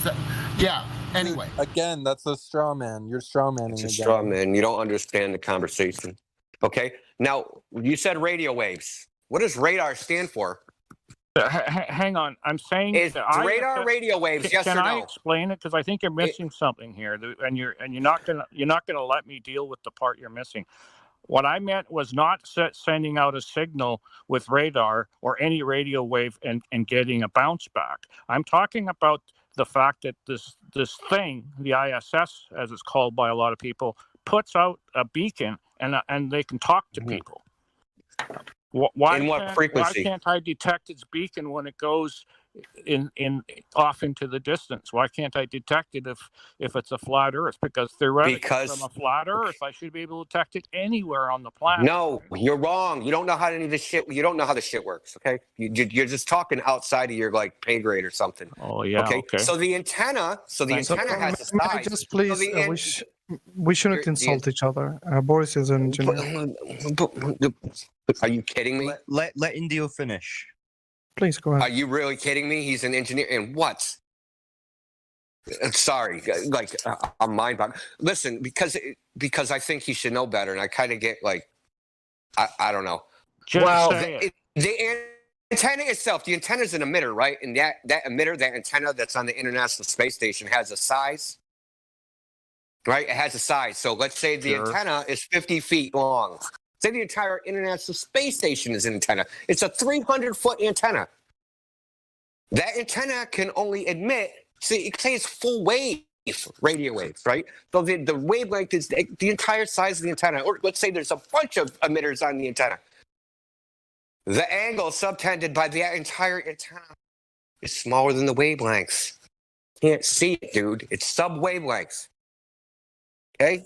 That's why you don't have, that's why you can't pick up, radio waves. You can't pick up, 95.5 FM with your cell phone antenna because the cell phone antenna is designed and engineered for 5mm waves. Okay? Does not matter because the antenna has a size, man. Well, the antenna isn't your filter. Oh, the antenna is an emitter and it has a size. Okay, and the size They can be of all kinds of sizes. Okay, so let me ask you: if I have let me ask you this. Okay, so if I have a 10-foot diameter spotlight and a 1mm diameter LED, do you think you can see them from the same distance? Depends on where that LED is located in the spotlight. Oh Jesus, But besides that, listen, you can have antennas of different lengths. It's an irrelevant thing. Like you can use it's not irrelevant ground plane or a half wave dipole, or you can use a Gaggy antenna, or you can use a dish or a corner reflector. Why do we make antennas bigger? Why do we make antennas bigger? Why do we just use one size antenna for everything if it doesn't matter? My 2-meter antenna is small compared to, say, a 11-meter antenna. So how do you figure it actually works better? Because you want an antenna that's resonant in a certain frequency. So you tend to make them to the size. Dude, that's a straw man. I have a Yagi. No, it's not a straw man. I'm talking technical issues here, and I'm trying to make it saying random antenna types without too much jargon. I'm being talked over. Why? Okay. Anyways, Yeah, I'm gonna just drop it, right? Because it just proves you're trying to talk about things you don't know anything about. But Right. No. Before we draw a line under it, just to confirm, Boris, you weren't saying any of that proved the globe, were you? No, I wasn't. I was simply trying to understand. Exactly. To establish. No, hang on. No. Right. None of that proved the globe. This is obfuscation, Boris. I'm not talking about the globe. Really quick, guys. Really quick. None of you guys like to talk about. Guys, really quick. I just want to interject in here. I know this can be a super touchy topic. All I ask is that everybody in here, flat earthers, globers, whatever, let's try to show everybody the same respect that we demand of ourselves. I've seen lots of over talking and then people being like, oh, well, don't over talk if you don't want to be over talked. And let's stop insulting people and dismissing things. We're trying to have a discussion. This should be a discussion, not, okay? And it hasn't been going that way. So can we all try to reset, stop insulting each other if, this is obvious, and have an actual discussion? Yeah, no, I agree, and that's what we're looking to do here. So this was just to highlight that. Can I say one more time? Here, can I finish up like one more statement? It's gonna be 2 sentences long. Then I'll shut up. No, I can just point out. Boris claims that the size of the antenna does not matter for detection of the signal emitted for the antenna. I just want to say that. That's what he said. That the size does not matter at all. Okay. Anyone with half a brain knows that is utter nonsense, and I don't even know why he's saying it. See, listen, and I know you said everybody should be respectful. I don't think lying is respectful. I actually think that is the ultimate disrespect. And that's why, at least me personally, I just sit here and listen to 3 different people tell things that they know are absolutely 100% false. It's not because they're incorrect, or it's not because they're misinformed. They know they're false, and they're saying it anyway. Okay, I find that disrespectful. How many antennas have you built? What does that that matter? Well, I'm just What does that asking matter? you. Does that somehow prove that antenna size doesn't matter?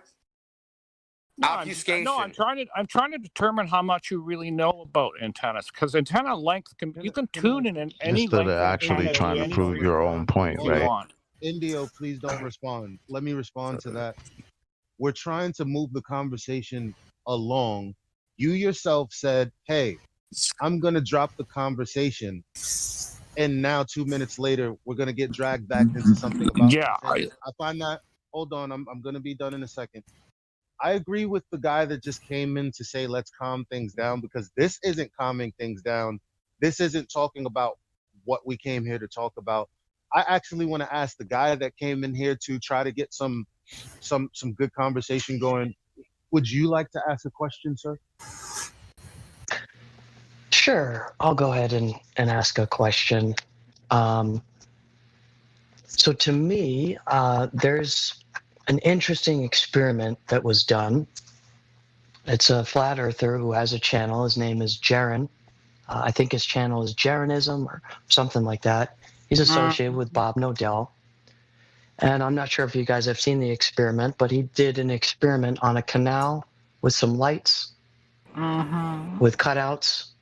I'm just really curious, what do you guys think about that experiment? It looks like it never worked even in principle. Because of divergence of light, diffraction. Yeah, so this is from the Behind the Curve Netflix documentary, right? So this is one that a lot of people see and they think, oh, look, a flat earther proved that the Earth is curved. But that's not what happened. I mean, this was selectively edited. The laser that they intended to use broke, so they never used it. They tried to do something with a flashlight, but it didn't work. And the results they got wouldn't correspond to the globe's claimed curvature anyway. So that was, but if you understand the principle behind the idea of that test, we can show you plenty of demonstrations where there is a successful test where we actually do manage to shoot a laser 40 kilometers and hit a target on the other side that is supposed to be beneath 90 meters of Earth curvature. If you understand the principle behind what that Netflix documentary was essentially bastardizing, we can show you plenty of examples of how even you can do this yourself using a long distance observation. And people are doing that test and there is no curvature being measured. Okay, I got two things to say. One, in terms of viscosity, could you wait right now? I think the interlocutor is Curious Panda. If you would like to go next, I'll queue up afterwards. Is that okay? I was going to address as to why a laser curves in the atmosphere, but I'll shut up. Yeah, I don't mean it like that, but okay, go ahead. Yeah, no worries. Hi, not that you need to shut up. I'm just trying to keep it to one point at a time and ask a quick follow-up question on that. So I'm not referencing the actual footage from the Netflix. There was a YouTube video of it as well. Now that aside, I am curious what the experiment that you referenced afterwards, where laser beams have been shot over, I can't remember the exact number right now, but where they have hit a target. Where were those experiments taking place? Was there control for it? And what terminology can I look up to actually find those studies or those experiments being done? Yeah. Oh, go on. Go ahead. Hey, yo, howdy. I was just gonna. How you doing? Yeah. Okay. Great. I'll post a link to the PDF. So this is so it was 3 sets of tests. It was more than just one. There was one done at Lake Valentine. Can I? Can you interrupt me? Sure. Go ahead. Let Indio go, please, guys. I can interrupt him. It's fine. Anyway, yeah. So there's 3. It's a measurement report. There's 3 sets of tests. One done at Lake Valentine. There was 2 tests done there, and then there was 2 sets done at Lake IJssel in the Netherlands, right? So this is done by laser transit. The laser is electronically aimed at a beam collimator with a 0.08 millirad beam divergence. And yes, there was controls. They took meteorological data at both sides of the lake, and they did the test 3 weeks apart. So they replicated the test 3 weeks apart from each other, and they got the same result. So, I mean, would you say that it could be possible, because I think this is possible with anybody in any type of belief system, that where does belief system come into it? I don't understand that part. Well, just what somebody believes is true. So at a point, everybody believes something is Well, true. there's a difference between believing and knowing. We know it's true. Right. So I don't want to derail the topic into something different. But would you say it's possible for there to be a biased or cherry picking? Because I think that's possible with just about any type of research or data. Would you be willing to admit that there is a possibility that there is cherry picking that does happen? Cherry pick from, well, there's no, listen, I would say yes, that's a possibility. But to date, as far as I know, or no Glober has ever presented any type of laser measurement across any distance to show that it's obstructed by Earth curve.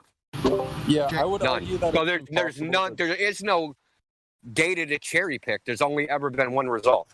Yeah, I would argue that you can't cherry pick the truth. It's just the truth. Okay, granted, I just wanted to establish a baseline. Well, yeah, it could be. Listen, cherry of course, the picking data could be a possibility.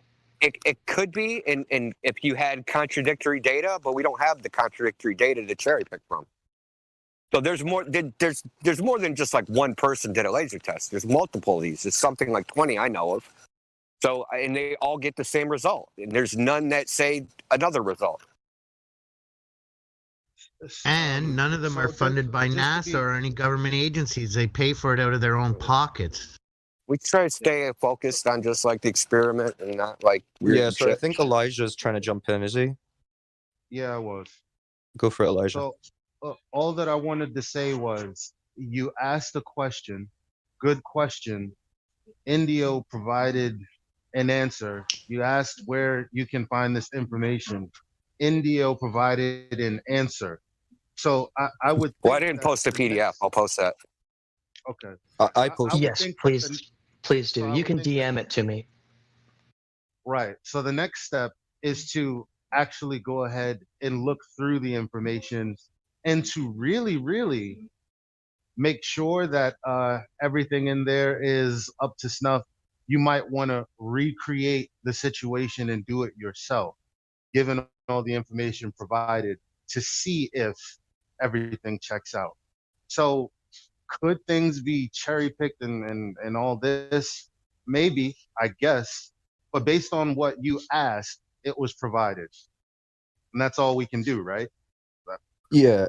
So exactly. So we've posted the PDF in the chat, and I've DM'd you it as well. And like I said before, if you come onto the Flat Earth Discord server and you scroll down the additional information sections, you'll see a channel called Laser Test, and there's a load of them in there. But let's just, because we're on this topic, Curious Panda, let's just, because you haven't had the chance to review it yet, just go with us on this for now, since you understand the principle of it. So if we're saying we're shooting a laser from, say, 2 meters off the surface over a lake, say 25 miles, 40 kilometers, and there's a target on the other side at 2 meters height, that laser, according to the globe model, should not hit the target. You agree? Can you I'm sorry, can you repeat that again really quick? I just want to make sure I fully understood exactly so what you understand that shooting a laser between 2 points over 40 kilometers, the globe model necessitates a certain amount of curvature between these 2 points. I mean, you can double check this afterwards, but just for the sake of argument, what it says is there's about 90 meters of elevation difference between those 2 points. So the laser should be sailing way above where that target would be on the other side of that curve. So according to the globe model, that laser should never hit the target on the other side of that 40 kilometers. Do you agree? So I would actually answer that with a question. And I would say, what is the measurement or the calculation or equation that you're utilizing to determine that how much curvature or how much land should be So it's based on it's based on them telling us that it's a sphere with a radius of 3,959 miles, which gives you an approximate 8 inches per mile squared curvature drop rate over the surface. And that's good for about 250 miles or so, maybe even more, right? That's an approximation of the curvature that they tell us is a physical necessity. So you can go on Google and you can Google Earth curve calculator, and you can punch in those numbers, your observer height or your laser height, and the distance to the target, 40 kilometers, and it'll show you the numbers. So you can double check this, as I said, but just for the sake of argument, this is what it tells you, and you'll see the same when you check it. So it tells us that it shouldn't be possible for that laser to hit the target according to the size of the ball that they tell us we live on. So if we do hit that target, which we are repeatedly, in horizontal pans over various distances, using different colored lasers to check for refraction, all this kind of stuff. If we're hitting that target, do you understand why that's a problem for the globe model and what that says about the nature of the surface between those 2 points? So given the criteria, if all of that criteria that you just submitted is 100% accurate, I could see how you could possibly come to that conclusion. However, I would posit that there's possibly an error fundamentally in that calculation, primarily if it comes to using 8 inches per mile squared as a calculation for curve, as I believe that's an inaccurate formula, because that's actually a formula, an equation used to derive the curve of a parabola. And the globe claim is not that the Earth is a parabola, it's that it's an open spheroid. That's why so I I said would it works argue for that about that 250 equation, miles. right? But I think my perspective would be, I think that it's errant to even utilize that equation in the first place, because it's not an accurate. That equation isn't for measuring what it's used to measure. Yeah, go for it, Elijah. Okay, so then how did they? Okay, so here's the thing. This whole conversation started with Jeranism, right? So what formula were they using to determine that that was Earth curve that the light was blocked from?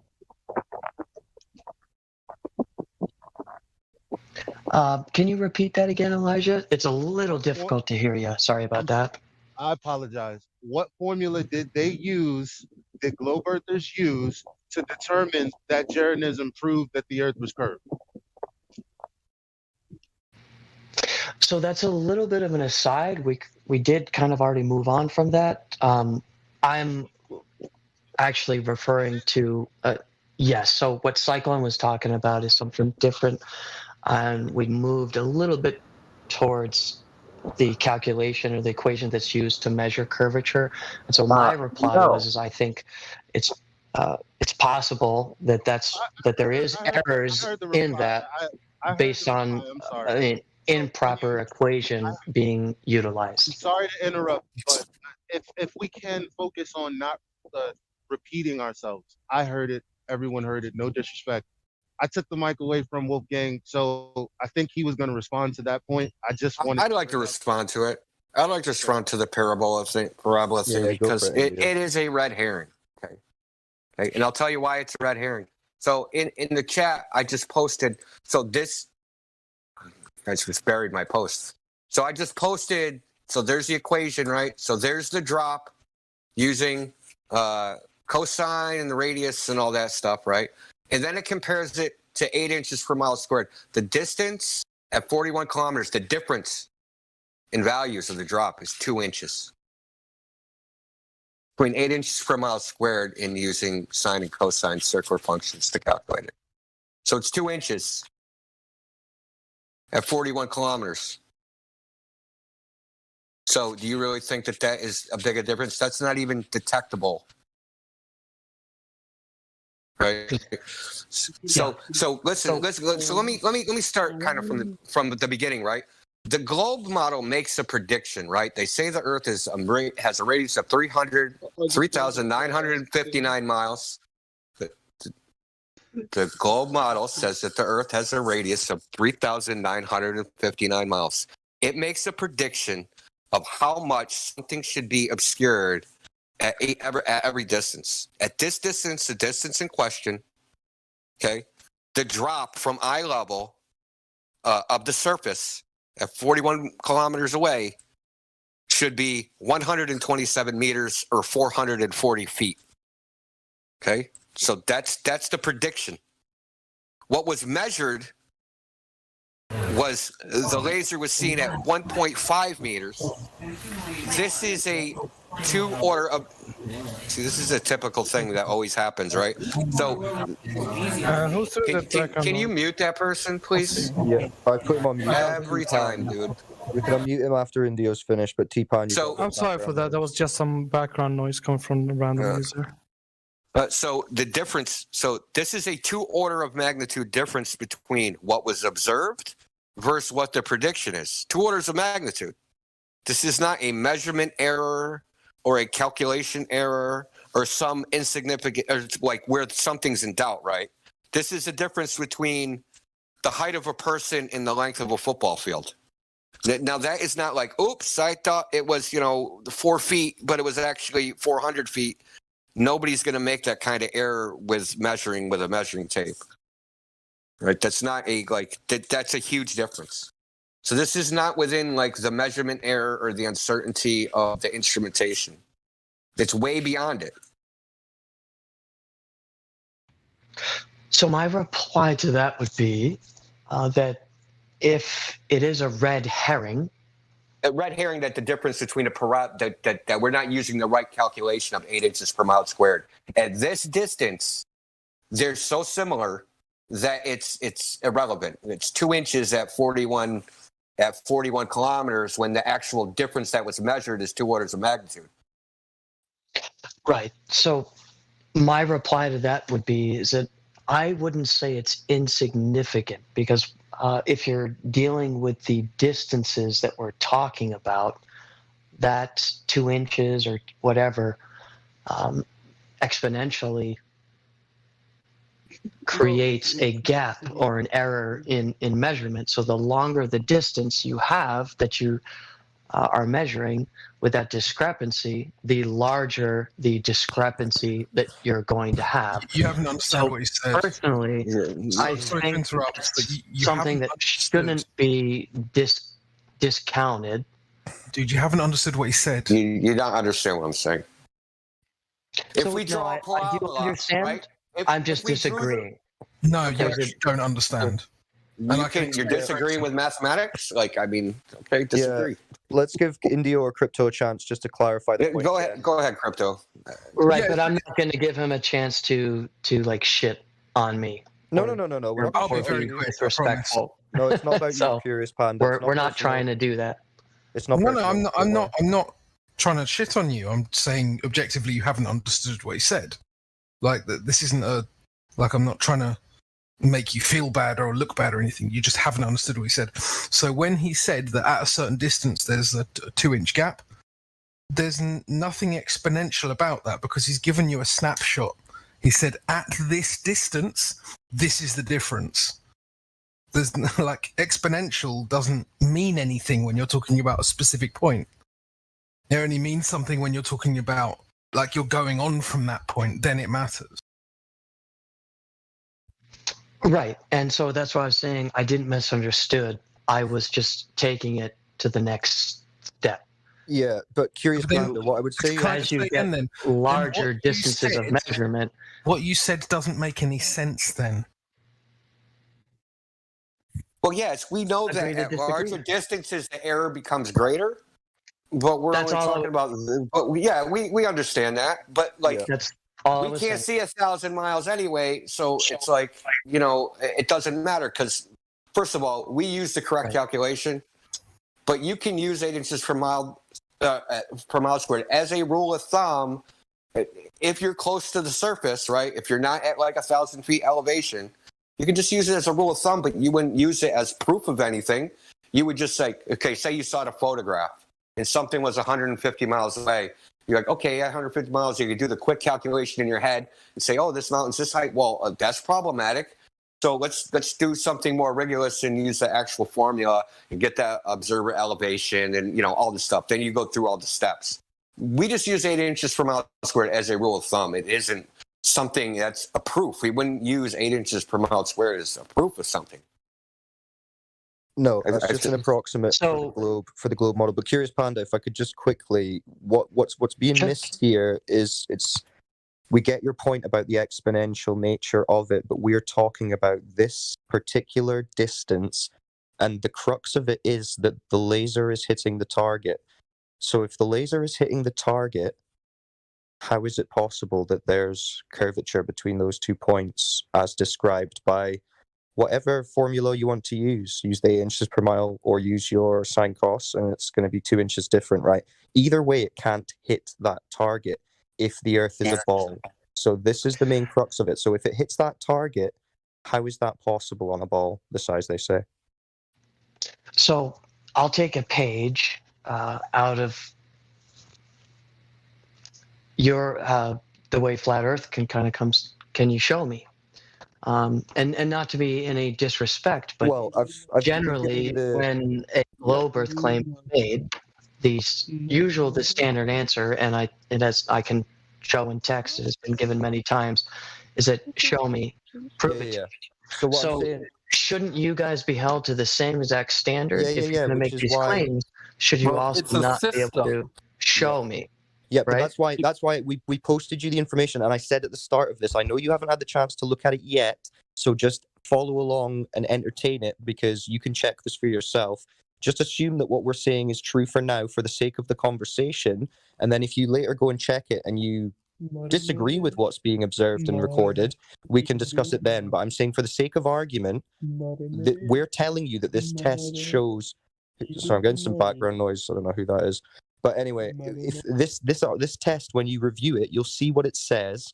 And if what it says is the case, how is it possible on a ball? That's the question. I know you haven't read it yet, but I'm saying once you have, because this is just a case of information very possibly that you just haven't looked at yet, right? That doesn't mean it isn't true or it hasn't happened. It just hasn't come across your desk, right? Yeah, So you have to understand that it's a system. You have to think about it as a system. Let me just get this answer from Curious Panda, right?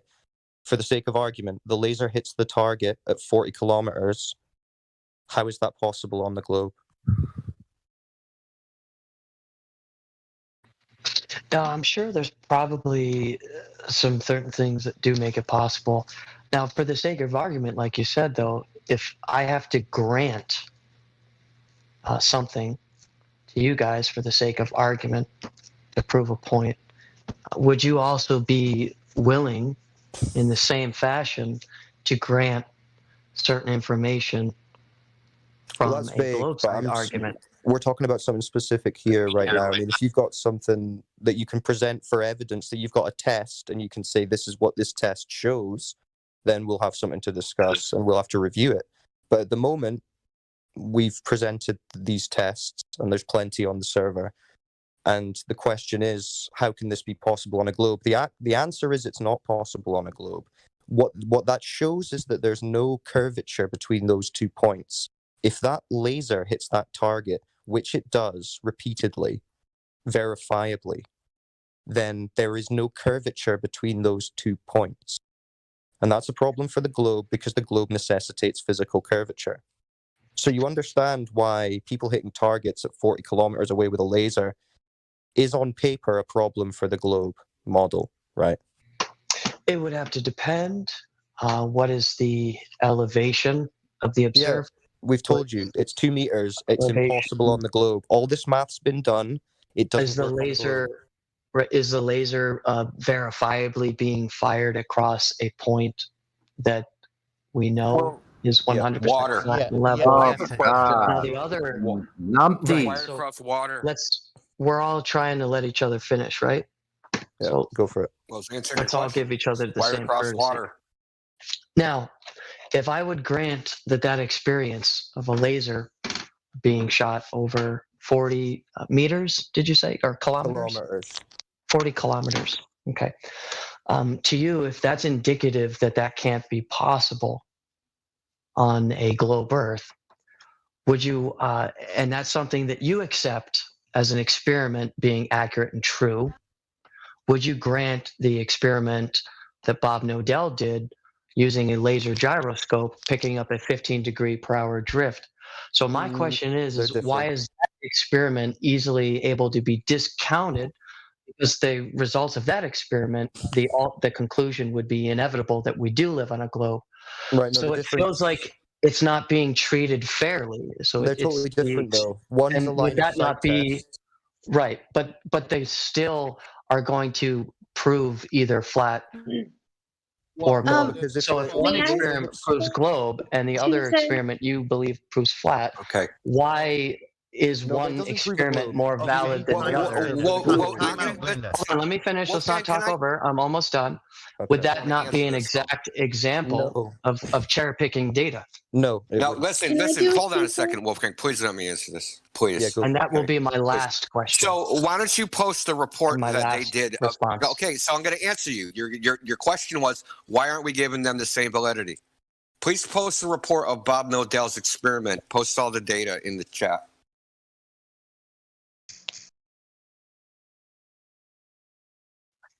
If you give me some time, I can definitely do that. Okay. No, you can't. I do have to say though, when it comes Gonna have a long search.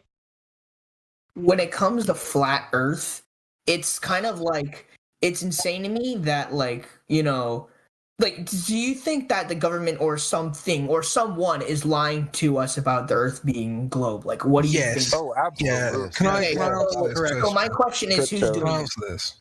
Yeah, My We're question gonna is, get way off topic, dude. We're gonna let this get buried into bullshit, dude. Like, I think seriously. it's It will get buried into bullshit. Yes, it will. Okay. So Yeah, that's quickly, what I wanted to. before we move on quickly, then let's just say for Panda's claim that he tried to make about Bob Nodell's rotation, you're not going to find any information about that because there wasn't an experiment or a paper written up about it, as far as I know. But feel free to I've try. actually already found I've seen the plenty data. of information. I'm getting ready to post it right now. So, Much less to say, Bob. keep your shirts on. But you'd also have to consider, right, the difference is... in before the meme. Yeah, the difference is a laser can hit a target. That's an observed fact within that, and we can attribute that to testing a line of sight over a surface curvature or lack thereof. With the gyro, you're just observing a gyro rotate, and then you're begging the question, saying that the cause of it is Earth's rotation, because you're assuming it's a ball that spins, but you haven't got the curvature bit to even be able to assume it's a ball, let alone a ball that spins. So no, they're completely different, those two examples, but feel free. And then Crypto, I think you were wanting to answer the question from the other guy. Well, I just want to point out that his question was, why aren't we giving them the same credence? Okay. And the reason I asked for the data, there's a specific reason, because there is no data. It's something Bob Nodell said on Netflix that's just like an off-the-cuff comment. And I'll give you some information. Bob Nodell never had the gyro. It wasn't his gyro. Okay. Netflix has a bunch of factual errors in what they did. It wasn't a $21,000 ring laser gyro. It was a $7,000 fiber optic gyro. Bob Nodell never had possession of it. And 15 degree hour per hour drift was never measured because he would have had to have been at one of the poles. And we all know that he wasn't at the North or South Pole. And guess what? What data was generated? I've actually seen. And want to know what was actually measured? Earth rate drift of 2.24 degrees per 24 hours. Yeah, that's right. 2.24 degrees for 24 hours. Because, listen, I have a personal knowledge of all this. When it was done, there was a Skype chat that everybody involved was in it. I don't know what Bob did, whether he didn't read it correctly or whether he skimmed it or something. But the data that was spat out was 2.24 degree Earth rate drift when you combine all three axes and sum them together. So okay? This is not why I asked only the did question. he not... This is why why don't we give credence to it? Because there's no data. There's no data that was released. You notice FE-Core never released anything on it, neither did Rick Zimmerman. And plus, there's other factors of why you can't draw conclusions, because this they is also an did audio with the same replay. gyro. They did other tests, right? They took live. it to altitude, and it slowed down this so-called Earth rate drift. They put it in a vacuum chamber, right? And they evacuated the air out of the chamber, and it registered a so-called Earth rate drift. And because they got this, they actually went and looked it up. So it is recorded. There's published papers that a ring laser gyro, when placed at high altitude or in low pressure, slows down Earth. The so-called it is almost drift over, by the way. precession It of will the be gyro. over shortly. Okay, these are like little factoids you guys don't know, and I don't know why you get your science from Netflix. It blows my mind. Correct. And CGI. We go over the snow wall in Antarctica yet? No. So Why the would you next question believe was flat from the earthers on guy TV, who though? was saying, so you guys think people are lying, and then Crypto was going to answer, I think. You gotta get into sociology. Yeah, well, that's why I wanted to cut that off at the knees. Like, we're talking about the physical reality that we live in. Everyone knows that people lie. It doesn't matter why. People lie for all sorts of reasons: money, power, greed, just to fuck with other people. Who cares? We can actually directly measure the Earth, so let's do that. That's all I wanted to say. Well, to be honest, like people lie about things, sure, just to fuck with other people, but I don't really understand how that's like when hey, the Earth is flat, you're lying. Like, and I guess exactly. I'm gonna repeat my answer. I'm gonna repeat my answer. Yeah, because I gave you 5 different options, and you picked the one that you thought was weak. Right? No, Listen to the answer again.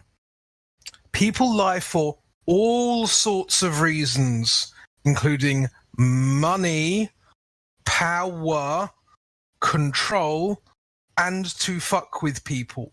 I could go on and on and on. Now, okay, but what he's asking is fundamentally what matters is how does that apply to anything? Yeah, how does the flat Earth apply to anything? if I'm not allowed to answer the question. How does it do anything? I think I saw some. Corvo, how can I answer the question if I'm not allowed to actually finish my sentence? I think actually that's fair enough, Cat Pants. And if I see like this is some other guy who posted a meme in the Earth chat that I didn't like. So Cat Pants, if that happens again, I'm gonna have to mute you. Okay, cool. Yeah, so people lie for all sorts of reasons, but of course people, when they ask this silly question, it is sociology, it's not science, so fundamentally we should just hand wave it. But what I would say is if you're going to ask this question, you need to ask who, right? Lots of different people are lying about this stuff, so why does NASA lie? Well, they get funding. Really simple. Loads of people do jobs. They just do their job, right? Unless I don't know if you've ever worked in a big corporation, people just kind of get on with it because there's all this office politics to worry about. People just want to earn their money and go home. No one's really concerned with the project itself. They just do their job, they get paid, they go home, right? So that's NASA's answer. Why do the people behind NASA lie? I don't know them, don't care. Fundamentally, though, we shouldn't even have to answer this question because it doesn't matter. What matters is that we can actually physically verify the Earth. People lying has got nothing to do with this. Okay, it's more. Can I speak, please?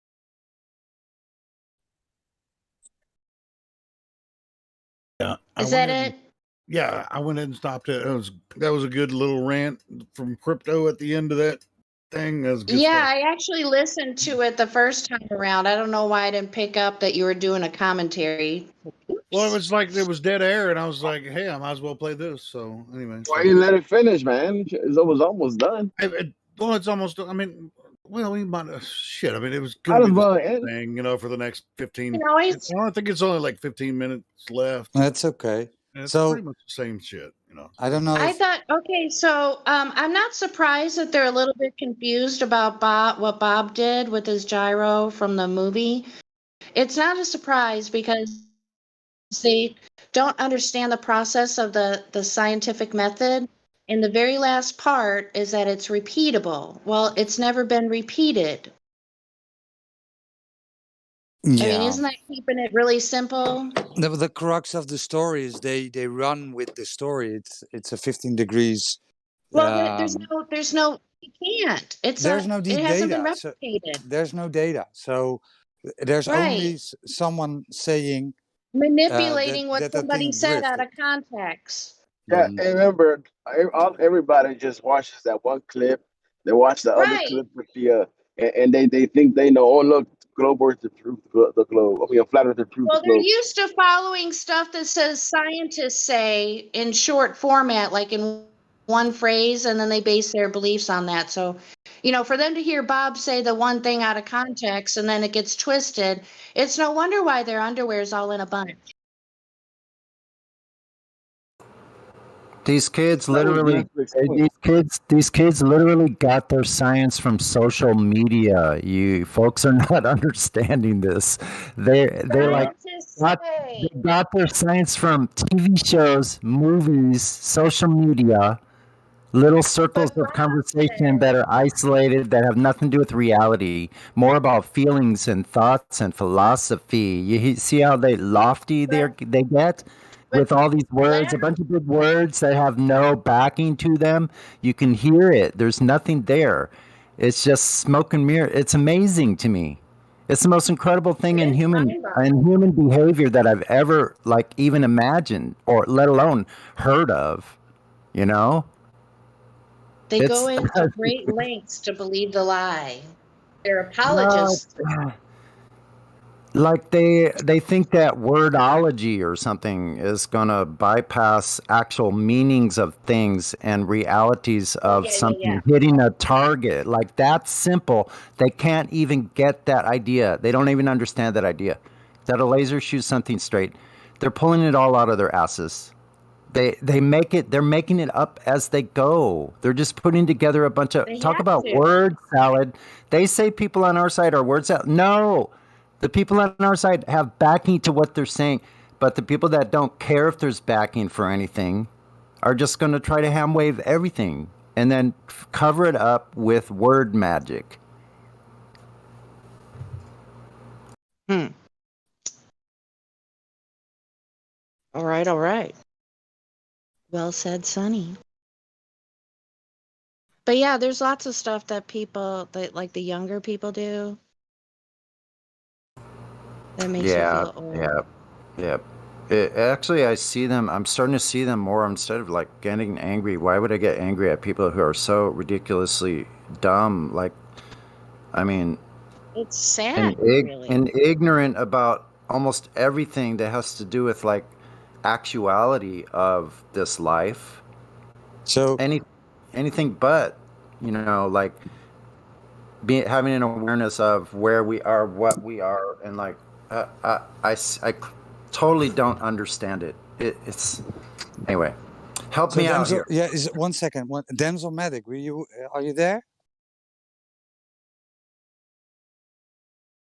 Anyway, we had this guy, Femboy. You remember him?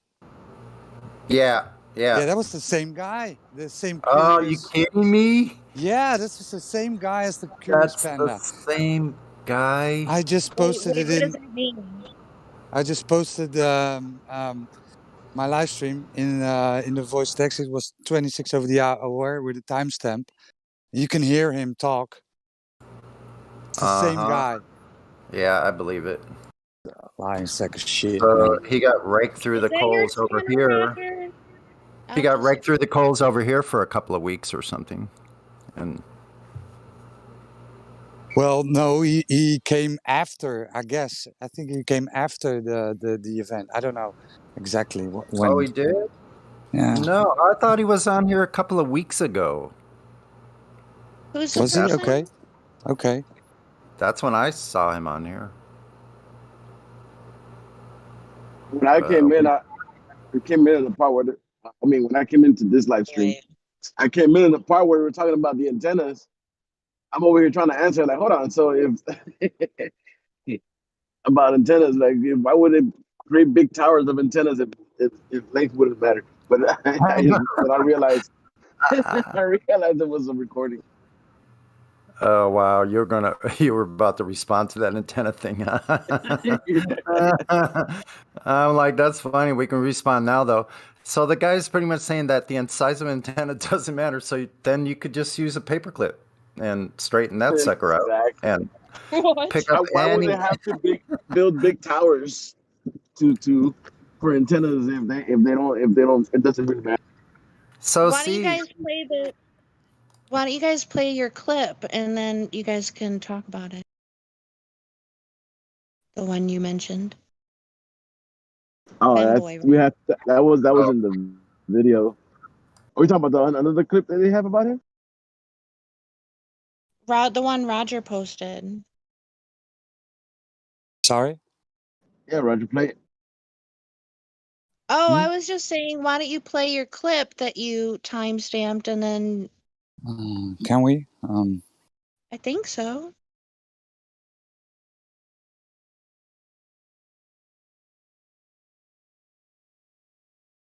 I mean, I don't have the Yeah, capability. I'm going to try. Right. I don't know if it works.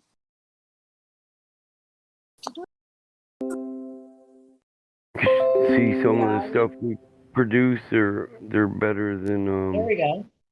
the stuff they original? make today. Yeah. Yeah, they're the modern stuff. Yeah. See, some of the stuff we produce, they're better than the stuff they original? make today. Yeah. Yeah, they're the modern stuff. Yeah, no, it's not near the quality. I I think can review some of the evidences that have led me to this conclusion. Here you if you'd go. Like. You hear him?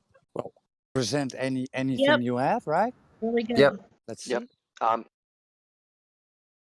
Now, first, I would like to address something that you seem to not be in agreement on.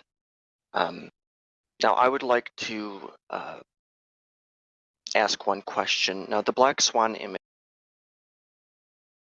So I gotta go, but this is what he did. He constantly wanted to. Yeah, I remember that person from in here. Wow, what a trip. Yep, that'll be awesome.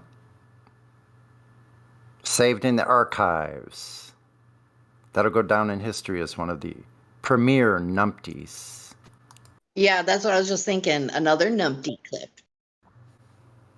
Yeah, Don't like be a numpty. one of the really. You guys should do. One You of the guys should do real- commentary. You guys should do commentary on numpty clips. Call the show "Don't Be a Numpty."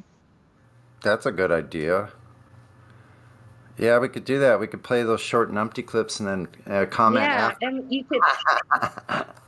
You could even go. You could even go into Golden Globies too.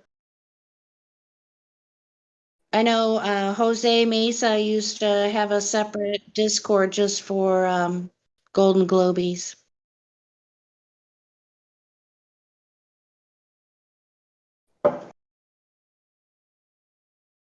So yeah, don't be a numpty. Anybody who's listening. Yeah, I like that. Don't be the last one on your block to believe in a globe.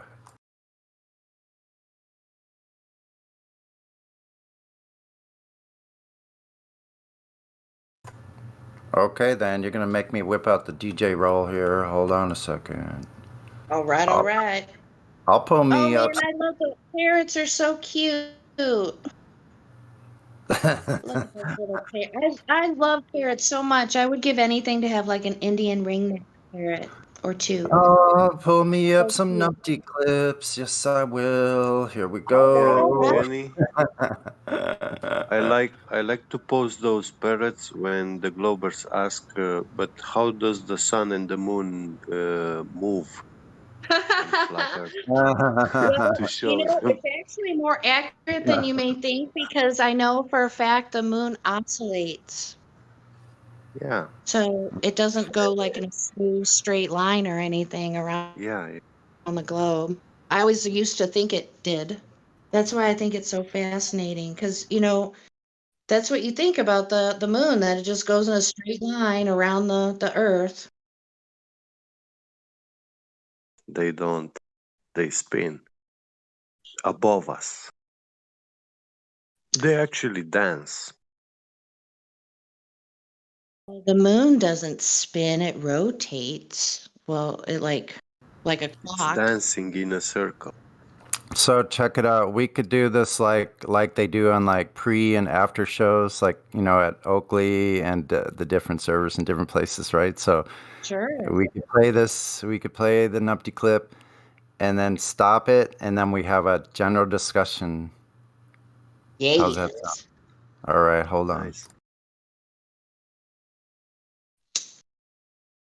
Just whatever anybody does, just don't be a numpty. Don't do this. Don't try this at home.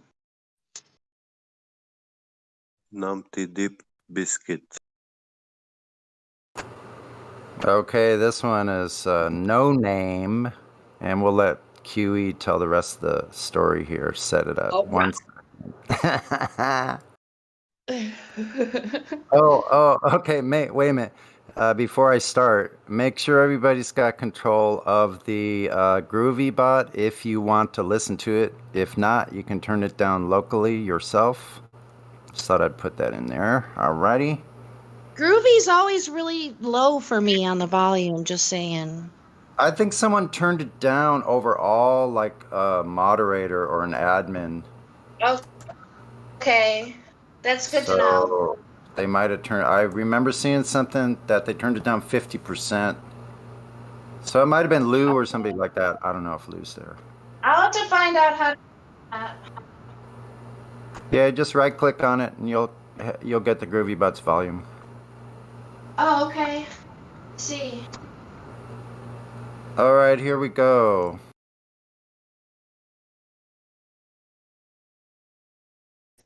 Sonny.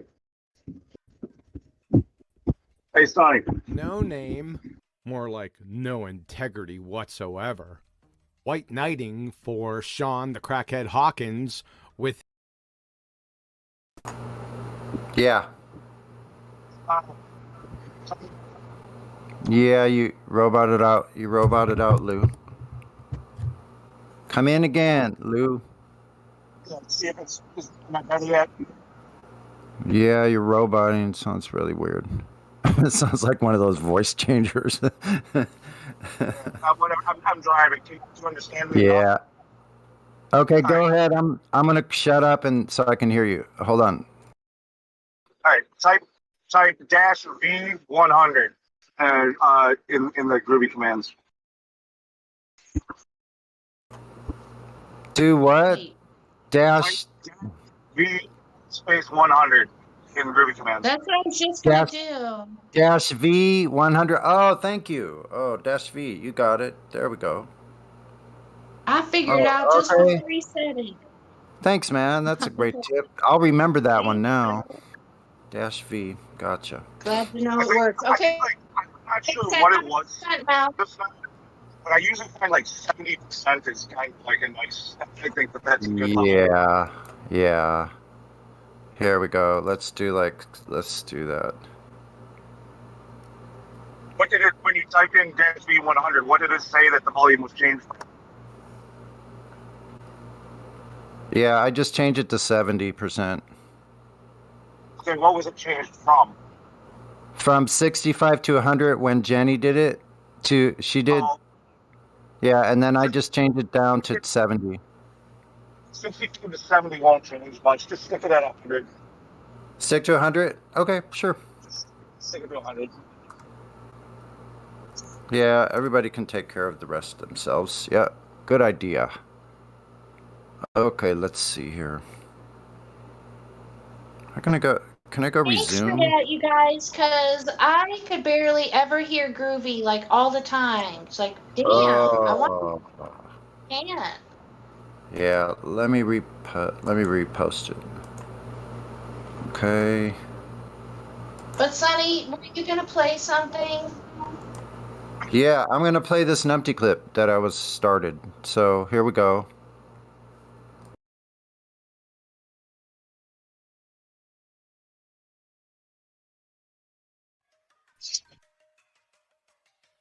No name, More like no integrity whatsoever. White knighting for Sean the Crackhead Hawkins with his water vapor is not a gas. Jose JG Retard Show, 25 May 2020. Can I get No Name to read that definition again? And that was a while ago, huh? Well, I'd like to clarify if he could read it again. Can you not read? Are you illiterate? I mean, it's right there in the internal chat and in the live stream chat. If you could just read it out for the audience, that would be great. Let's read it. Yeah, you gotta get good reading voice. No name. Oh, okay. Well, thank you. When water is heated, it undergoes a phase change and water vapor forms. Gas is a state of matter while water vapor is not. A gas is a substance above its critical temperature but below its critical pressure, while a vapor is a substance above its boiling point temperature. Keep going. You have to keep reading. Water vapor is That's it. You have to keep keep reading because I'm reading the same definition I think that you're reading because you read it word for word and I'm reading along. And then okay, I will. Farmer's Boy, you ready? Go for it. Here's what the full definition ends with. Hang on, let me get to it. He just read the same thing. Gas is a state of matter while vapor is not. A gas is a substance above its critical temperature but is below its critical pressure, while a vapor is a substance above its boiling point temperature. Y'all would agree that was word for word? And then the end says, a vapor is a gas. You're busted. With vapor and gas highlighted. He forgot to read that. Ding, ding, ding, ding, ding, wow. Cherry pick to its best by No Name. It's only you lot that are allowed to do that. Trying to rub it in too. Yeah, well, he just called me an idiot and said I couldn't read, right?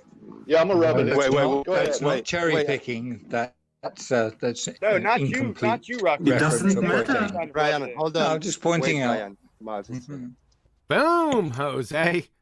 That's what you should have said, right? This is a real boom this time. This is typical spinning ball-tart space monkey behavior, folks. Get used to it. Let's see if there's any more meat on the bone that we can gnaw into. Yeah, it's not cherry picking to miss out part of something. Okay, but it's still a wrong thing to do. You think it's not cherry picking to leave out a vapor is a gas when that's the I need to say something. I need to say something. It's not cherry picking. It's more like quote mining. What the hell did you just say? To pick out part of something. Let's get our fallacies in order. Yeah. You big dummy.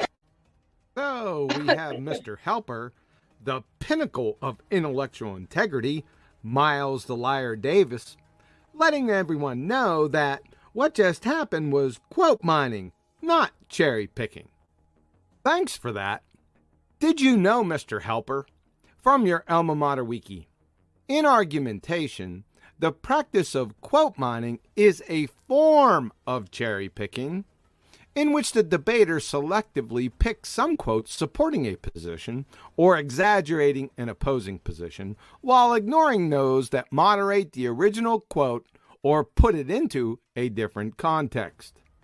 So calling it cherry picking is a-okay.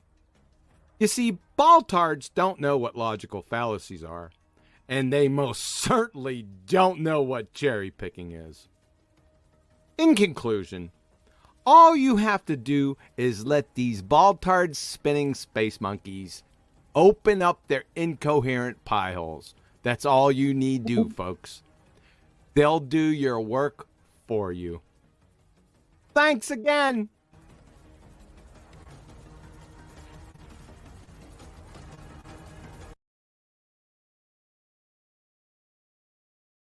Alrighty then. Okay, so Rocky. All right, QE. That was laugh out loud fucking funny to me like 3-4 times. yeah, no, yeah, definitely. All right, So pause the QE. a study in red herring. So now there's another variety that we need to keep in mind: quote mining. Wow. So yeah, so it's important for us to know what these logical fallacies are, so that when they pull this stuff out, we spot it immediately and stop it right there. Don't allow them to continue. Don't jump into the weeds with them. Stop it at the fallacy first. I Right? definitely can appreciate his creativity instead of calling somebody the R word, a retard. He tells people that they should be picking up cans from alongside the road. I didn't say it how he. I didn't say it how he says it. The way he says it, it's like for real. Laugh out loud. Throw your head back. Fucking funny to me. Yeah, I just yeah, be careful you don't hurt your neck while you're laughing that hard.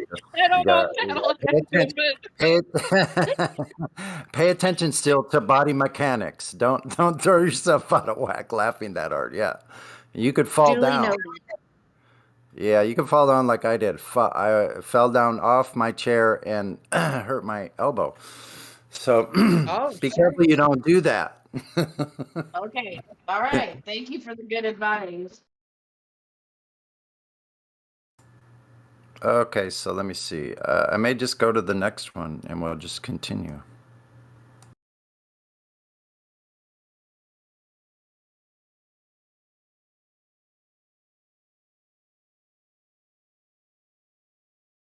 Yeah, you could do like the numpty clips, like a commercial instead of a song. You know, I think that come up with a playlist. Yeah. Let me see if I can just hit play again here. Let's see. One of you guys are Good morning, Nathan. Morning, Brenda. Morning, Brenda. How are you? Ready to get destroyed again? Ready to be lit on fire, Mr. You mean you came in ready to be destroyed again? Yeah, we accept that, Brenda. Hi, how are you? We got our sources ready, Strawman. I've destroyed your argument every single time. What a way to start a morning.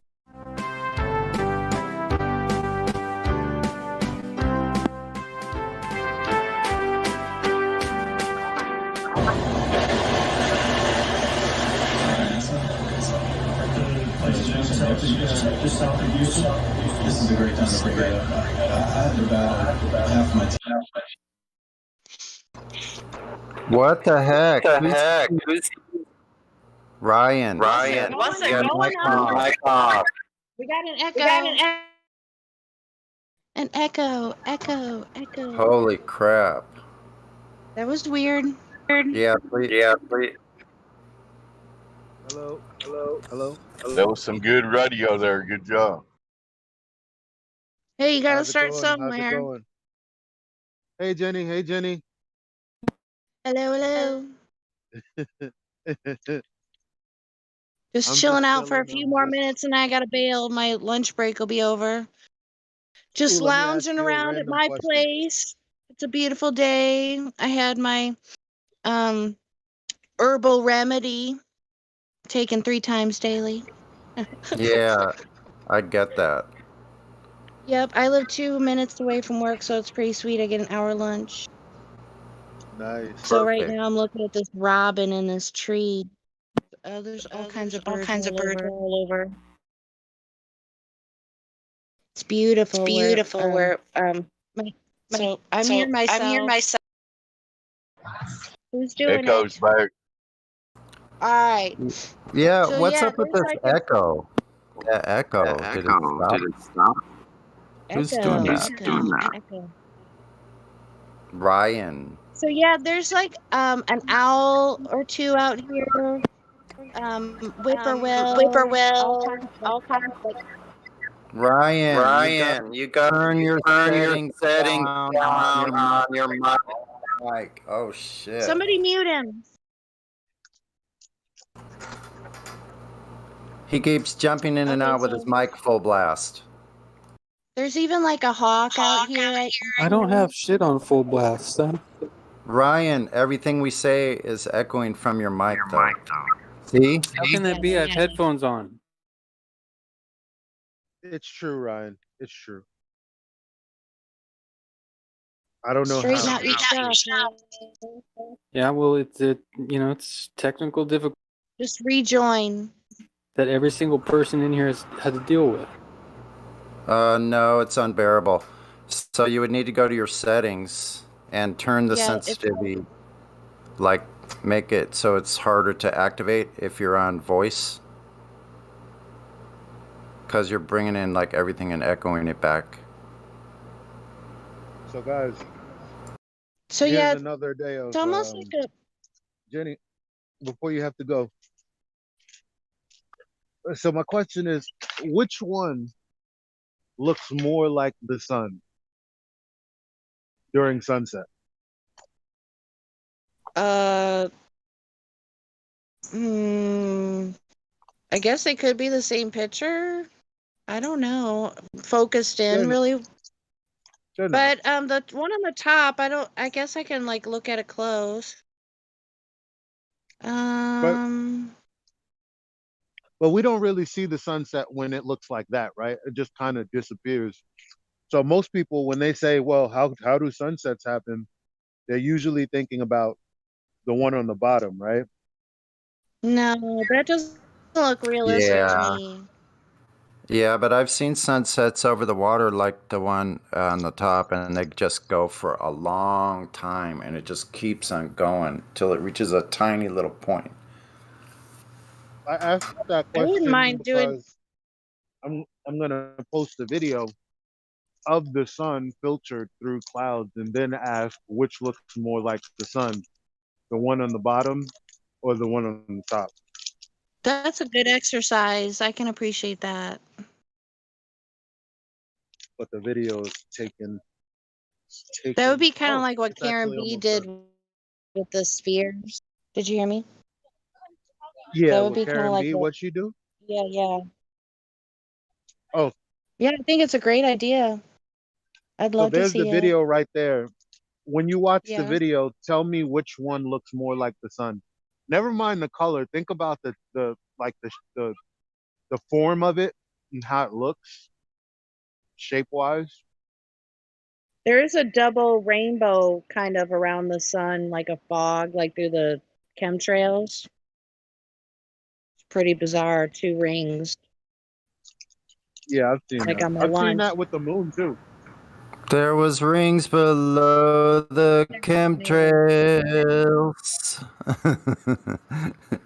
You watching the Look at video, those Jenny? really. I'm watching it. Yeah, I'm watching it. That's spring. That's really spring weather. It looks nice. Yeah. Yeah, it's beautiful. I'm watching it again. So which one looks more like the sun? The sun that people say, how can sunsets work? Or does it look more like the one when we say, well, it's really just disappearing off into the distance? Well, there's not many people It's that can see through the atmosphere, right? Okay. Does that mean you can't answer the question? Maybe I don't understand your question. My apologies. Which does the sun in the video look more like? The bottom picture that Of the 2 pictures, yes. that is the top one, I guess. Sure does. I mean, Yeah. for one, the one on the bottom, that looks like CGI to me. That looks like a digital image, to state it better. But I guess not many people look at the sun from the beach.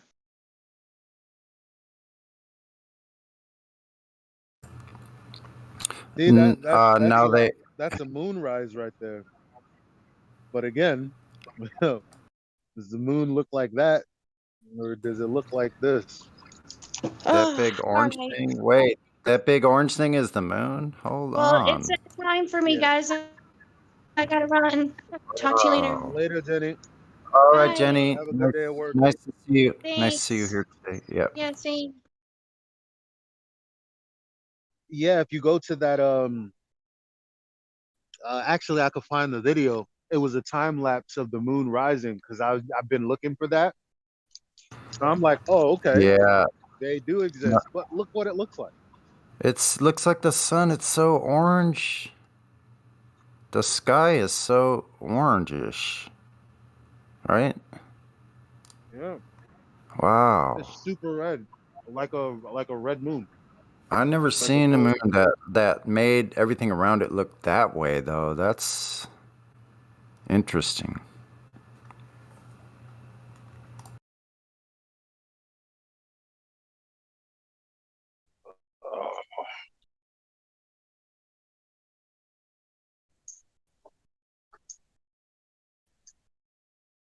Hi.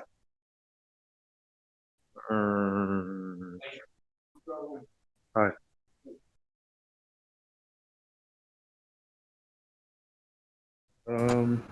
Oh, dude, when I blow that picture up, it's completely a fake. It's drawn. It's not even real. Look, let me see if I can copy it that size. Will it work? That bottom one is a completely drawn image. Let's see. No, it just comes back the same size. Bummer. Yeah, if you put that on something and blow it up, you can see it's a drawn image. It looks pretty real.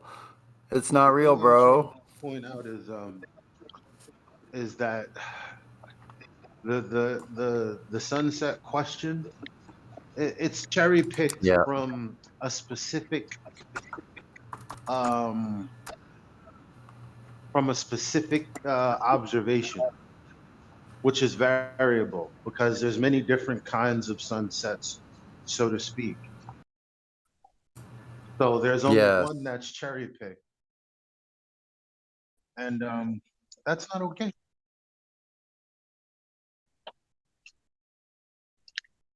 Cherry picking is not okay. That's what they tell us all the time, isn't it?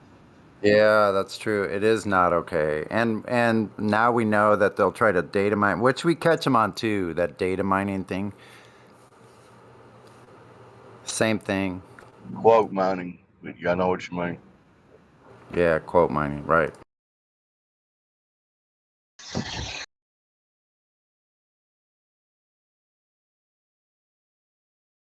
So that picture, it was photoshopped because it has to be. Yep, I literally took the original of that and then I zoomed into it. So it's like 200 times larger and it's a picture, it's drawn. That's why it doesn't look like a real moon.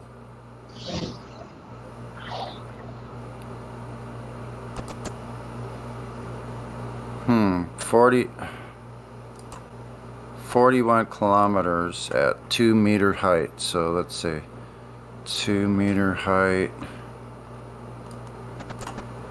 41 kilometers. 41 kilometers. Oh boy, they got troubles. Troubles in River City. The target hidden height for 41 meters at 6 feet high is 101 meters, or slightly over 300 feet difference. And these kids from Disney are going to argue about lasers hitting the target at 6 feet high when there should be 300 feet of Sagitta in the way? I'm sorry. What you looking at, Sonny? Just a calculation I did in the Earth curve calculator. I just put, because I was listening to that discussion. So crypto was saying 41 kilometers, or was it Indio? 41 kilometers at 6 feet. 6 foot height is 101 meters. Or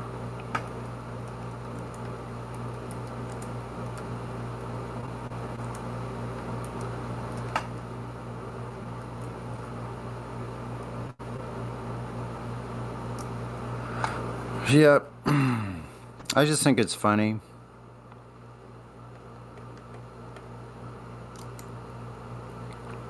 Because we're talking to, like, those kids that you guys were talking to yesterday on Chatterbox. I imagine they know nothing about, they've never picked up a tool. They've never measured or built something. Like, that's what it seems to be that way. Like, of course, I wouldn't try to say that for all of them, but it seems like they haven't built anything with their own hands. Like, they don't know the difference between thinking about measuring something and actually measuring it. Well, to be honest, they've never. They've never been asked questions in the way we ask them. Yeah. Because the reason we're asking these questions is because the information was there. Let's keep it above. Or the information wasn't there, so it led us to these questions. They've been stunted from asking these questions because they've been given answers. And it's not fair. I don't like it when I think about it. I don't think that it's fair to them, and they don't know what they do. Yeah. That's now, the true. staunch Globers that have been here for years, that have truly been in the conversation, no. Yeah, I can't find a path for righteousness for them. I'm sorry. But everyone else, like all of the people in the chatterbox except for the first guy, even the guy with the mic with all the noise in the background, right? Even him, doesn't seem like he had a fair shake at thinking about things. Yeah, that's the whole point, actually, that these people were given a story like we all were. So I have to just back off sometimes. And then it was reinstilled by the fact that, because you know what my friends say, the ones that I don't really talk to anymore. They go, "Oh, you're still a flat earther? That's still a thing? Hasn't it been debunked? Like there's debunked videos all over YouTube." That's their perspective because it's fed to them. They were never, they never gave it a chance. They never inquired, and now it's almost too late for them. They have to come to me. How are they gonna do it? I don't even know how a new person would do it. Like you would have to have a high level of skepticism to find yourself here, and then you could get some information. You can't even. Where else are you gonna go? I don't know. Yeah, exactly. I agree.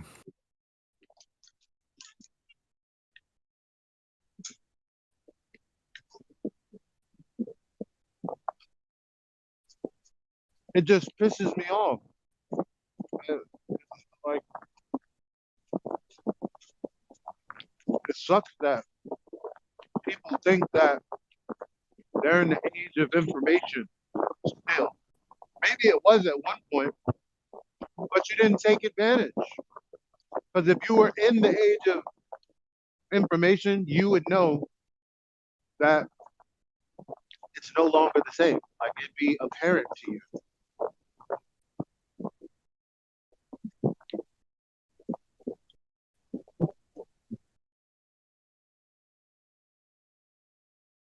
You go, hey, things aren't what they used to be. You're making a good point, Elijah, that such a large percentage of people just assume it was dismissed and they just go on and don't even think about it because they missed the boat or whatever. You said it better, but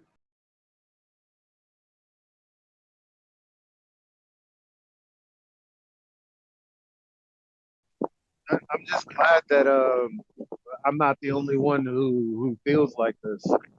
I mean, it's just me making an observation, you know.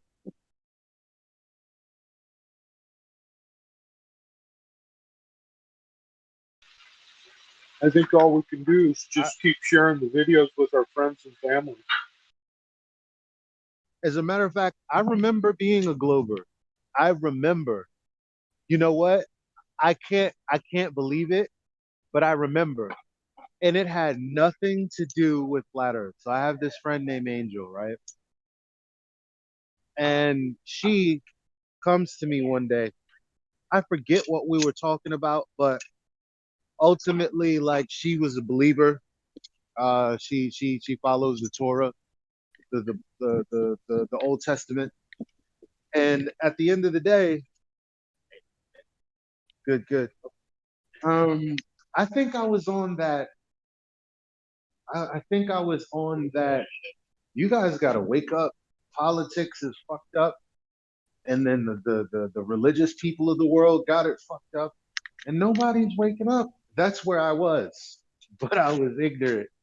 Um, and so I was putting everybody in the same basket.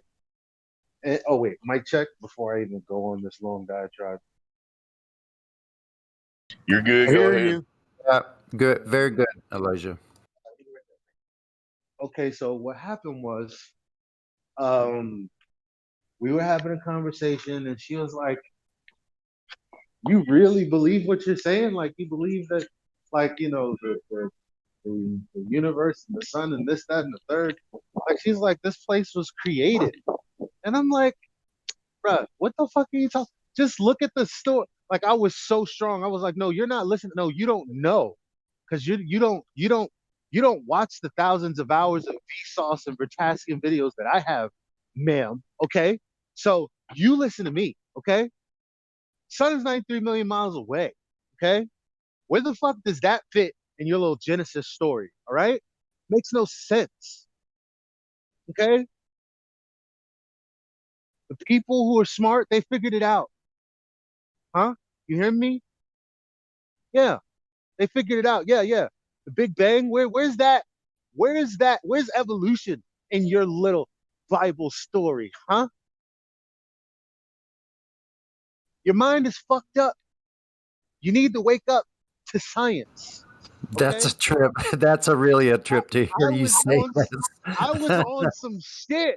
Like, I it really was. But I was like, politics. I was like, all this shit is full of shit. And then we have people like you believing in some sky daddy. Like, yeah, man. I was going ham. And I apologized to her not too long ago. A couple years ago is the first time I said, yo, my bad. I was totally wrong. I don't even know if she's a flat earther. I can't wait to have that conversation with her one day. Cause then I'd be able to go ham and feel good about it. But I can't believe I was like globing out on her.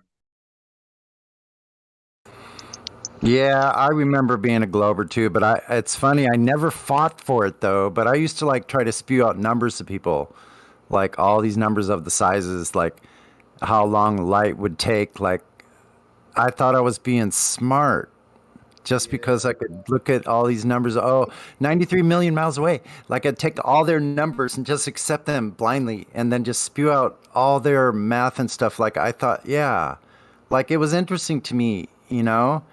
But it's funny, by the time like I discovered this, like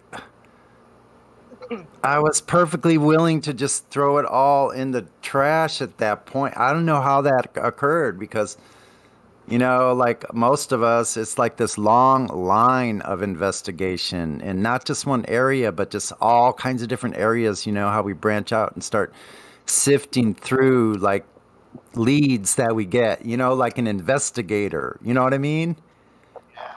Yeah. So it's just strange because like then at that point, like the Anunnaki had to go, like all the people saying anything about ancient aliens or that kind of stuff, like it was out the window because of the second law of thermodynamics, like I couldn't, there's no way, like, so it's funny how like now, like I did actually, I had a revulsion to like watching any like sci-fi space stuff for a really long time, for a couple of years.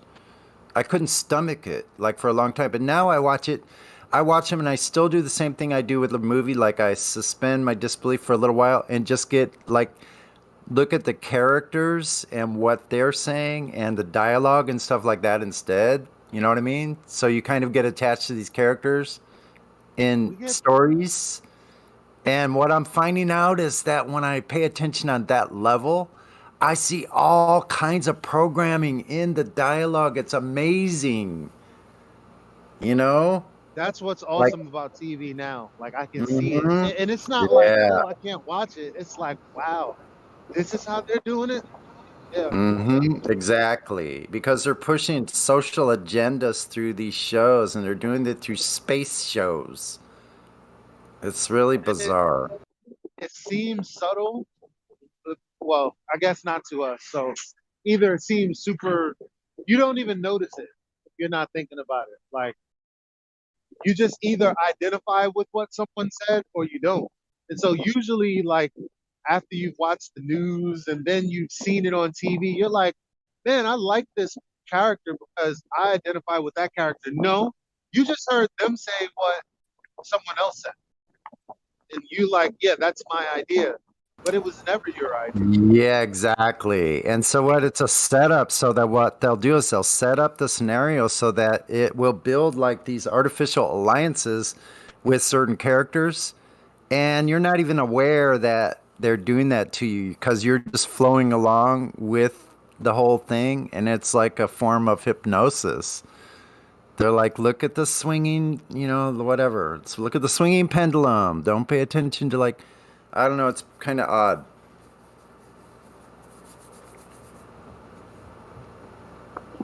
But yeah, I can't. I like thinking back to that interaction. I'm thinking, wow, like if I wasn't above it, surely, like maybe I'm missing something as an educator, as a person who's saying, hey, I know you feel how you can't even say that. I know you feel how you feel, and you think what you think, because immediately my brain is going, oh motherfucker, you got some balls. Who the fuck you think you're talking to? Like I can see it now. You know what I mean? It's just like, how do you engage someone without engaging that mechanism? Yeah, that is the question, isn't it? I had something to say. I so forgot. Oh, the sun, right?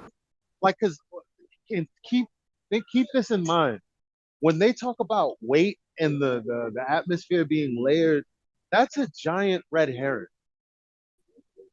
Because when you introduce like, what about a helium balloon? It goes up. You're thinking about up and down, but on the sphere there is no up and down. There's just towards the center. But we all know that there's an up and down because we live on this level plane. So that could be some sort of puzzle in their mind that's like, well, I know there's an up and down, but I'm told up and down is really the center. But for the purpose of this conversation, that doesn't fucking matter. So when I say weight, I'm like, yeah, all of this, like the gas that's heavier here is the heaviest, and and it's layered because of the weight and blah blah blah blah blah.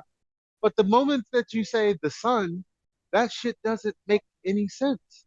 Because it's like, okay, well, the sun is in space. It looks like a sphere. You think of it as a sphere. And it's like, well, when you look at that, like, what if it's all gas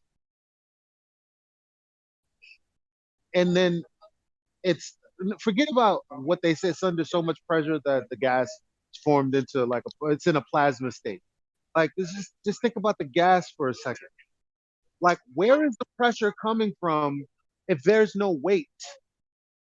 If it's inward, Yeah, where is the inward exactly. vector coming from? Yeah, exactly. See, that's a super duper good point. Like, because, yeah, this gas it only has one direction. If it's like, they're the ones saying it's a gas, right? And hot goes to cold. So, isn't space cold and the sun is supposed to be hot? It's got only an outward vector, all the gas escaping omnidirectionally.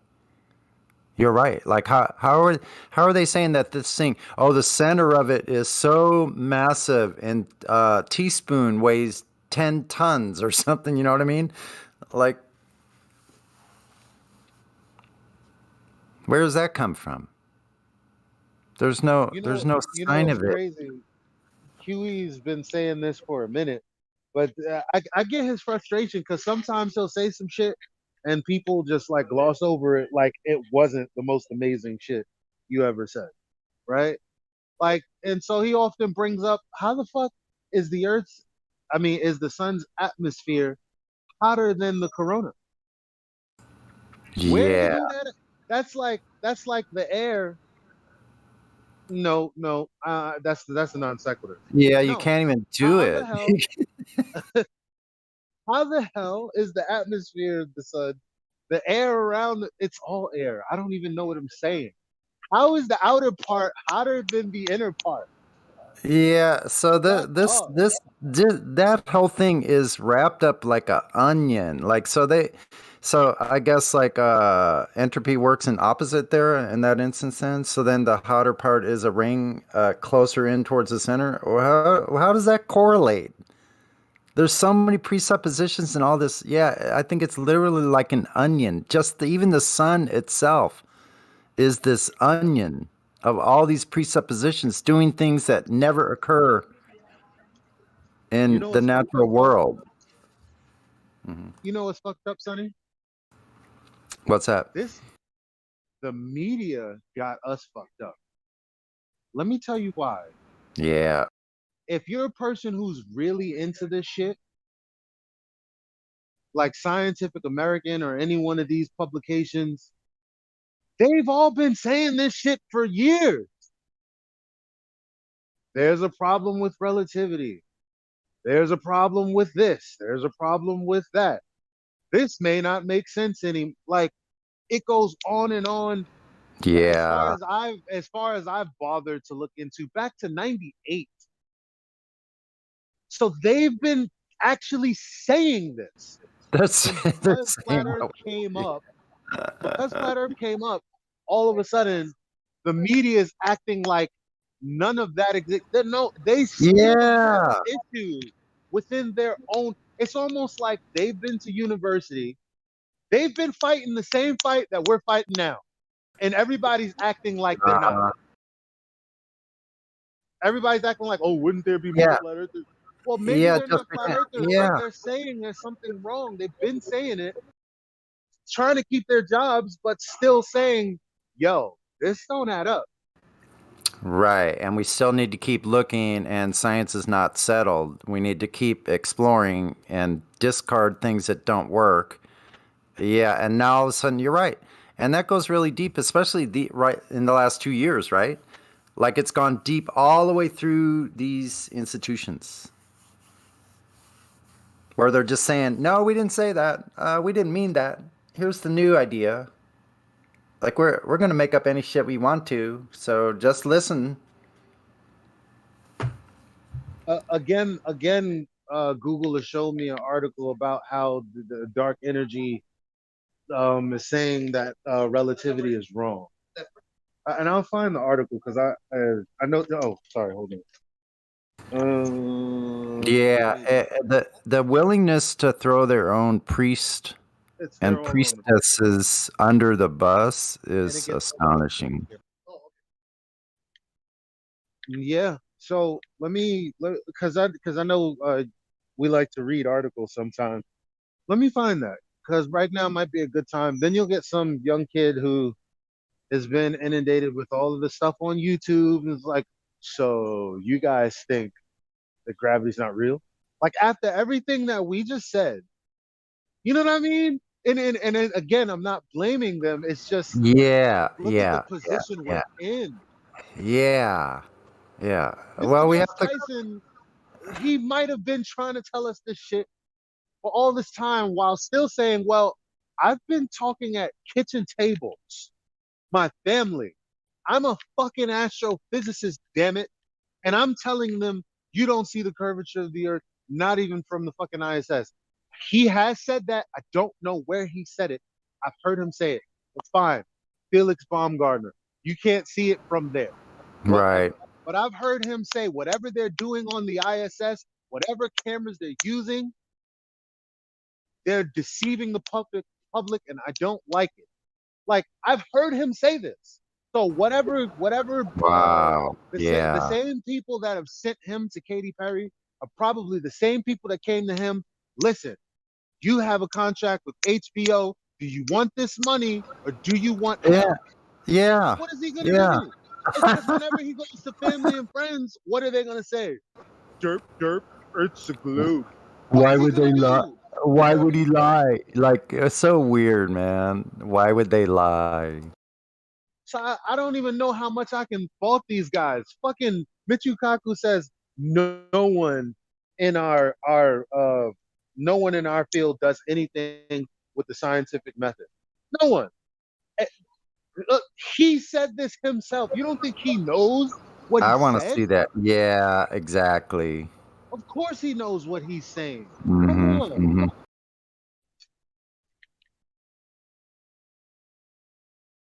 Let's Well, it's so, sad because we kind of don't have yeah. their backs in a sense. You know what? Like it's almost like the mainstream flat earthers of the world are here to kind of put a knife in their back in a sense. Because what if they were trying to tell us? What if? That's all I'm saying. What if? And I'm going. I know I'm Well, like going ham, but no, it's it's okay. just odd that they wouldn't. It's just too odd for me. It's too obvious. The things Yeah, that they've but said, it just makes no sense. yeah, so I think like I believe you are correct in what some of those people are saying, that they have been kind of like in a way on our side, but I still think for them that they just need to come away from the dark side. That's all. Like they Just really say it, do. right? Just say Like it. what? Like, is there none of those people that are brave enough to get back to actual real science and what that is? Aren't there any of them brave enough anymore? They're just gonna walk off like zombies off into the apocalypse with these ideas. I don't know. Like I mean, that. That's look at Copernicus. Look at look at Copernicus. Look at even Newton look at Newton. himself. Yeah, yeah. Look at Einstein. Even it's almost like they've said it. They've said it at some point, and the powers that be are still using them. Think about somebody said this the other day, Yeah, and I said, yeah. "Hold the fuck up, hold the fucking phone." I forget who was saying it, but they said, "Yo, how did they tell us in school that Columbus figured out that the Earth was round because he thought he would fall off the edge? If the Greeks 2,000 years ago found out that it was a sphere and people have believed in the sphere for over 2,000 years?" Isn't that And I'm ridiculous? like, So check it out. you're Check it out. So since he didn't fall off the edge, therefore it's a globe. See what a jump that is? Like, no, that's not my point. That's not my I know. point. Okay. All right. Yeah. We're given the story that he thought and everyone thought that the Earth was flat then. But they've Yeah. also told us that Eratosthenes had already known it was a globe before Jesus was born. And the Greeks already knew. How many years before Columbus were they born? So who's telling the truth? This is what I'm saying. It's like they've taken these men and they've bastardized all of the shit that they've done. I think that that's a possibility. I think some of it's even made up. I think some of these characters are even made up. Yeah, that too. They're just conjured. I think some of them were conjured. Because what excuse are you going to But you make? get what I'm saying? Is the world because Columbus was he was exploring along the like one of the biggest empires, biggest trade route in the fucking world. Yeah, At and his he was, time. So they and he was, didn't know. So they were flat earthers. They didn't know that the earth was a globe, even though everyone thought it was a globe. They didn't. They were just figuring it out. You see what I'm you get what I'm trying to say? ridiculous. Yeah, because you know what, sailors have always known pretty much. Like there's some out there that may not admit it, but there's no denying when you're out there sailing on a ship moving horizontally, you know you are. You don't just think you are. Like as a glober sailing around, they were like two different constructs held in the mind at the same time with a freaking wall between them. Because doing the real things that you do on Earth, like over water, you know certain things and certain fundamental principles always apply and never do they not apply. And then you have this other idea that is just like this construct of this globe in your head, and they don't really ever match up or connect to each other while you're doing the real things here. That's what I notice. So sailors know they're sailing on horizontal water. They all do.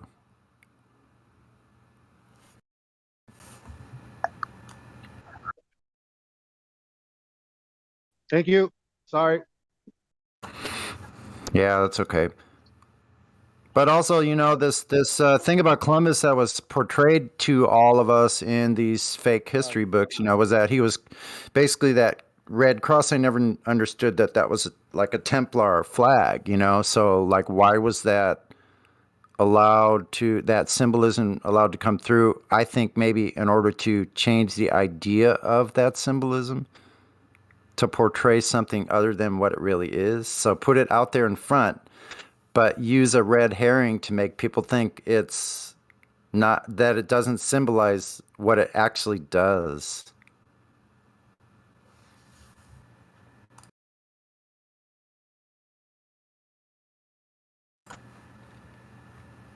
So if the first thing he had to do was go back and report to Freemasons, and they have this certain belief system, then what do you think's going to get let out of the bag? Not much. They're going to keep it close.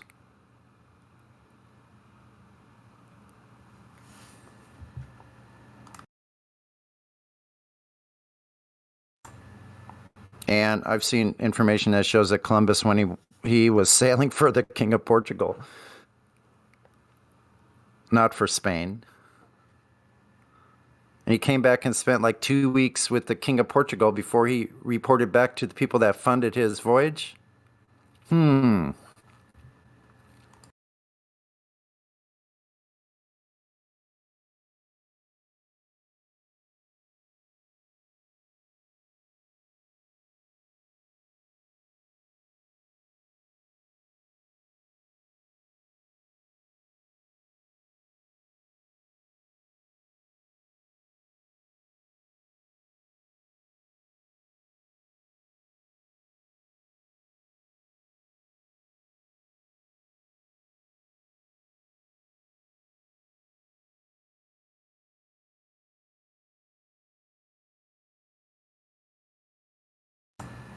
Oh, too bad Jenny had to go back to work.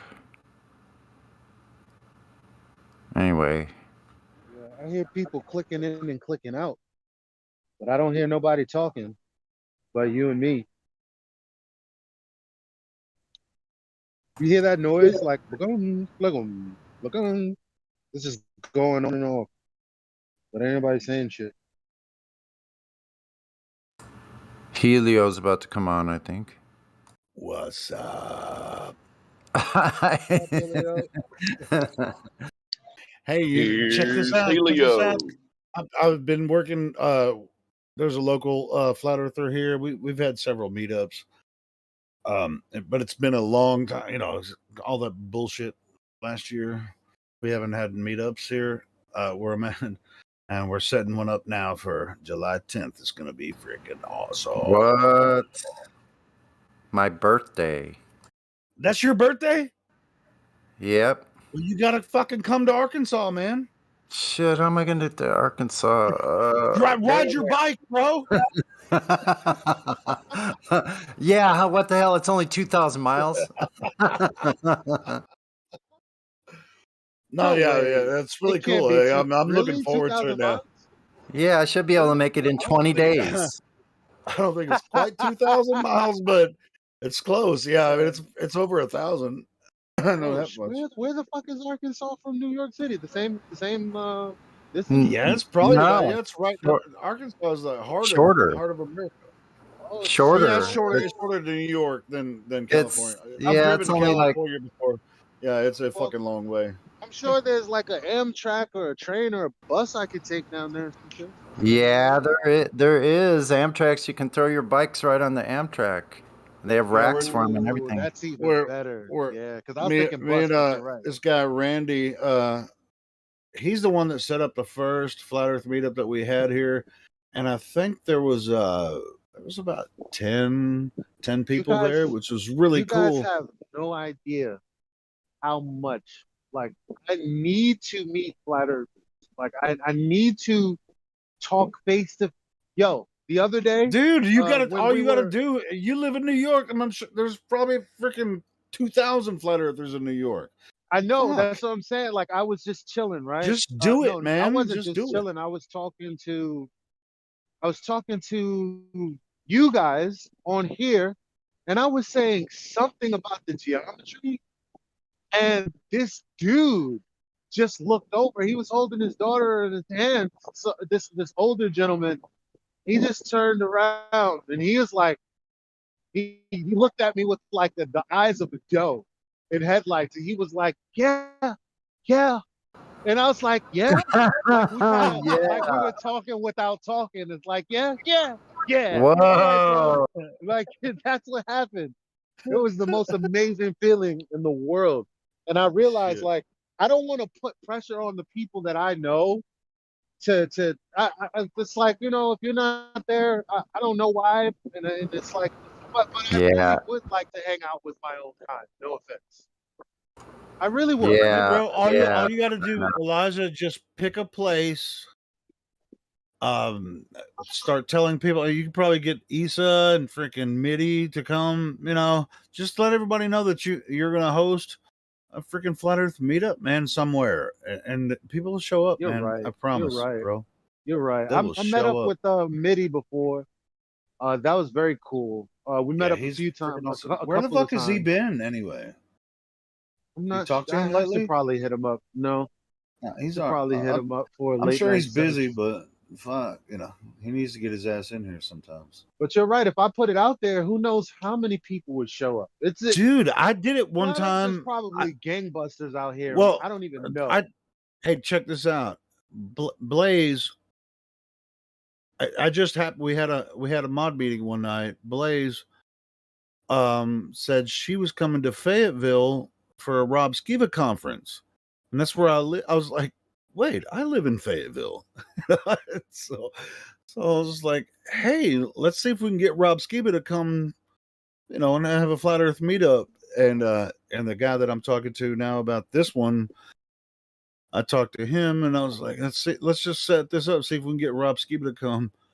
Dude, Rob Skiba came, Blaze came, and 70 people from that freaking conference came. We filled up this whole restaurant with people. They were just like, holy shit, this is crazy.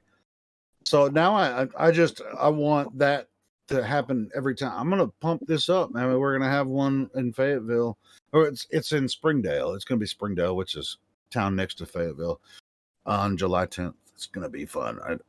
So I have over a month to pump this shit up.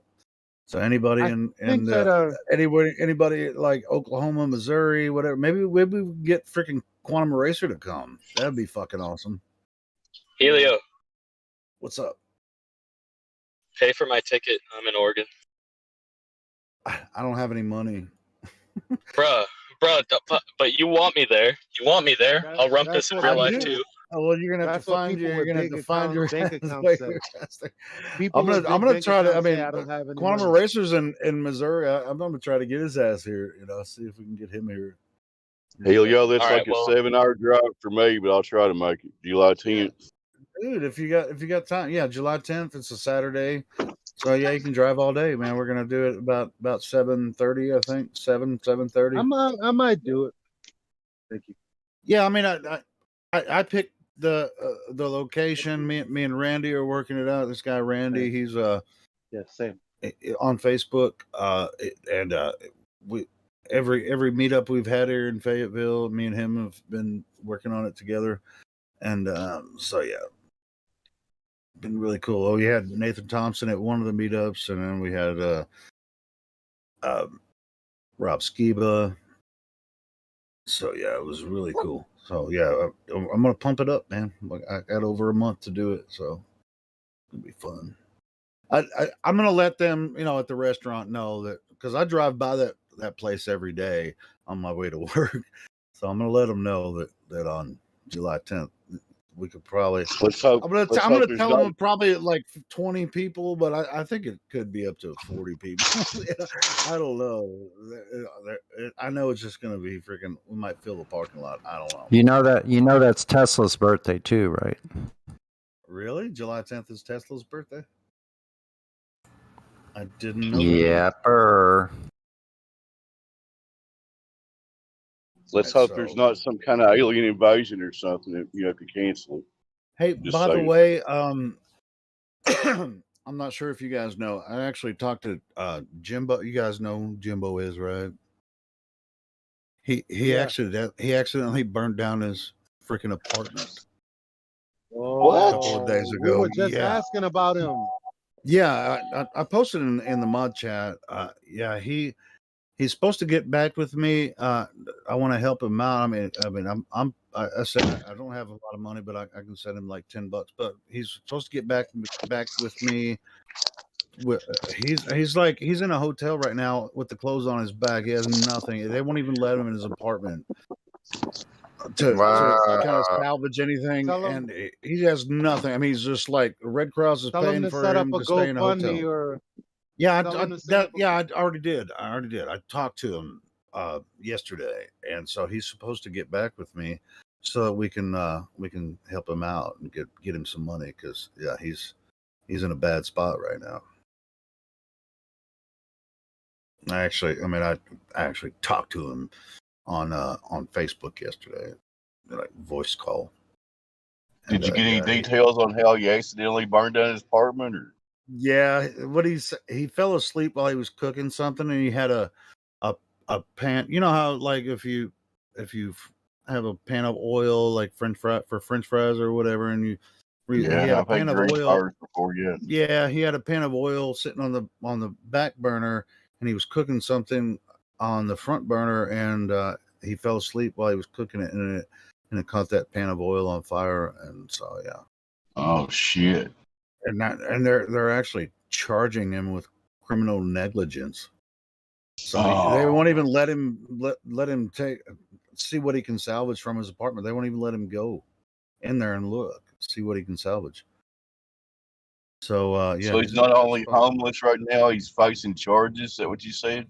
Yes. Oh my God! He needs some help. So yeah. So we need to. I want him. I'll try to get a hold of him again, and because he was supposed to get back with me today, but I haven't heard from him yet to see if so we can figure out how to send him some money. He needs some help.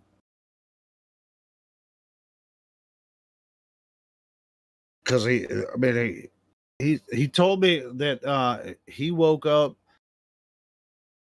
because of the smell or whatever, and then he crawled out of the apartment, and and I guess then the fire department came, put it out, but that's all he's just like that. He's just like staying in a hotel with the clothes that he had on when he crawled out. Do you know if he damaged other people's apartments or just his? Or do you know? He said he lived on the top floor, so that was, I guess that's good. I was like, did it harm anyone else? Maybe he didn't create something for other people. Yeah, he said it didn't hurt anyone else, so that was good as far as that goes. So yeah, he said he lived on top. So if he just fucked up his own shit, maybe they won't press charges. Who knows? Well, I told him even if he has to do the public defender, I mean, at least he'll have some. It was just a fucking accident, I fucking burned shit on the stove, fell asleep. It's just I didn't burn my house down, but I've done that several times. Ain't gonna lie. Shit. Yeah, I've had grease fires where I had to literally take the pan off the stove and take it out in the yard to get it put out. But if he was asleep, I understand what happened. Accident, man. I don't know how they could, charge him with anything. I think I said, man, just take your public defender. Whatever. Anyway, yeah, it didn't hurt anyone else, so that's what I asked him. He said, no, nobody else was hurt. So but it's not all good. It's hardcore, man. Shout out to He's Jimbo. just like sitting in a freaking hotel room that Red Cross is paying for with only the clothes on his back, and he can't even get back into his apartment to salvage anything. So yeah, it's fucked up. He's in a bad spot. So I'll try to get a hold of him again and see where he's at. Matter of fact, Does he at least have a mobile phone on him or something? yeah, that's how I talk to him. Yeah, he has his phone. Okay.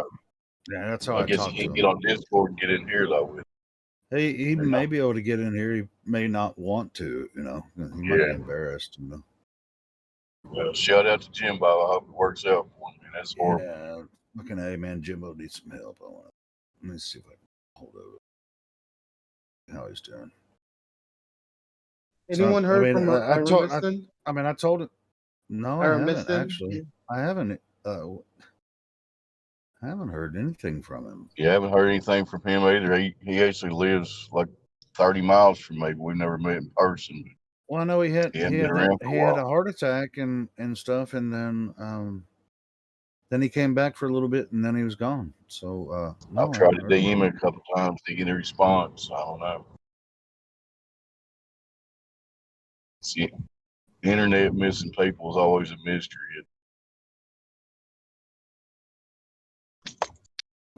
Jimbo. See how he's doing.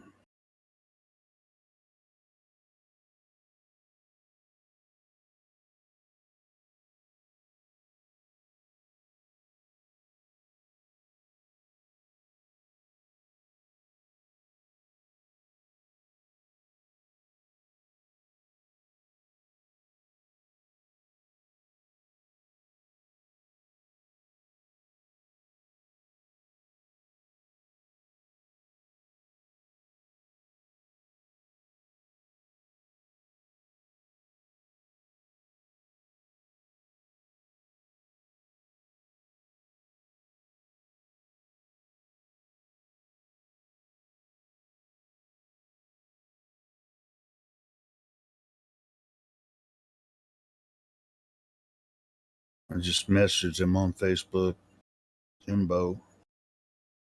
Hey man, we need those digits so we can help you out.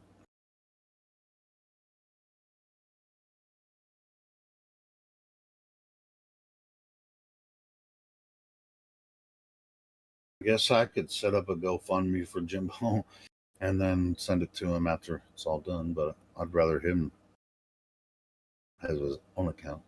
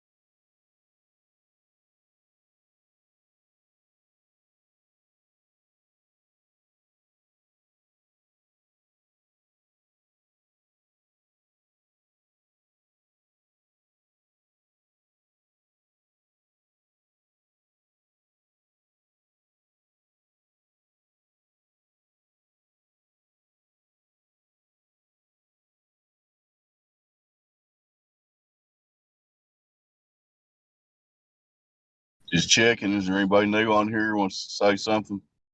Now's your chance.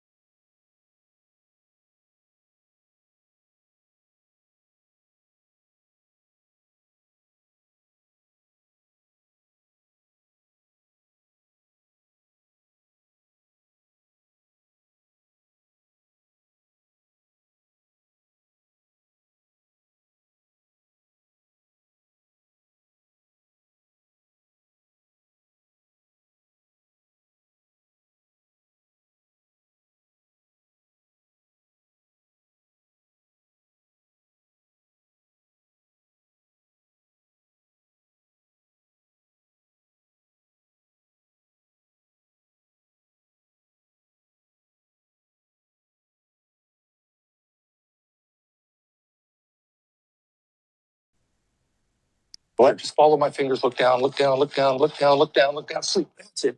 Let it go. So in a moment, when I count to 3, Dark Shark, NASA is planning on going to Mars. We've got you here, our first Martian, when I count to 3. It's 1, 2, 3. Just sit up, open your eyes. Hey there, our first Martian. What's your first impression of the planet Earth here? What'd you have for breakfast this morning? Doesn't sound good. Did you like it? What's the typical Martian meal going to be? Okay, what did he just say? He has to say it again. I didn't hear it. Say it one more time. Oh, there you go. And, what do you think of the women on the planet Earth? Yeah.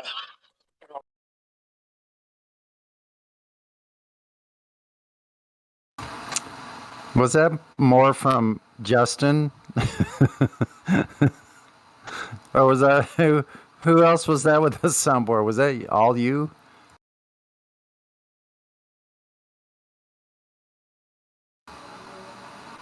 Creation Bear. Yeah, all me. That was all me. I don't know where that clip is from. It's from Vice, but I found it freaking hilarious. I'll post it in the chat.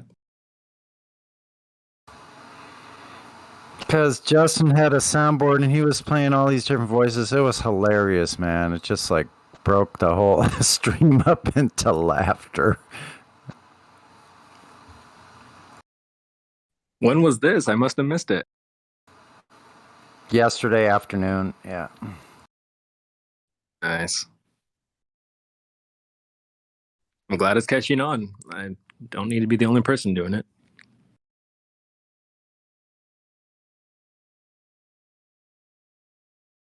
I don't know. I listened to that, Justin. I don't know if that was actually a soundboard. He was more like a voice changer kind of thing.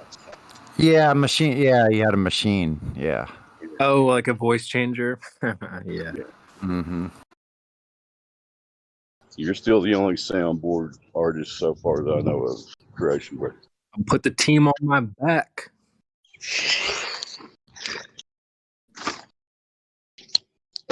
So you could, no matter what question I ask, you could have the answer ready right in a second, right? Like if I ask Michikaku how far they're off on their calculations and in their field, what would he say? Yeah. In cosmology, we're off by a factor of 10 to the 100.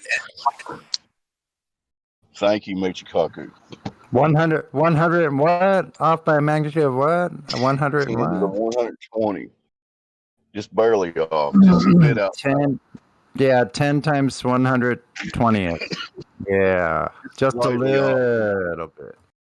It's within the margin of error, though, right?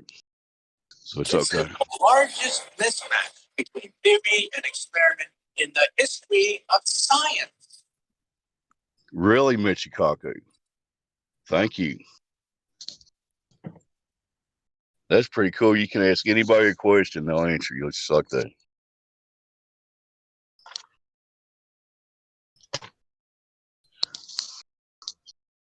Hey, Elon Musk, how come your car in space is real? Well, I think it looks so ridiculous and impossible.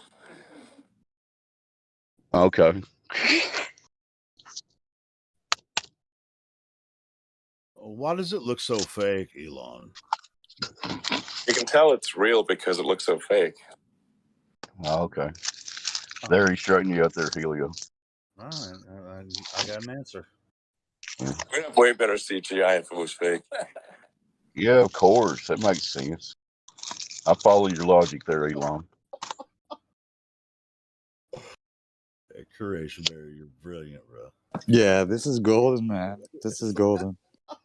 I was going to ask Michelle Thaler if we're related to rocks somehow. I've heard she thinks that. Michelle, you there? I got him on one.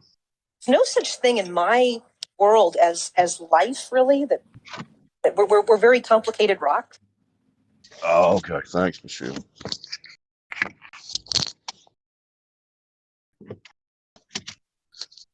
I like to think of myself as a very complicated rock. What? Oh. I am made of things like iron, copper, and manganese. When you sit down on a mountainside and you're there with a rock, those are your cousins too. Your cousins. And Don Pettit, why didn't we go back to the moon again? What was the reason for that? Yeah, I think Don's here too. Damn, you guys are trying to get Creation Bear to do some work right now. Holy shit. Yeah. Hey, Don Pettit. I think Don Pettit's far away, so let's see if he'll be able to come and speak on why we can't go back to the moon. I was curious about that too, Don. How about Here from NASA. The problem is we don't have the technology to do that anymore. We used to, but we destroyed that technology, and it's a painful process to build it back again.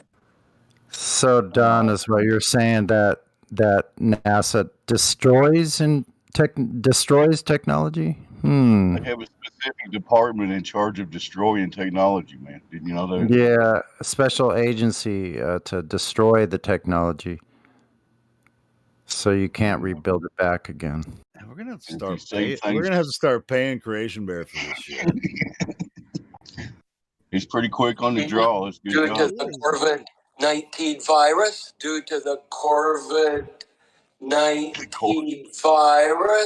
The Corvid.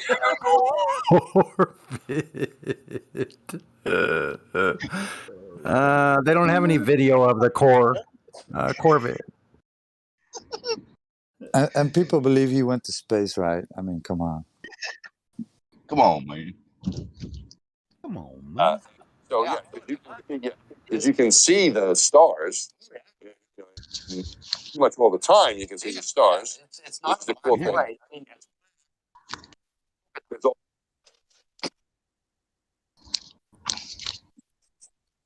you can, and there's more than stars. You can see planets. You can see moons. You see the gas Magellan clouds of You the see Galaxy. the Magellanic Cloud. Magellanic. See, I just Okay, good to know. Thanks, Don. Yeah, I think he was drifting.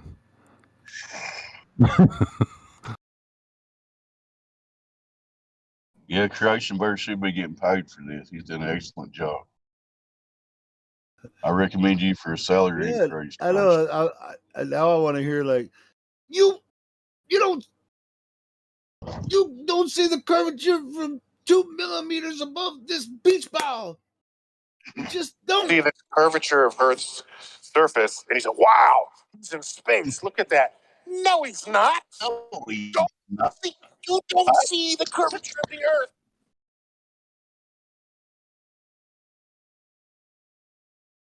I think Helio did a better impression of Neil Tyson than he did.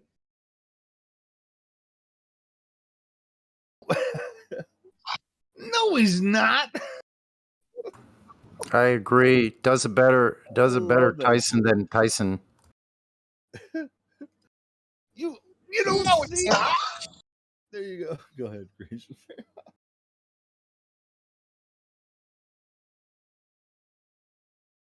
Richard, 2 millimeters above this beach ball. So it sounds like he's telling people that think they see the curvature a numpty. That stuff is flat.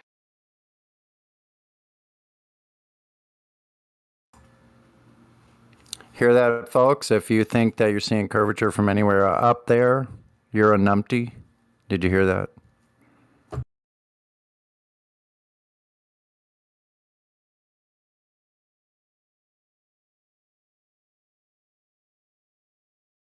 Hey, Creation Bear, do you have any Jim Pand on your soundboard?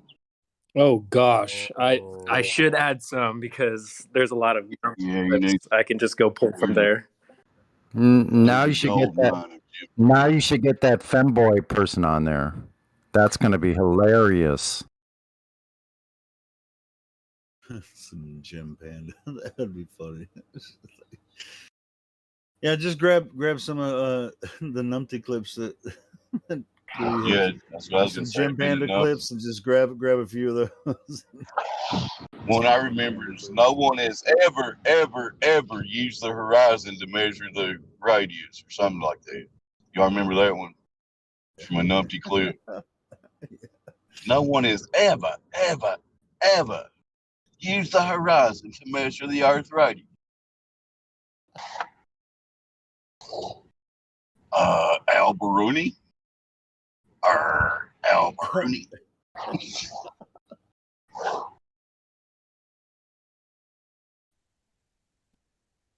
You can look up and you can see a rocket working in a vacuum.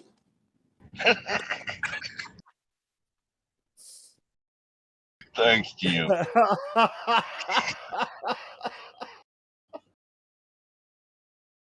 Was that you, Creation Bear? Now he just, that's his voice. You can look So all up we had to do was look up and you see can it working in a see vacuum.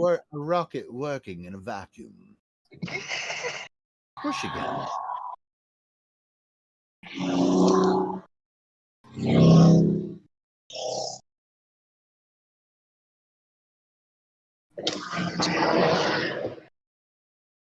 Guess another suggestion would be the rump is, you have a geometric horizon? We do. We don't.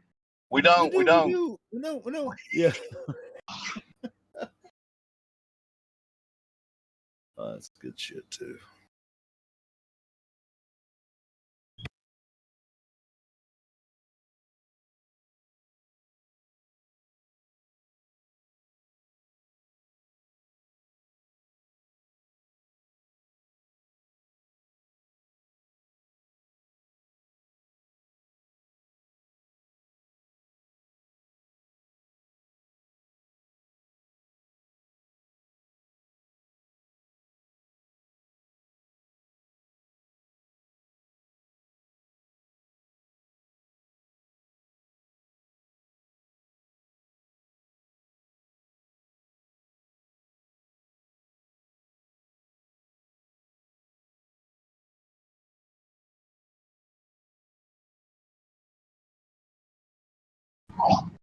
We got a BC verified on here. Has anybody ever tried to talk to him?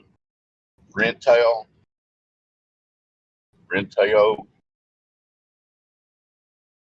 Hello?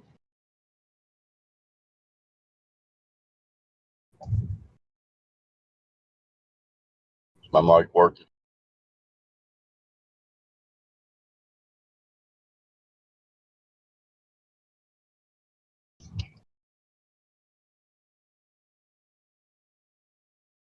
Yeah, I hear you. Thanks. I guess Rentale doesn't want to talk. Anybody else got a question for Creation Bear soundboard while he's on it?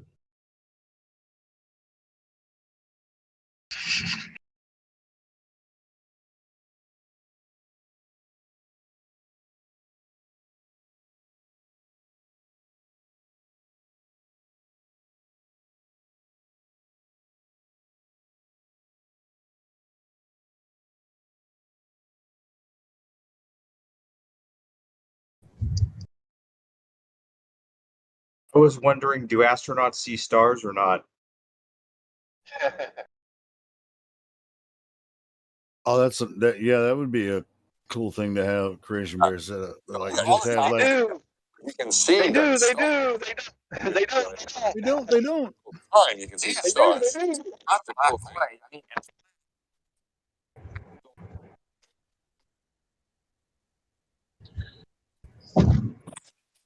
You can, and there's more than stars. You can see planets. You can see moons. You see the gas Magellan clouds of Yeah, the you Milky see Way galaxy. the Magellanic Cloud. Magellanic, yeah. You can see the zodiacal light.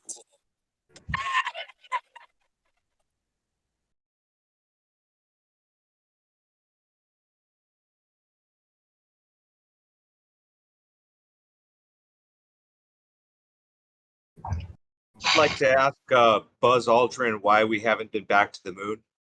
Well, I was going to say we need like Neil Armstrong saying, "No, you don't see stars." One of those guys just. Oh, they right. But that's where it happened. Oh yeah. We didn't go there. That's the way it happened.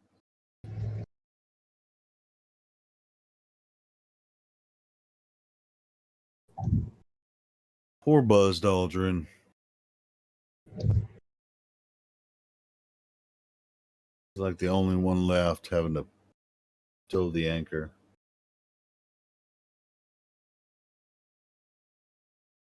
Yeah. He's like, I can't lie to this little girl. I can't do it. I can't lie Yes, anymore. Didn't he get that nickname because he was, kind of known to be an alcoholic? Isn't that where like Yeah, I the was name came gonna from? say. Or Yeah, that's am I He's making always that up? on a buzz. He's always on a buzz.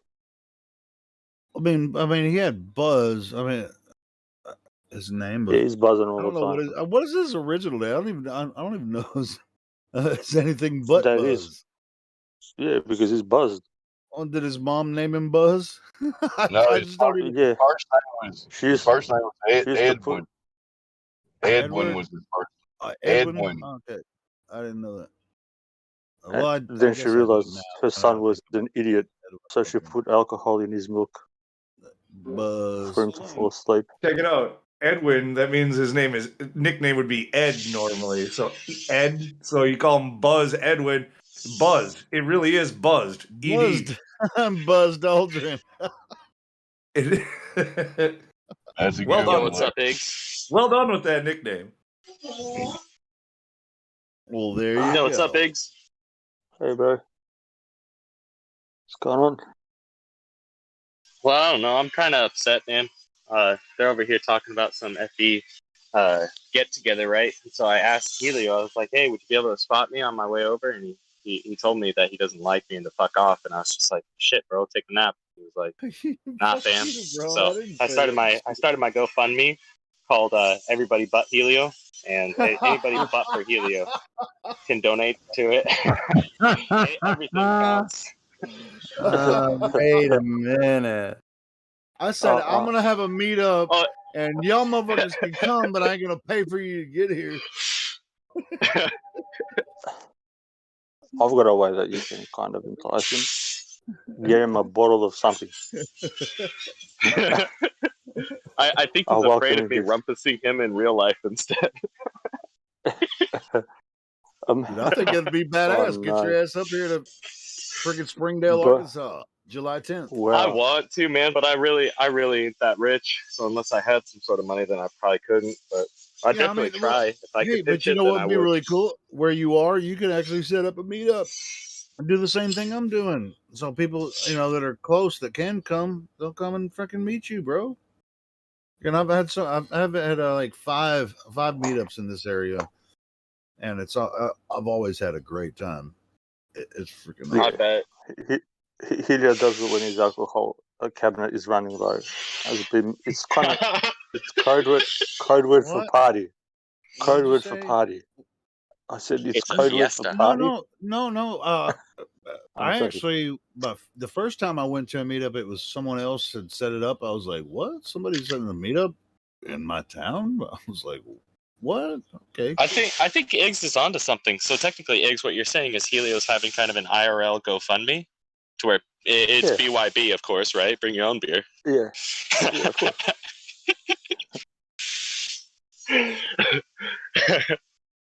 No, I mean, Capitalism, bro. There's no fun. Fucking tell him, Capitalism, you have to Helio. go Tell with- him.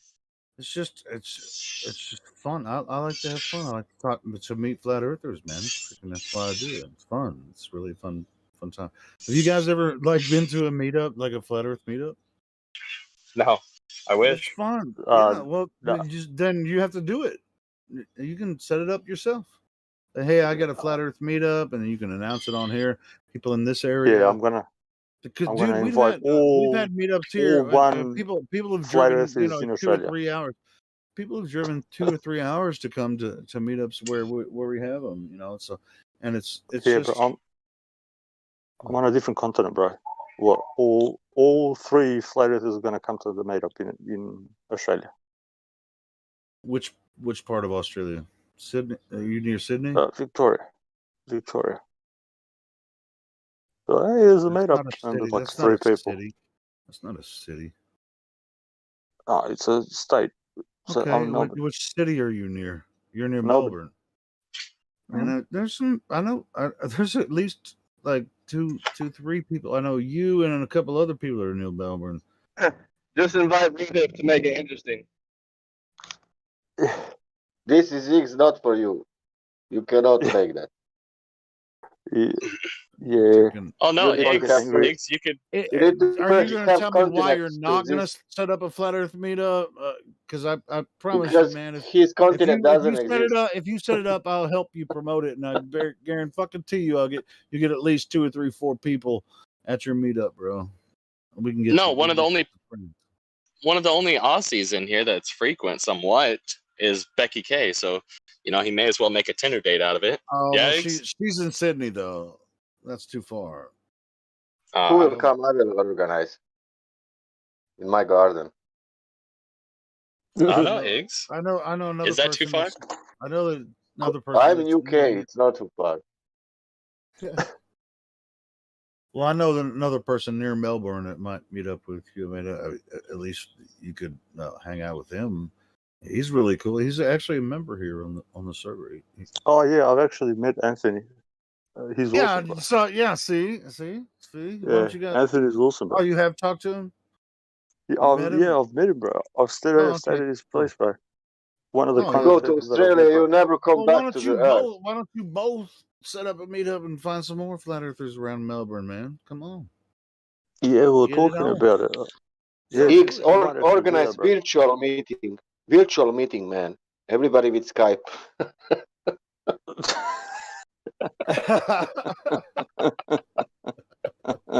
Everybody with phones, and that's it.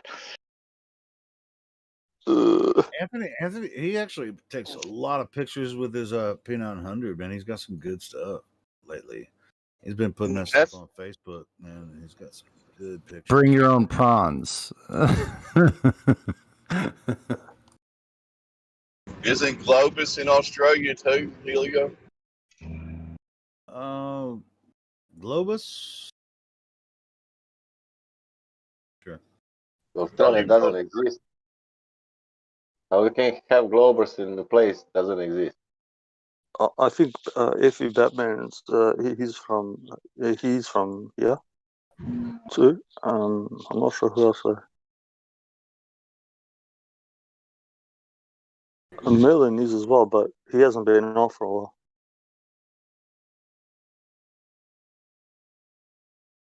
He doesn't want to have a meetup because Australia doesn't exist. Yeah, that's I know. I heard that. How could they be speaking? Here we have Iggs speaking from a place that doesn't exist. What is it like there, being in a place that doesn't exist, bro? Well, to be honest, it's really hard to meet up with people. It's really hard to meet up with people in a place that you can't find. So it's hard to meet up with people. Yeah, I could see how it. I could see how it could be a little difficult. I don't know. Existing place. Because they have sky down. Yeah, it's like either they don't exist or they're upside down. Yeah, they call them down under. No, the people exist, but they're just in a place that they're in a place that doesn't exist. Oh, it's we're in Narnia. So they have so they would have no location to go to for a meetup. Yeah, like Narnia. It's there, but it's not it's there. like Narnia. Yeah, right. You have to go through the wardrobe to get there. Man, you are living in India and you are thinking you are living in Australia. India, Australia. What's the difference, bro? Yeah, we wouldn't expect to see Same people language. in Australia. Oh, boy.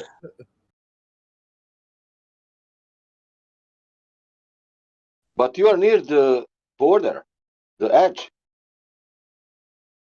Well, yeah, actually, I'm like the furthest. What is it? Southeast, like at the tip. Yeah, that means if you swim too much south, you can fall over the edge. Yeah, well, on my free days, sometimes when I go swimming, I just go with No. Antarctic treaties, and I speak to the guys. You know, I climb up on the wall, just like that, with my budgie smugglers. You are lying. It's cold water. Just a couple of days. Just a couple of days swim for you, huh? Yeah, bro. And I see You cannot swim in that cold water. You are lying. Nah, but I swim with Biden, bro, because I like to see his blonde hair stand up. So I think what Iggs is saying, he's a giant, but he's not just any old giant. He's like a giant that's like 300 feet tall. I think he builds his yacht down to the ice wall and chills at the ice wall. Don't you? Yeah, he knows he knows he doesn't have to swim. He takes the Nazi tunnel under the water. He's not swimming. He takes the tunnel. Hey, don't give out secrets, bro. I'm swimming. Don't tell everything. Don't tell everything. So don't tell everything. So work smarter. So work smarter, not harder, right? You don't have to work harder. Just all right. Never teach the tell for tunnel. Why did you say for tunnel, man? Don't take the And tunnel. now you gave it all up. Hot air balloon.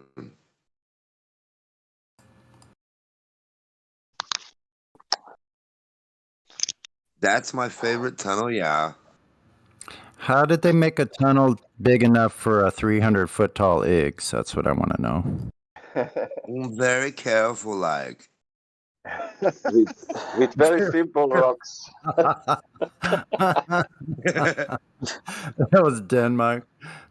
Too much. First, we have to dig the hole. First, we dig the hole. Yeah. Dig a very big, very large hole. We dig a large hole. Then we test and measure. Test and measure. Test and measure. There was a guy here. What was it the other day? He said, what was his exact wording? Oh, can I get a shovel and dig? And I was thinking, like, fuck, man, can you get a shovel and dig? What is the purpose of the question? Because if I get a shovel and dig, and I go, then well, it's like you'll make a hole. Yeah, it's people will be like, if I were to get a shovel and dig into the earth, and I theoretically could dig, through the earth, what would I find? And it's just like, dude, people have tried to do that before, and they found what they found. Just Google it. What? You guys don't believe in a core? What's wrong with you? Believe in shovels? A core, the core. You can clearly dig a hole 2 feet deep, and you don't believe in the core. Oh god, dude. Well, even who was I talking to? There was someone I was talking to that's studying geography. Was it on here or was it on another server? Whatever. But yeah, it's young kids studying geography. Like, okay, cool. Yeah, geography. Hell yeah, bro. Geography, when I was overseas, that was a main subject for like 4 years in school. Like you would have maths. 4 years. Yeah, but that really has more to do with, the land and everything. So it really has nothing to do with anything that has to do with Ball Earth or anything like that. Geography is exactly. I think it's a good good thing to study. Yeah, geography is great. A lot of the presuppositions in what they say about Earth, I mean, there's some problems with it, but in my opinion, I think geography is a good study. Yeah, there was when I started. There was no. We didn't work off a ball, flat map, and we spoke about the they would say estimated. Yeah, the I mean, estimated land there's some total. chemistry. There's some chemistry involved, I think, as well, right? Yes. Geography, Yep. You have to know like what each country, what their main products are, what is available in the once they start digging in the soil and all the rest of it, you know. What's it called? Natural resources and all that. Yep, of course.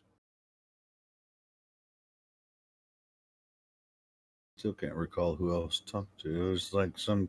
It might have been on here earlier or yesterday sometime. Kid that was in here that was studying geography.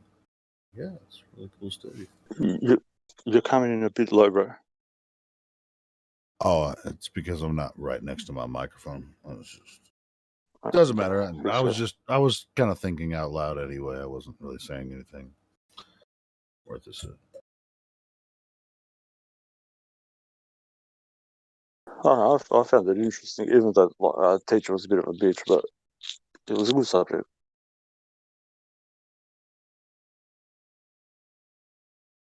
Stuff. I like geography. I like geography, man. I mean, it was like studying God's creation is a good thing to do, right? Yeah, bro. See, like school was heaps different, like because I came here when I was 4, and then we left. I went back overseas when I was like 7.5 or something, and I was in grade 4 or 5. Main subjects were math, obviously, Macedonian. Then I had chemistry, biology, geography, English, French. Yeah. I mean, I had a chemistry class, but my chemistry teacher was not good at his job. Yeah, I had he was kind of a weirdo. So I chemistry in grade 5, bro. This is what I'm trying to say. Like the education system here. I came back here, bro, after learning geography, biology, and chemistry, and all this other stuff. I came back in grade 6, and the cunts are asking me what 6 times 6 is. That was on my test, and I was doing like advanced maths. What? I swear, bro. 6 times 6. Yeah. It's like, do you know your times table? I'm like, bitch, I used to get beaten up with a fucking 1 meter ruler if I couldn't draw a fucking parabola right off the cuff with a fucking on the chalk on the blackboard with the chalk.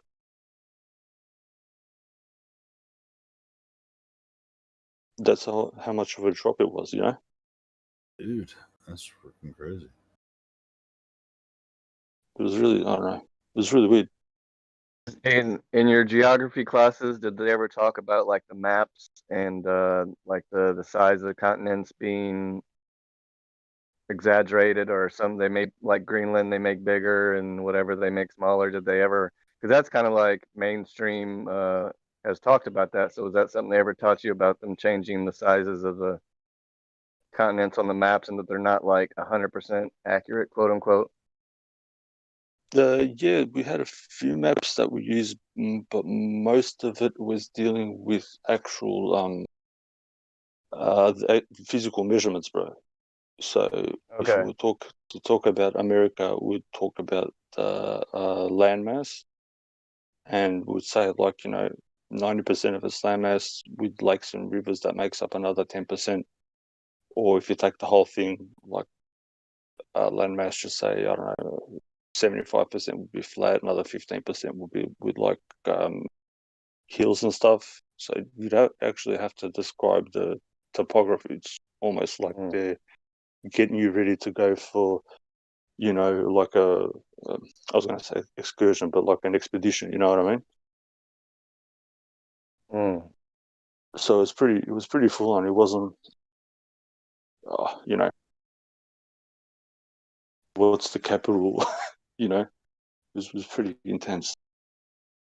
Okay. it was really different.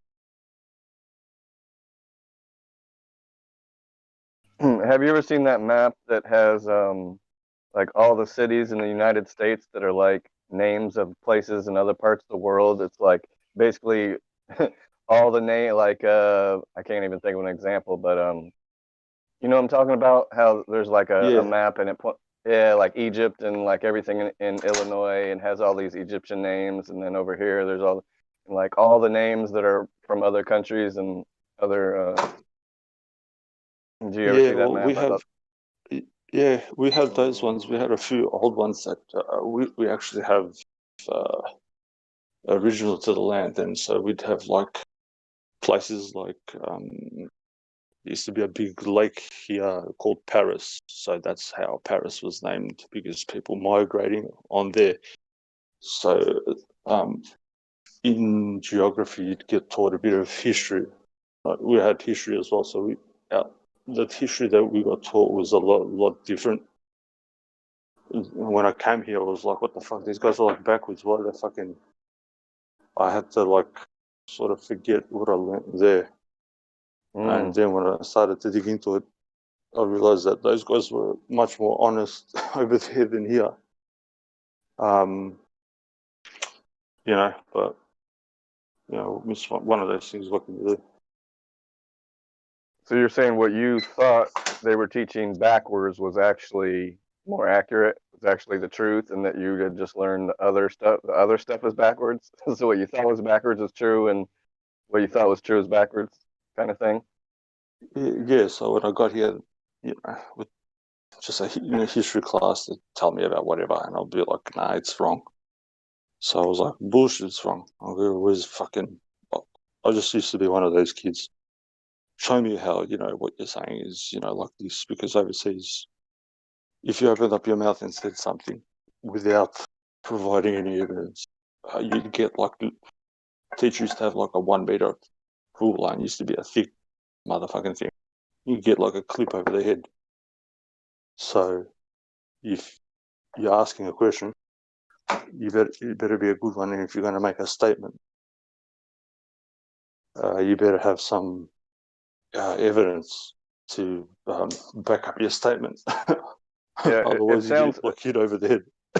It sounds harsh, but that's actually a good fundamentally. That's the good way, minus the violence maybe, but yeah. But that's it. That is fundamentally, the better way is you better have something to back. Like that's what we say, back your claim, citation. If you come in here making claims, you better back it.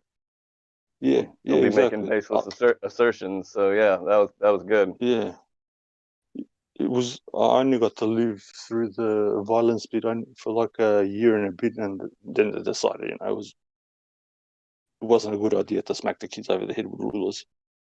A lot of kids living with brain damage. It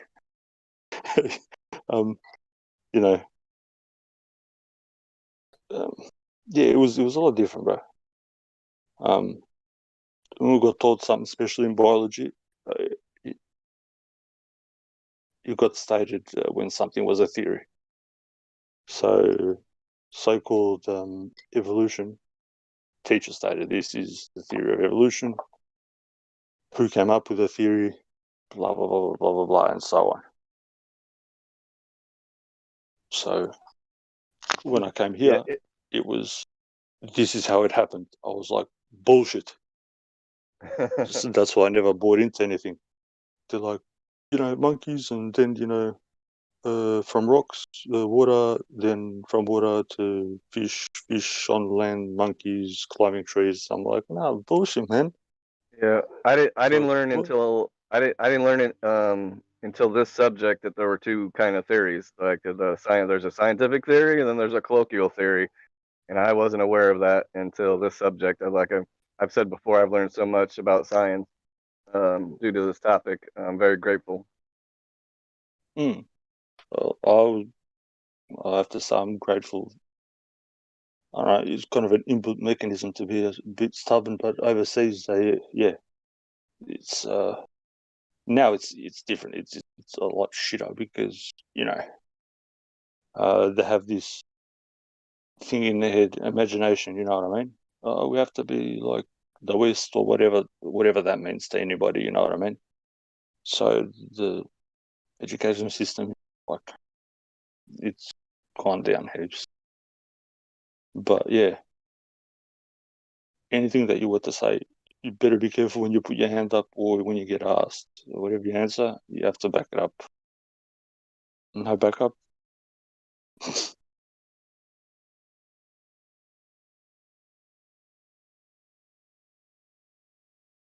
You get punished for it. That's a real fine theory, but you better back that claim up. Yeah. In the 99 and 2000s, you better back Exactly, that claim up. Being a smartass wasn't a good thing over there. You know what I mean? Like the kids here would say something or whatnot. You know, like make something funny. You want to be funny? Oh, you be funny. Don't worry, the ruler's gone out, but you know, we get to take you. You know, you go for a walk or you get booted out of class, and your parents come. Yeah, I was the worst You at know? that. I was the worst. I wouldn't raise my hand. I'd blurt out all the time or annoy the shit out of teachers, asking them questions, and they're trying to get on with their instruction or whatever assignment for the day, and I'm asking all these questions, and they're getting all annoyed and stuff.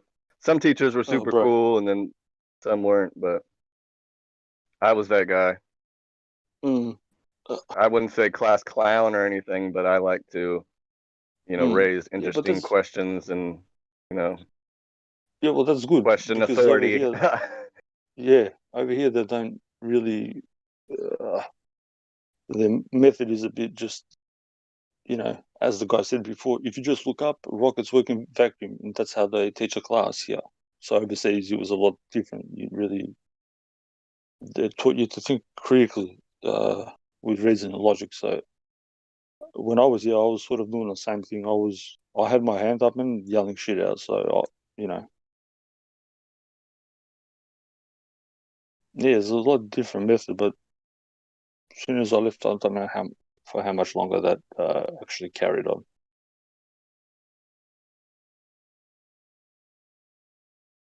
Yeah, you get to that point as a child growing up where that moment you realize that your parents don't know everything, or adults in general. They don't know, they don't have all the answers.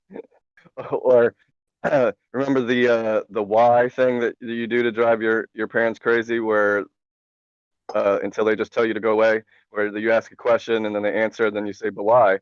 And then they say, and then you say, but why?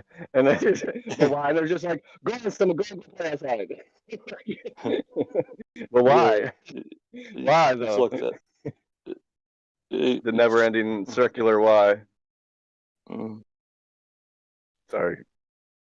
Yeah, no, you're right, bro. I was gonna say it's like that movie when what's it called, when the guy goes to order at the drive-through, and then and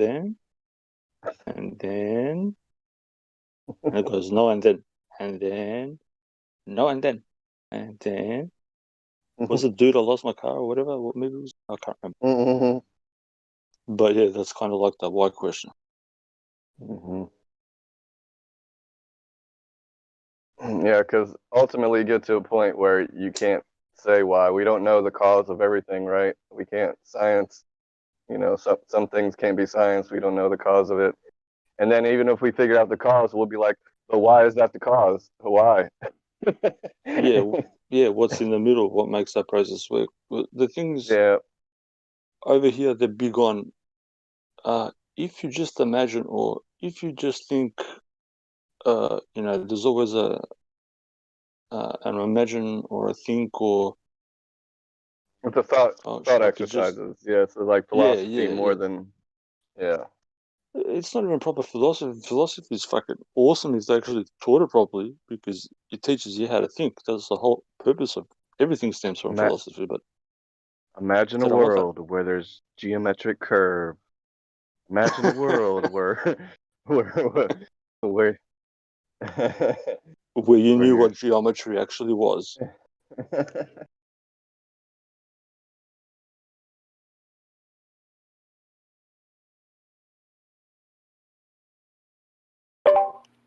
Yeah, what's that guy that always used to? I think he passed away, but the famous guy that did the trailers for all the movies, and it would be like, "Imagine a world," and he would always start it out the same way, like, and he was in the trailer of like a bunch of movies. I think he passed away, but there I was think this I know one who you're guy talking who, about. yeah, there's this one guy who had that voice who would do all the trailers. Not all of them, obviously. I'm generalizing, but it was like, when you heard his voice, you're like, okay, I know this guy. But he always started it out like that: is imagine a world where blah, and then blah blah blah, whatever the movie was about.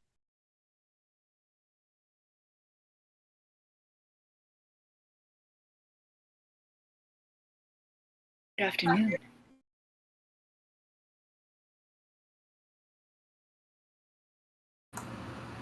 Afternoon. Good afternoon. Sorry. Hello. Hello. Hello. If you'd permit me to post something later, it's on topic, and I don't want to get too serious about what you're talking about, but there's a German philosopher named Schopenhauer, and he expounds on education for children. And if you'd let me just introduce this, then I can ask you where to post a link to the very short audio of what is addressing cognitive dissonance in the early 18th century. You could post it right in the live stream voice text. Yes, so Yeah. I'll just read this and then you'll understand. Schopenhauer on education. Children should be kept from all kinds of instruction that may make errors possible until their 16th year. That is to say, from philosophy, religion, and general views of everyday description, because it is the errors that are acquired in the early days that remain, as a rule, irreducible or irreducible. Yes. And because the faculty of judgment is the last to arrive at maturity. So I'll post the link of his entire talk of what is cognitive dissonance and why children should be kept from philosophy, religion, and these concepts till much later. Yeah, and all these contradictory messages. I think you're really absolutely correct. Yeah, so let me post that. Did you just in the live stream? Text, right? Yeah, just live stream voice text. Yeah. All right. Thank you. Is it a link or is it a YouTube video or what form is it? It's a link to a YouTube video. Is that permissible? Yeah.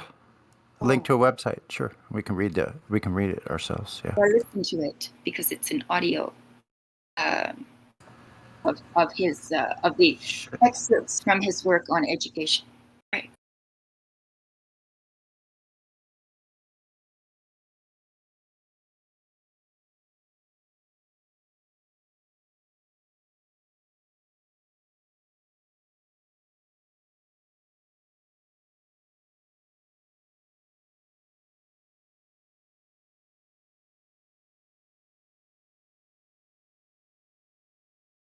He's a really good guy to study.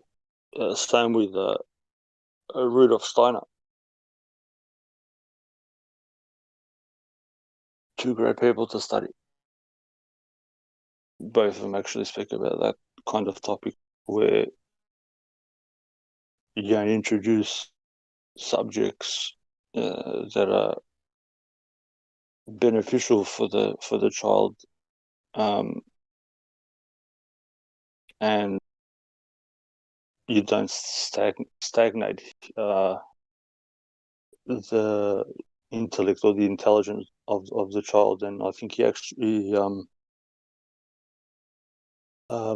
had a few of his own schools for children, and when they were learning, I think the teacher wasn't actually allowed to interrupt when one of the children asked a question, and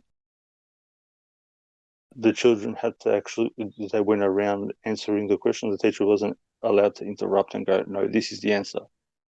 After they'd finished speaking, they'd, you know, go to empirical evidence and whatnot.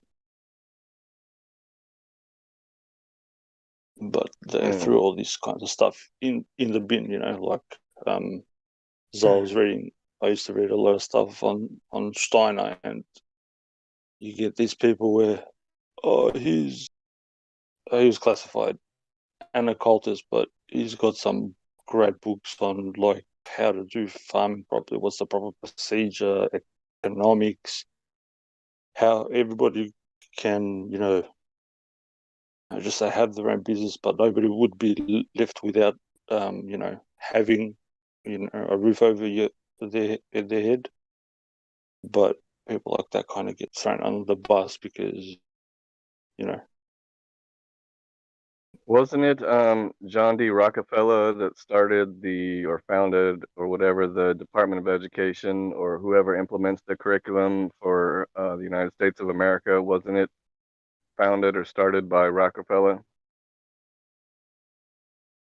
Of like Yeah. the blueprint to basically for the curriculum taught, you know, in all the public schools at least. Yeah, and you know where the original millions came from for the Rockefellers, right? Do you guys remember? The first millions of dollars that came to the Rockefellers. Is it where? Railroad or oil? No, bro. Listen, snake oil salesman. Oh, in a wagon on the side of the road selling snake oil. Wow. Fake it till you make it. Hey, while we're talking about school, can someone please... not much has changed though. Think about it. The school's the same thing. More snake oil being sold. Yeah, that's what I have a question about. Please, someone tell me, what in the world is critical race theory? It's when you sit down, they take you to a track, and before they tell you on your marks, get set, go, you have to think about how you're going to run the track.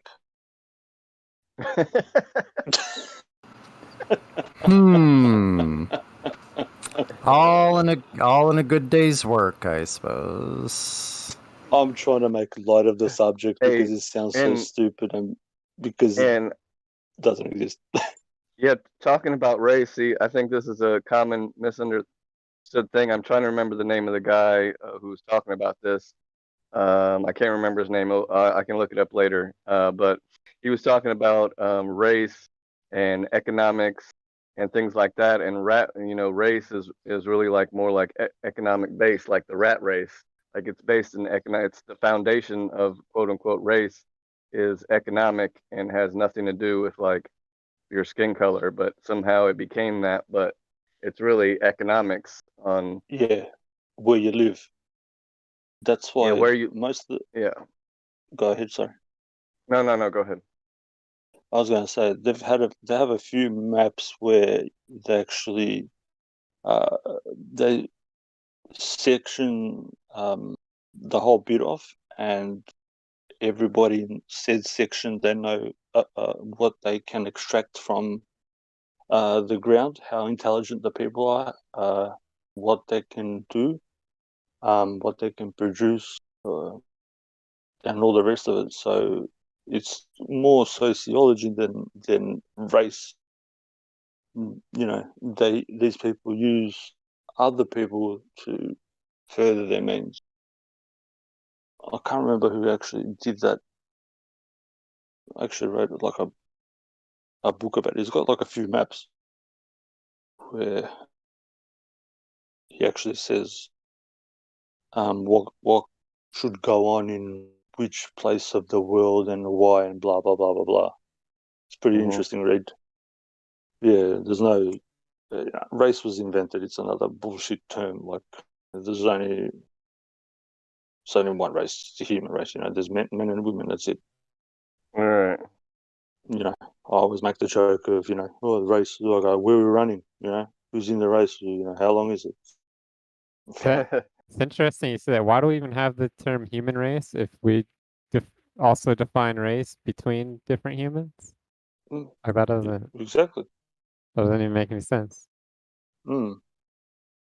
It's good that you picked up on it. Most people don't pick up on that when I say it. It doesn't click for them for some. Well, I wonder which came first. Obviously, the human race, but yeah, human race before human race, because that was term. It was coined as sexist after a while. It was just called mankind because that's what it was. And in all honesty, in fact, it's not really sexist. It just says mankind because a woman is a kind of a man. Not really a man, but it's kind of a man. But yeah, that got thrown in the trash. So then it was, humankind. Which they're not called mailmen anymore. They're like male persons. I don't even know. They no. I swear to some of them because there's no workaround. They have to. They've always used the word man. Yeah, so listen, so like male person, that means, so that would be like saying, someone that delivers a fictitious corporation name delivering mail. A corporate fiction, corporate fiction mail deliverer. Exactly. A nobody delivering parcels, or a man with a mask delivering parcels, because it comes from the Latin persona, to wear a mask. So that's why everybody's wearing masks. Everybody's a person. So, persons are wearing masks. All these differences are social engineering tricks. To try to build structures where there are none between people, to create division. Yep. I said it before, and I think it was Demog that actually backed me up. I said, what if racism was made up in the past couple of 100 years and everybody was all good before? I said Gandhi is not really. Gandhi is full of shit. Like, he's an actor, and I think Demog said to me, he goes, I see that motherfucker with a fucking gold fucking wristwatch. I just started laughing. But yeah, he was supposedly racist as well. While we're talking about race and Gandhi, he was claimed to be racist. But I actually found the guy I was talking about, just real quick, and then you can finish. The guy I was talking about was Dr. Claude Anderson, is his name, and I found the name of the video is called "Racism is Economics." It's about a 11-minute video. I'm just, for anyone who's interested, I'm just going to post it in live chat. But go ahead, what you were saying. Yeah, if they actually knew that that guy, he was like one of the chieftains in India, and he was working with the so-called British elite, the British family. He was fucking filthy rich, Gandhi. He had like a quarter of the world's wealth. And if you go back and look at his what he had as like a inheritance, he had a shitload. But he made out to be the hero. I say to everybody, I go, if this one man stood in front of the whole so-called British army, and he was like, the thorn in everybody's eye, why did these guys shoot everybody else except that motherfucker? I would have shot him fucking right in the forehead first if he was such a threat. I don't know. But that's just me.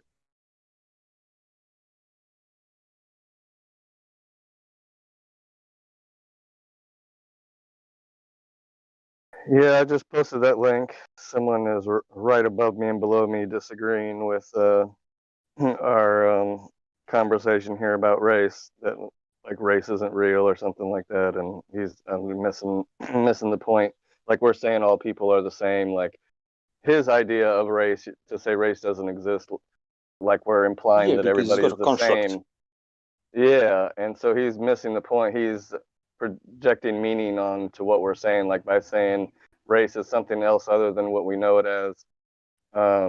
That like race doesn't exist or people aren't different. There's just a human race and we're all the same. And we're not saying that at all. What just this word race is exactly how he thinks of it is how we've been basically programmed to think of race when it's actually, or at least the origin of it is something different. Like something can turn into something with our English language. Like it can become something and then be a real like thing as far as being a word and a different meaning. But we're talking about like the origin of the word and what it really is.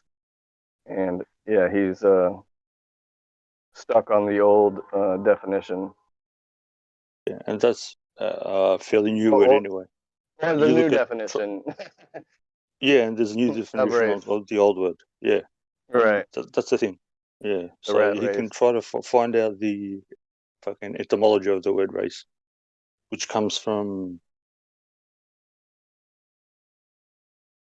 and still didn't even mean what they make it out to be today. It's got nothing to do with skin color and whatever. All this slavery nonsense. That's all nonsense, bro. And yeah, that's basically why I wanted to share that video of him talking about the race and economics and how to build. Like he has an analogy of a building, and the first floor is like economics, and then you have to have like government and like political and like different levels of the building or whatever. But it's like based in this, and basically breaks down how it's all about economics. And so it's a really good it's a really good video though. Yeah, and he has a point. And he was saying like he said something funny which probably like triggers a lot of people. Like they say like our origins, if we trace our history back far enough, we all originate from the motherland of Africa or whatever. So he was like in the video he says like technically like everyone in the United States is African American, or like like Charlize Theron, she's from South Africa. She's an African American technically because she was born in South Africa and then moved to the United States. She has dual citizenship or whatever, but technically she's African American. The correct way, if you were born somewhere and moved somewhere else, but a lot of people, we use the term African American here when someone was born here, and no, you're just American. If you were born somewhere else and then came here, then you'd be African American. But you're not African American if you were born in America. You're just American. No, I had the same question about people in Canada. I said, are black people in Canada called African Americans, or do you just call them black? And they kind of said it the same way. If they came to the Americas, they were called African American. But if they came from like Nigeria, they were just black. But they would be Nigerian. But see, that's just. Do you know why they do that? If somebody wants to hear out why they actually do that, because there's a purpose for it. I think it's because they don't want you to connect with what you had in the past, or any kind of I don't know what you'd call it. Just like your family ties, like your family line. They just want everyone to be mixed in. Ancestry. You don't know you don't know what your past is, so you don't know what your future is gonna be. Right. It's just kind of all mixed along. Well, they muddy the waters there, but when just say if I was to go to Canadian, like I'll be like, ooh, Canadian, Macedonian, whatever. But once you start claiming something that is even in their fictional world doesn't exist, so like Canada, from day dot, all nations are fictional constructs. So to be in their system, for me to claim, just say if I'm in America, African American, it doesn't exist. So then I have no right to claim any land. Yeah, your nationality. Exactly. Yeah, exactly. Your nationality is what's important, and yeah, you can claim certain things, but if you take like I'm a citizen or whatever, I'm sure I don't need to get into that and what that is. Yeah. So yeah, it's taking you away from your nationality and your rights and your all those things. Yeah. I don't want to ramble on. Yep. Yeah, exactly. I hope people understand. Most people are fairly intelligent, with that kind of thing. So, the nationality thing was, made up because that didn't start till much. I think till like mid 1900s. I know they do it here, like Chinese, Australian, and this Australian. I'm like, fuck, there's all these fucking Australians except Australian. Same thing in America. This American, that American, except American. I'm like, what the fuck's going on, man? How the fuck are you gonna? So what's the difference claim? in Australia when they say Indigenous, and then we say Native American? Or Aboriginal. Or or that is it? What makes those separate? Okay. Why wouldn't it just be Native Australian? If you say each one of those words has got a specific meaning, and one of them's the most powerful word you can use, and I would suggest everybody use it. So when you say Aboriginal, it means you're not original. AB is a prefix to the word original, and AB in Latin means no. So you're saying you're not original, so you're negating the fact that you're an original man or woman from that land. So then you get screwed out of the claim because of, word magic. Then what was the other word you said? Indigenous. There's Indigenous, Native, and Aboriginal, I guess. Yep. So Aboriginal is just. Yep. So I'm an Aboriginal American. Yeah. Yeah, Right. exactly. You just screw yourself out of everything. Yeah, I don't call myself. I don't call myself Irish American or German American or whatever. I was born in Indiana. I'm American, right? Even if you went there, even in their fictional construct, if you're somewhere for more than 7 years, you have a claim to, whatever nationality, and you are like. See, and this dude's my neighbor, Indiana. I was born in Illinois. I was right next to you in Iowa. Iowa, right next door. Yeah, so then you have Indigenous, which is, it's a Latin word. It means sort of it's a trick word, which means you're there but not really from there, as in, there were some people that came there that were like that, but not really. But the most powerful word is, I would suggest everybody to use the word native, because it comes from the word navel.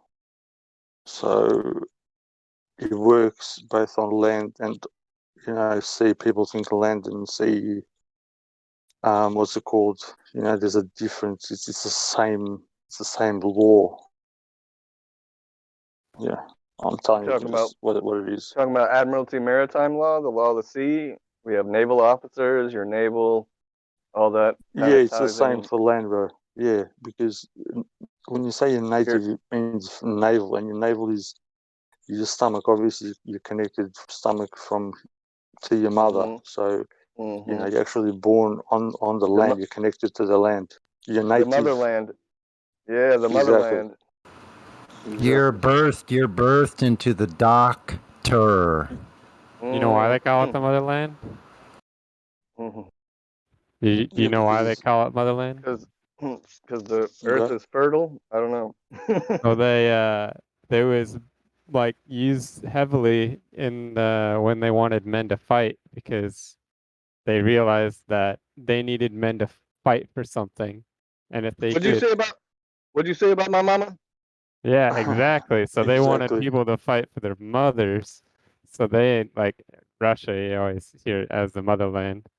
They wanted everybody to have more of an emotional tie to what they're fighting for and actually fight for something. So they incorporated mother into it. Tricky. Yep. But see, even Sonny, like when you look at that, when you say birth, look at the way that they spell birth. It's not even proper. It's actually, if you look at the spelling of it, the way that it's written, birth, it actually means something completely different. But yeah, that's a whole other story. I would use native, Admiralty or whatever anybody thinks about it, I'm telling you, it's the same as your constitution, same as law of the land. The only thing is, when people do trade, it was just a quicker way of people actually paying their bills when somebody came, with the boat and delivered goods, because the guy couldn't hang around there for like fucking, 3 months for somebody to get a loan or fucking get his shit together. Birth canal. You come through the canal. Yeah, but Crow, if you're interested, say something. Go ahead. Yeah. If because these people know, and I've been let in on certain things, they knew before that there was this other fluid substance that's called ether, now that we call air, which is a fluid that we can't actually see. If it's everywhere, then you actually have so-called maritime law everywhere, if you get what I mean. Yeah, check it out. A lot of these clues are in the way we talk when we're on the ocean, like nautically. What we say is like sailing towards the slip, where we berth the ship at the dock. Yeah, but bro, the doctor with the doctor with a slip. They call that berthing area a slip. What is a slip? Paperwork. Slip. Yeah. Sail to where the doctor is with the slip, where you're charged for your bill. You have to declare a bill of lading. I know, bro. What do you have on board, lady? I'm trying to elucidate something a bit more. Okay. When you Go travel by ahead. aeroplane, when you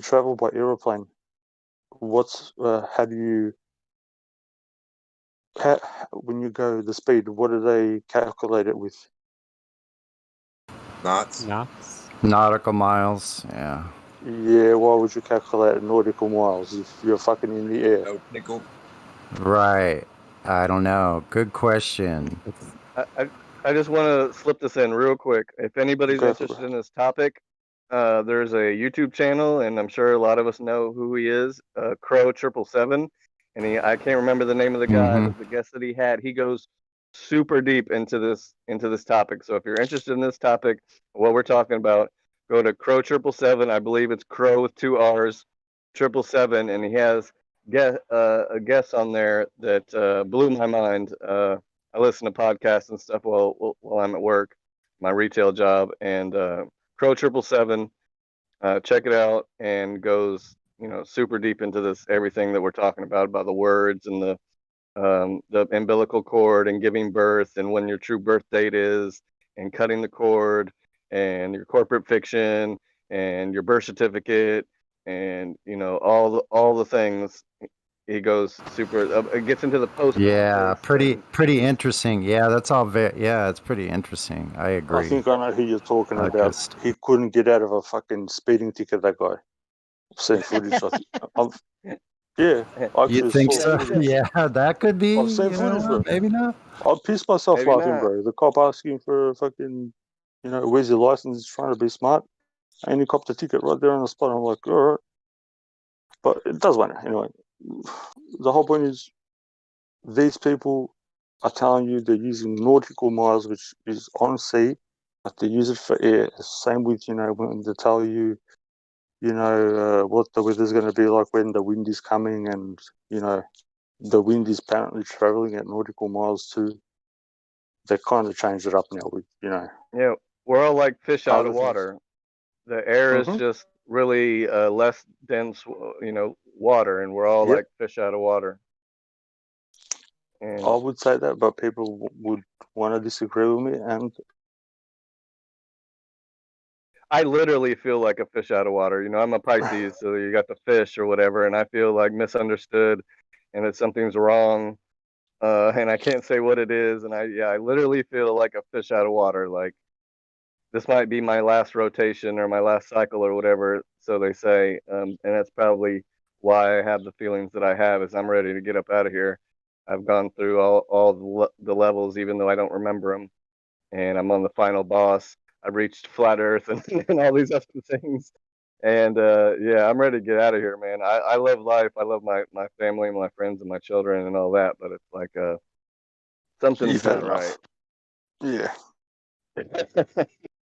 Yeah, I would agree. But yeah, this is just some of the things I think about. People get all, to set a shape and their butts hurt about this. Oh, it's able to, bro. It's the same thing, bro. They know what universal law is or fucking natural law is. Do no harm, no trespass. That's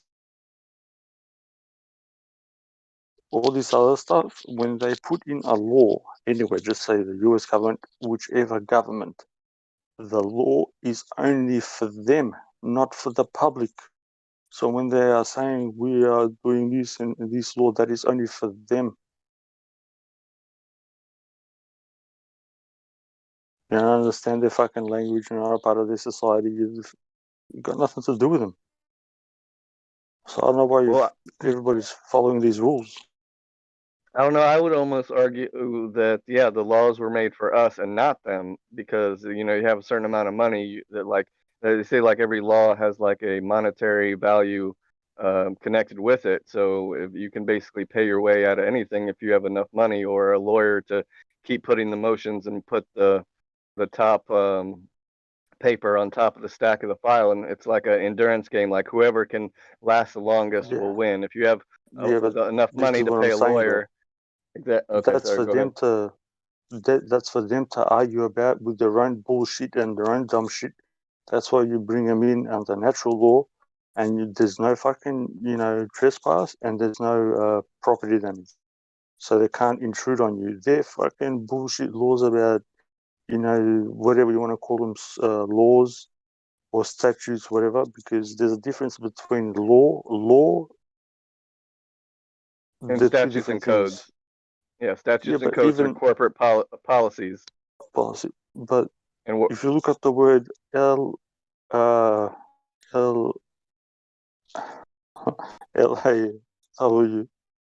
and LORE, they're two separate things. This is what I'm trying to tell people. Law again is another fictional fucking thing. You look at Lex non scripta. That's the one they operate under, but they get you to operate under this fucking bullshit. They're occupying force, and people want to join an occupying force to occupy their own people. It's, they come in with their own fucking printing machines and print their own fucking money, and everybody uses their fucking crap, when people before were using their own way of exchange, which you still can today. Yeah. This is what I was trying to say to people before, or every time I come on, actually. Didn't know what you were saying about law. Like, isn't like if you try and look up common law and the law of the land, it's not written anywhere, but it is a thing. But it's not like documented, like established. Like this is the law of the land. This is common law. It's like if you try and find it and look it up, like you can't find it. So I'm gonna say something which is So that's law. See, common law, as in ALW, and people are gonna get bent out of shape, and I really couldn't care. Common law is not what people think it is. Just say what people think. For me and you, the common people, common law is for them, and what is common to them. For them, it's common to lie, cheat, steal, and put people, under bondage. So slavery is allowed under their system, as in like to bond you, not physically put chains around you, but to, harass you with fucking paperwork and all the rest of the shit. Yeah. People think it's for the, everyday, man and woman like me and you, bro. It's not for us. It's for them. You gotta post a bond to get out of jail. Yep. All this dumb shit. All their fucking whatever. But in their system, common law means you are allowed to have slaves, which is, bonding people, birth certificate, and the rest of it. Common law is not what people think of. And this is straight from fucking the city of London, man. And I had a few people try to pull, no, nothing common law, and I'll go, are you a part of the House of Commons? Are you a part of the Senate? You're not a part of the Senate, so the law is not common to you. You don't know that law.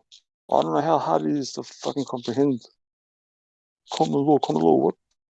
Bro, like, when you get a law that is codified, if you were to look at the proper law that's written, it's like 50 pages. It's a bunch of fucking gobbledygook. You know, if you take like 50 pages and codify it, you know, trying to make it, you know, 3 sentences, you know, what are you going to grasp from that? And plus, every day they try to implement so-called laws and whatever. It's just I try to make things a bit more simple for people. I don't know if they get it. I hope people get it.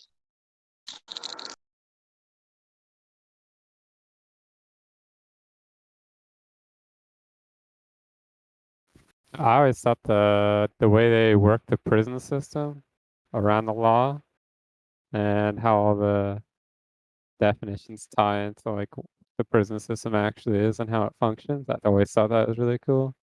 Yeah, because it's common law to them to put people in jail, you know, indentured servitude.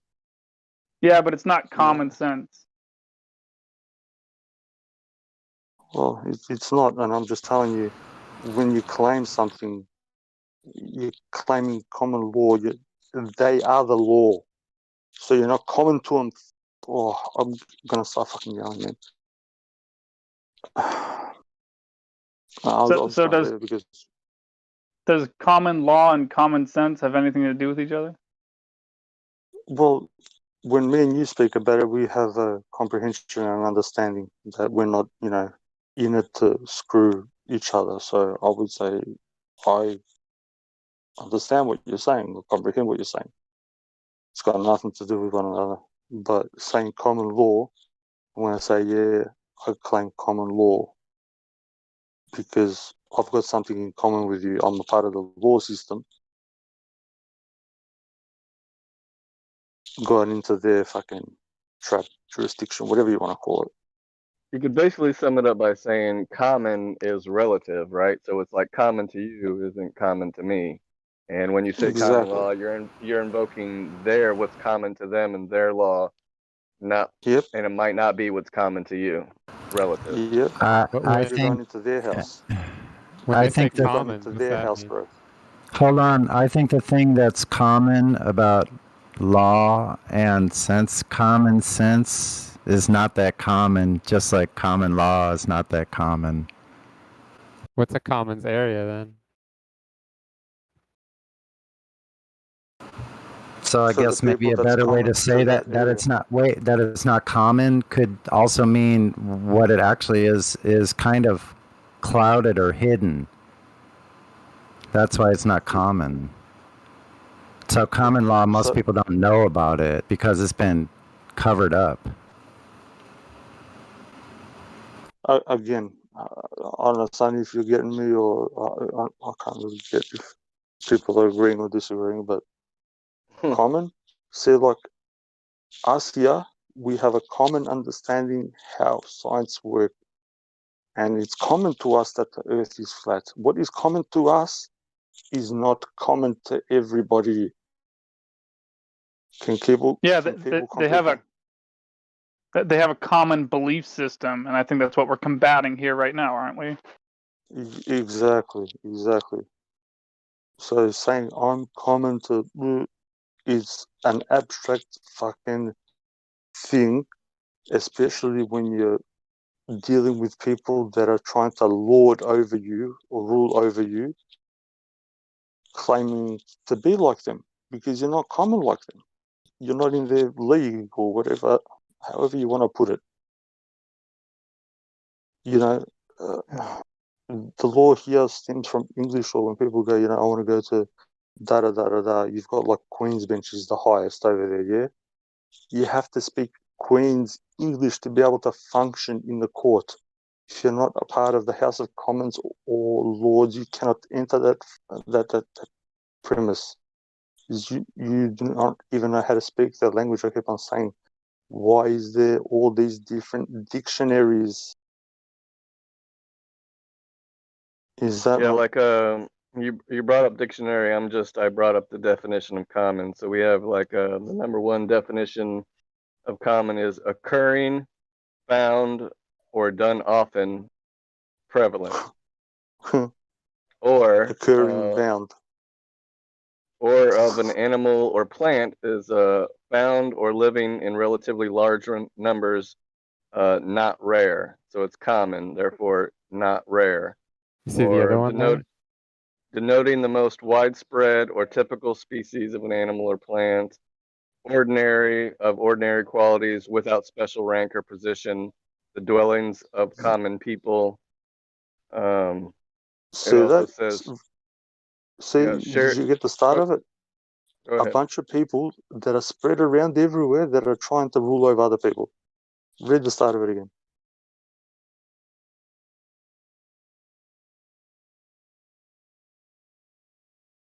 You there? Sorry. What did you want me to read something again? Yeah, there, the start of it. Oh, occurring, found, or done often, prevalent. And then the example is salt and pepper are the two most common seasonings. And then there's also, I mean, we haven't even got into the nouns. A piece of open land for public use, especially in a village or town. Or in the Christian church, it's a form of service used for each group or for each of a group of occasions. See what I mean? See how they specifying. Here we go. It says of groups? Law. Sorry to cut you off. Law of a crime of relatively minor importance. That's what it said under law. So it said law, and then in parentheses of a crime, and then of relatively minor importance. See, and it says, common law. The example is common assault is the example. Interesting. You know, what does common assault mean? What, hate speech? What, hate speech? We're going to start making up bullshit.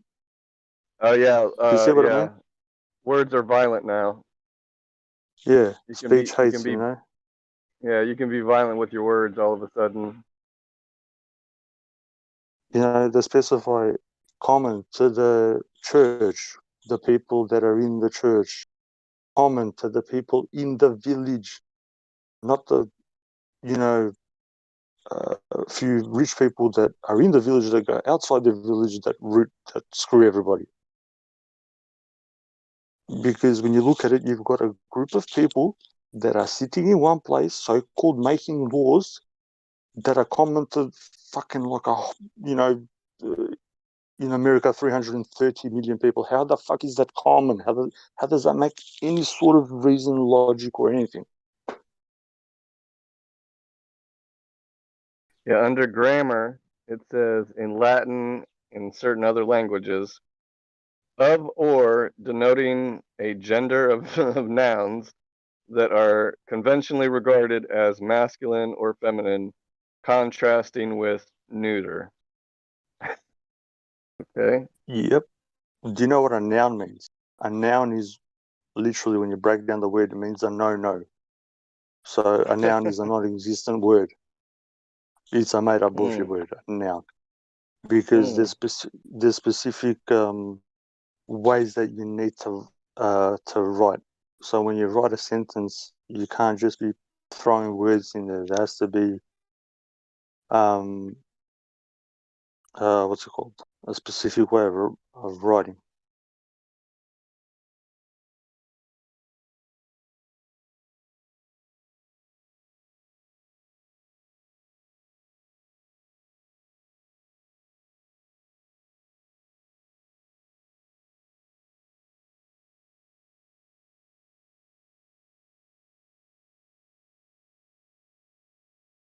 I'll ask anybody, do you guys have anything in common? Because most people here are from America. Do you guys have anything in common with fucking Joe Biden or whoever's in the fucking Senate or the White House? We could make some general things that we have in common, but overall, probably not. You know, as in we're both male. You know, we might both have children. You know, things in common that we generally all have in common. But yeah, that's being kind. But otherwise, apart from the factual things, what else? Nothing. Both human, allegedly. Yep, allegedly. Exactly. This is what I'm trying to convey across. You have a group of people in this one little building that are saying stuff, that are claiming stuff for everybody. So if these 100 people are claiming things for 330 people, and the other 330 people are going, yes. And when I say before, when I talk about this stuff, when I say law and policing is, what was the word? Losing my speech now. It's all by consent. People don't get it because they're not common to you. It's got nothing to do with you. Their laws apply to them. You're not a part of their, secret society, nor a part of the bar, nor a part of fucking where they live.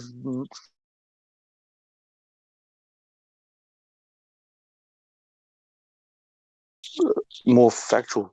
It's not even like a truth, like my own truth. It's a thing of fact. If anybody can give me anything that's, say it opposite to that, I'd love to hear it.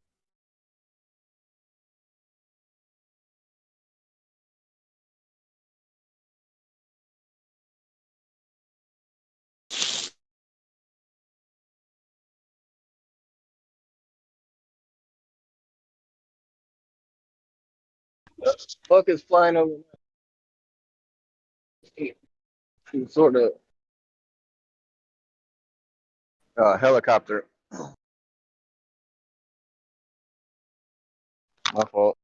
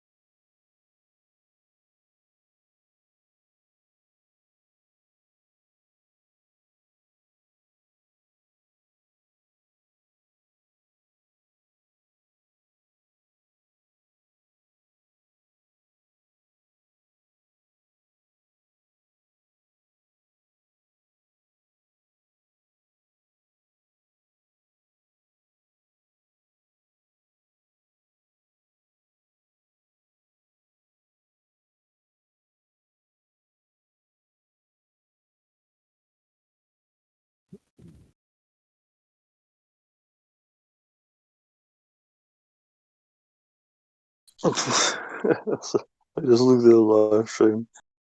Reckon, oh boy. You need a fucking baseball bat up the fucking sphincter, bro. I'm serious. Go check out the arts and crafts room. That's what I'm saying. Yeah, thanks, bro. Like, what did I say that was fucking anything bad towards fucking anybody, except for the people that are trying to make you wear a fucking face diaper and fucking live in your own fucking toilet.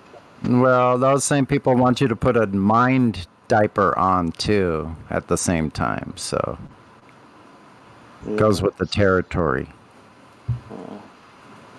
There's always a few clowns, bro. And I don't know if, like, are you guys, like, getting paid with, like, I don't know, like butt plugs every time you do stupid comments. You get like a butt plug.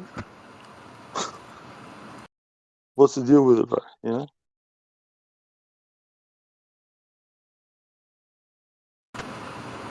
I reckon Reckoner is about to get banned at some point here. Everybody got their bets in. Oh, if you didn't hear the bet part, I'm sorry if you missed that before. We're placing bets. We're placing bets on the times that people are going to get banned. So you could say, like, let's just 25 minutes after the hour. I could say from 27 minutes after the hour to 37 minutes after the hour. I'll take that block of time for the ban. $5. I'll put $5 in. See, with Reknor, I always find it weird. People like that, they only try and pick apart things they don't like rather than adding to any part of the conversation that they do like. Because you can't say that the whole time that we speak that he doesn't like anything that we're saying. He can't add anything to what we're saying. I know.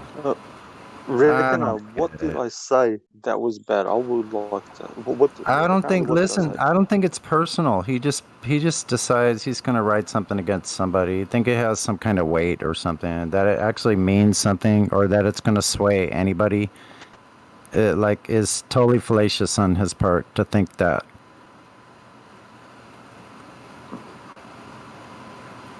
So I say it's not. Listen, I say it's not directed towards anybody. Iggs. It's not directed towards anybody at all. It could be. It's just rhetorical nonsense. Not intended for any particular audience. Doesn't mean anything. Yeah.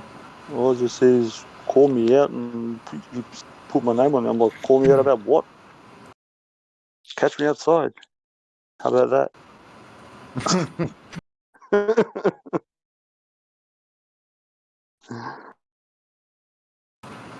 I don't know why people would be mad that their ball doesn't match reality. That's not our fault. Like, we're simply pointing it out, and you all are really mad. Like, don't be so mad. Just chill out a little bit. Go out and look at your Earth for a change. Which I need to do, actually. I better take my own advice.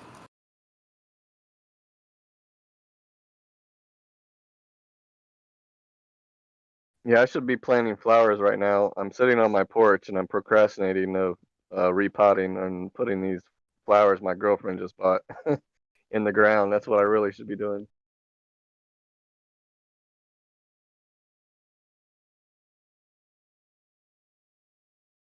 But hey, we got a lone wolf in here. If he wants to come off mute and add anything to the conversation. That's the only person I found in here that doesn't have any juice. Looks new. Lone wolf there. You want to just say hi or anything? Even if you're just listening, let us know you're a real person. Say, hey, just listening. Or if you have a question or not. Okay. I tried.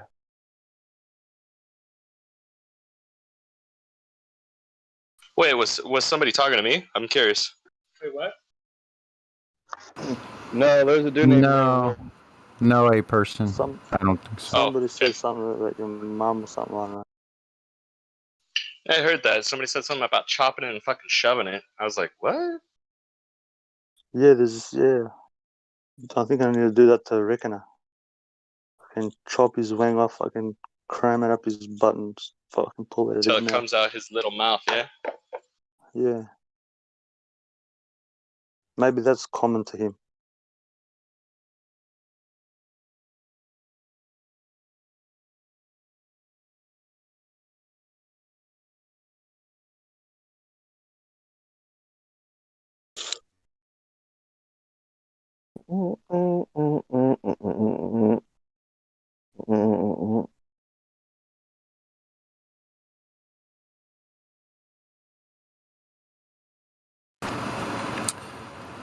One moment for your listening pleasure.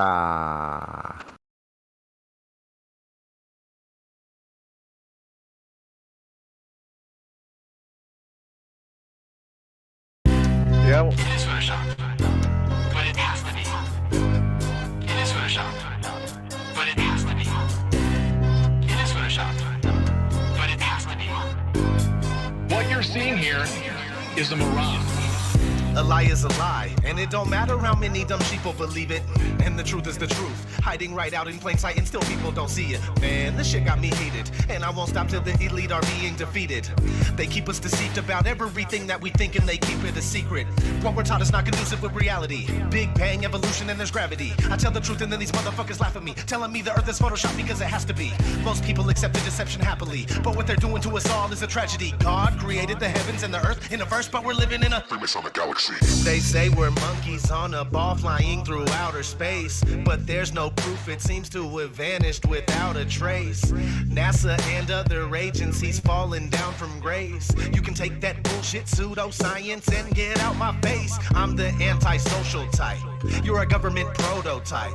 That's why you make it a point to tell me that I'm crazy every time you're angry, cause you know I'm right. I'm standing outside the house of cards about to watch it fall.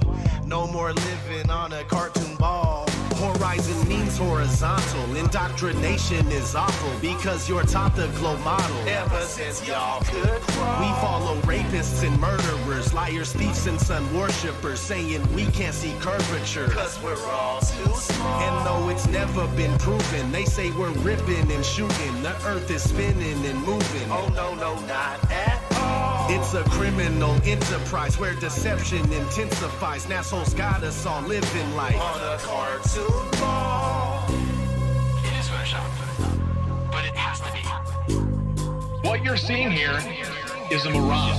They say that we went to the moon 6 times, but pure BS is the way that smelled. Now they're telling us that we can't even leave the planet because of the Van Allen radiation belt. Yeah, okay, sure. NASA, what you lying for? You lying now, you lied before. I can't take this anymore. The only thing they took to space was your imagination. Fake aliens are coming, now they have you waiting. We need to do something about it, no procrastination. Trying to cause the masses to awaken, that's the path I've taken. But you can see if you check all the percentages. So many people having cognitive dissonance. But that's what happens at the loss of your innocence. Then you get involved with all of this wickedness. They try to do all the humans this way. So are they just idiots? Who is to say? Conditioned by the television, it makes your decisions, opinions, and you just obey. Stuck in the material domain of Satan, where everything in each and every day is pagan. Mandela effect, cause the game is changing. People waking up and now the cage is shaking. The earth is flat, and that is a universal fact. If it isn't that, then tell me where the fuck the curve is at. They tell us that we can't see it because we're all too small.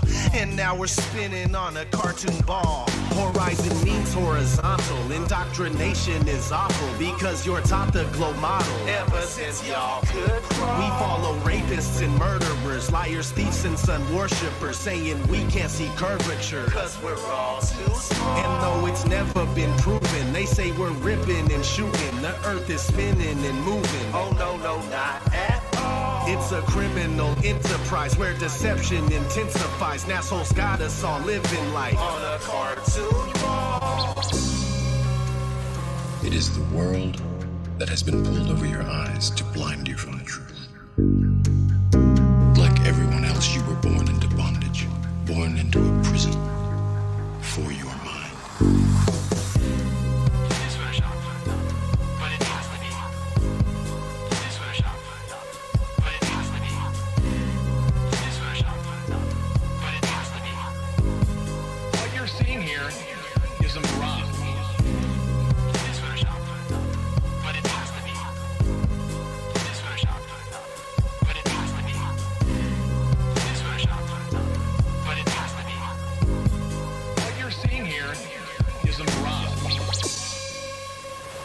We accept the reality of the world with which we're presented.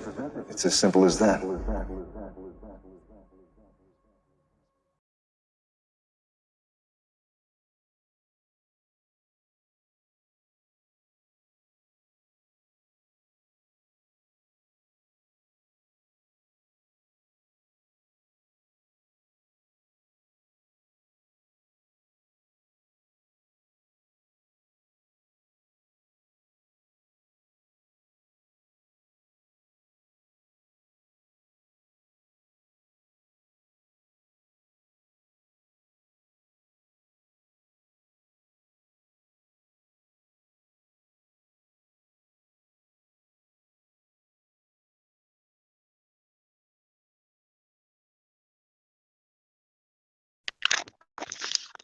Hey, is that in Livestream, that link to that track, or you just played it off your soundboard, or what? I'd like to share that one.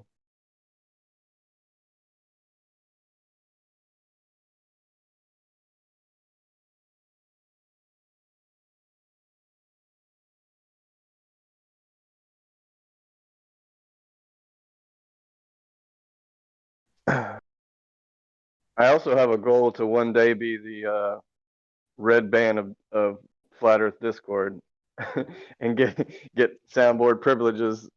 I want to be the Flat Earth 24/7 Flat Earth Discord red band.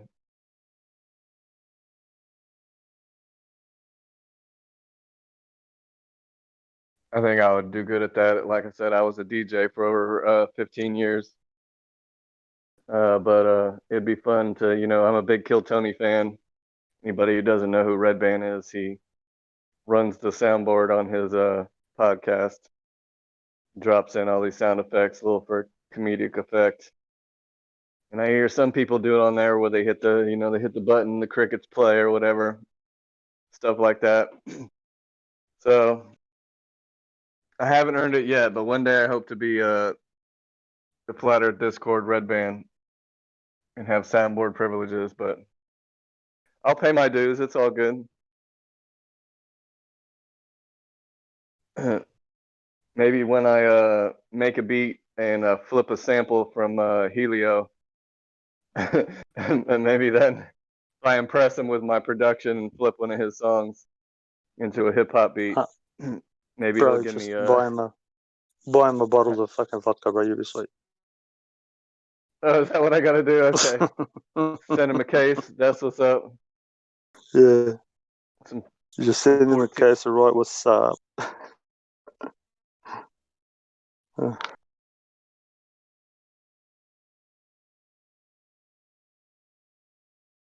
Oh, did you manage to get a beat done for Battle Mod?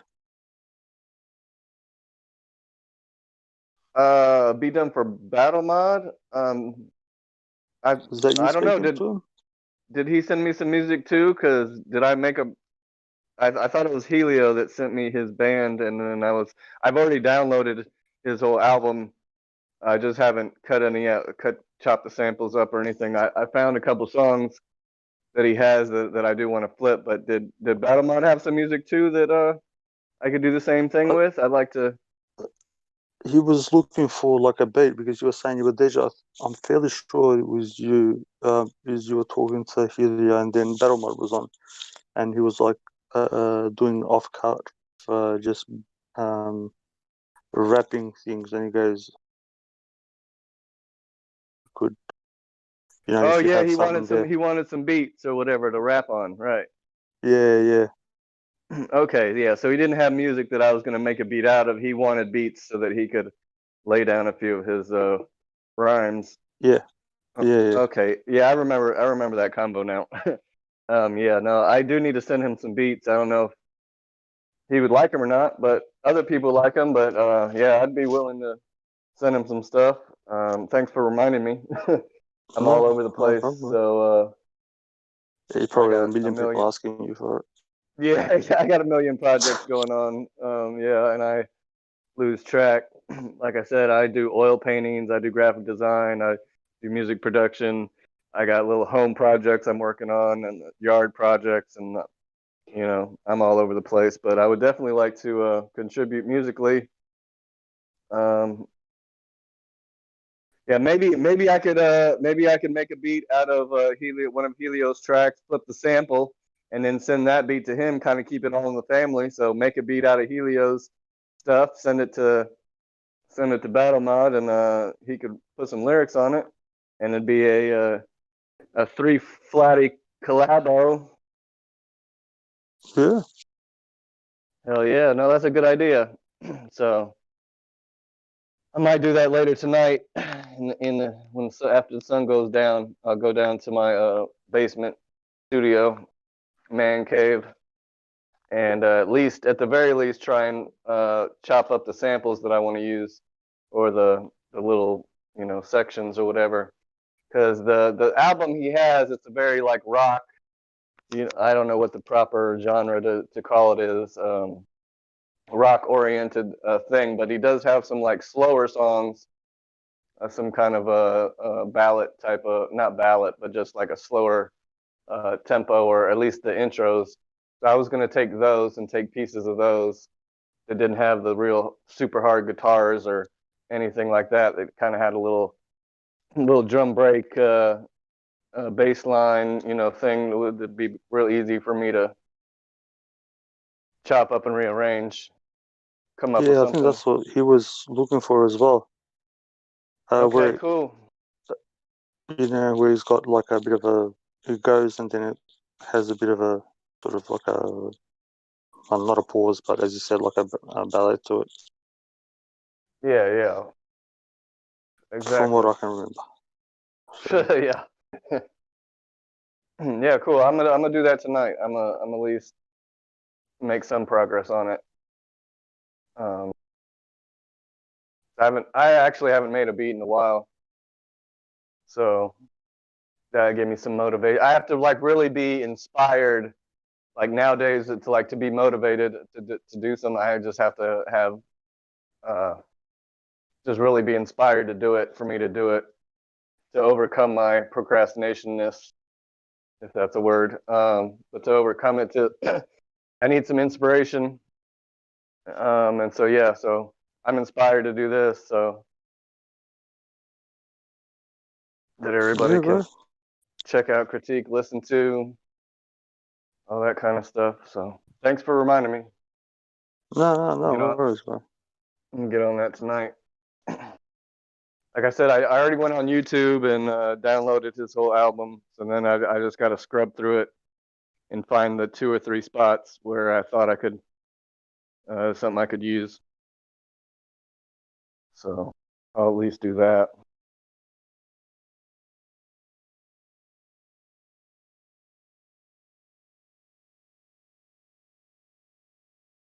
He left. I thought I saw a victim.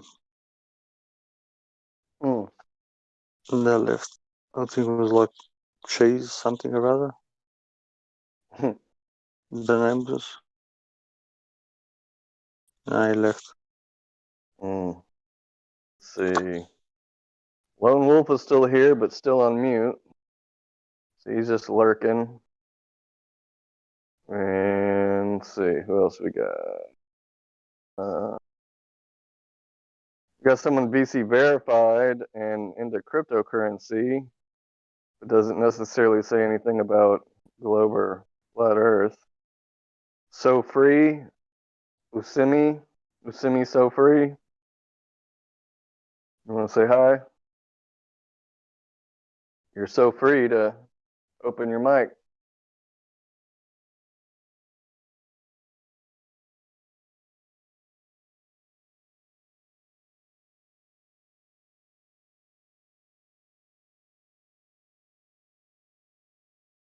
Or not.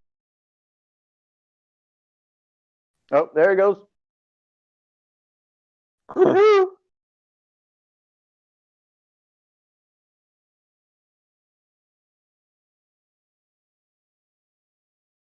We can't hear you if you're talking, bro.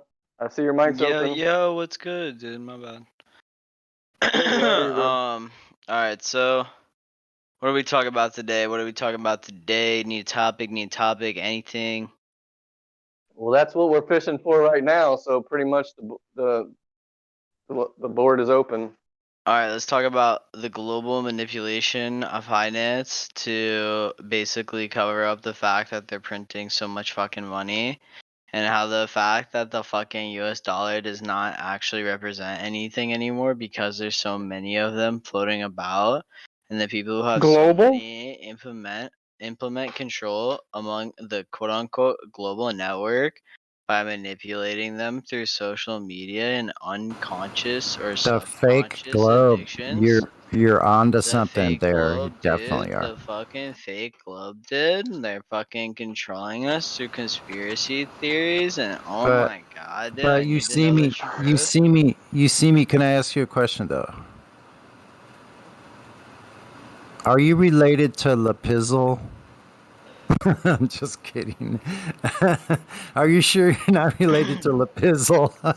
Who's that? Oh my gosh, I guess that's an inside joke already. Wow, what a trip. Never mind, man. It's all right. It's not nothing personal. I'm just being kind of funny. I don't mean it, in any harsh way. So continue on, man. I think you're onto something. Definitely. Okay, well, like with the manipulation and stuff, they have things like, we already know that the technology is far beyond our comprehension, and how Elon Musk like tweeted out that any advanced technology is indistinguishable from magic, such that they have the ability to take control of people. Just in the fact that we're seeing the patents, we have the patents for the blockchain technology that Bill Gates already implemented. He's working with the bank, so they're going to have a certain section of the population under control through the vaccines, or they're basically going to be like slaves. Whoa. And Yeah. Oh, that's funny. Perfect. Yeah. Where's my super suit? Honey? What the heck? No B words. Can't say Voldemort's name. Okay, so yeah, no, basically, at the same time, like, there's a whole bunch of spiritual shit they don't let us know about, and the way they're gonna keep these people under control is through the vaccine. There's a certain gene expression within what? it, The and V word? mRNA. So they're gonna be exhibiting like certain factors. They're gonna be more docile, less like conscious of the system. You should write it down. You should write all this down, dude. Make a PDF. Make And a they're PDF. basically gonna be subconsciously controlled in the spiritual world, because so basically, like, spiritual being. Can you verify any of this? Yes. Hey, can you yes, verify I can send any of you this? the patents. I can send you the patents. I can send you the fact that the fucking virus has a thing called Luciferia in it. It also Yeah, an mRNA. Yeah. There's a So thing. so tell us There's a about thing when you can known. There's verify a it. After there's you a. verify it, tell us all I about can it tell you about it right now. after. There's an No, mRNA. not before. After. Actually, you we're not verify even it. talking. We're not even talking about that subject for this long here, anyway. So I say it needs to move on. That's like for us. I'm just gonna say. I'm Yeah. just gonna say it right out. That is.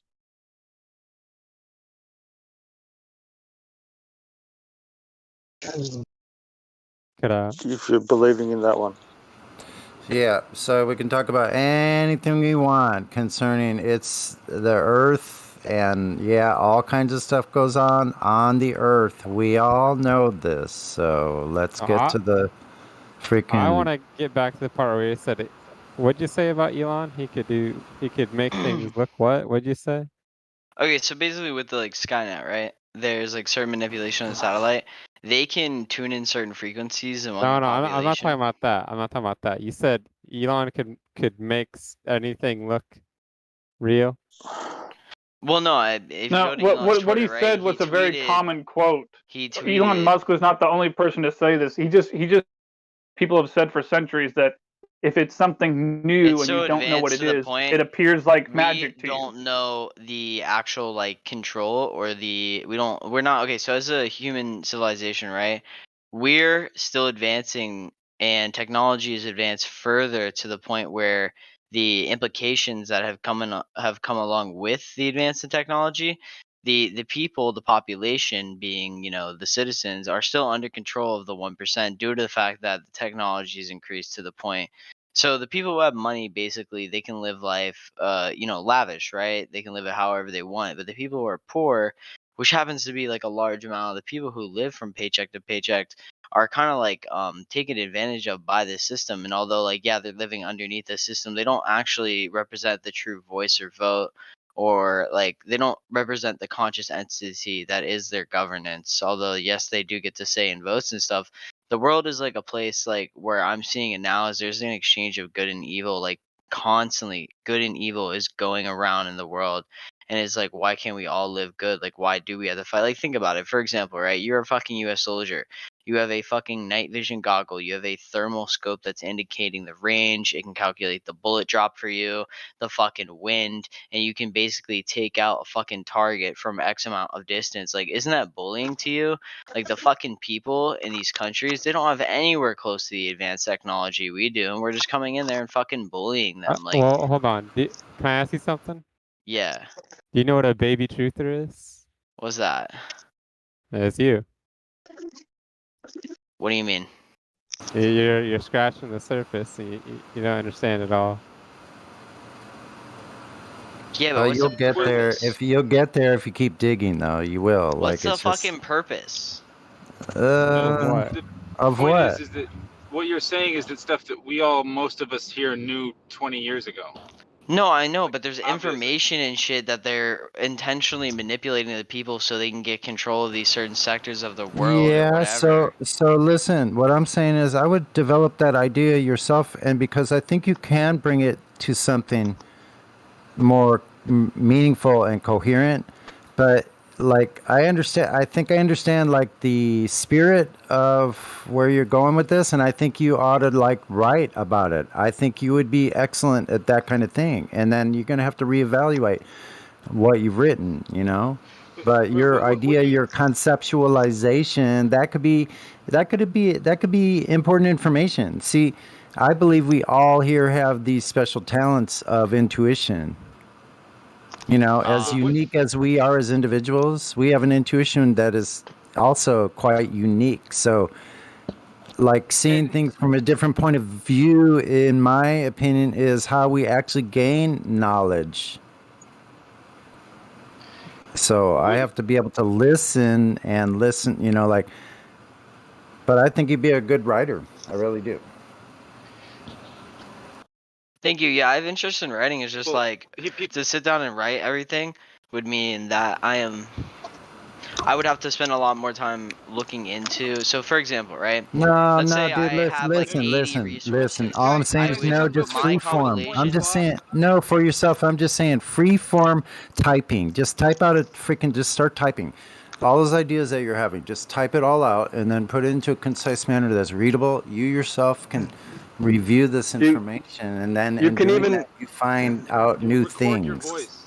Record your voice and you then can type even it out do later or have it transcribed. or right? no. But here's You the can do point, though. voice to What you were just text. saying. Just do What you just said is that people are all over, like they're manipulating areas of the world to control how people think. That's what you just said like 90 seconds ago. Yeah. Yeah, I mean, pretty much, yeah, because Right. internet. So here it is. So the people in charge of all the different areas of the world, aka countries, those leaders are working with other leaders to control the mindset of the people everywhere. Right? So if all of those people are together are controlling the way people think and making them think it's all on a globe, then there it is. That, I mean, by your own admission, it doesn't take a lot to have a small group of people control the way the majority of people think and operate. Does that make sense? Yeah. So there it is. And all they have to do is have skirmishes between country and country, thinking that they're trying to promote all these different ideas or agendas and all this stuff, when really it's just a distraction for people to pay attention to when there are bigger problems at stake or bigger issues. Does that make sense? Yeah, I think wealth nowadays, although yes, it does like provide prosperity, it's like a stupid conceptualization because yes, so wealthy can have like nicer amenities and stuff. The end of the day, the people like on the earth, they should all have like a higher standard quality of living because we can afford such amenities for all people, and people are willing to service themselves away for money, but yet those things cost exorbitant amount of money. So like for example, right, let's say you pay to have like a fucking chef come over to your house, right, and you're a fucking millionaire, you have a chef, you know, for your dinner for your fucking family in your expensive house, but like you're spending like $175, like that gets taxed, right? The business, they get taxed for that, goes towards the government. But like, yo, that fucking money, that $175, like there's fucking 175 people in fucking China Fuck, my working head's for hurting. that as a daily wage, right? So it's like weird to me that like, you know, here in the United States, right, you can work like a fucking fast food job and be making more than a large group of fucking peasants working in a factory that are manufacturing or Yeah, but helping like bro. The standard of living, you don't get the whole system how it's like done, and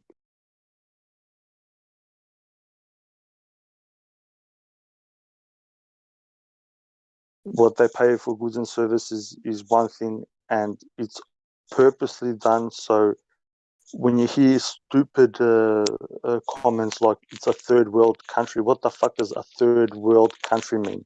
Is this a new world in a country? It's oxymoronic. Yeah, they can make economics very simple and very on a level playing field, but they do it on purpose, and because all of us are not switched on to help each other, because if we help each other, we basically help everybody else. We can't come together because of all these other subterfuge. You know what I mean? Mm-hmm. Yeah, and to make sure that you've got your mind straight on this, keep in mind you should advocate for equal opportunity, but not advocate for equal outcome. What do you mean by that? Like the equal. What I'm saying is you should have economic freedom, but if I were you, I wouldn't advocate for socialism if that's what you're hinting at. No, socialism's a stupid system. Bro. Yeah. There's people who can live like at a higher quality of living if they're able to contribute to the system, but the way that there are certain, like for example, there are ways to become rich without having to take advantage or work within the system, and a lot of the opportunity here in the United States is mostly because of the fact that we have like this system where, let's say for example that you're but wait a second. The system is rigged from the very beginning, though. You can't whistle by that. The whole system is rigged, bro. Yeah, it's not your system. It's their system. This is what I was trying to explain before about law and all the rest of it. You are not a part of the system. People are complaining about market manipulation. They're not manipulating the market. It's their fucking market. They get to do whatever they want. They invented it.